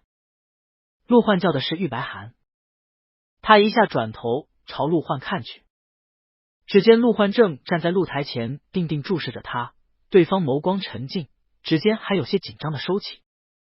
大片的夕阳和林叶都在一瞬成了模糊的背景。玉白涵心脏在胸腔里扑通直跳，他愣愣的看着陆焕，直到陆焕开口问了声：“是吗？”他心头一颤：“嗯了一声。陆焕像是舒了口气，紧绷的身形放松下来。他几步走到玉白寒跟前停下，细致的目光瞄过对方的五官，然后将人耳垂轻轻一捏。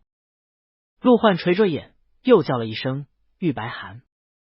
玉白寒这下彻底回神了，他心头像是被狠狠触了一下，万千情绪都如潮水般酸胀的漫了出来，在铺天盖地的震惊中还夹杂着激动和茫然。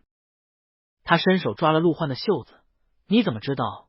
陆焕没说话，只是这样看着他。明明被掀马甲的是他，但陆焕好像比他还要小心，抿着唇酝酿着情绪，似乎在思考怎么开口。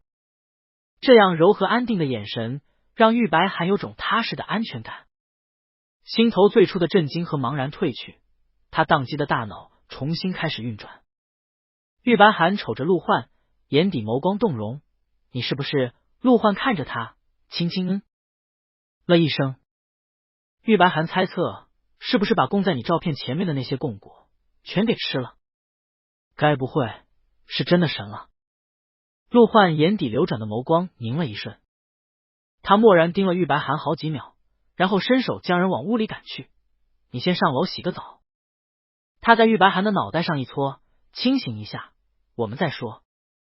哦。玉白寒在浴室里洗着澡，水汽混着热气蒸着他水灵灵的大脑，他白皙的脸上泛起一片潮红，还沉浸在陆焕刚才叫他的那一声里。那是他原本的名字。陆焕是在这个世界上第一个叫出他名字的人。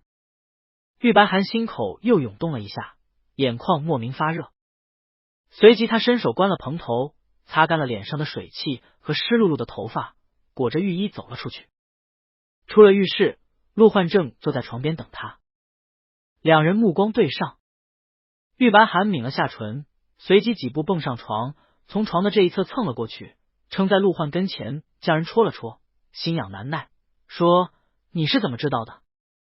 不仅知道他不是那个司白寒，还知道了他本来的名字。陆焕附上他一只手，灼热的掌心裹着他，紧了紧。然后他听陆焕微微吸了口气，说：“我一直都知道。”那口气又呼出来，我知道这是被人创造出来的小说。玉白寒眼睛一下睁大，再度震惊。他轻轻凑上前，对万能暗号：“老乡，即便我不变。”一只手捏住他的脸颊。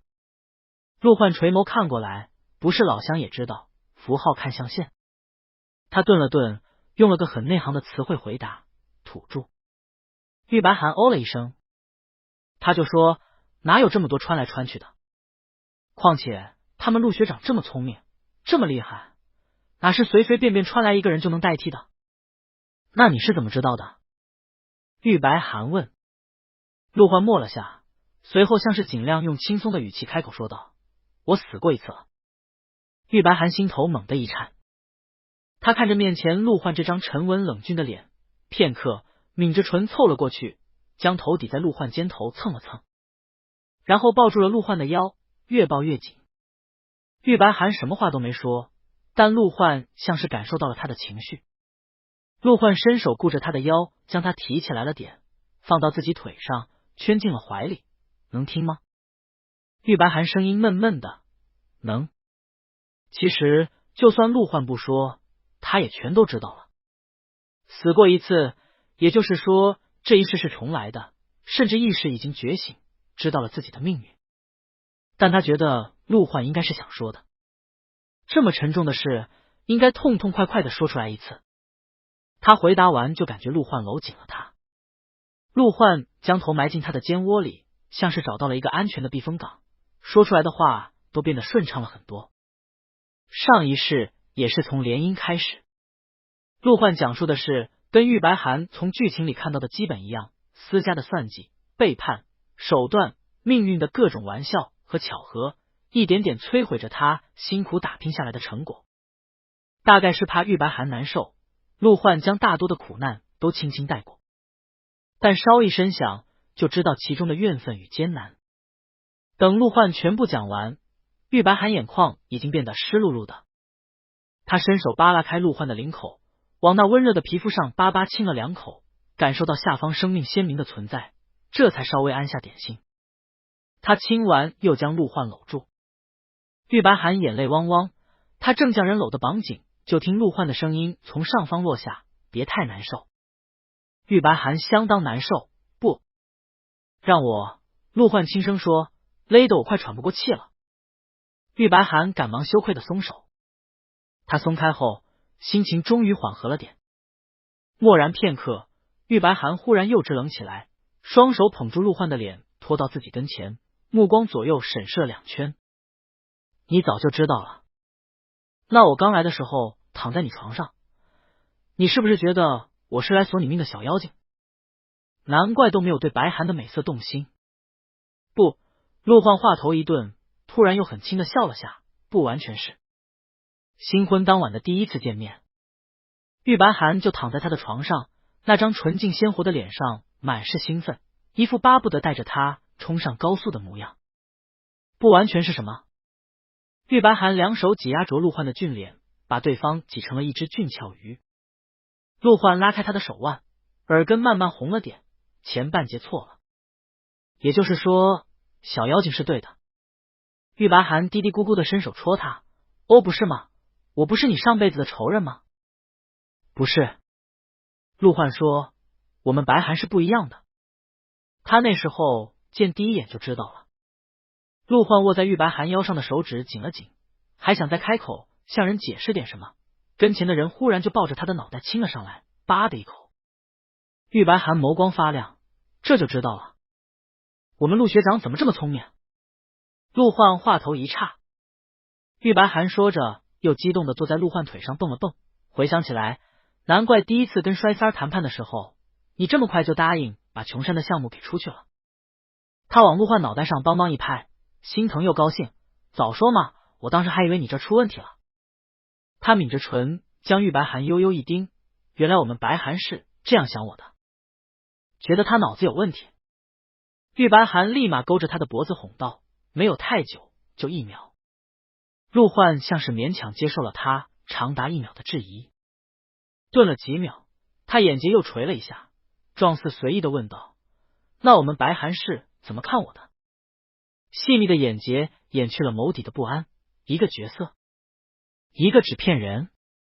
玉白寒小脸忽的一热，整颗萝卜慢慢变黄，羞涩又诚实道，就涩涩的眼神。陆焕抬眼，两人四目相对。玉白寒打满马赛克的眼底是不加掩饰的喜欢，明晃晃的装满了陆焕的身影。片刻，陆焕红着耳根呼出口气，算了，他早该知道。对了，玉白寒伸手戳他，你还没说，怎么猜到我名字的？陆焕抽回思绪，指尖在玉白寒耳垂一擦，微姓名。他看着玉白寒，目光轻轻落下来，不是吗，小耳朵？玉白寒心跳骤然一快。陆焕又叫了他一声玉白寒。玉白寒浑身都热了起来，后腰一阵酥软。他在怦然的心跳中嗯了声，随后情难自禁的揽住陆焕的脖子吻上去。果然是敏感陆焕，他藏着名字的地方都被找到了，唇齿相缠，陆焕灼热的气息笼着他，在缠绵的亲吻间叫着他的名字。玉白寒眼睫轻颤着，浑身都被独有的归属感填满。他模模糊糊的蹭着陆焕的唇，恭喜陆指挥答对了，奖励你一颗永久萝卜。陆焕呼吸立马重了几分。亲吻片刻，他又撤开身，终于将憋了很久的话说出口，贺卡，我知道是什么意思。陆焕喘出口热气，我很喜欢。玉白寒眼睫睁开，蓦地就撞入了陆焕炽烈的眼底。他心头发烫，右臂眼拥了上去，还有狂欢，你肯定也喜欢，快点快点快点快点。陆焕红着脖颈低下头，视线中是天花板上方摇晃的水晶灯，流光溢彩的水晶细碎的映着两人的身影。玉白寒今天接受了太多的信息量，此刻被热气笼罩着，脑子晕晕乎乎，都不知道过去了多久。他只觉得心口充盈酸胀，眼眶发热，直到视线逐渐变得模糊，一只大掌替他试过眼角，问了句怎么哭了，玉白寒才发现自己眼泪溢了出来。陆焕满脸通红的亲着他的眼睫，他抱住陆焕的脖子蹭了蹭，眼泪簌簌扑落，太喜欢了。陆焕顿时停了下，目光紧锁着他，随后俯身落下更加汹涌的亲吻。今天的亲吻和往常好像有什么不一样。玉白寒在恍惚间只感觉陆焕的情绪彻底放了出来。他听见陆焕的声音落下，充满占有的问他，换一个人和你结婚也会这么喜欢吗？他的眼泪全蹭在了陆焕灼热的掌心，吸着气断断续续，不会。玉白寒回答得很笃定，他觉得是不会的。有的人看第一眼就心生喜欢，有的人就算待一辈子都只会觉得是囚困。陆焕专注的看着他，为什么？玉白寒伸手将人拉下来，呼出口气，小敏感。他在泪光中朝人看去，用跟陆焕同样的话回道，我们陆学长是不一样的。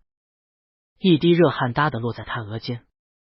陆焕顿了顿，低头吻住了他，浓密的睫毛上沾染了潮气，拥着他的手扣得很紧。那你会走吗？走哪儿？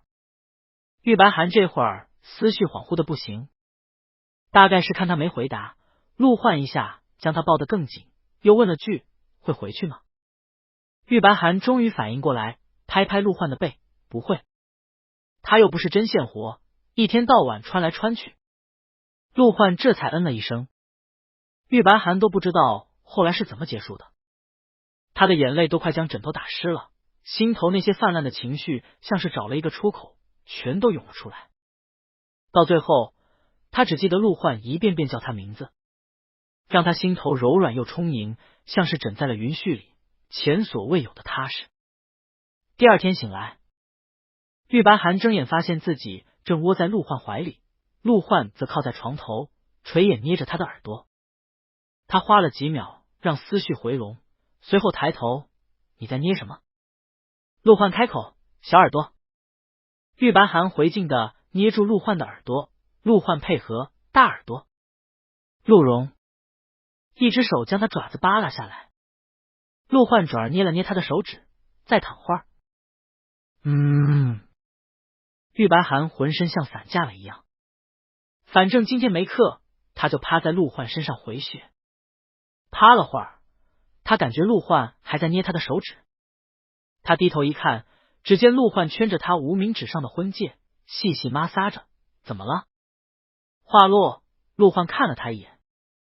玉白寒眨眼，陆焕收回眼神，淡淡道，在想很土的事。玉白寒凝神聚气的反应了好半晌，突然福至心灵，一个抬头，他望着跟前陆焕这张绷着淡定的脸。玉白寒喉头咽了咽，往日被他忽略的细节终于点点浮上心头，想在戒指上刻名字。陆焕看着他，抿唇嗯了声，面色看着要多高冷有多高冷，如果忽视他一点点泛红的耳根，玉白寒都惊呆了。所以那时候提到戒指，是在暗搓搓的问他名字。他哪想得到？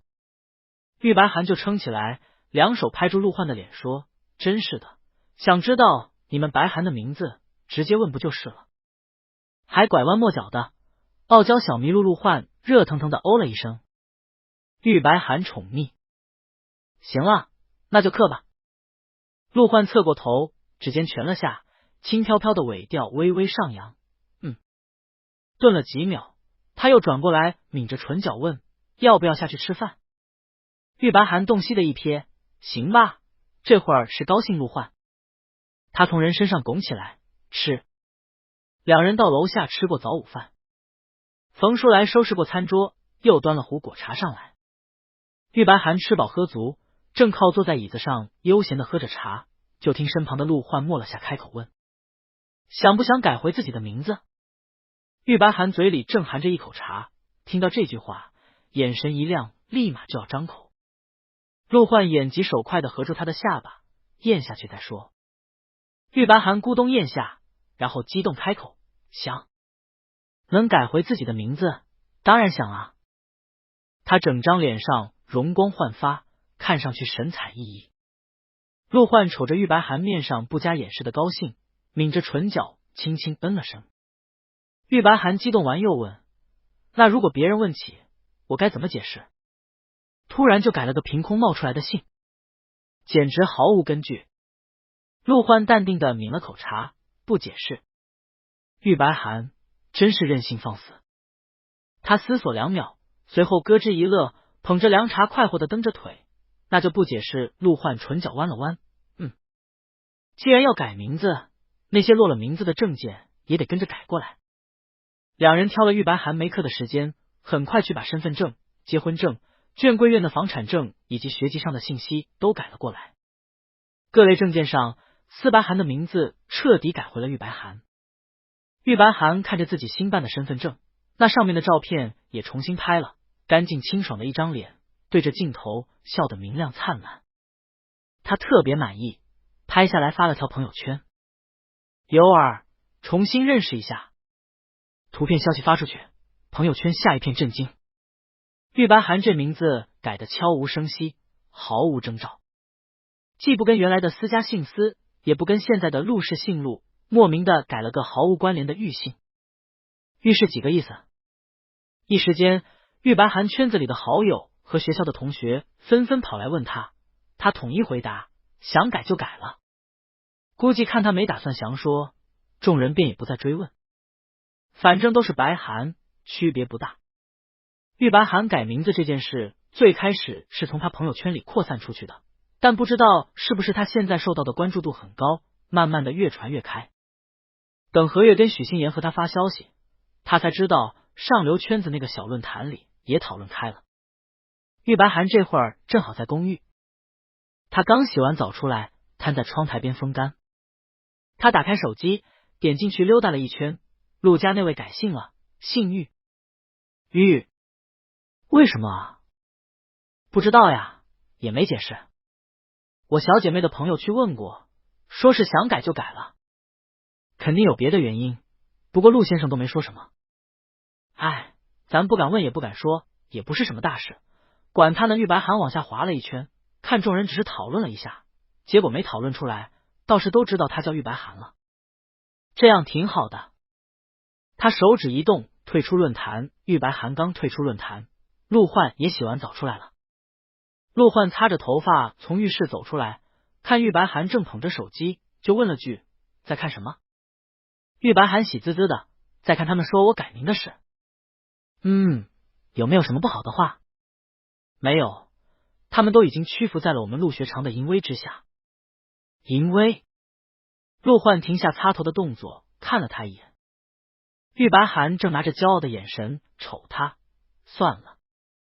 陆焕拉下毛巾，不去纠正这副措辞。他站在窗台前默了默，又转头看向窗外的天。这会儿太阳还没落下，明净的天空万里无云。陆焕在原地站了会儿，忽然说，最近天气不错。玉白寒正刷着手机，闻言抬头看去，我们之间的话题已经匮乏成这样了吗？冷不丁跟他聊天气。陆焕目光朝他一落，定定的对视几秒后，陆焕别开头。他似风轻云淡般抿着唇开口，趁着天气不错，是不是可以去海边把婚礼重新办了？玉白寒双眼顿时微微睁大，心跳砰砰的看向陆焕。谜语陆焕居然是在铺垫这个。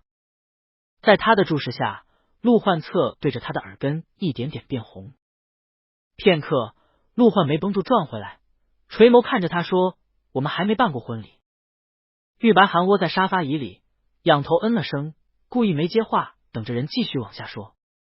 陆焕脸上越来越红，低声问，所以要办吗？玉白寒再憋不住，他一下蹦起来，跳到陆焕跟前，圈住对方的脖子，黏黏糊糊的亲了2口。还用问吗？当然要狠狠操办，真可爱。他的小麋鹿陆焕胸口起伏了一下。说好要重办婚礼之后，玉白寒就感觉他们陆学长似乎很激动，不是那种放在明面上的激动，而是非常有陆焕风格的不显山不露水的闷声激动，沉静的眸光都比平时亮了几分。举办婚礼的事情很繁琐，玉白寒本来以为陆焕会交给樊玲他们去办，但没想到陆焕居然在亲自考察时间地点，研究婚礼的请柬，跟个情窦初开的毛头小子一样。他看陆焕坐在电脑前，正专注的琢磨着布景风格，就扑的趴上陆焕的后背，勾了个脑袋过去。这么积极，很期待跟你们白涵举办婚礼是不是？身前紧贴的背部传来重重的心跳。玉白涵感觉陆焕体温腾的蒸了上来。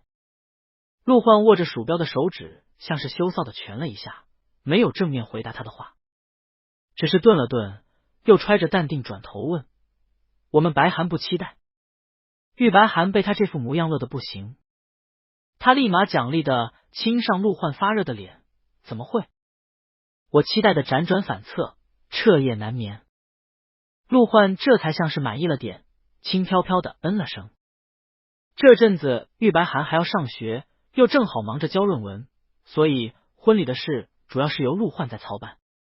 婚礼请了专门的设计师，一共设计了10几套方案。陆焕选了几套，又从中挑出些发给玉白涵询问意见。两人就在微信上一起挑挑选选。等会儿正好是课间，陆焕又发了消息过来。玉白涵低头在座位上挑着请柬的样式，大红的底色哗哗翻过屏幕，十分显眼。旁边室友瞥见，请柬。徐凡惊讶的来了兴致：你要办婚礼吗？玉白涵边挑边说：当初比较仓促，前段时间他和陆焕几乎都要把 C 大的贴吧刷屏了。尤其陆焕身份曝光之后，随便查一查都有不少关于当初两人联姻的消息，他们室友几个都多多少少了解一点。徐凡欣慰的叹道：也好，圆满了。玉白涵侧头朝他弯了下唇角：请柬的样式大概敲定后，课间也差不多结束了。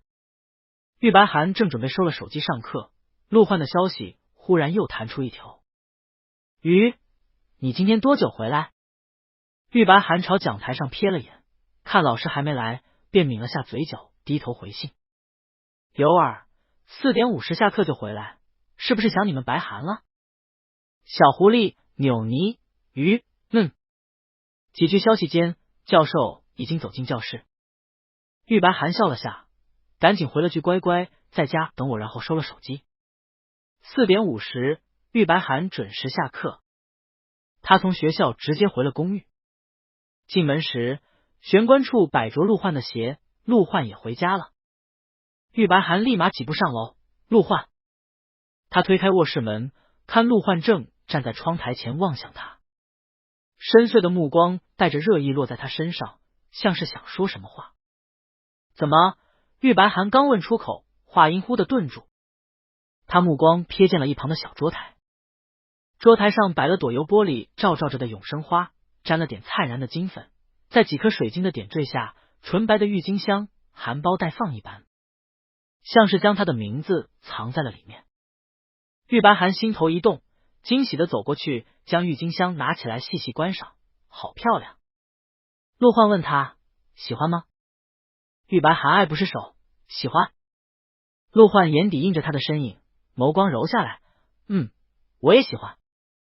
郁金香又代表着纯粹和忠贞，是对他而言最珍贵的两种感情。他在原处站了会儿，没忍住指尖一动，落向手机。玉白涵在那头喜滋滋的端着郁金香一阵观赏，他放下郁金香后打算去洗个澡，转头就看陆焕正将手机飞快的扣在桌面上。你在偷偷摸摸的干嘛？玉白涵微微眯眼，该不会是在偷拍你们白涵吧？陆焕一本正经，没有。玉白涵满脸狐疑。陆焕将手机揣回了兜里，接着问：永生花准备放哪里？床头柜还是桌子上？他注意力被立马拉走。玉白涵环视了一圈，最后指了指桌面：放书桌上吧，天天都能看见。陆焕，把那朵郁金香摆在桌上后，玉白涵拿了换洗的衣服，转头去浴室里洗澡。浴室门框的关上，陆焕靠在桌前，耳根终于憋不住，慢慢进红。他目光往浴室的磨砂玻璃上落了几秒，又拿出手机，锁屏解开，是一张玉白涵的照片。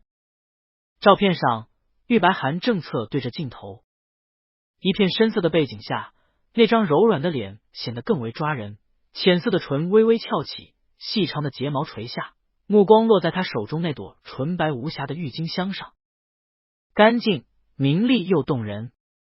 陆焕垂眼看了会儿，随即点开了朋友圈。他朋友圈里很干净，连动态都发的很少，偶尔发一条也是跟工作有关的财经资讯，只有背景墙上那张玉白涵的照片才能泄露出一点他内心的情感。陆焕指尖一拳，还是按捺不住满心满意的情绪，发了那张照片，一朵含苞待放的纯白郁金香，还有属于他的玉白涵。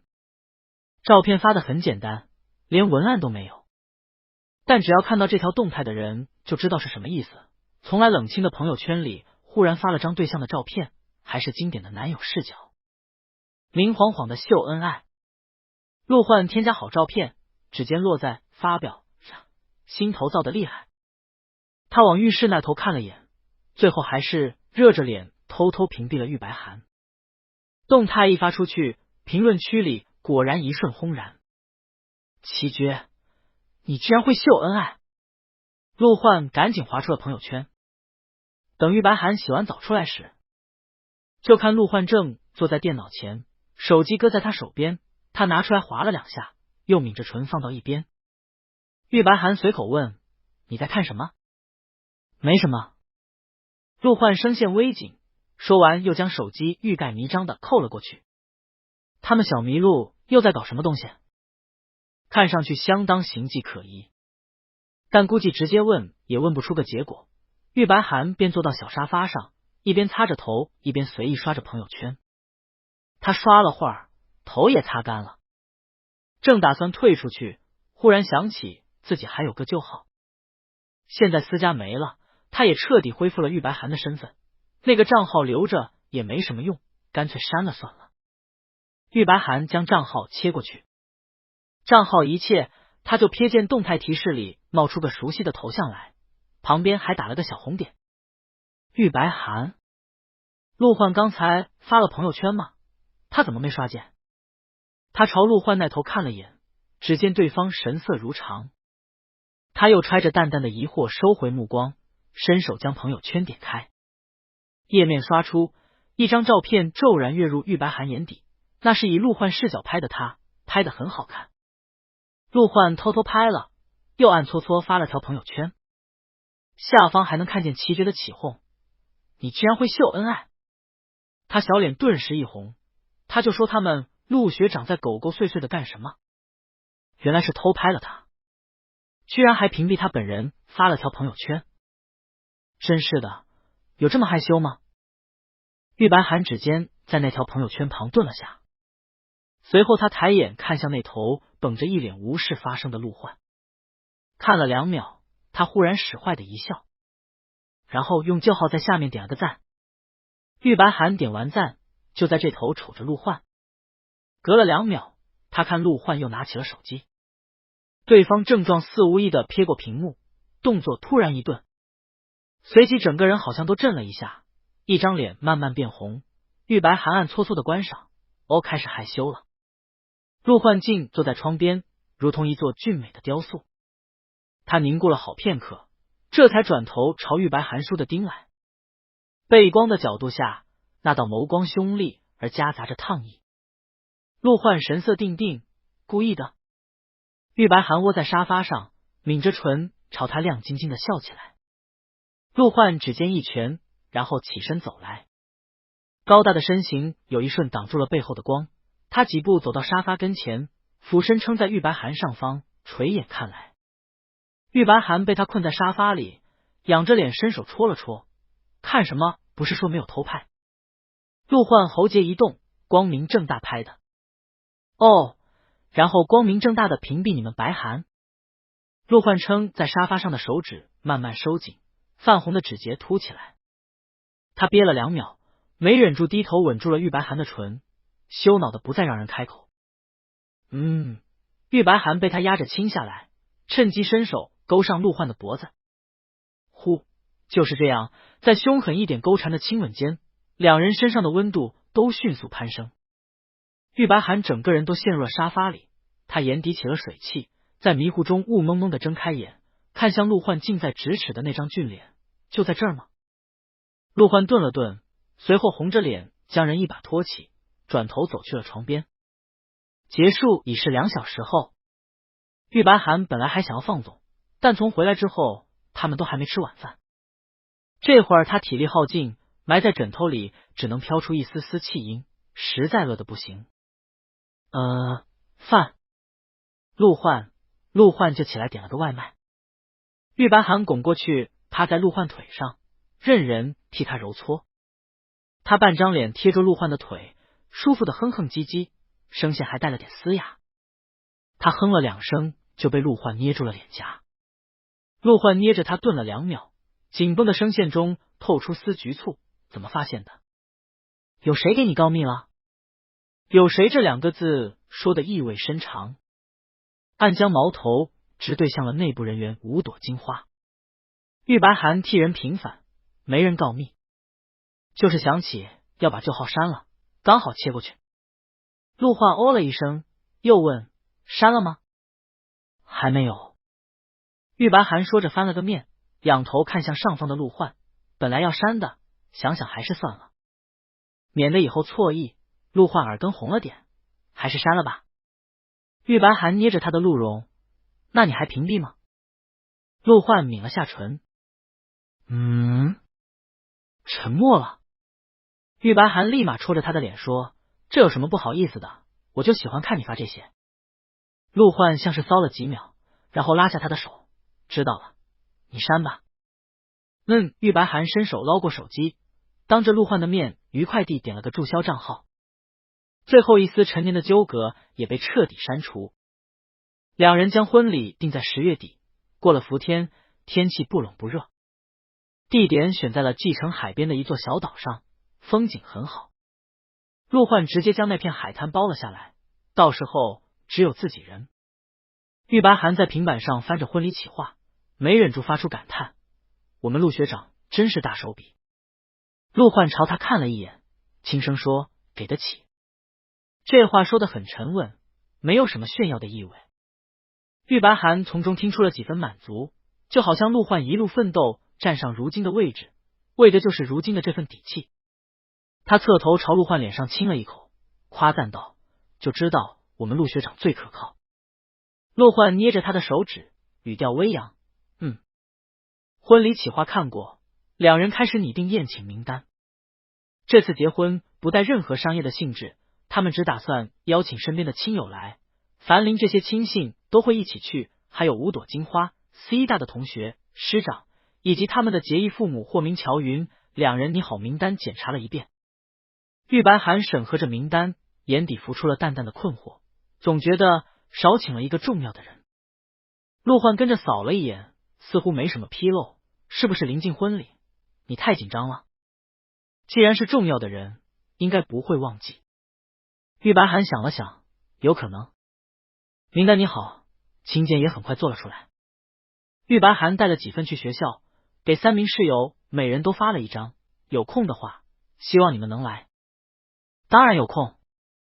徐凡激动的不行，将请柬翻来覆去看了几遍，我还是头一次收到请柬呢。哇，做的真好看。杨子叶也摸摸鼻尖说：会来的。玉白寒笑起来，高兴的跟他们聊起到时候的安排，你们只管来就是，来回和吃住全包，玩得开心点。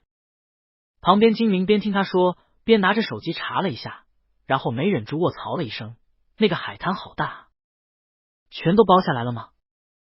卧槽海景酒店最便宜都是1晚3-5千。话落，徐凡和杨子叶也震惊的看向玉白寒。金明放下手机，咽了咽口水，那你们得花多少钱？虽然之前就知道陆氏很有钱，但玉白寒平时都很低调，这还是他们头一次切实感受到陆氏的财力。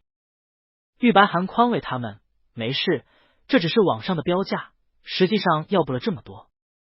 3人齐齐松了口气。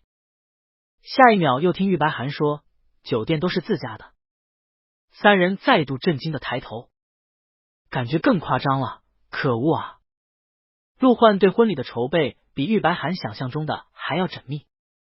晚上玉白寒回家，看陆焕还坐在桌前翻着企划书。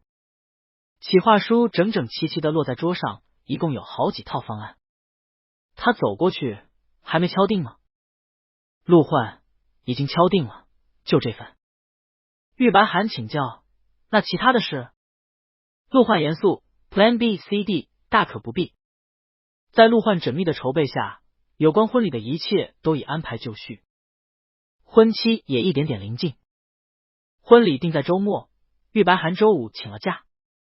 一行人在婚礼的头一天飞往了 C 城小岛，提前在那里住一晚。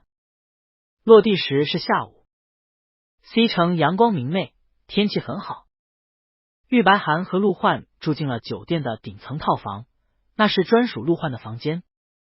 其余宾客则自行挑选，安排在了别的房间。众人收拾好，已临近傍晚。吃过晚饭，何月、徐凡、金花他们全都跑去海滩上玩了。玉白寒跟陆焕则还要准备明天的彩排。婚礼安排在海滩上，场台早已搭好。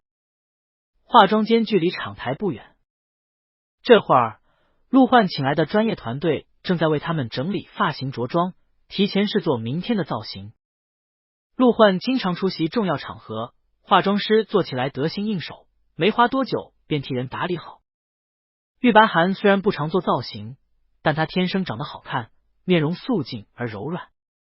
化妆师左右打量了半天，不知道该怎么下手，最后只给人淡淡修饰了一下，可以了，白寒少爷天生丽质，不需要再画什么。玉白寒受用的翘起唇角，露出2颗小虎牙来，是吗？是吧，陆先生。化妆师看向陆焕，陆焕目光落在玉白寒身上，随后起身站到他身侧，低头嗯了一声。团队的妆容师们立马很有眼色的退出去。那我们先出去了，陆总和小少爷试试西装外套就好。妆容间的门咔一声关上，空间里一时只剩下他们2个人。玉白寒转头看向陆焕，伸手牵了牵人的衣角，问：好看吗？陆焕垂眼看着他，妆容间里的灯光打得很好，将人的五官都映得清清楚楚，十分明亮动人。好看。他伸手在玉白寒耳垂上一碰，去换衣服吧。哦。玉白寒立马美滋滋的起身。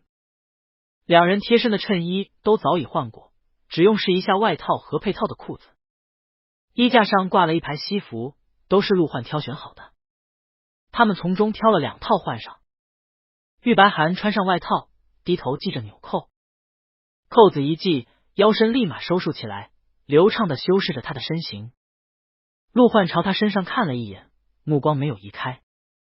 玉白寒换好衣服，转头对上陆焕的视线，那双深邃的眼中热意惊人，烫得他心头一跳，脸上都跟着燥热起来。在看什么？看看白玉萝卜。没了旁人，陆焕的目光热烈而直白。玉白寒心跳砰砰的看向他。陆焕的身形和相貌也相当出色，这会儿在2人独处的空间内穿着婚服，用这样的眼神将他望着，暧昧而热烈的气氛几乎一瞬便如火星溅开。玉白寒被勾得心神一样，没忍住牵着陆焕的衣服，将人拉过来。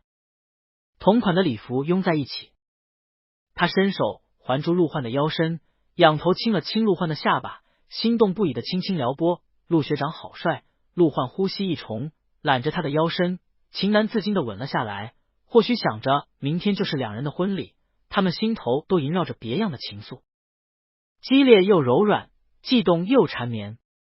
一个吻逐渐加深。陆焕粗红着脖子，身形一转，将玉白寒抵在化妆台前，让人背靠着镜子，唇舌湿热的勾缠。玉白寒眼睫轻颤，软着腰拽紧了陆焕的外套。在急促的呼吸中，他手指越攥越紧，正吻到情浓处，缠着他的唇舌却缓缓退了出去。玉白寒茫然的睁眼，他的亲亲怎么没了？陆焕稍稍撤开，抵着他的额头呼出口热气，哑声说：轻点，别弄皱了。玉白寒抬起湿漉漉的眼睫看向他，不是还有 Plan B C D 吗？理智只坚定了1秒，而后彻底动摇。陆焕又搂着他重新吻下来，平整的高定西装一瞬揉皱，看样子是没打算再穿这套婚服了。玉白寒勾着陆焕的脖子迎上去，边吻边说：“要不明天穿那套浅色的。”陆焕闭着眼睫，怎么？明天不是洞房吗？玉白寒模模糊糊，自然而然的规划道：“好脱。”吻着他的人一下停住。陆焕倏地睁开眼，指节都攥红了。他侧身狠狠盯着玉白寒，警告：“别闹！你后天是不想出门。”陆焕说着，话音突然一顿，玉白寒也跟着一顿。亲密而暧昧的化妆间内，两人目光相对，热烈的气氛慢慢退却降温。玉白寒喉头咕咚一下，在这种时候，他们终于想起了之前忘掉的那个重要的人。中医务人员他，玉白寒润了润唇，试探的望进陆焕沉凝的眼底，现在打包过来还来得及吗？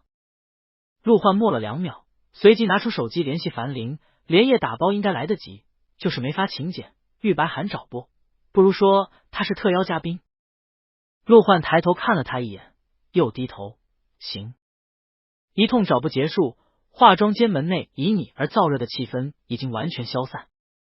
玉白寒刚刚都快被点燃了，他本来还担心不好收场，现在看来竟相当的收放自如。他稍稍理了理被揉乱的衣服，轻声感叹：中医务人员果然是良药名医，一瞬就能平复好所有的躁动。陆焕难得没有反驳，走吧，我们出去。傍晚的彩排只是大概走个流程，熟悉一下现场。两人在台上走过几遍，直到太阳渐渐沉落，他们才结束彩排，回了酒店。明天是正式婚礼，要起个大早。玉白寒洗漱完就被陆焕捉回到床上，埋进萝卜坑里。陆焕拍拍他的背说：“今晚早点睡。”阳台的推拉门已经关上，房间门的大灯也熄灭，只剩下一盏床头灯，屋中一时有些静谧。玉白寒枕在陆焕的臂弯间门，在这样安静的环境中，心跳不由砰砰直响。他看着陆焕沉静的脸，想到明天一觉醒来就是两人的婚礼，心头兴奋又悸动。他拱了拱说：“我有点睡不着，紧张。”陆焕看着他笑了一下。玉白寒立马拿手戳他：“笑什么？你不紧张吗？和你们白寒举办婚礼，你的内心难道毫无波动？”话落，他的手被一把捉住。陆焕拉过他的手，按在自己的心口处。玉白寒顿时感受到手心下方又急又重的心跳。陆焕垂眼：“你说呢？”玉白寒小脸一红，又亮晶晶的看向陆焕，然后满意的收回手，将脸贴过去。“哦，好吧，这还差不多。”陆焕圈着他，伸手关了灯，“睡吧。”玉白寒听着他的心跳，安稳的闭眼。“晚安，波动陆焕。”“晚安，紧张白寒。”一夜好眠。第二天一大早，两人便被上门来的妆造团队挖起来，整理发型着装。昨天那套试穿的婚服已经被揉皱了，他们今天就按照玉白寒说的换上了浅色的那一套。陆焕常年习惯穿深色，这会儿换上浅色的服装，竟然也相当合适，还显得更为年轻，隐约有了当年高岭之花意气风发的模样。玉白寒穿着就更合适了，黑发乌眸，面容素净，连化妆师都没忍住夸一句：“这身真好看，衬得人清爽又纯洁。”玉白寒腼腆的收下赞誉，抠了下手指：“可惜我已经是不纯洁的大人了。”化妆师正在夹头发的手一抖，不小心给他一撮毛都夹得翘起来。陆焕扭头朝他看了一眼，化妆师又赶紧将那撮毛夹了下去。玉白寒适时的抿上了嘴：“我不说了。”妆造刚刚做完，半场的房间门就被扣响。玉白寒扭头，只见冯叔正站在门口。冯叔今天穿着一身正式的西服，头发也整齐的梳了上去，腰板挺得笔直，面上掩不住的欢喜和激动。“先生，少爷，时间门差不多了。”陆焕站起身来：“好。”玉白寒也跟着起身，转头拉上陆焕的手：“我们走吧。”皮皮换海滩边搭好的场台下，众宾客都已就座。正是晨午时分，明月的日光映在粼粼的海面上，闪闪烁烁的一片，如同铺满了细碎的钻石。T 型的水台背靠着大海，四处装点着蓝白色的玫瑰花瓣，仿佛要融入背后那片宽广无垠的碧海蓝天。一条长长的玻璃走道直通向水台。这会儿，玉白寒正站在走道的台阶前，台阶前还站着乔云。乔云同他慈爱的笑了笑，然后挽上他的手。白寒，他和陆焕都没有父母长辈，这场婚礼的长辈便由他们的结义父母或名乔云暂代。云姨，玉白寒挽住乔云，又朝前方看去。前方的水台上，陆焕正立在那头，朝他看来。同款的婚服衬着对方高大挺拔的身形，平直的肩背仿佛撑起了背后那片广袤的云天。隔着长长的走道，两人目光交汇在一起。陆焕眼底是不加掩饰的热烈，玉白寒脸上一热，心跳又砰砰快了起来。水台上，霍明也站在了陆焕旁边，樊玲充当着这次的司仪，主持着婚礼流程。在一众宾客的期待中，婚礼乐终于响起。玉白寒微微呼出口气，抬步踏上玻璃走道。他在乔云的陪同下一步步走向前方的陆焕，明亮的日光从头顶映下来，在他身上笼了层薄光。陆焕灼热的目光全程落在他的身上。玉白寒心头有点热，又抬眸朝陆焕望了眼。这一对视，陆焕眸光动了一下，他垂在身旁的手指一拳，随后像是被涌动的心潮推动着，忽然抬步朝玉白寒迎了过来。这一环节本来是由玉白寒一路走到水台上，但这会儿陆焕居然径直朝人走过去了。玉白寒愣了下，停住脚步，刚好停在了这条玻璃走道的中央。他朝陆焕走了一半，剩下的一半陆焕朝他走来了。陆焕走到他跟前停下，垂眼将他看了2秒，然后朝他伸出手。玉白寒后背瞬间门都燥了起来，他看着陆焕朝他伸来的掌心，心头滋生出丝丝惊喜的甜意。他红着脸，眸光亮亮的抬起眼睫，好哇，居然又偷袭白寒下方。众人回过神后，顿时激烈起哄，陆哥这么迫不及待啊！陆哥好样的，真男人就得这么主动。一片轰声中，霍明也走了过来，乐不可遏的看了陆焕一眼，果然是一刻都离不得人啊，小陆。陆焕颊畔起了点热意，没说话。乔云咯咯一笑，牵起玉白寒的手放到了陆焕的掌心，交给你了。玉白寒的手被一瞬握紧。陆焕朝乔云和霍明点了点头，然后牵着玉白寒一同走向前方的水台。玉白寒在鼓噪的心跳中偷偷瞥向陆焕的耳根，趁着周围哄声很大，和人小声逼逼道：你还能憋得住吗？陆焕抿了下唇，手心越来越热。玉白寒，好吧，不能。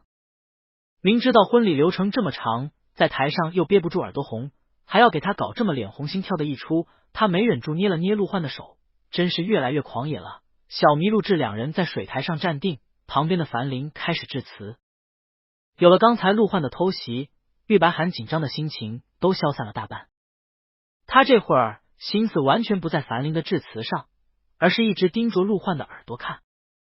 陆焕被他灼灼的目光盯着，没忍住转头，你在看什么？玉白寒看他绷着一副沉稳的模样，凑过去小声嘀咕，是不是觉得樊玲的致辞很漫长？陆焕垂眼沉声，我让他充分准备，没想到他准备的这么充分。在两人嘀嘀咕咕间门，那头樊玲终于致辞结束，准备进入下一个环节。他一转头就看见了在台上公然闲聊的两人，这咋还落上了？樊玲立马清清嗓子，下面有请夫妇交换戒指。话落，玉白寒和陆焕的注意力被顺利拉回。一道托盘很快被人端了上来，上方盛着一束捧花，一只戒指盒。浪漫的捧花和戒指旁边还团了3只毛茸茸，3只毛茸茸动了动，接着站起来，赫然是3只带着胸花的仓鼠。宾客席中瞬间门一片沸腾。许新年喜欢的不行，好奇又激动的转头问：这3只是干嘛来的？齐爵正要和人解释是花童，旁边文楼已经春风得意的飞快开口：哦，这是陆哥的舅子们。宾客们不由朝台上投去了惊异的眼神。台上几只仓鼠拎着爪子立了起来，瞪着乌溜溜的眼睛，齐齐看向玉白寒和陆焕，仿佛在积极催促。玉白寒没忍住笑了一下。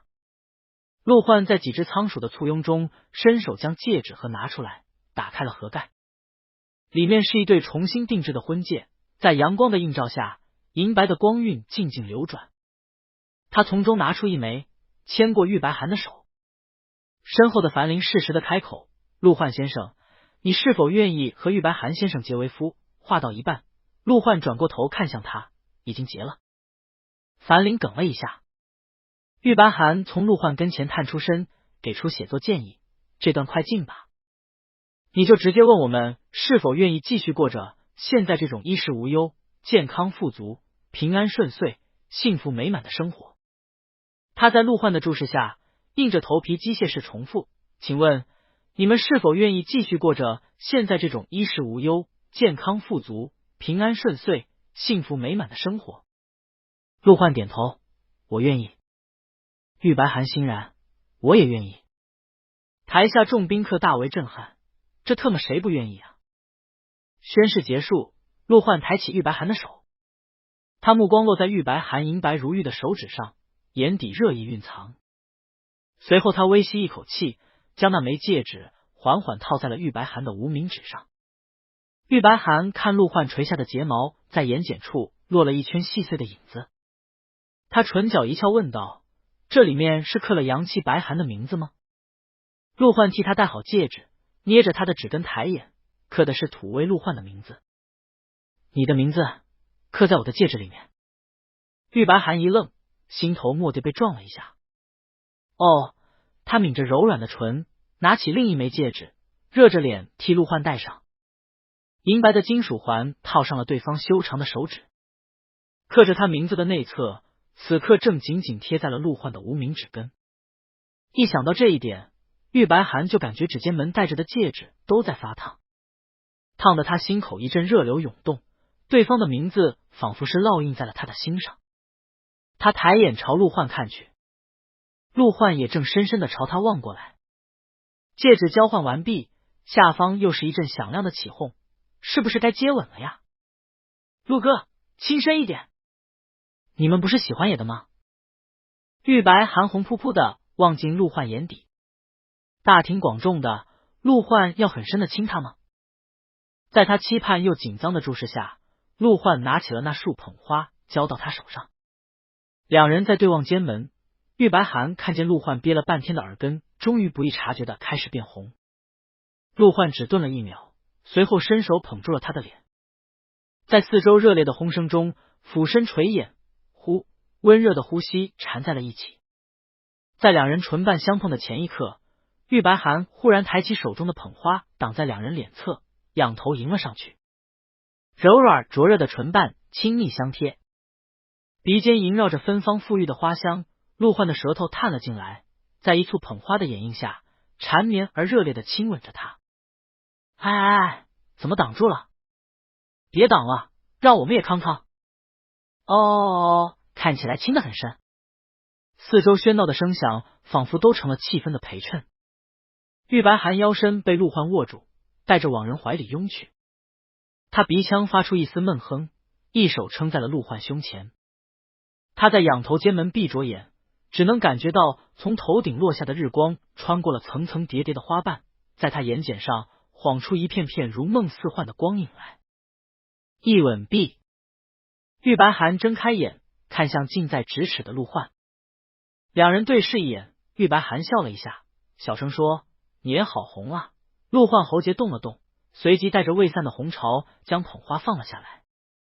蔓延的红晕遮掩不住，台下瞅得稀奇又起劲，尤其5朵金花都快窜到了司仪台上来观赏他们冷淡陆歌难得一见的情动。喧闹躁动的席间门，只有许心言还在竭力维护，清亮的声音如异军突起：“我懂，是光线问题。”婚礼流程到此就全部结束。因为宴请的都是熟人，接下来的场面便相当随意了起来。众人吃席的吃席，道喜的道喜。玉白寒和陆焕则相携走到席间门，依次招呼。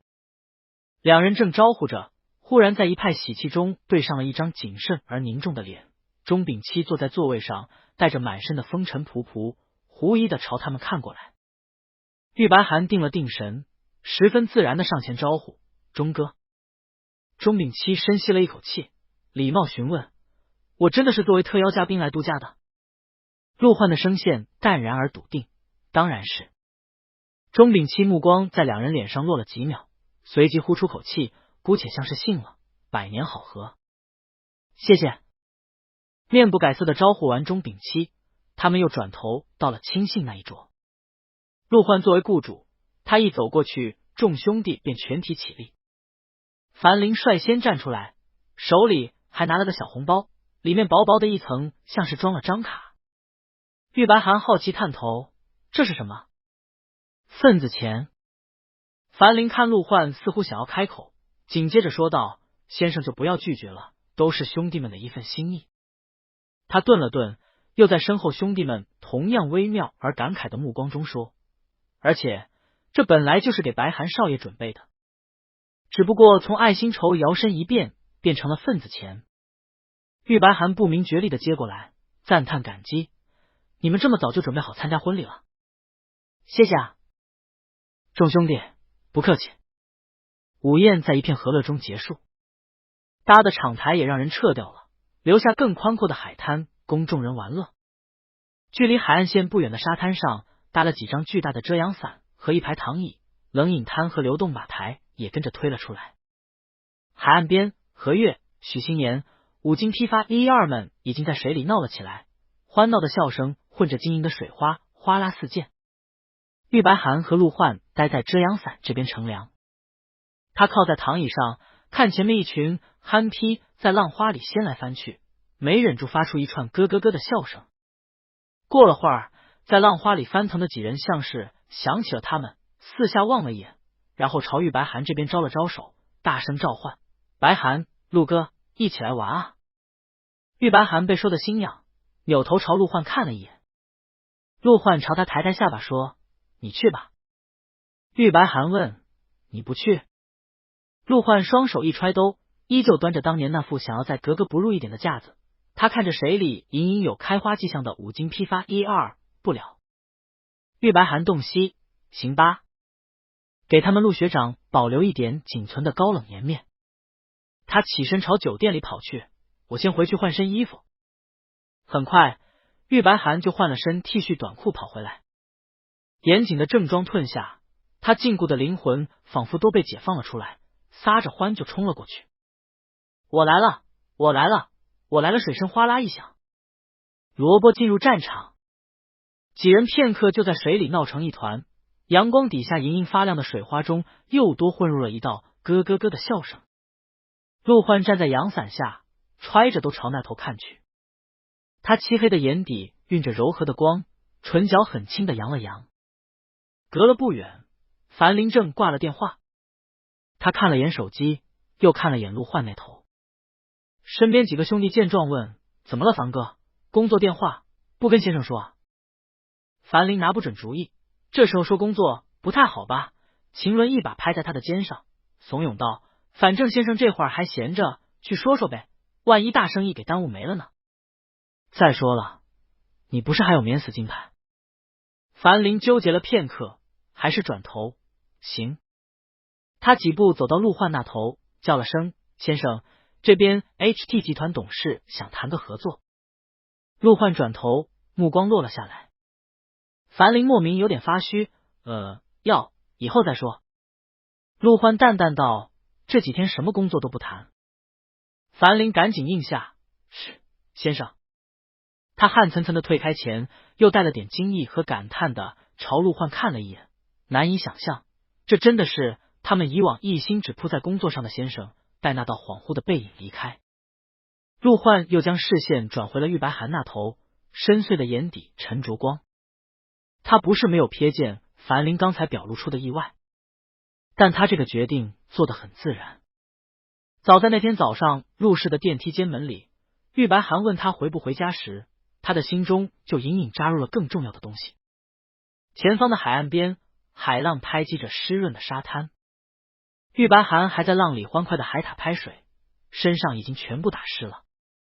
白色的 T 恤紧贴在他身上，隐约露出下方柔韧而流畅的弧线。乌黑的额发下，一张脸湿润明亮，笑得唇角弯弯。陆焕朝人看过去，远处近处的声音都混着咸湿的海风混着吹来，五金批发在嘎嘎讨论着水上芭蕾，何月跟许心言在聊着下次的弓箭联赛。隔了不远，冯叔穿着沙滩裤沐浴在日光下惬意的听书。听书的内容已经换成了甜甜的豪门婚恋。他站了几秒，然后从遮阳伞下走出去，叫了一声玉白寒。前方的人一下转过头，那双湿漉漉的眼睛一亮，玉白寒几步就从海浪间门朝陆焕跑了过来。陆焕，他身后是一片灿然的大海和广阔的蓝天，白色的身影仿佛融入了海天的交界。陆焕伸手牵住了飞扑到跟前的玉白寒，两人交握的指尖门紧贴着两枚银色的婚戒。玉白寒仰头，你在看什么？陆焕朝前方望了一眼，大海。玉白寒便也顺着他的视线转头看去，头顶明媚的日光穿透了海面，落入了不见光的海底，粼粼的波光泛动着，在那每一朵破碎的浪花上都沾染了新生的阳光。两人在海滩边站了会儿，午后太阳越来越大。陆焕身上的正装还没换下来，他就先回酒店换了身休闲装。等他换完出来，玉白寒已经又扎进了水里。齐觉几人看陆焕换了衣服，立马招手呼喊：陆哥，快来！我们正玩着呢，一起下水。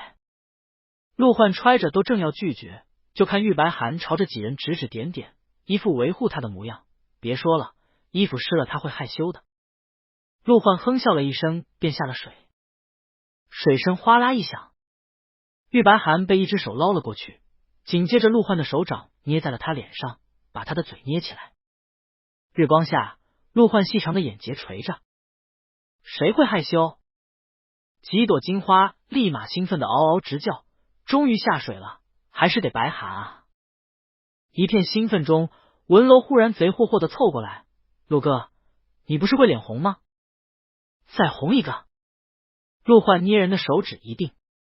玉白寒震惊的睁眼，集体的视线都唰的转向了文楼，看他的眼神中写满了不知死活。片刻，陆焕轻轻叫了声文楼，文楼不明所以的凑过去。陆焕脚下一动，接着就看文楼扑通一声栽进了水里，大片的水花溅起来，把玉白寒都从头浇了个透湿。怎么都不打个招呼，殃及池鱼了。文楼不但殃及了玉白寒，还顺手把旁边看热闹的孙以清也一块拉下了水。孙以清下水后扑腾了两下又站起来，他伸手抹了把脸，没有镜片遮挡的双眼微微眯了眯。2秒后，他露出了一抹悠悠的笑容。玉白寒一个警惕，立马溜去了陆焕身后。接下来的场面果然陷入了一片混战。闹了大半天，玉白寒不仅衣服湿了，连头发都湿漉漉的耷拉下来，一张脸像被水洗过一般，又亮又白，挂着水珠。他体力耗尽的往陆焕身上扒了扒，我玩不动了，他们都泼我水，这会儿陆焕身上也全湿了。休闲的 T 恤紧贴着身形，玉白寒熟练的往上一挂，很快感受到温热的体温透过衣服传来。他没忍住往陆焕肩窝里蹭了蹭，水下的一双腿也跟着盘上了陆焕的腰身。陆焕腰腹瞬间一紧，目光倏地落下来，伸手拖住了玉白寒。你别！几朵金花看见立马起哄，别啥呀别！我们什么没看过？别见外，继续搂着玉白寒黄扑扑的挂着，一群肮脏的金花在说什么大实话。陆焕没出声，只是拖着玉白寒的指尖紧了下，相贴的身前，紊乱的心跳砰砰传来。玉白寒刚调整着位置往上攀了一下，水声忽然哗啦一响，陆焕拖着他便转过身去，喉结动了动，我们先回去了。感受到下方隐隐传来的热度和分量，玉白寒顿时小脸一红，安安分分的不动了。好敏感的小麋鹿，才搂一下就成这样了吗？哎，你们！身后文楼拔刀的声音一瞬被捂住，其余几朵金花瞪着他。嘘！干柴烈火。文楼睁着眼，忙不迭点头，等一路回了酒店，陆焕脖子已经全红了。玉白寒被放到了床上，他朝陆焕看了一眼，抬脚往人小腿上轻轻碰了下，问：来吗？陆焕扯了把湿透的衣服，不了。他转头看了一眼窗外的天色，换身衣服，先去吃饭吧。玉白寒探头：你在备战？陆焕目光落回他身上，赤红着脸，有点凶。你不是说自己没体力了？玉白寒立马乖乖坐正，羞愧垂头。哦，原来是因为他治两人擦干水，换了身衣服。吃饭的地方就在酒店外的海滩边，有自助餐加露天烧烤。一群人晚饭吃的也非常热闹。五金批发1、2围着烧烤盆跳了个篝火舞给大家助兴，手拉手旋转的途中还不小心把文楼荡了出去。众人欣喜的鼓掌，哇哦，聚是一团火，散是满天星。吃过晚饭，玉白寒拉着陆焕在海滩边消了会儿时，直到天色渐渐暗下去，晚风推着海浪哗啦拍击在礁石上，玉白寒这才停了下来，拉着陆焕的手从海岸前转头，一双眼在乌麻麻的夜色中晕着润亮的光。我们回去吗？陆焕看着他，喉结动了下。回了酒店，两人对今晚要做的事都心照不宣。玉白寒先去洗了个澡，洗完后他就坐在床边等着陆焕洗过出来。阵阵水声从浴室里响起，身下的床太软，玉白寒等了会儿便情不自禁的往后一仰，舒舒服服的躺了下来。大概是今天玩得太累，他躺着躺着居然眯了过去。迷迷糊糊中，他听见水声停下了，接着浴室门被很轻的推开，热气混着水汽从门中涌了出来。陆焕裹着浴衣从浴室里推门而出，他抬眼看见的便是躺在床边的玉白寒，一张白净的脸侧在深色的床背上，柔软的睫毛垂下来，两条腿搭在床沿下，双手搁在身前，整个人躺得十分安详。恍惚间又回到了他们新婚当晚，他见到玉白寒的第一眼。陆焕在原地站了几秒，随后朝人走去。玉白寒正侧头眯着，身侧的床榻忽而向下一陷，紧接着一道低沉的声音从上方轻轻落下：谁让你上床的？他睫毛一颤，睁开眼，只见陆焕正撑在他上方，低头朝他看过来，眼底眸光柔软，蕴藏了点别样的情愫。玉白寒先是觉得这句话耳熟，他反应了几秒，突然就笑了起来。他一双胳膊勾住了陆焕的脖颈，抬起膝盖抵了低。哦，你不喜欢在床上？那我们在沙发上，浴缸里。陆焕垂着眼睫，热着脸笑了声，深邃的眼底映着玉白寒一如当初那副鲜亮纯粹的模样。他压着人低头吻了下去，净胡闹。玉白寒呼吸一乱，搂紧了陆焕，然后听人吮着他的耳垂说：就在床上。第二天早上醒来，天已大亮。玉白寒在被窝里挣扎了半天没能起来，只能朝陆焕投去一道求助的目光。陆焕默了半晌，最后带着丝丝的心虚叫来了钟炳七。钟炳七推门进来的时候衣着整洁，还挎着医药箱，一副已然营业的模样。玉白寒从被窝中惊异的抬头，钟哥是带着装备来的。钟炳七嘴角挂上了一抹了然而凉薄的笑，未雨绸缪罢了。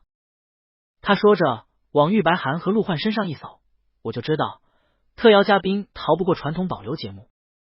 两人同时垂了垂头。钟炳七调整了一下心态，最后还是认命的叹了口气，走到玉白寒床边问：这次又是什么问题？玉白寒裹着被子拱起来，也没有什么大问题，就是能不能让我瞬间下地？钟炳七请教：医学奇迹？玉白寒朝陆焕那头局促的涌了涌，陆焕捞住他，替人解释，加速恢复。玉白寒凑在旁边点头，嘀嘀咕咕的说：你看今天这么多人在，我要是出不了门，多没面子。他还试图拉钟炳七共情，你应该能体会我的心情吧，钟哥。钟炳七面无表情，他为什么能体会这种心情？在玉白寒恳切的目光下，钟秉期还是给人拿了点膏药，又和陆焕讲了讲按摩的手法，然后拿着6倍工资扬长而去。有了膏药和陆焕的双重 buff， 玉白寒被上上下下搓了一遍，又放到浴缸里泡了个热水澡。泡完澡之后，他终于恢复了点精力，赶在午饭之前出了房门。外面阳光大好，何月、金花们都在海滩上撒着欢。看玉白寒和陆焕出来，他们瞬间露出了然的神色。文楼大家夸赞：“真行啊，陆哥！这都快11点了。”玉白寒立马倔强的狡辩：“是我厉害，不肯放过他。”陆焕朝他看了一眼，跟前几人敷衍的点头：“对对对。”这是什么态度？他要生气了。今天是周日，明天就要回去。吃过午饭，还剩1个下午的时间。玉白寒看天气正好，大家也都在，便说一起拍张照。拍照的地点选在海滩前，也就是他们之前搭水台的地方，背靠着大海和蓝天，一片明净开阔。他们请了酒店经理来帮忙摄影，因为在场人数太多，还特意搭了个台子，几十个人上上下下的窜着，跟拍毕业照似的。玉白寒和陆焕站在中间最前方，一群人站好了，正朝着镜头扬起一抹妥帖的笑容，就听玉白寒的声音从前方感慨的响起：“没想到我们在不知不觉中已经拥有了这么多温暖的家人。”陆焕了一声，众人的神色跟着柔和下来。玉白寒像是总在最需要的时候出现在我们身边的钟哥。钟秉期目光一瞬落了过去。玉白寒早早备好了份子钱，期待着我们举办婚礼的兄弟们，30名兄弟面色微妙一变。玉白寒还有他正沉浸在动容之中，前方拍照的经理忽然轻咳了一声打断，扬声示意道：“后面的那10位贵客，笑容自然一点。”他扭头看向华武、秦伦、钟秉期等人，只见一排勉强的笑容挂在他们脸上，略显僵硬。玉白寒眼含无奈，这群不会拍照的小笨蛋。他抬手积极的调动着众人的情绪：“家人们，来笑一个！”一群人牵起唇角，3、2、1，咔嚓！照片定格在众人对向镜头的这一刻。拍完照后，大家纷纷从台上下来。经理说照片会晚点洗出来，到时候给他们人手一份。玉白寒欢欢喜喜，那感情好。他们返航的时间安排在晚饭过后。这会儿，玉白寒和陆焕就先回酒店收拾行李。收完行李，他们靠在阳台边，望着远处的海面。日头渐渐西落，斜阳在海面上映出一道惊鸿摇曳的天梯，波光艳艳。看了没一会儿，房间门被敲响了。陆焕起身去向房门处，回来时手里拿了一张照片，是他们下午拍的合照。照片洗出来了，快让我看看。玉白寒将陆焕拉下，探头凑过去。照片上几十个人在碧海蓝天间凑在了一块，亲亲热热的看向镜头。画面正中央是笑得一脸灿烂的玉白寒和面色沉静柔和的陆焕。玉白寒细细品鉴，除了兄弟们的笑容像是 P 上去的，整个画面堪称完美。他同陆焕喜滋滋道：“看，都是白寒给你找来的家人。”陆焕看向照片，低低了一声。照片上乌泱泱一片人，比3世同堂的那些大家族还要繁盛。玉白寒又转头从旁边的小茶几上拿了2个杯子，倒上果酒，递给了陆焕一杯：“来，让我们干杯。”陆焕收回目光接过来：“干杯做什么？”玉白寒拿看小笨蛋的眼神看了他一眼，随即举起照片。照片正对着窗外的夕阳，圆满的合照被余晖镶上了一层灿烂的金边。哐！两人酒杯一碰，玉白寒举起酒杯，幸福的挤进他的萝卜坑里，当然是庆祝我们相亲相爱，阖家团圆。